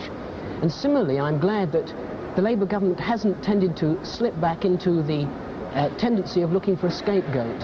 I believe that the Conservative pressure on entry into Europe at the last election was essentially an excuse, a quick way out of the situation that existed as it was then. And I believe that we have to go in with certain qualifications. The Conservatives accept this, and the Labour Party hasn't been afraid to accept these qualifications and hasn't been afraid to put these qualifications across to the electorate. Do you all feel that your parties have made room enough for people of your age? Do they appeal sufficiently to you? I believe that the Liberal Party has. Just as I came into the Liberal Party 2 or 3 years ago, the Liberal Party was the only party to recognise the importance of lowering the voting age to 18, and they went further than the other two parties in the belief that the Liberals want all the rights which one gains at the age of 21 to be lowered to the age of 18, and at this time the Conservative Party has no definite policy on this, and the Labour Party did follow us some time later. Mr. Harrow? Well, I don't know what you want me to answer on that. Certainly we have no definite policy because this is very much an individual matter. No one person can be said to be either fit at 18 or 21 to have the vote. It's very much a matter of personal opinion on this thing. I won't go into this. What was specifically asked was what we preferred about our policy. Going back to my question, yes, do you feel thoroughly at home in the Conservative Party? Do they make enough allowance for people like you? Room for people? I mean, there's YC, which is the largest political party in the free world. There are organisations such as PEST, which specifically cater for the younger Conservative in the universities. The Bough, all these organisations, they cater for young people specifically. And let's face it, there were, I think, the last election, I don't know the figures for this election, but over 100 YC candidates out of 600, which is a pretty fair, I think, Mr. Phillips, number. I think essentially that the Labour Party appeals to the younger generation, especially in its educational policy. I believe that it's wrong that a party should try and perpetuate distinctions which have no merit in themselves. I believe that the comprehensive system, I believe that its very nature is one that can be appreciated and accepted and enjoyed by all. I believe that young people have a right to an education, have a right to be taught, and I believe that the policies that the Labour government are putting forward, especially in the educational field, are particularly appealing to youngsters. And I would like to just add to what has already been said about the vote at 21. I believe that, as with many other institutional traditions, we shall get over this problem, in that the figure 21 was originally accepted because property qualifications in the last century all settled around the age of 21. You couldn't own property until you were 21, therefore it was quite acceptable and understandable that the age limit should be 21. But there is no reason why today this limit should be so. And I believe that one cannot expect young people to be responsible unless you give them at least some sort of privilege. And until they get the privilege of voting, I don't think you can expect them to be entirely as responsible politically as they could be. Now, a number of people have been sitting in those three chairs, much older than you three, giving their views about why we've had this particular result. Now, why do you think that the electorate has gone the way it has? Basically because the Labour Party and Mr Wilson have recognised the importance of the centre radical vote. They've gone all out to try and win it, and the people have basically been fooled into believing that the Labour Party is a radical centre party, but I think that they'll find now that Labour's got a majority of around 100 that it'll probably swing to the left and swing to the right and eventually split. When you talk about appealing to the central radical vote, what is the kind of thing the Labour Party has done and said? If we could illustrate your point. Could I come back on that, do you think? Yes, yes. What about you? How do you interpret this result? Well, I see it as, in a sense, it's strange to say this about the Labour Party, but I think the country has voted safe this time. The Conservative Party has policies which are progressive, really progressive. This is about going to Europe. We've told the people the facts about the economic situation. Our policies are in front of them, and I think they voted safe by voting for a government which in the last 18 months has voted exactly, has governed exactly like a Conservative, only less efficiently, of course. Well, how do you explain the result? I'd like to answer two of the points that have been brought up. The first point, that of the tendency now, with the bigger majority, for the party to split. Well, I believe that we have a true politician, if one can use the expression, in Mr Harold Wilson. I believe he's in a position, he's built up this position of great respect, and I think that he can hold the party together. And I also believe that the reminder of the Conservative loss in 1964, after having a majority of around 100 only 4 or 5 years before, will be a constant reminder to the Labour Party to be responsible. Secondly, the question of Europe. Again, I believe that the question of Europe must be studied carefully. I don't think we can go in without qualifications. I don't think that any party intends to go in without qualifications. And finally, my position on the situation, the choice has been made by the electorate in that we've seen a Tory government that's had 13 years, we've only seen a Labour government with 17 months. Well, thank you both very much for putting your point of view so clearly, and now we'll go back to Cliff over there. And I think we take this result. Yes, Angle and Shoreham, Captain Henry Kirby, who's on the right wing of the Conservative Party, has held this very safe Conservative seat with a slightly reduced majority. 3% swing there, drop of 2% in the Liberal vote, still quite a big Liberal vote. Captain Kirby has the distinction of being a fluent speaker of Russian. Very much in demand when Russian visitors come to Westminster. Now, there's a topic that Robert McKenzie wanted to raise, now that we've only got about half a dozen results left to come in today. Well, one of the fascinating questions we should get an answer to fairly soon is whether Mr. Wilson will qualify as having one of the qualifications needed in a good Prime Minister. It's often said that a good Prime Minister must be a good butcher. He cannot be afraid of the sight of blood. This means, of course, he must be prepared to sack people who are incompetent or who haven't lived up to their expectations, etc., etc., etc. Now, the interesting thing is that despite his reputation for hardness and even toughness, Mr. Wilson has so far moved with great caution in any reshuffling that he's done in the first 18 months. Now, perhaps this was entirely because of the precarious majority and so on. But it's yet to be revealed whether he will be sufficiently tough to streamline his cabinet in every sense, getting rid of the deadwood, the people perhaps who had to have a certain reward of some kind or other because of past favors. He now is in a position of absolutely commanding authority in the party. There needn't be a single person in his government who isn't doing a really effective job. There shouldn't be a really good backbencher sitting around doing nothing when he could be used in the government instead of someone else. Now we'll see. Will he produce the kind of government which will go ahead and clean up not only the deadwood in the House of Commons, but in the government itself, but in the whole administration of this country? We'll get that answer fairly soon. One of the reasons, of course, could be that he's been conducting, obviously, a short-term operation. We saw this very clearly in the size of the cabinet. He made perfectly clear when he was in opposition that he thought the Douglas Hume cabinet of 23 was too large. He then came into power himself and had a cabinet of 23. This is obviously because he suddenly found himself facing a short-term operation. Now, presumably, general feeling is he will have a smaller cabinet. But this raises a tremendous problem of where you draw the line. And many people have looked into this, feel that there's really, either you have a cabinet of over 20, or you have one of almost in single figures. But who do you leave out? Do you leave out your Minister of Health, or do you put him in? Mr. Wilson left him out. Mr. Macmillan usually had him in. What do you do with your Minister of Pensions? Out or in? Agriculture? Out or in? Housing? Out or in? And once you've got this string of individual departments, you've got to make up your mind. You've got to make a very invidious decision. Oh, yes, who you bring in. This is a bit arbitrary. Look, now, he's got the Minister of Health outside the cabinet, one of his ablest people in the whole setup, and he's got inside the cabinet posts which involve looking after our remaining colonies, almost negligible, posts involve giving away money for foreign aid, which we can't give very much of, and it seems to me to be involved in the present cabinet a lot of paying off of old debts and so on. I'm not sure that there is any such thing as a good butcher. After all, one of the most disastrous things that Harold Macmillan did was being one of the most vigorous butchers there's ever been.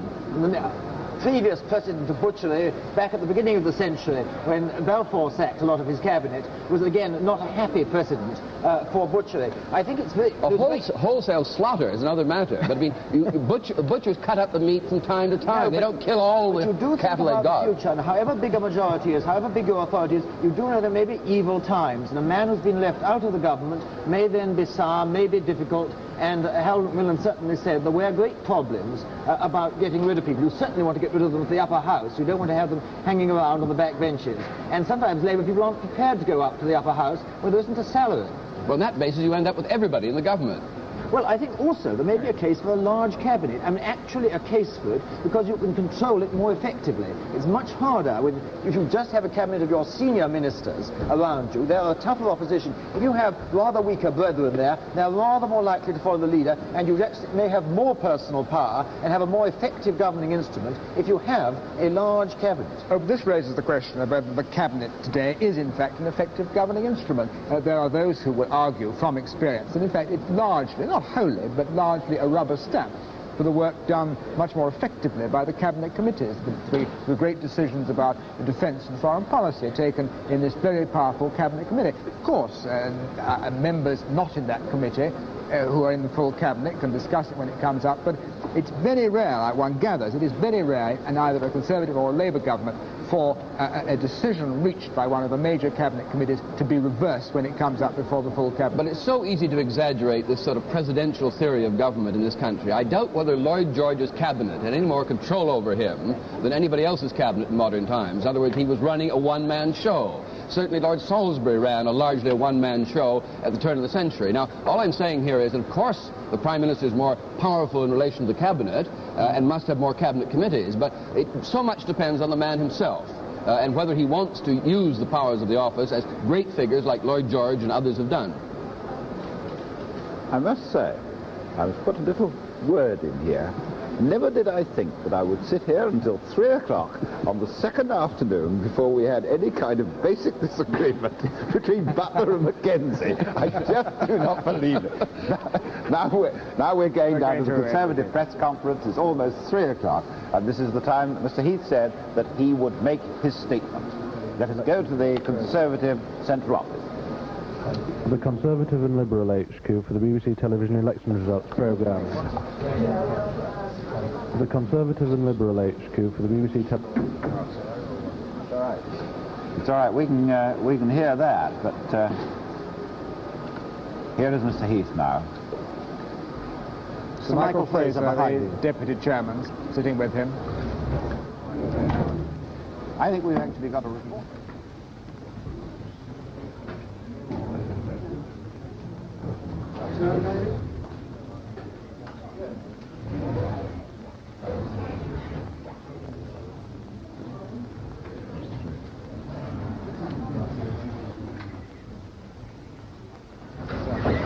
Good afternoon, ladies and gentlemen.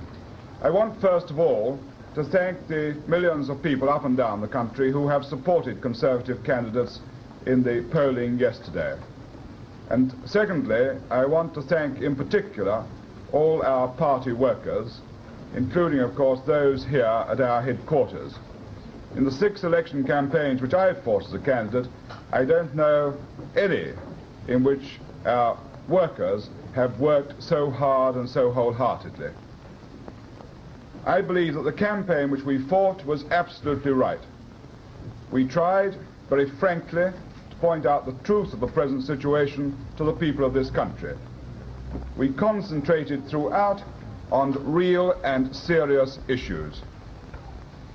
We did not succeed, in the time which was available to us, in convincing the people of this country of the dangers which are facing Britain. We did not succeed in the time available in convincing them of the urgency of electing a government with the determination and the necessary policies to deal with them. What I am confident of is this, that as time passes, so the people of this country will remember what we have said in this election campaign. As an opposition, we shall be vigorous. At the same time, if the government does pursue policies which we regard as being in the national interest, then of course we shall support them. And their failures we shall expose relentlessly. Over to you. Home front first again, I think. Yes, Francis. Had time to consider whether it would be necessary to carry on with the policy committees or add their number or change their direction? I've not considered in detail exactly what will happen here, but of course we shall continue with the development of our policy in detail and with its presentation to the country. As you know full well, we've had a very short time in which to develop the policies, yet alone present them. What I must say has interested me very greatly in watching the television coverage during the past 12 hours or so, has been the way in which people, when asked about policies, however they voted, have almost inevitably come up with exactly the 5 which we've been presenting throughout the election. If any of you were watching, for example, the farmers who were being talked to in Preston Market, well, there they were, talking about the common markets, the way they wanted to get in, and the fact they were competitive and could stand up to any sort of competition. I thought it was very interesting the way the man in the street, so-called by the BBC, has been coming up with the real issues, however much he may have differed from us in voting. Now look, if we can just have peace while we have questions, then you can have another go afterwards. I'm quite happy about that, but now we've started on the conference proper, just let's deal with that. Do you intend to, could you say whether you think the opinion polls, the barrage of opinion polls, has influenced the vote? Well, there's no evidence to this effect, and it must be very difficult to get specific evidence. But I suppose where you've had a situation over not only weeks but months in which the opinion polls have all been pointing in one direction, and very strongly in one direction, it is possible that it did have some impact. The casualties you've sustained, are there any who you would be regarded as a priority to try to get back into the House? Well, I greatly regret all the casualties we sustained. Naturally, my colleagues in the Shadow Cabinet are a great loss to us. Do you think the party machine has failed? Not in the least. Not one scrap. Do you think the leadership has failed? Not one scrap. Do you intend to remain? Of course. Do you intend to carry on the same policy? Of course. Is it not rather strange? Look, let somebody else have a go. It's not rather We should carry on this dialogue for the rest of the afternoon. The shorter my answers get, the longer your questions become. Who's next? Could you say, in your own words, what in fact you attribute this election result to?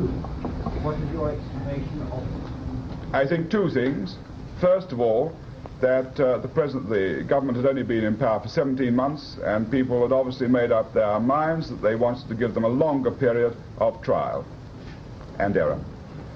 And secondly, that with a 9% increase in wages, with which 5% prices have not yet caught up, there was a general feeling of prosperity in the country, and they do not realize yet the dangers which face us, with an increase of only 1% in production. When will you announce the changes in your shadow cabinet? In due course.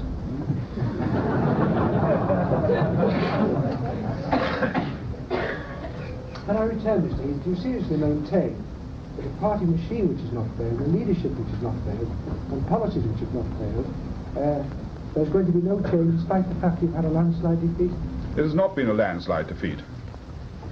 The government is going to have a smaller majority than we had in 1959. We never claimed it to be a landslide.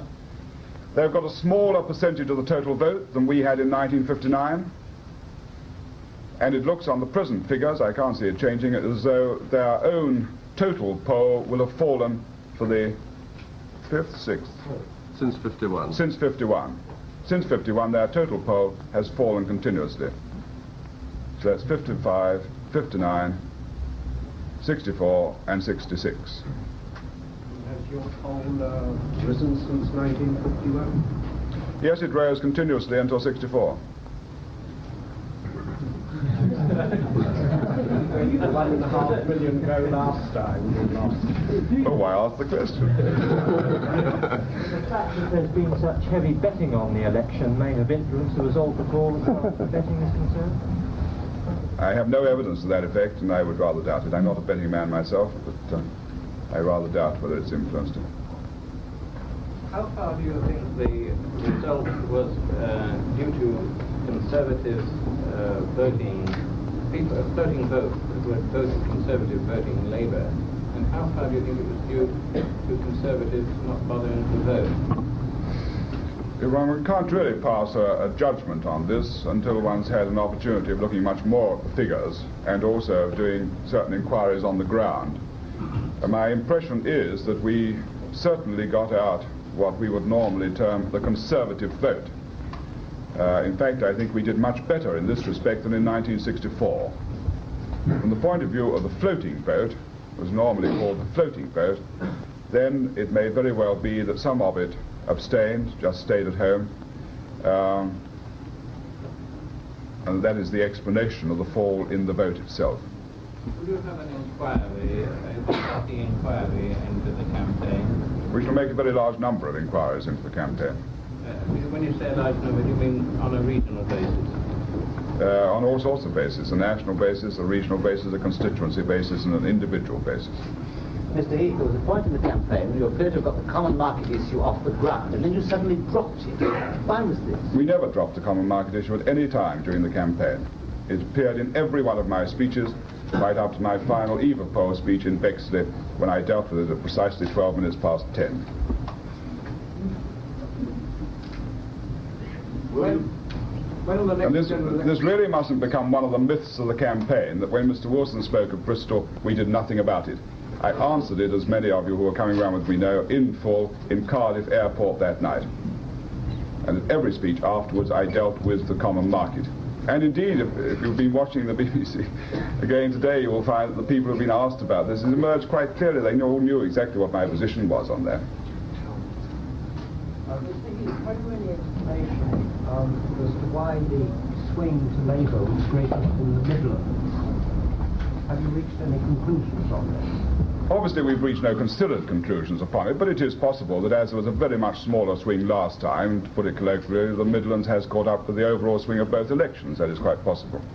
As a supplementary to that, what was it that made you so absolutely certain that you were going to capture Meriden, Aldgreen and Yardley, Birmingham Yardley? Well, our information at the time was that they were all extremely marginal seats and that we were just going to recapture them.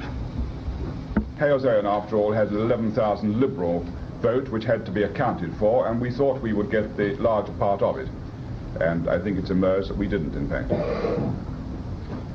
far as Meriden were concerned, that was just a few hundred, and the indications there were the change in population, electorate, that it would be possible for us to get it back.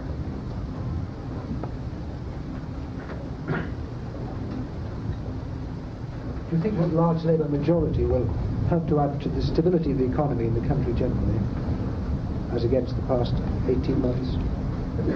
No. Immigration seems to have ceased to be an issue in this election. Do you welcome that? Or? Yes, I've never regarded immigration as a major issue in this election. And I made my position absolutely plain right at the beginning about any sort of racialism, and I believe that killed the whole thing dead.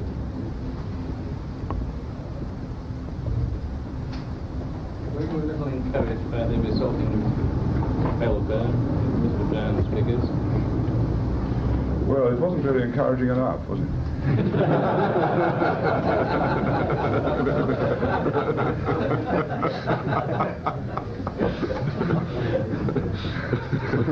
A little encouragement is a good thing, but one needs rather a lot in this situation. Are you going to take a holiday now? I shall go to my home at Broadstairs either tonight or tomorrow for the weekend. So you said nothing about the Liberal position. Do you foresee any further compromise, any further association with the Liberals to form the situation in the next election? I don't see anything at this moment, no. When do you expect the next election? We shall start getting ready for it straight away. Mr. Heath, now that Labour has got a substantial... Well, we're still on the home front at the moment. Anything more on the home front? It's a home front. If your assessment of the situation, the economic situation of the country, comes true, and with the present distribution of seats, would you be theoretically amenable to the call for a national government? We shall constantly press this government to deal properly with the economic situation. The point you raised doesn't arise. It's suggested, Mr. Heath, that in fact you scared the pants off the electorate and that they opted for an easier way out. Well, the problems still remain. On a technical point, can you please say whether there's any plan for any special assembly of any concerned organisation on the election? Good heavens, no. We should have a party conference at the normal time this year. How far, Mr. Heath, do you think that personality flaws might have contributed to some of the heavy losses? Well, I always like to think, of course, that personalities influence elections very considerably. But having listened now to whatever it is, 18 hours, 12 hours of continuous BBC swingology, it's very difficult to retain one's confidence in personalities, isn't it? Even when the swing varies, there always seems to be a swing explanation.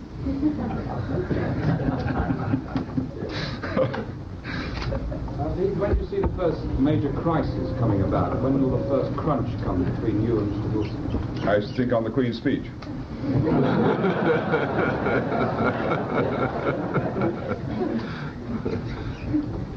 you regret at all that you spent a great deal of the early part of the campaign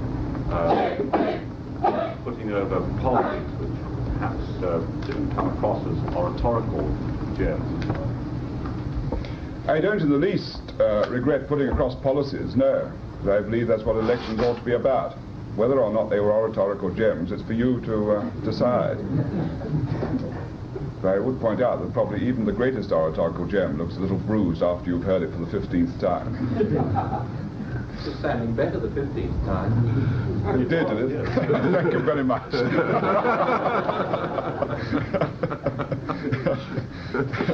In that case, perhaps we ought to start campaigns a little earlier here, then, and then you can join us halfway through.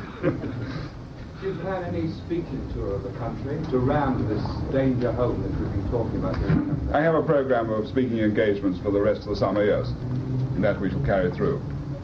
Will you go to Yorkshire in this tour? If I remember rightly, I was due to be going to Yorkshire tomorrow, but I thought in present circumstances perhaps that might be postponed, and I shall go later in the year. You will be going later in the year? Yes, yes. What do you think the effect of the Labour victory will be on the Rhodesia situation? It remains to be seen as to whether Mr. Wilson now pursues our policy or not. Harry. Do you regret anything about No, I think Harry Boyne. I want to ask you, now that you've succeeded certainly in putting the common market right into the forefront of British politics again, irrespective of this myth to which you referred, may we take it that you're going to continue just as vigorously in opposition to press for a British initiative? Yes, indeed. Yes, indeed. George. Do you regret anything about the campaign? Yes, that we didn't win. Apart from that, but you're handling. Well, that's quite a lot. Looking back on it, I have no regrets. Have you made any mistakes, is what I've read? The feeling made any mistakes? I think we've worked as hard as we could. We've put across everything we could on policies. We did everything humanly possible. I was asked last night about my colleagues, and I've made some inquiries, and I find the shadow cabinet between them, outside of their constituencies, many of which, as you know, were difficult constituencies, made 324 speeches in the country. Now, I think that in 3 weeks is a very remarkable achievement by the shadow cabinet. And other French spokesmen made 259 speeches outside their constituency. That is just an indication, as it was raised, of the high degree of organisation which we had and the amount of effort which they put into it. If you made no mistakes, I mean, how do you explain you've lost? The explanation I've already given. Pardon? The explanation I've already given, that I think that the British electorate decided that they would give the Labour government a longer period. Do you think the House will be more lively now that the opposition have got some younger MPs? May well be more lively on both sides. Now that the Labour Party has had an accession of strength on the left wing. Do you see the Tory party itself as having changed as a result of this election and as a result of your own accession to the leadership? Do you think the old Tory party that is featured in most people's minds is now a thing of the past? The Tory party is changing and will continue to change. Can you give an idea of along what lines? Because in your final election broadcast, you did say that amongst the changes that must take place was, or were changes in the thinking of the political parties. What changes do you think are needed in the thinking of the Conservative Party? In the thinking of the Conservative Party? Do you say? Yes. Well, we've developed the thinking of the Conservative Party a great deal in the last 15 months. And this has been one of the difficulties throughout this election campaign, that we are putting forward new policies, some of which are complicated.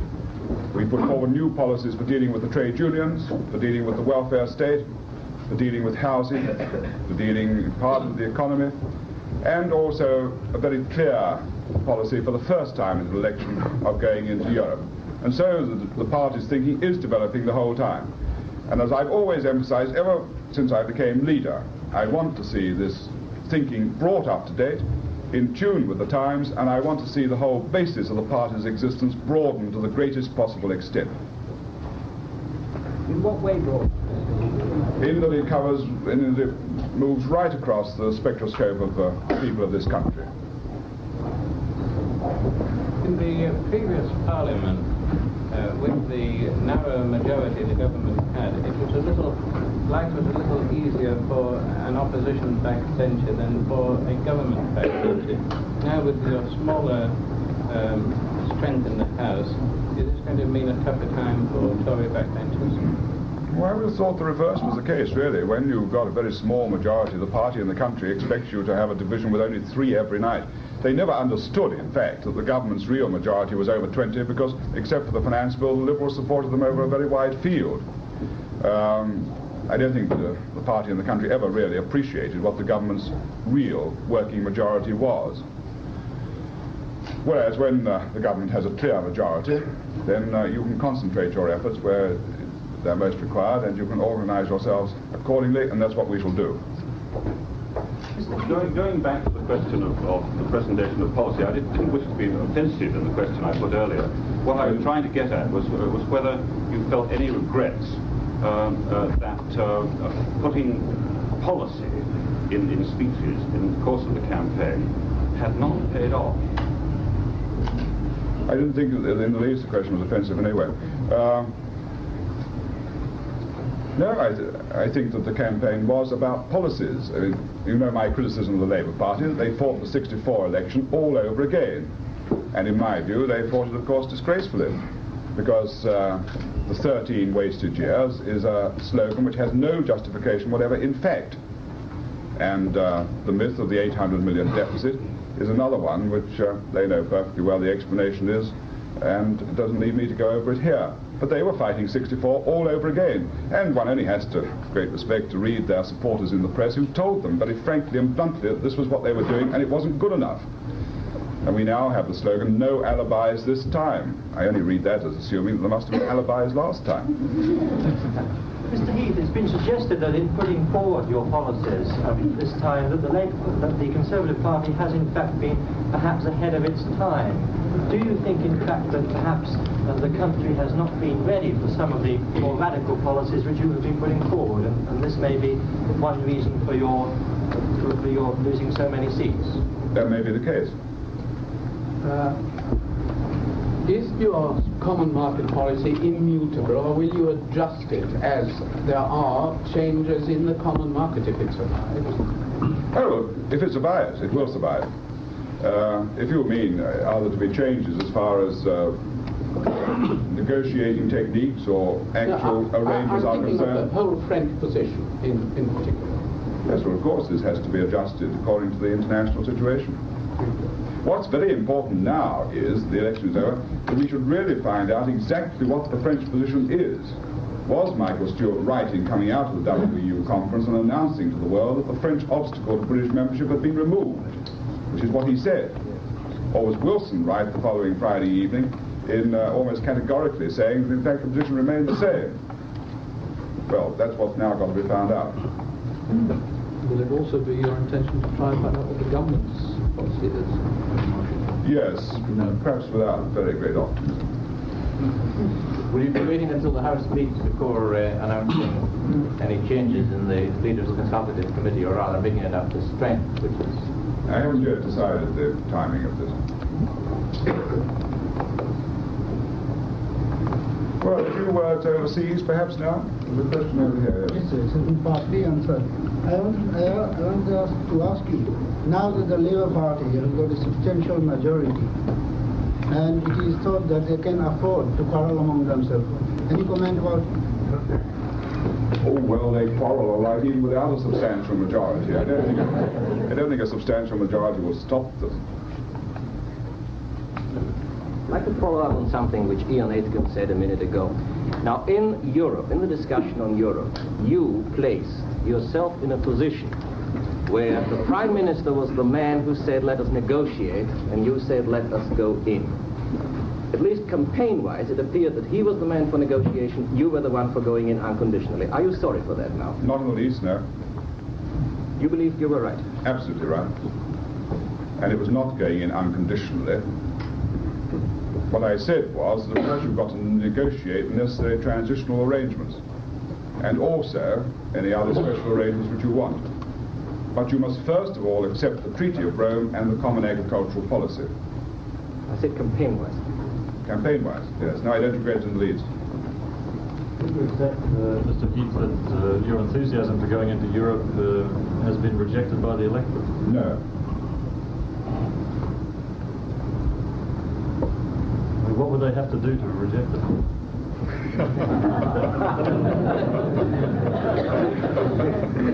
They'd have to express themselves very clearly on that issue alone, and they certainly haven't done that. I mean, look at the polls themselves. They indicate it very clearly.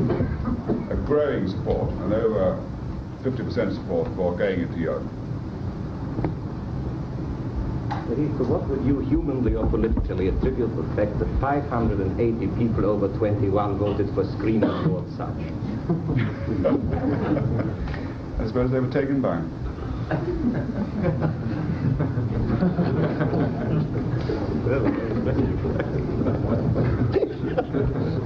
Anybody else? Thank you very much indeed.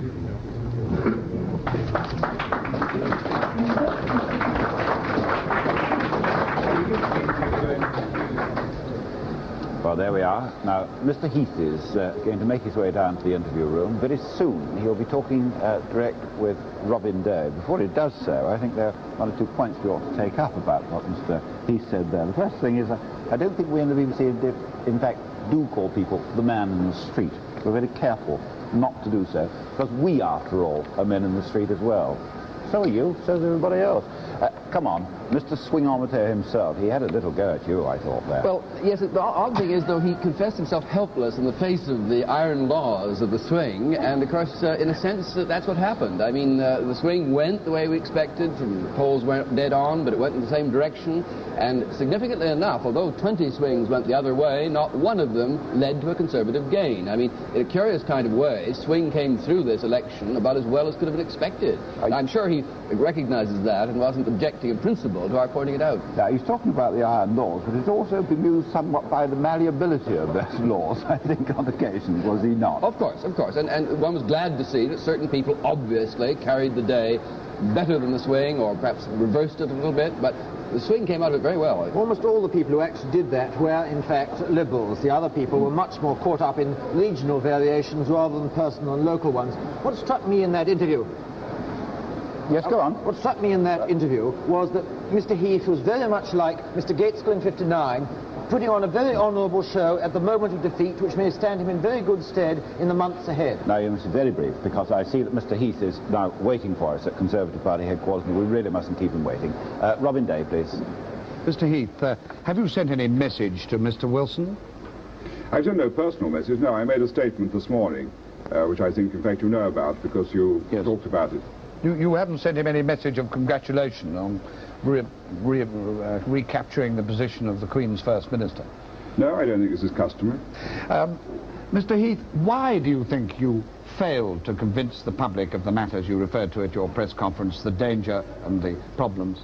I think the public has made up its mind that the Labour government has only had 17 months in office, and they were going to give it a further period. Do you think there was no failure of communication or presentation on your part or your party's part? We had a very short time in which to put across the policies. That, I think, is part of the explanation. Do you think there will be an eruption within the Conservative Party now of what might be loosely called powerlism? Good heavens, no. Why can you be so sure? Because I know. How do you know? Because I know the party. But isn't it reasonable that men like Mr. Powell or others who think like him might believe that the way to win out at the next election would be to have a policy of their kind? No, and the differences which have existed in the past have always been greatly exaggerated. How are you going to... do you have any plans for making room on the... in the benches of the House of Commons to bring back some of your talented front benchers? What I have in mind is this: do you intend to approach Mr. Wilson for some facilities under the Life Peerages Act to make some vacancies?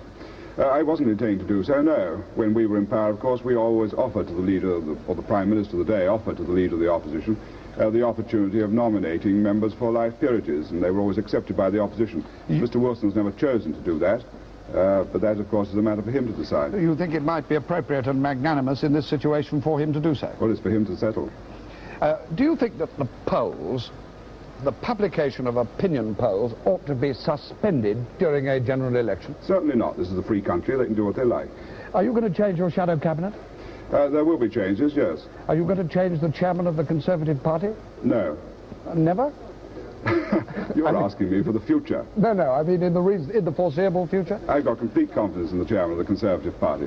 The machine has worked splendidly. He himself has done extremely well in a constituency which he's had to fight at long range. He's got a less than national swing, and I'm jolly pleased with him. A lot of people saying, you know, thank God the election's over and we've had enough politics for the last 3 years. There seems to be an impression going up that we're going to have strong government. Can you assure us that we'll also have strong opposition? You certainly will. But and in a sense that, what do you think you'll be fighting on most then in the Commons in the next year or so? We shall be fighting on the same policies as we've been putting in the campaign, because I believe these are right. And we shall do everything possible to bring pressure on the government to follow them. Did you read a comment by Mr. Randolph Churchill during the campaign? Perhaps you missed it, so I'll mention it to you. He said, no opposition has ever won an election by putting forward constructive policies, but only by attacking its opponent. Yes, of course I read that. I read everything which Randolph writes. My point in putting it to you is to ask you what you thought of it. Well, there's obviously a degree of truth in the fact that you've got to be both positive and critical of any government. You've got to be positive in putting your policies forward, and at the same time you've got to point out the weaknesses of the government. Those are exactly the tactics we followed throughout the campaign. Were you told or advised, Mr. Heath, at the beginning of the campaign by certain people in your entourage or organisation not to do certain things, such as A, talk quickly, B, to look serious, and C, not to shake your shoulders when you laugh? No. As you know, first of all, with the press conference, I followed a technique which is very often used with press conferences, and indeed I use it while the House is sitting. To speak slowly so it is more convenient for the press. And then I very quickly realized that, of course, this made it very difficult on television. Do you now have more confidence as a political leader? And I don't wish to imply that you had none to begin with, but do you have more now? What else are you implying, then? Well, I suppose I'm implying that everyone, even so distinguished and able as yourself, moves on with the years. Yes, and I've done that, if that's what you mean. I've moved on with 3 weeks.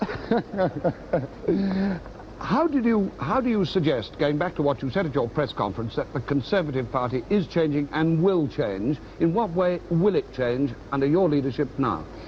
It's changing, first of all, in the question of policies. We've been developing those over the last 15 months, and as you know, we've come forward with new policies. These we shall develop in further detail, and of course we shall develop their presentation to the public as a whole. I think one realizes more and more the length of time it takes really to explain policy to the country as a whole, and to get them to understand exactly what it means and what the consequences are and so on. So we shall continue with that. And I always want to see, I want to see, as I've always said, that the Conservative Party should be as broadly based as possible and take in members from all sections of the population, and I shall work very hard on that. One final question, Mr. Heath. You said you were going away perhaps for a few days to the country this weekend. Knowing your musical interest, what piece of music will you either be playing yourself or listening to at this time, in this mood? In this mood? In this mood. Oh, well, I should probably be playing records on the stereo. I should play probably a great variety of them.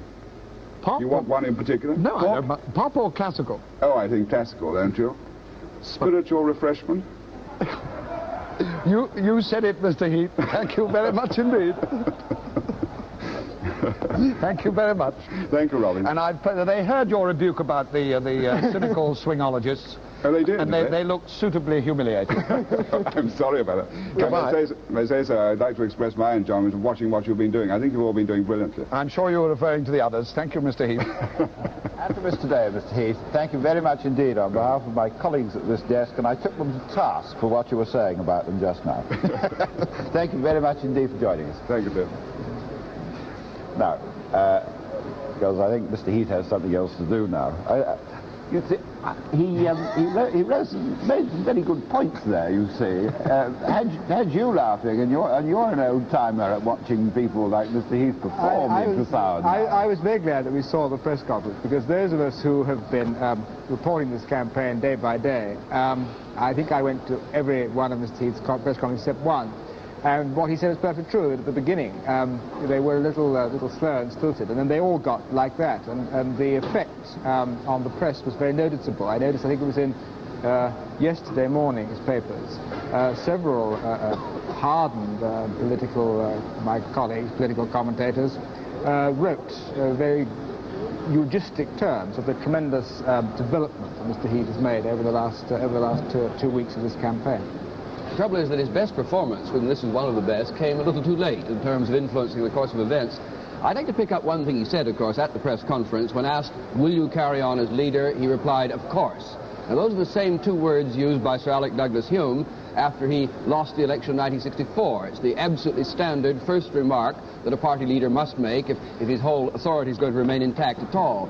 But by July, 9 months after Sir Alec made his first of course remark, he was pretty effectively pushed out of office, because the opinion polls were showing then that in any early election it seemed certain the Conservatives would be defeated. Now, my clear recognition is that the Conservatives, having had 5 leaders in the last 10 years, cannot possibly axe another one at this stage. But everything will depend on the position 2 years from now, 3 years from now, as we move toward the next election. If at that position you find that Mr. Heath is behind 10 or 15 points on the opinion polls, then I doubt whether the Tory party will gladly go to the slaughter, as it were, under his leadership. And there the crisis will come. But though he's lost the election, I think he's lost it on a rising note.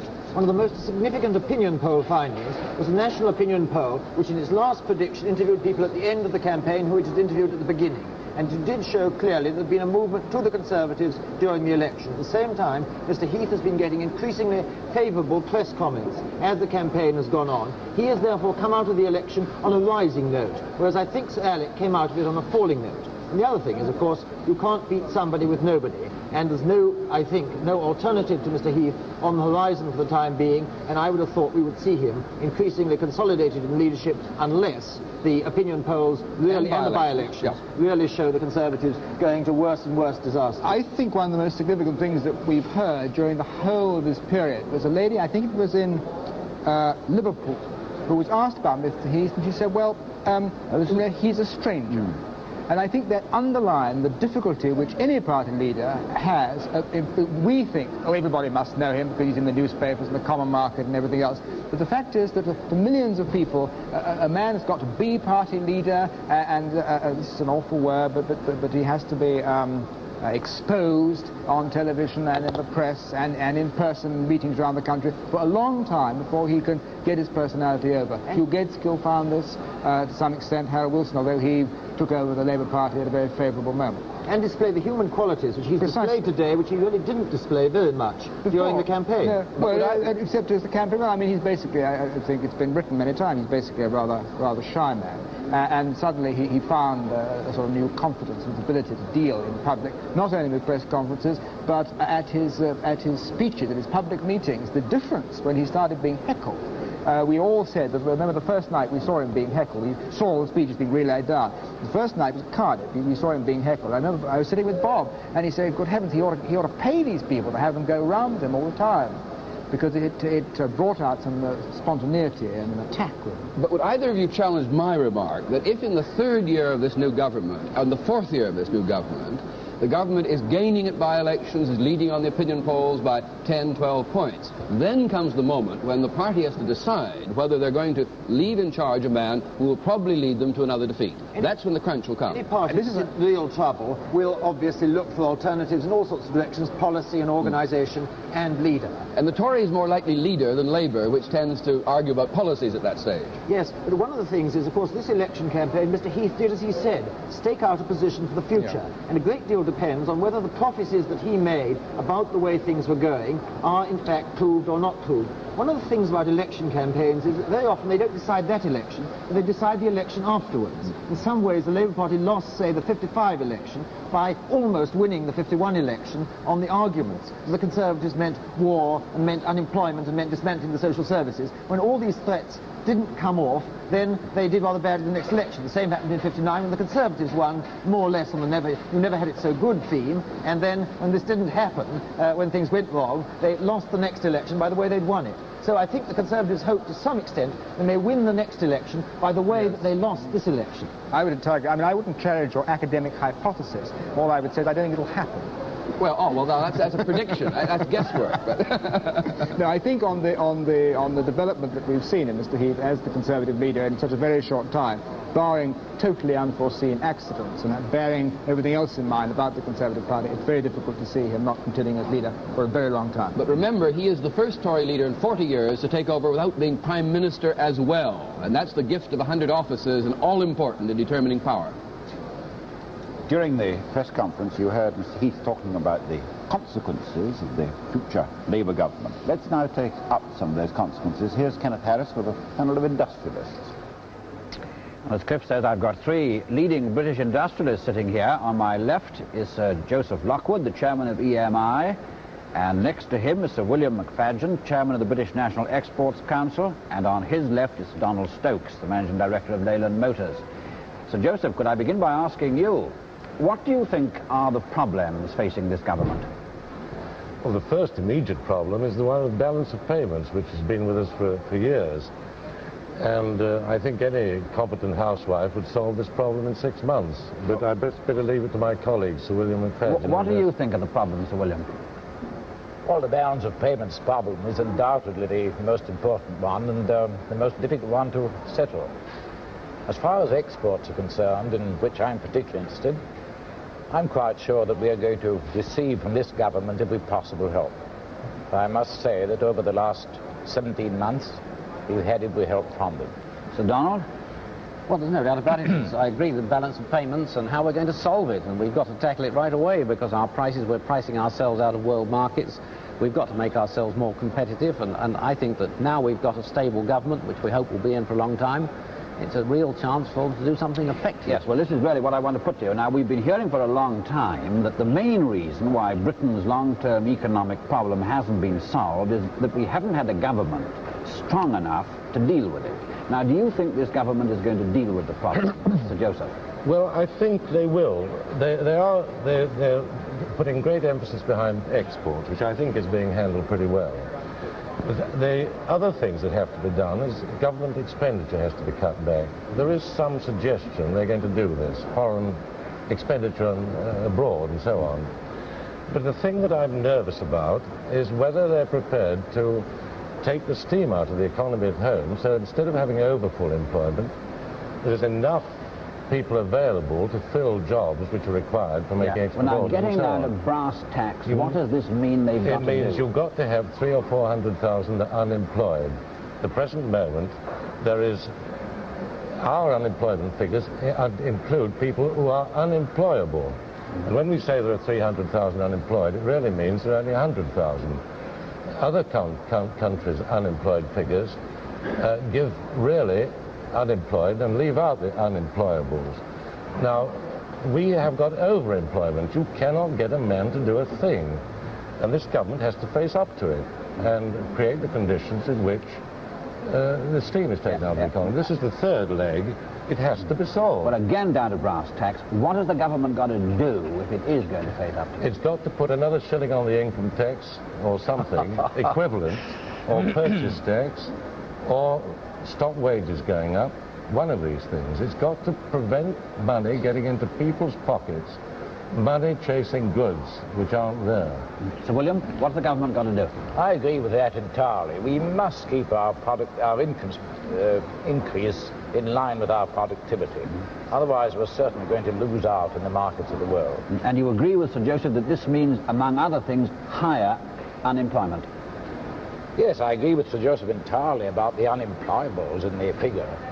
I think I'd rather put it this way. I think it means a very much better and fuller employment of people. People must really, every one of us, I don't exclude managers or any, we've everyone got to work our full time and put out full productivity. Sir Donald? Well, I don't believe that we've got to have unemployment. I think this is old, archaic thinking. I believe that we've got to redeploy our labour to the most effective possible purposes. And to do this, I think we've got to give incentives to people who are exporting and encourage successful industries.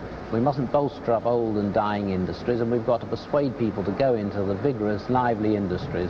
And we've got to reshape the whole of our sort of technological thinking in this country. Well, now, what do you want the government to do about that? Well, the first thing I want them to do is, which I believe, and I think they will do, is to give more positive incentives to exporting, because we've got to get, Sir Joseph said we've got to take the steam out of the economy, but we've got to stop bolstering up our service industries in this country and put our effort into the exporting industries, which are going to bring us some exchange of money back into this country. Now, getting down to brass tacks, what is the kind of thing you want to see them doing?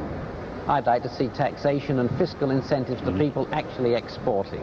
This is the most important thing. I believe that we must control our expenditure at home. We're spending too much money on what I call service industries. There's too much money going into banks and into insurance companies. Too many people being employed in competitive industries at home, competing with ourselves, when we ought to be out there competing with the foreigners. This is where we've got to compete, outside this country, not inside the country. Now, do you see the government doing anything about this? Yes, I think they will. They've said they will. When they were in office for the last 18 months, I think they've had a jolly good go at it, and I believe now that they've got the reassurance of the country behind them, they will have a go at it. You're fairly optimistic? I'm very optimistic, yes. Sir William? Yes, this government's been elected. I'm sure that it's got to... British industry will always give a government a fair run, and I hope that the cooperation between government and industry will get a fair run, because we are only going to settle our balance of payments problem through a national cooperative effort.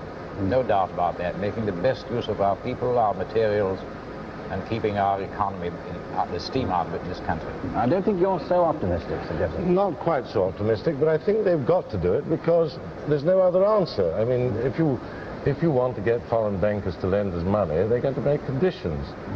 And I would agree with Sir Donald. I don't mind calling the unemployed transitional labour, if you like.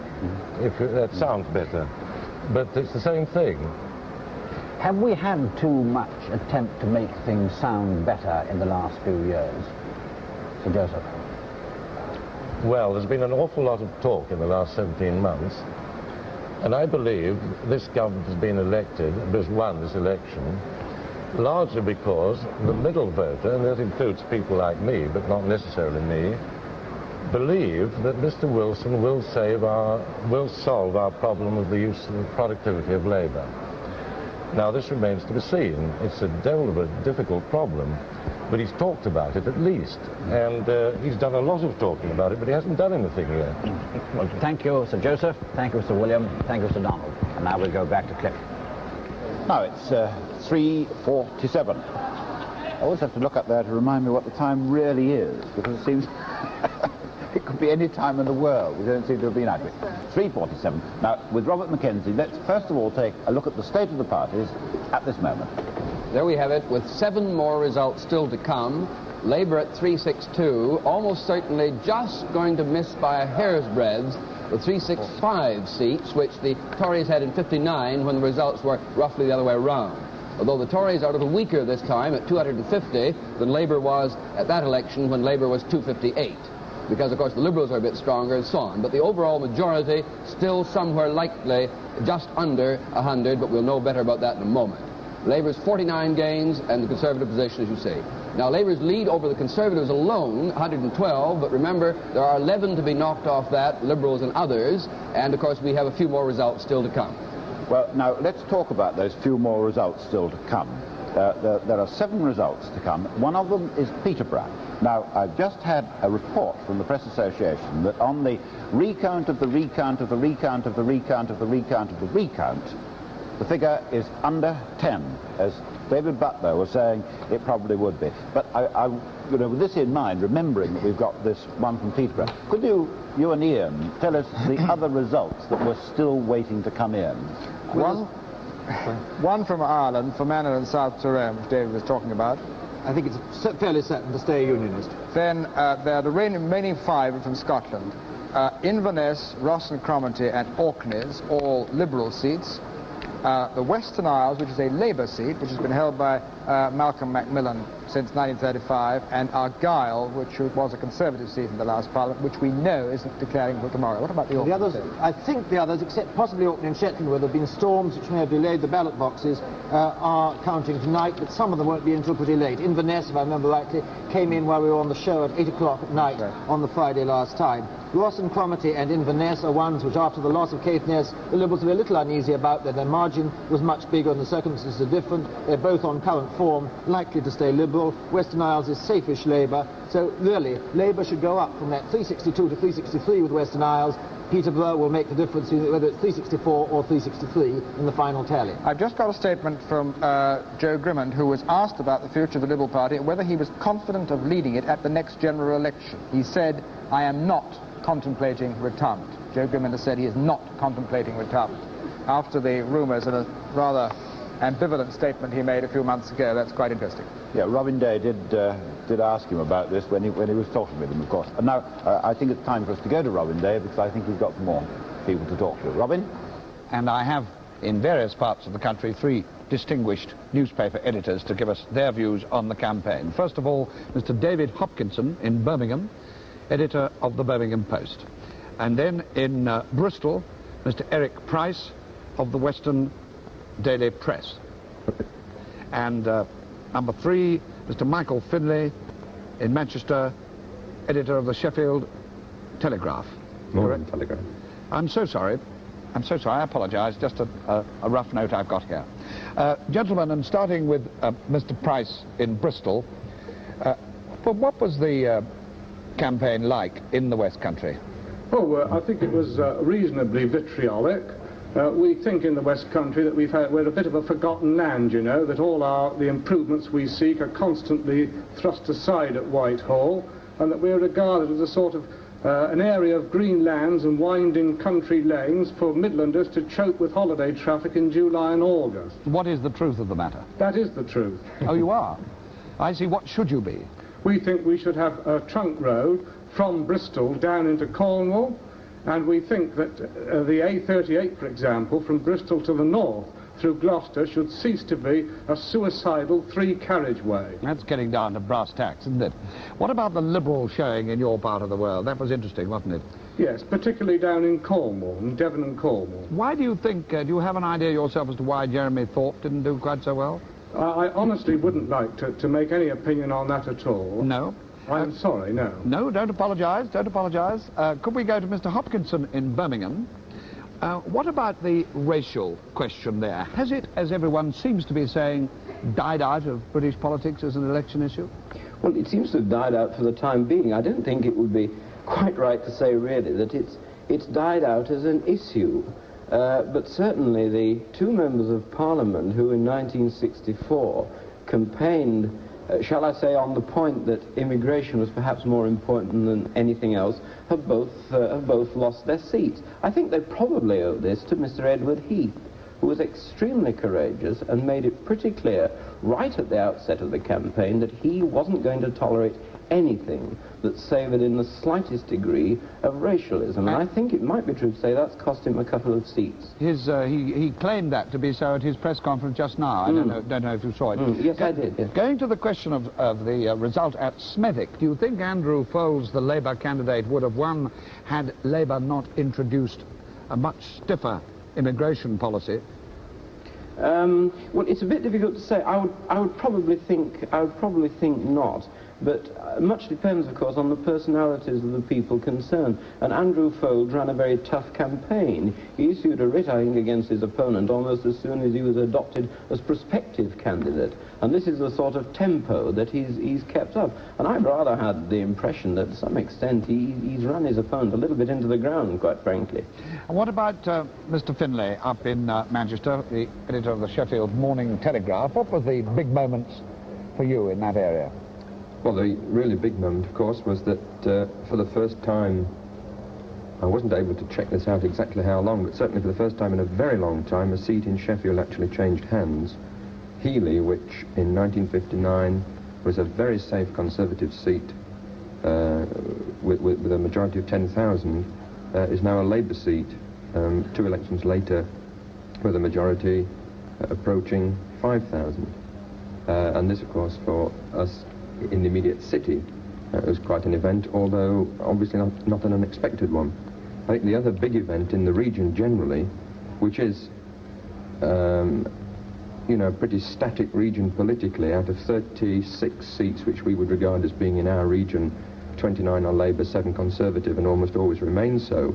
The big thing, of course, is that Healy's changed hands. I heard on the car radio coming over this afternoon that High Peak had changed hands, again not unexpectedly, and of course Colne Valley provided this turn-up, again not an unexpected one, but nevertheless a turn-up for the Liberals with Richard Wainwright, well, not just, but quite handsomely defeating Pat Duffy. I for one, was a little bit in two minds about that. Both Richard Wainwright and Pat Duffy earned my support and my paper's support because of the tremendous emphasis they both place on regionalism. Could I ask all of you, thank you very much, could I ask each of you to give us your views on the impact or influence, if any, of political television programs, including the party political broadcasts, on the people of your area? Mr. Hopkinson in Birmingham. A bit difficult to say, really, because I never watch television myself at night. I have the impression, and it is only an impression, that there are a lot of people are thinking that both the television organisations overdid it a little bit, and that people got a little bit fed up. In short, it lost its impact to some extent. I've heard people speak very highly of Mr. Heath's last speech. I think that had some considerable impact, and so I think of the speeches by Ludovic Kennedy and Joe Grimmond on television. But otherwise, I think it's tended to flow over people's heads rather a lot. What about Mr. Price in Bristol? What do you think there? What did the West Country think? Well, my personal view is that it's completely wrong and almost antisocial to force people on 2 channels to listen to broadcasts which probably bore them to tears. I think one of the snags with this election has been that there's been far too much talk, and a lot of it, I'm sorry to say, on television. I like Mr. Hopkinson, I fortunately work at night, so I don't see much television, but on one Saturday night when I was at home, it did put my favourite programme back 10 minutes. Well, was that too terrible for you? Well, I was a bit upset about it, you see, because it was getting close to closing time. But Mr. Heath said on this point during one of his press conferences, he said the political parties each only get, during the whole 3 weeks, an hour of their own. And he didn't see any reason why this should be so. And the other point he made, or the other point somebody has made, a lot of people have made, about whether you should have them both on the same channel. How do you deal with the problem of what programme is opposite a programme if you don't have it on both programmes at once? Well, that's a problem for the television people, but obviously I don't think it should be both on both channels at once. That's the point I'm trying to make. Well, you made it very clear. Mr. Findlay, Sheffield Morning Telegraph in Manchester, what do you think about television up there? And do please tell me you watched it, because it's getting very sad. Well, you see, we're all morning paper men. The only time I can watch television is if I nip into my secretary's office where we have a set and watch it. I agree. I think from the comments that I got from home, people got tired of it. I think we all gave this election too much coverage. I think newspapers did. I think my own newspaper did. And I certainly think television did. And I think this has been reflected in the lower turnout. We all anticipated a bigger ballot, a bigger turnout. And what we got, I gather, if the figures of last night are still current, was in fact a smaller turnout. And I think this is a reaction. People just felt they'd had too much. A couple of seconds each from you now. Can you tell me how your paper advised the people of your area to vote? Mr. Hopkinson in Birmingham. We advised them to vote Conservative because we felt that the Conservative Party was really the only party that was really getting a grip on the most vital issue, which was one of modernisation. Well, they didn't take much notice of you, did they? They didn't. Mr. Price in Bristol? We gave no categoric advice, but we clearly pointed out that the Conservatives, with Mr. Ducan, the Taunton MP, as chairman of the Conservative Party, was a far better man to advocate advancement in the West than the socialists, who have been extremely timorous in our part of the country. That doesn't seem to have made all that amount of impact, does it? No, I'm afraid not. Mr. Findlay, Sheffield Morning Telegraph? Well, I don't think perhaps we're quite so absolutely obsessed about national government's activities in our region. We'd rather have more freedom to do it ourselves. We didn't advise our readers to vote in any particular direction. All we ever advised them to do over the last 2 elections, while I've been editor, is advise them to make a positive rather than negative vote. In other words, to vote for something that they believe in, for a party they believe in, and not negatively. And I think that's what's happened this time. Isn't that sitting on the fence for a great newspaper? in a region like mine, Mr. Day, I think you might sit on the fence. Didn't you endorse individual candidates, say like the New York Times does and other papers? No, though if I could just say this, one of the things that I think is going to happen in British politics is that the importance of the individual candidate is going to count for more. I think it's counted to a degree in this election. I think that, all right, if you have, as you might very well have, 10 years of Labour government, the two policies of the parties coming together, I think that the quality of the individual candidate is going to count for a lot more. I look forward to that, and then I think, of course, newspapers will be placed in a very favourable position. Thank you very much indeed, gentlemen. I don't think Mr. Butler will agree about the quality of individual candidates mattering. It's all a question of swing, they tell me. They tell me that too, Robin, and I don't understand it. Can I ask someone if they can find out in the next few minutes how many women members there will be in the new House? We have had several requests to discover how many women members there will be in the new House. So if someone who's doing nothing around the tables can just pop and find out, we'll be all right. Two things, David. First of all, I'm sure you will want to comment about what's just been said about the value of individual members. But the other point that I wanted to raise with you some time ago was when you said that the predictor had come to the point of no return. What we really wanted to find out was what it had finally come out with. But deal with the individual members first of all. Well, the individual members is one of the things that comes out of this. There really are virtually no results that one can point to that are outside the book in relation to the Conservative-Labour relationship. There are individual candidate results involving the Liberals which you really can point to, West Aberdeenshire, Cheadle and one or two others, where you really can say that this is a triumph of personality. I do think that personality counts far more for the Liberals to make the initial start of becoming a credible force of Liberals got to make themselves credible. I'm a little put off by Mr. McKenzie not putting his cutout key down. But now if we look at the actual computer output, it does seem that the Liberals have made very little impact on the share of the vote for the other two parties. In the seats where the Liberals withdrew, the swing is exactly the same as the seats in which the Liberals, if I may use the word, intervened. If you look at the overall national picture, you do find, as we suggested earlier, an extraordinary uniformity. Every one of the 6 regions and the regional desks had a swing within 0.75% of the overall national swing. And even if you went into sub-regions, only the West Midlands diverged with a slightly higher one. In the big cities, you've got smaller sub-regions, you've got even bigger swings in Birmingham and in Newcastle and one or two other areas like that. Turnout, this made very little difference. Whether turnout went up or went down, it didn't seem to change the swing. They were kept up in the broad national and regional sweeps across the country. One other thing, what actually has caused, where has the movement been? Well, the opinion polls not only suggested there was actually a movement during the election slightly towards the Conservatives, but they do suggest that compared to 1959, the Labour Party gained most among the very young and among the old, less in the middle-aged. It gained most in the lower middle-class groups. Can we interrupt you, because here's the Prime Minister leaving number 10 Downing Street.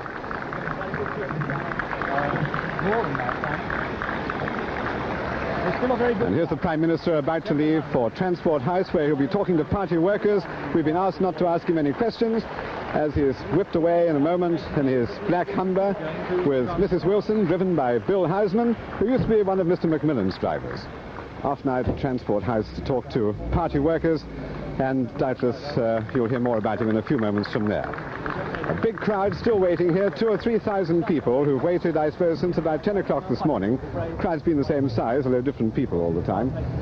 And they're very enthusiastic, too. They come from all over Britain, quite a few people from the Commonwealth here, Australians and New Zealanders as well. Otherwise, in this last hour or so, not much has happened in Downing Street. Mr. Michael Stewart, the Foreign Secretary, was here about 10 to 3. And then around about 3:15, a parcel of caviar and nougat arrived from the Persian ambassador. And a few moments after that, Mr. Wilson's son Giles was seen peddling out of the front door of number 10 on his molten bicycle. That caused quite a stir. He was down the street before most of the crowd realized who he was. But not much activity in Downing Street, and there won't be much more until Mr. Wilson himself gets back here. Otherwise, things much the same. The constabulary still guard the gate. One of these constables here is called Twinkle Toes. What have I done with him? He was a semi-finalist in the Come Dancing competition recently. Anyway, Michael Charlton in Downing Street. I'll tell you what you've done with him. You've upset him by discovering his secret. That's precisely what you've done with him. Now let's go back to where you were, David, before I only had one more point that I was going to make from the computer findings, and that was that the swing, one of the biggest differences in swings was in the very big cities, a 4% swing, in the most rural areas, only a 2% swing. One piece of news, and that is that Orkney and Shetland will be reporting tonight. We'll only wait for Argyll, which is a fairly safe seat, tomorrow. There are 3 Liberal returns still outstanding, which may put that Liberal total up from 9 to 12 before we go off the air tonight. Now, Bob and Ian, can I raise a question with you? Now, here is the Prime Minister. He's been in number 10, as we've seen for some time. He's now on his way to Transport House. What really is in his mind now? Is it the formation of a new cabinet? Is it the long knife that Bob was talking about? Obviously, he's got to consider whether to make any, whether and to what degree to change the cabinet. He has 1 or 2 obvious problems. There is a vacancy due to the retirement of Sir Frank Soskis. Whilst you're talking, and here he is going to Transport House. I've got a note, in fact, that he's going to talk privately to party workers, and we shall not, I think, be hearing what he has to say. But Peter Wilson is there. Peter Wilson may know more about it. Mr. Harold Wilson, the Prime Minister, arriving here at Transport House, Labour Party headquarters. He looked in this morning briefly, had a chat with Len Williams, the General Secretary. Now he's going to talk to party workers. This was a great occasion last year, and there are many of them waiting for him here. Some slight confusion as to quite what his plans are. We understand that, in fact, rather than going into the hall, where there are a large number of people waiting for him, instead of the hall, he's likely to go up in the lift straight to the 8th floor, the executive suite, and talk to 60 or 70 key party workers. It seems that 1 or 2 others have crept into the hall. Right up to the top on the 8th floor, and there, quite privately, he will talk to the key party workers who've helped to enable this tremendous political campaign victory. And let's not underestimate what these party workers have in fact done. An historic moment in British politics. Up there, perhaps for 10 minutes or longer, then down again in the lift, and not, as we understand it, not intending to talk to the press or to television, but to go back to 10 Downing Street. And there in the hall, the crowd already thinned out, in fact, the platform where he talked last time, a great occasion, much cheering, a lot of singing, but this time, so different from 18 months ago, a private word for the party workers, a very professional body of men and women, only altogether 120 of them working in Transport House, and only adding to them during this election campaign just 20 extra workers. Not this time, these workers spending anything like the money they did last time, something like $500,000 last time. There wasn't time to go in for the heavy advertising that there was last time. This time, a very simple, very cheap campaign, cheaper than ever before probably, and yet so successful. And of course, for Harold Wilson, now inside Transport House, a very personal campaign. Well, there we leave Transport House, but we shall certainly keep our eye on him. Yes, well, we will with you, Ian. Yes, but, I will. What really mind one, obviously, is the extent to which he will make change. I was saying that he had a vacancy for Lord Privy Seal. There is the question of what post that he will offer to Patrick Gordon Walker and other changes. And then there are 2 quite urgent problems. One is for the whole cabinet, the Queen's speech, which has got to be ready by April the 21st for the opening of Parliament. The other thing we really must remember is we haven't had a budget this year yet, not a full budget. This, of course, is the Chancellor's problem, but this is something which will obviously engage the senior ministers and the Prime Minister himself. Bob? Well, I take it as word when he said what was on his mind at the moment was the need to have a few days of complete rest. I'm sure that would be the first thing he'd want to have, but obviously then... But he was unlikely to get it, isn't he? Obviously reconstruction, and certainly, too, the question of whether he'll include Steele in the Queen's speech, because... He doesn't have to do anything at this moment. This is one of the things we have to stress. He doesn't have to do anything. Well, he has to produce a Queen's speech. But not for another week or 2. I mean, it's not like just taking office. Not tonight, but he's got to start thinking about it very quickly. Well, we have to do something. We have to go across and join Kenneth Harris, who I see is joined, I think, by Mr. Woodcock. Yes, it's George Woodcock, the General Secretary of the TUC. Mr. Woodcock, a number of people rightly or wrongly, are hoping that a Labour government returned to power with a considerable majority will, as some people would put it, are going to deal with the problem of the trade unions. But a couple of days ago, you made a public statement which has been interpreted as a warning to both political parties to keep their hands off the trade unions. No. A warning to all the political parties, if you like to call it a warning, that we wouldn't stand by and let them frame within themselves, without any consultation with us, without any knowledge of the dangers they were running into, formulate ill-thought-out schemes which, in our view, quite seriously in our view, would impede industrial relations rather than advance them. Now, let me say this. There's been a lot of things said during this election. I've sat there and listened to an awful lot of greatly exaggerated talk about trade unions, and I got the impression it wasn't fair to them to let them carry on in the belief that we were going to sit back supine with nothing to say for ourselves. When you say them, Mr. Woodcock, do you mean Labour people? I mean all of them. Every political party, at least the three main political parties, have uttered what I call these threats about dealing with the trade unions. Now, I am for trade union reform.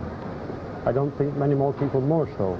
I'm not here to say that trade unions ought not to bring themselves more up to date than they are. But the question is, how do you do it? And do you do it by isolating yourself from the people who have the experience and the knowledge and say, we of ourselves, this is the political parties, will deal with this lot?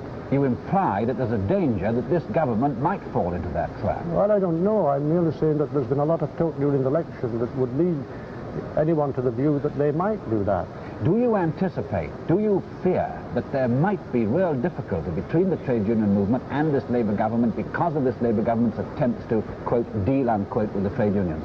I don't anticipate that there will be. I don't think there will be, but there may be. After all, you see, if you get a government, and I'm not complaining of this at all, in fact, I welcome the fact that you have a government with now firmly established, anxious to get things done and anxious to get them done quickly. So am I.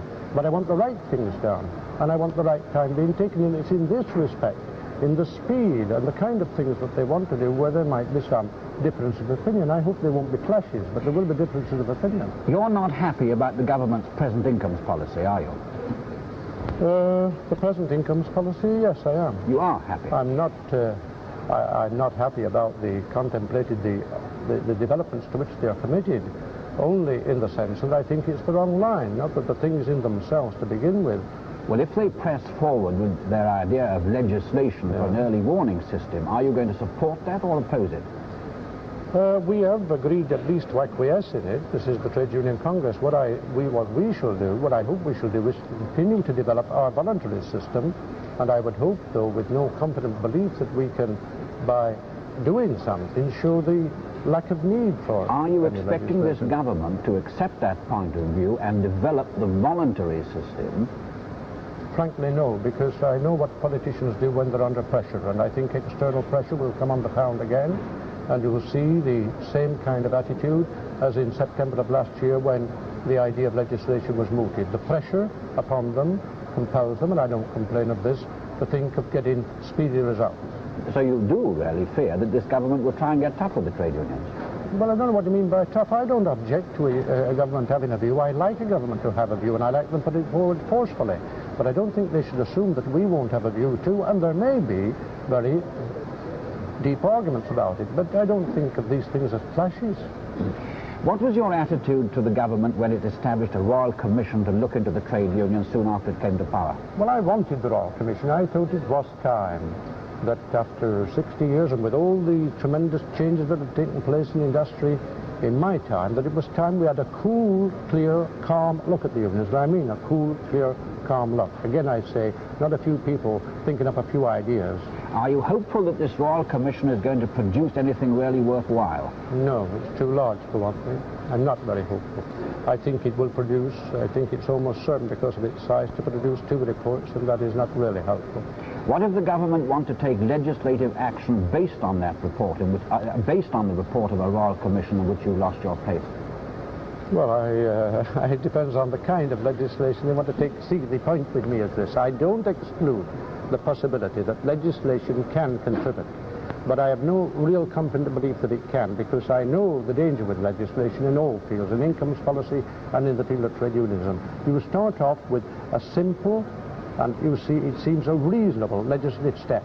But in order to make it effective, you have to take another legislative step, and another legislative step, until you're in danger of coming into a fascist or communist state. You say, we will make agreements enforceable. This is what the Conservatives say. Well, then do you make it enforceable to have an agreement? Do you say we'll have agreements enforceable, therefore we'll force people to make agreements? Then you have to define by law who can make the agreements. You have to define by law who is covered by the agreements.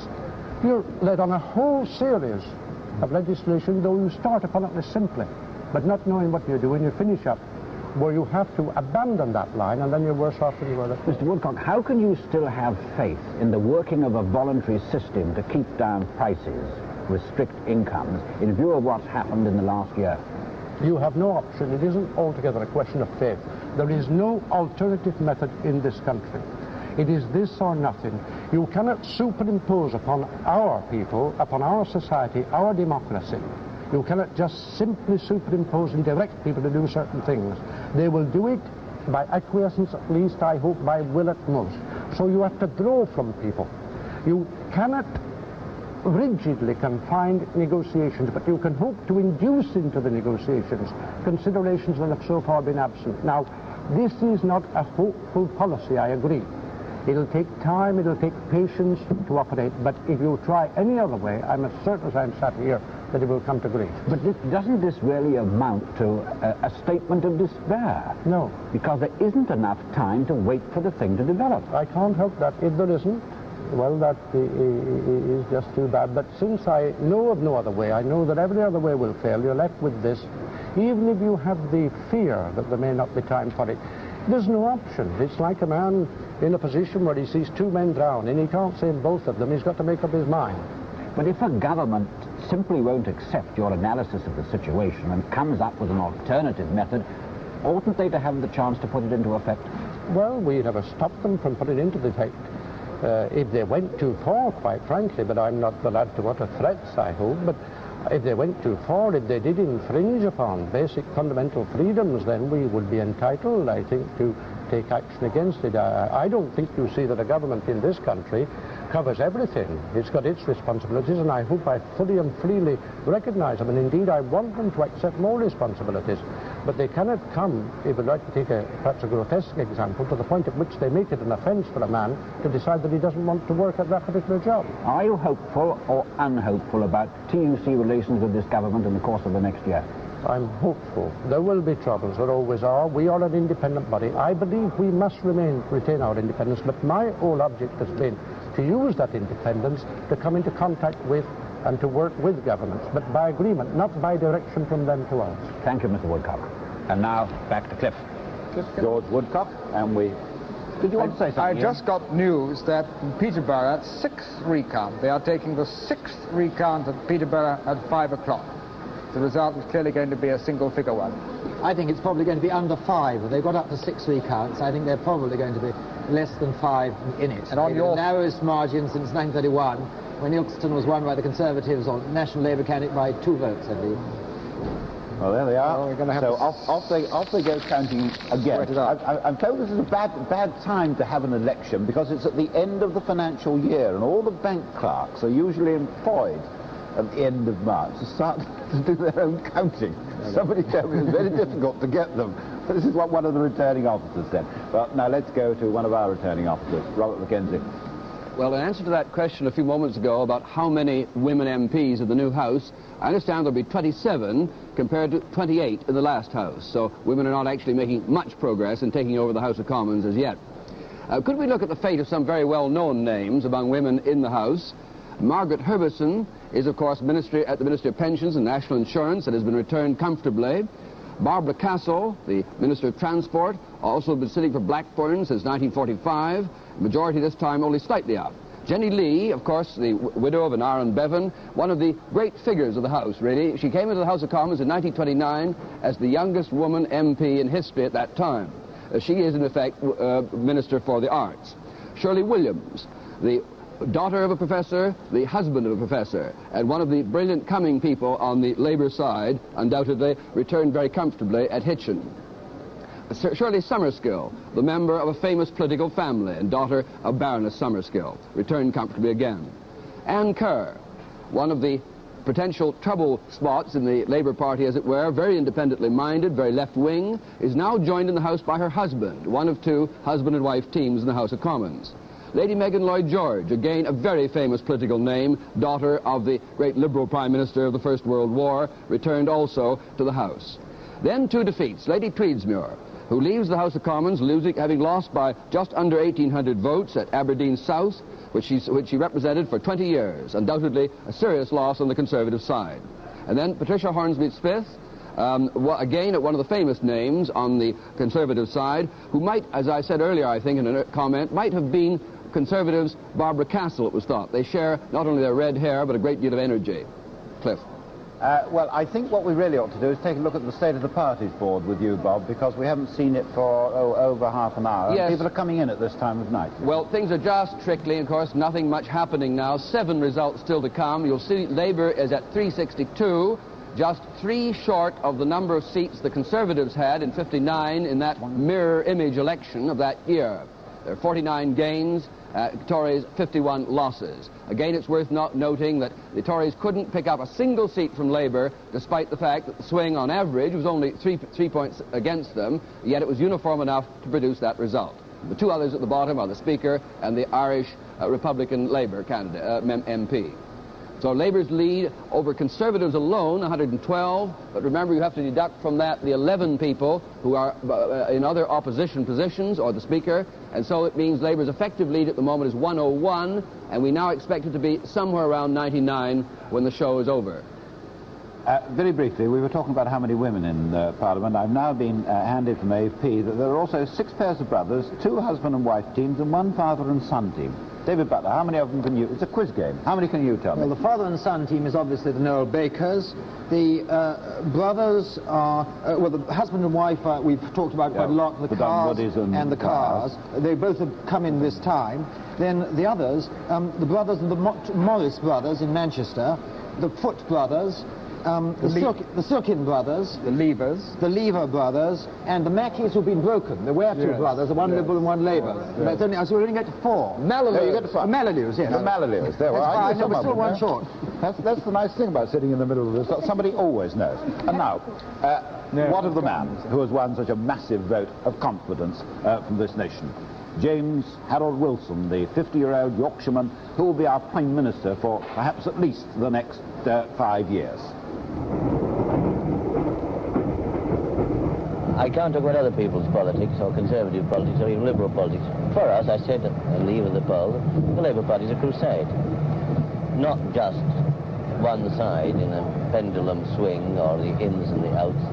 And I think everybody who joined the Labour Party believes that they want to change Britain. Not merely in terms of efficiency, more efficiency in administration, though that is needed. Not merely in terms of technical differences of policy. But I've said an awful lot in the campaign about compassion, about social justice, about a Britain that cares for its people, for its children, for its old people and so on. To me, that's what politics is about. The dawn journey to Downing Street 17 months ago. A time for reflection for Harold Wilson. Huddersfield in Yorkshire. This was his birthplace 50 years ago. His house was in a lower middle-class district. The Wilson family was a small one. Harold had an older sister only, and it's always remained very close. When he was 8, his father took Harold Wilson to London and photographed him in front of number 10 Downing Street.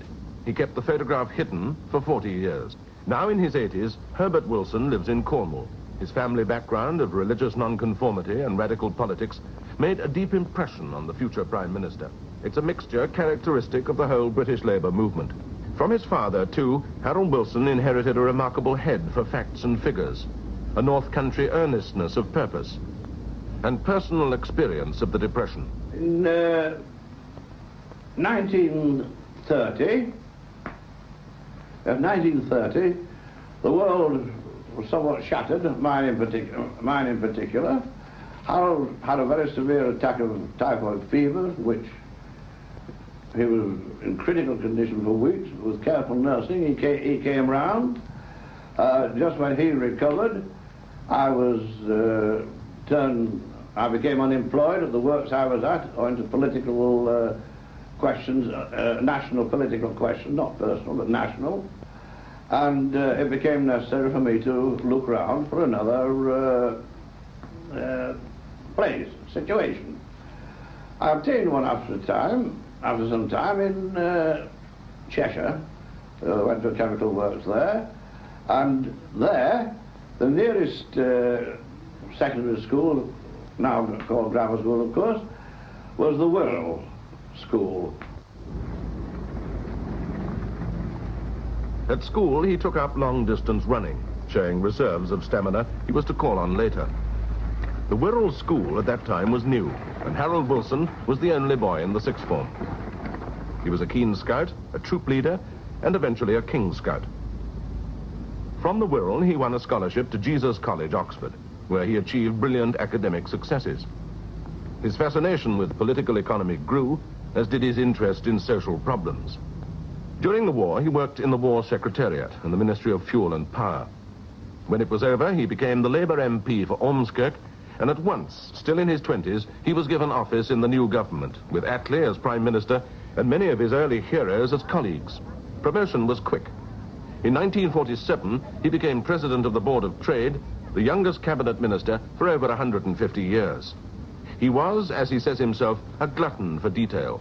In an austere period, he excelled rather than shone. Derationing doesn't mean that all clothes will be available in abundant supply. The export drive must come first. And I'm appealing to the public not to buy more than they really need. And where there are difficulties, I know I can count on the trade to see that supplies are shared out fairly and equally. Well, the reason why I appointed Harold Wilson was I had a large number of young Oxford and Cambridge men, and some of them were extremely promising. There was, of course, Hugh Gateskill. He was ill at the time. Harold Wilson I put in as overseas trade, and he did very well there. And when Stafford Cripps went to the Exchequer, he was really the obvious successor of the Board of Trade. Of course, he was very young. That didn't matter. He had the qualifications, very good economist. In the 1950 election, Labour's majority crumbled. Some of its great figures were already ill. The pressures of career and rearmament led to deep divisions within the party on socialist principles. The young president of the Board of Trade was drawn into the debate. In 1951, with an ire in Bevan, he resigned in protest against Hugh Gateskill's budget. Well, I thought it was a mistake, but he was young and he was influenced by Nye Bevan, who of course was a very attractive personality.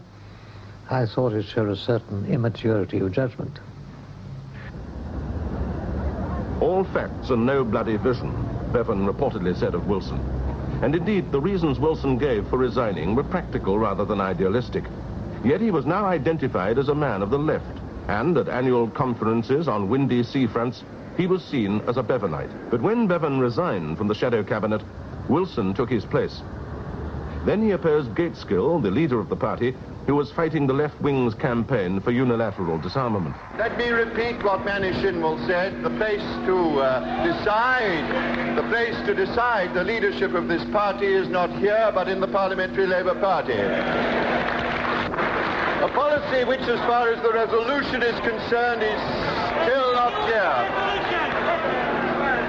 You know, I have been the subject of some criticism and attack. I am entitled to reply. Wilson opposed Gateskill on the grounds that no Labour leader should openly defy the party conference. He was not himself a unilateralist. It was another sign of his practical approach to politics. That the vast majority of Labour members of Parliament are utterly opposed to unilateralism and neutralism. Well, what do you expect them to do? To change their minds overnight? To betray? To go back on the pledges they gave to the people who elected them from their constituencies? When Gateskill suddenly died, Wilson was faced with one of the most critical moments of his life. Could he win the leadership, or would his Bevanite past tell against him? The party risked another bitter split. George Brown was the deputy leader of the party and supported by many. But Wilson defeated him and became undisputed leader. We are a democratic party. Not every party would have gone willingly through what we have gone through in the last 3 weeks. Of course, a few things have been said. My two friends who were candidates with me and I have learnt a number of things about ourselves that we didn't know before. His first job was to restore unity to the party after its leadership struggle. By the time of the party conference, this was achieved. Although I had my doubts, perhaps, about the way we reach our leadership decision 6 months ago, I am very glad today, sincerely and honestly, to pay tribute to the way we are being led now. And so this enigmatic, practically minded man stood poised for the general election 17 months ago. Whatever his intellectual attainments might be, his roots and consciousness were with the mass of the workers whose leader he now was. His great strength had always been his popularity in the constituencies. Now he showed that he had the common touch. We're very hopeful in witness of improving very greatly on the majority of last time. But it's the Tory seats that we've got to win. We're on the attack now. It's like the second half of a cup final. You don't want all your half-backs and forwards in your own half. You've got to leave just the goalkeeper behind and put everybody now into the other half to score the goals. Because you don't win the match if you don't score. And that's about the position we've reached. Heaven knows we've had a long wait, and it's been very tiring and very frustrating. But we're there now. The 1964 election had revealed more of his character than even his supporters had known existed. Humanity, wit, self-confidence. They were qualities he was to show increasingly during the next 17 months. Does the prospect of being Prime Minister fill you with excitement or awe or fear or what do you say, with dominant emotion? Well, a number of emotions. Certain excitement, yes. I mean, if this weren't exciting, one's the wrong man for the job if one didn't find it exciting. But I think above all a desire, a feeling that one hopes we can now get on with the sort of job that we were anxious to do. Death had robbed Labour of two of its greatest leaders. Now the opportunity denied Gateskill and Bevan had come to Harold Wilson. We have never suffered from too much audacity, Bevan had said, and Wilson entered office determined to govern according to his old leader's precept. I have just come from the palace where Her Majesty invited me to form an administration, and I should like to take this first opportunity of pledging my colleagues and myself to do everything we can to the fullest extent of our abilities in the interests of this country and our people. His first problem was an economic crisis of staggering proportions. To an untried team of ministers, most of whom had little or no experience of office, it was a formidable challenge. Characteristically, Wilson appealed for national support. This morning, the government have published emergency plans for dealing with the extremely serious economic situation the country is facing. And tonight I want to tell you what the position is and what we all need to do to put it right. First, the facts. In the course of the next 17 months, he was to make 6 more such television broadcasts, all designed to project himself as a national, not a party leader. It was a technique which his opponents could never rival. And perhaps getting on for £800 million. And the estimates for 1965 at this moment show a continuing deficit, not as large, but wholly unacceptable.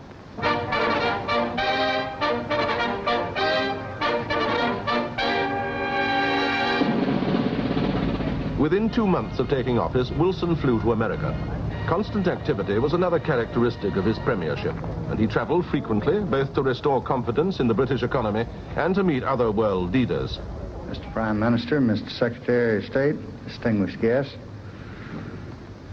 Mr. Prime Minister, it's a pleasure to welcome you here today, both to this country and to this House. For you and for me as individuals, positions and responsibilities have changed somewhat since last you were a visitor in this city. The burly figure of President Johnson dwarfed the chubbier British Prime Minister, but the relationship of interdependence within the alliance remained what it always had been. Unchanged. Wilson showed in his conduct of foreign affairs the same pragmatic sense as he had displayed at home. For all the objections of his own left wing, he continued with the policies of his predecessors. In March, it was the turn of the Germans, who had done much to support the pound. At the beginning of April, Paris, to face the formidable President de Gaulle. At the end of the month, Rome and an audience with the Pope.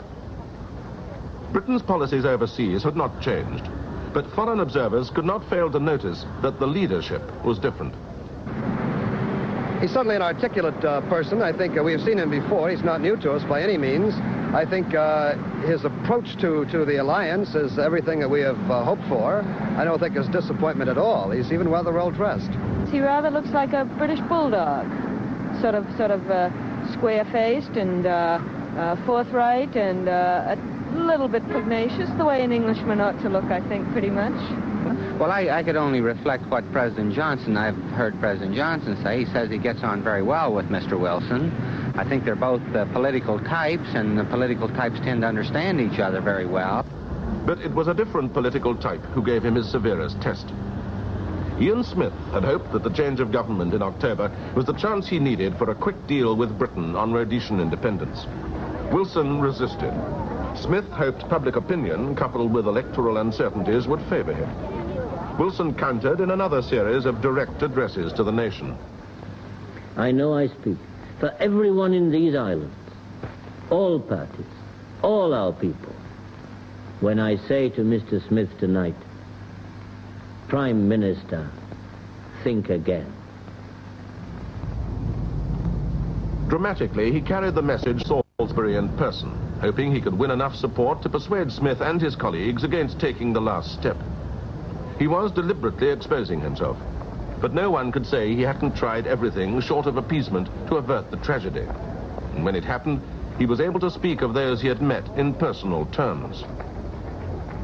The world has taken a step backwards today by the action of a group of small and frightened men. And it's now our task, without rancor, to take those measures which will bring the Rhodesian people back from this dangerous path into which they've been led. Another dramatic flight followed, this time to the United Nations and Washington to secure international support for Britain's measures against Rhodesia. The Africans insulted him by walking out, and his opponents were quick to accuse him of gimmickry and evasiveness. His talk of the danger of the Red Army and Blue Berets seemed to them just another smokescreen, his travels just diversions. Appearing on Panorama on his return, Wilson answered these points. While you've been away, Prime Minister, you may have had time to hear about it. There's been criticism of you in the sense that you've been travelling about, like earlier British Prime Ministers, about the world, when you should have concentrated, so runs the argument, more on the crisis at home, namely Britain's economic recovery. Now, what about this? When they stop criticising me, I'll think I'm not doing my job. But as far as that's concerned, well, where have I travelled? I travelled to Salisbury. Hasn't it been proved since that it was right? Indeed, it was my duty to do everything in my power to stop this illegal declaration with all the dangers that we've had. I didn't succeed in stopping it because we were dealing with men who were hell-bent on the course of action they ultimately pursued. It was right, surely, this week, to go to Washington and talk to President Johnson about the whole wide range of subjects. Vietnam, where you said there's great concern in this country, not only in my own party. The problems of the ultimate defense policy for the next 10 or 15 years that we're hammering out, we want to know their views on it, and many other problems that had to be discussed with him. But I assure you, I have not been neglecting the economic and the social policy. I reckon I've spent a good deal of time, and more time on that, even in the 2 months of the Rhodesia crisis, than I have on world affairs, certainly economic affairs. The cartoonist saw in Wilson a prime minister who was all things to all men.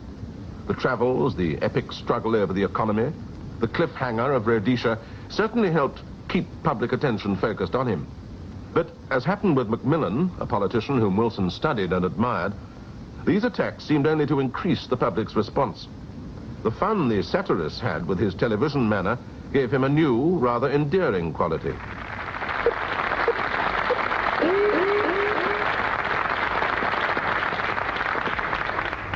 This is the last ministerial broadcast I shall be able to make for some time, as my personal television network, BBC 3, will be off the air until January the 1st. During that time, I expect that several grave crises will arise, affecting the livelihoods of every man, woman and child in these islands, young and old, rich and poor, Labour and Conservative, black and white, Morecambe and Wise, night and day, you are the one.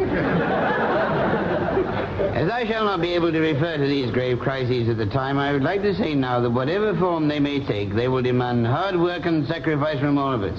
They will not be solved quickly or easily. They will necessitate drastic and perhaps even unpopular measures, and they will be the result of 13 years of Tory rule. In his private life, the Prime Minister has simple tastes. He enjoys tinkering with mechanical objects with his two sons. He doesn't go to the theatre, and the only ballet he has seen has been in Moscow. Biographies and detective stories are his favorite reading after official papers. He prefers his home to a club. He goes to a mass-production tailor. He prefers tin to fresh salmon. He is the archetype of the new classless society he is dedicated to creating, and he owes nothing to any man or to any fixed idea. His own ideal of government is that it should be pragmatic. Politically, he remains a man of the centre, and he has not shrunk from taking measures unpopular with large sections of his own party. Wilson's cool, undoctrinaire approach has been the keynote of his election campaign, and the key to his success with the voters. With the opinion polls all giving him a clear lead, he could afford to conduct a calm, almost detached campaign. The wit and repartee were there, but the appeal was simple. A chance to continue with a reasonable majority. He remained always in command, despite interruptions. Because now, Labour's Rent Act is the law of the land. Rent control has been restored. Creeping decontrol is ended. The rent officers are at work. And we have removed the last vestiges of Rackmanism.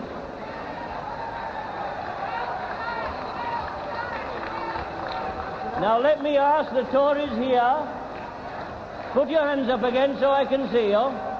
Who are the Tories? Tories over there? Put your hands up. Were we right to introduce measures against Rackmanism or wrong? Right or wrong? I'm asking our young Tory friends, were we right or were we wrong? Then why didn't they do it before? There you are, Mr. Harold Wilson. And now, let's go and join Robin Day, who I see has a very familiar figure confronting him. Sir Gerald Nabarro, Worcestershire South, Conservative majority 11,084, correct? Just about right. And fruit growing? Well, yes, a little. Horticulture and agriculture. What somebody once called a plum seat? Well, it's regarded as a fairly safe Tory seat, Cliff. But it's my own home constituency, do you see? As you live at Broadway, don't you? I live at Broadway in the constituency. I'm the local boy. Sir Gerald, do you think the Tory campaign went wrong in any way? Because you're an expert campaigner and publicist yourself, aren't you?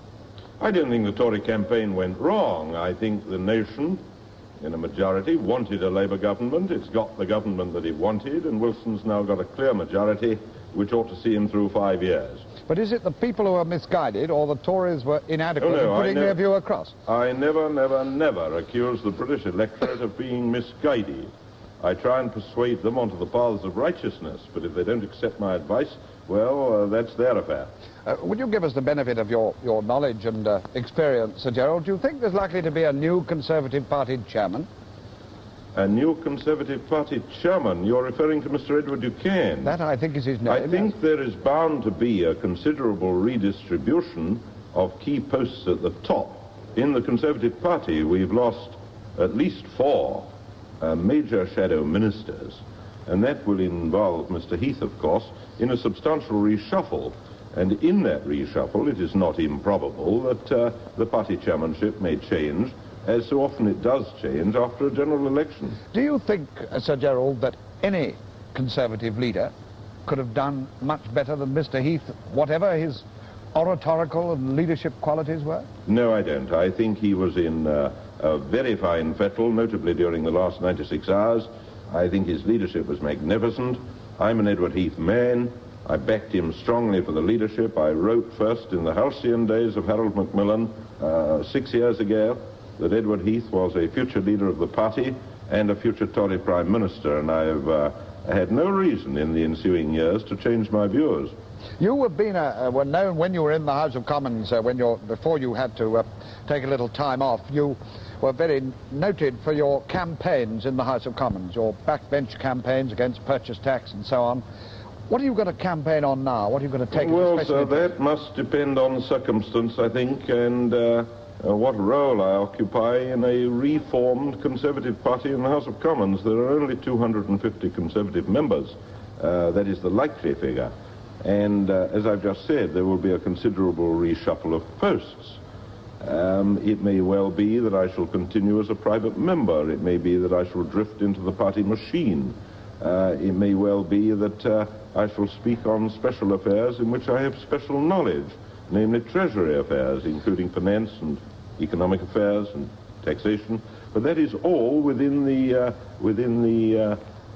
jurisdiction enjoyed by the leader of the party in the House, who will be Mr. Edward Heath. May we deduce from those observations, Sir Gerald, that you would be available for front bench responsibility were it to be offered to you? If I were asked, sir, yes, but I would not be so presumptuous as to think that my particular brand of Toryism might appeal to the party as a whole. What is your particular brand of Toryism, Sir Gerald, in 15 seconds? In 15 seconds, right of the party on economic and financial affairs, left of the party on social welfare matters. That was about 9 seconds. Thank you very much, Sir Gerald. Thank you, Robin. There, I'm sure you'd want a word on that, Ian. Yes, indeed. There's a man you'll be looking at. Sir Gerald Nabarro was one of the most forceful backbenchers, I think, of the post-war era. I'm sure he'll be welcome back, and all the signs are that he will continue to make his mark in no small way. Just one point. The party chairmanship was mentioned. Mr. Heath, in fact, was asked about this a little earlier in the afternoon. He expressed confidence in Mr. Buchanan and said he was not going to make a change. Now, can we take a quick look at the state of the parties board before we go up to Liverpool? State of the parties board, please. There we are. Labour at 362, just 3 short of the figure the Conservatives had in 59 when they had a majority of 100. And Liberals at 9 with a net gain so far of 2, and some of their areas yet to be heard from. Looking now at the party lead board, this is, of course, Labour lead over Conservative, 112. You must deduct really 11 from that to get the actual lead at the moment, therefore 101, with the present expectation that Labour's overall lead will be at about 99, but could be 101. And now we're going up to Merseyside, someone who needs absolutely no introduction whatsoever, and here with him is Bob Perrin. With me is one of the independent candidates who didn't do too well. What did you think of the election result? Well, actually, I'm not really entitled to comment because I didn't vote because I'm not old enough. But I do think that it is appropriate that the result of this year's general election was declared at 12 o'clock on April the 1st. Can you see any great changes coming in the economy, say nationalisation? Yes, I think so. I think they'll definitely nationalise the toffee apple industry, and they'll probably jump on jujubes, which will be very disappointing for people like George Brown because he's very partial to a jujube. I see. How did the poll go in Knotty Ash itself? Oh, the poll, well, we're all right up it there. Actually, our member was returned. We got tuppence back on him, and he's, as you know, he's Jeremy Shufflebottom, the Diddy Man's MP. Sir Jeremy Shufflebottom, he kept his seat, and he's stands for the Loyal Order of Ticklists. He said that in future all ticklists will be very vigorous. With Mr. Wilson's increased majority, do you think we'll be selling more overseas? It's already started. Actually, during the past fiscal 6 months, we exported 24,000 bundles of firewood to Birkenhead and 40,000 gallons of thick pea soup to the Isle of Man. That is a fact. You, sir, I presumably saw the politics on television. What did you think of them? I think it's marvellous. I think it's better than the Munsters. And the people I feel sorry for are those commentators stuck in the studio because they've been at it since last night. And whilst all the politicians are rabbiting on about millions involved, millions of pounds involved in the national economy. All they want to do is spend a penny. Have you any views, for instance, on the common market? Yes, I think we'll have to be very careful about the common market, because I think unless we're careful, we'll all end up with German measles and Spanish fleas. Now, what do you think the party leaders will be doing right at this moment? At this moment, I can just imagine. I think Harold, I think Mr. Wilson will be hanging his dartboard back up, and I think Mr. Ted Heath will probably be going back on his one-night stands with his band again. Now, is there one question you would like to put to the government? There are several questions, actually important questions, which have been asked in this campaign. I did hear someone ask Mr. Wilson the other night what he would do, what he was going to do at the bomb. Yeah. And he said nuclear or stink. Yeah. But the one question I would like to ask everyone, Mr. Woodcock included, Mr. George Woodcock, as you know, the man who gets his eyebrows from Cyril Lord, there's one question I would like to ask all the governments, but they've evaded for years and years. And this question is, where's me shirt? Bob Perrin in Liverpool. Well, let me tell Ken Dodd we've been. The next thing, the next Chancellor won't be the first to put a tax on jujubes. That's already been done, I believe, by Selwyn Lloyd in his day. Well, now, let's start to have a survey of the situation. Let's begin with Robert McKenzie. Well, a recap, first of all, on the swingometer, which has stood up amazingly well, though its arm has been twisted and forced back and forth all through the day and through last night as well. It settled down finally just a fraction over 3%, and this is a rough guess at what 3% swing would lead to. Well, it's pretty close to the actual position as we're now getting it. 99 majority for Labour rather than the 101, which we'd extrapolated from a 3% swing.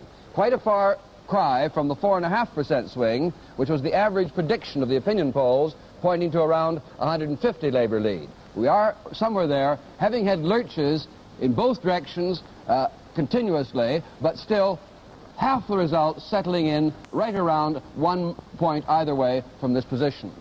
Now, let's look at a cumulative view of the results. Total votes now brought up to date show a picture like this. 1964, Labour had 12.2 million, now 12.9 million. An increase about 700,000 with a few seats still to come. The Conservatives are down, you'll notice, from 12 to 11.3, something like an 800,000 decline in their total popular vote. The Liberals are also down in total popular vote, although they're going to be slightly up in their seat strength if things go the way they appear to be at the moment. Now, the same figures put a different way, of course, are share of vote. Here's the way the party shared out in proportion the vote that they got in the last election and this one.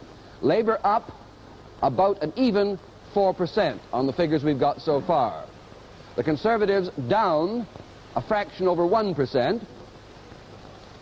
Liberals losing a proportion of the vote, but still, as I say, perhaps coming back slightly stronger in the House. And a very important consideration, the turnout down from 77 to something like 75.8.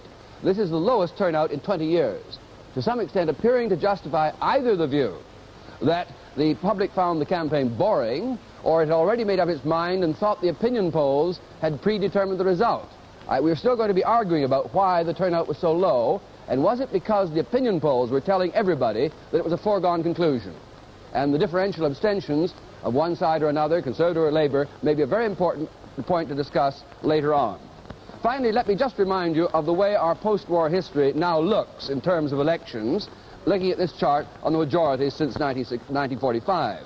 The big Labour win in 1945, then the tiny majority, which lasted, in fact, only some 15 months here, then the steady comeback of the Conservatives from 17 majority, 57, 100 majority by 59, the only time in a century in which one party has gained strength in 3 successive elections.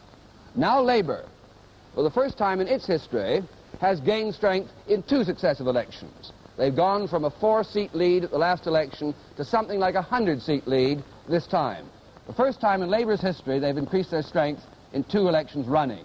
And of course, the question mark should now be moved over there to ask what happens in the election of 1970 or 71.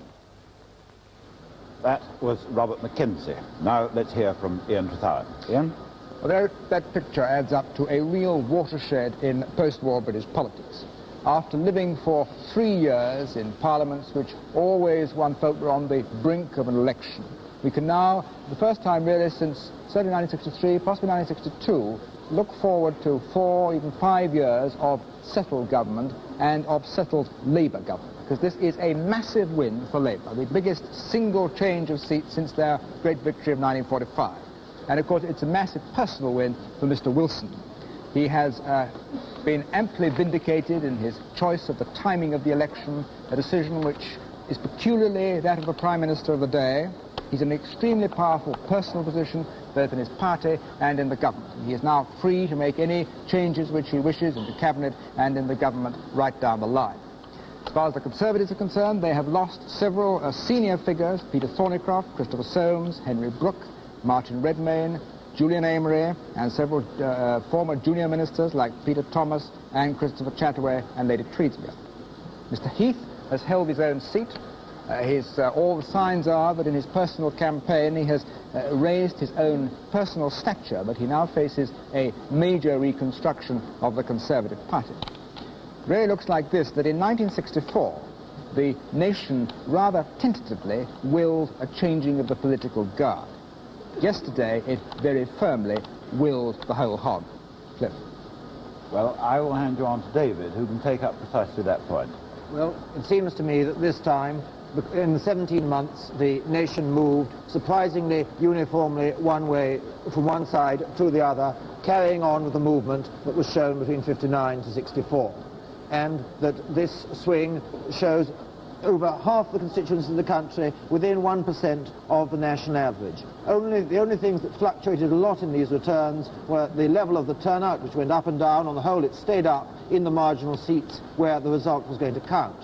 And that fluctuated, and also the Liberal vote fluctuated, dropping 17% in some cases, jumping up in others. Some crash thing. Yes, I think we can interrupt and go to Transport House to see the Prime Minister coming out from Transport House. Peter Woon? And the Prime Minister, Mr. Harold Wilson, leaving Transport House now after a chat to the party workers on the 8th floor in the privacy of the Executive Suite. A chat, I gather, a straight thank you for their hard work, and the emphasis on this time it's for 5 years.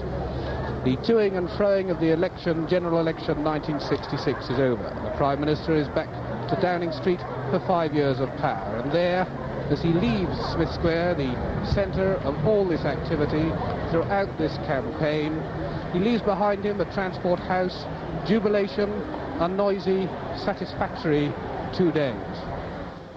And we go back to David Butler. Who was just trying to say that in this uniformity the most notable differences were the high swing in the big cities, most notably in Birmingham and the West Midlands, and the low swing in the rural areas. Peterborough. Here's the result. No. 7th recount. 7th recount. I don't think we've ever heard of a 7th recount before. Well, you've heard of one now. And on the result in Peterborough, it really depends whether Labour ends up with a majority, if you count the Speaker as non-Labour, as of 96 or 98 over all parties. That is the issue. I suspect those who have backed 90 to 100 majority at Ladbrokes are the people who are going to win their bets on this election.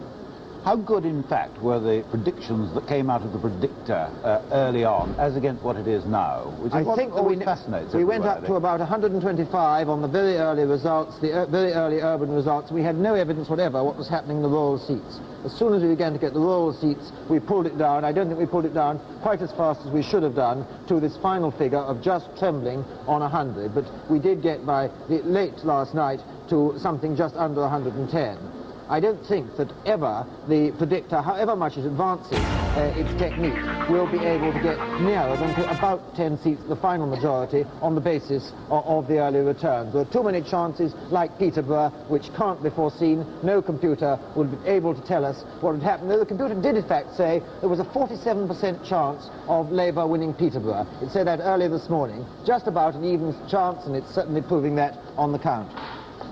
Well, very, very briefly, could you tell us some of the distinguished heads that have rode, Ian?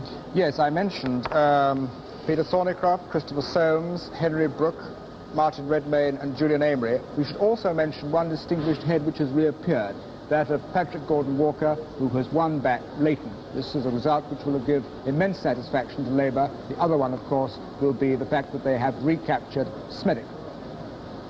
I'm keeping an eye now on number 10 Downing Street, because we think that by now, really, the Prime Minister's car ought to have swept around the corner there at number 10 Downing Street, but we've only got 1 minute of our programme time left. We can look down the road.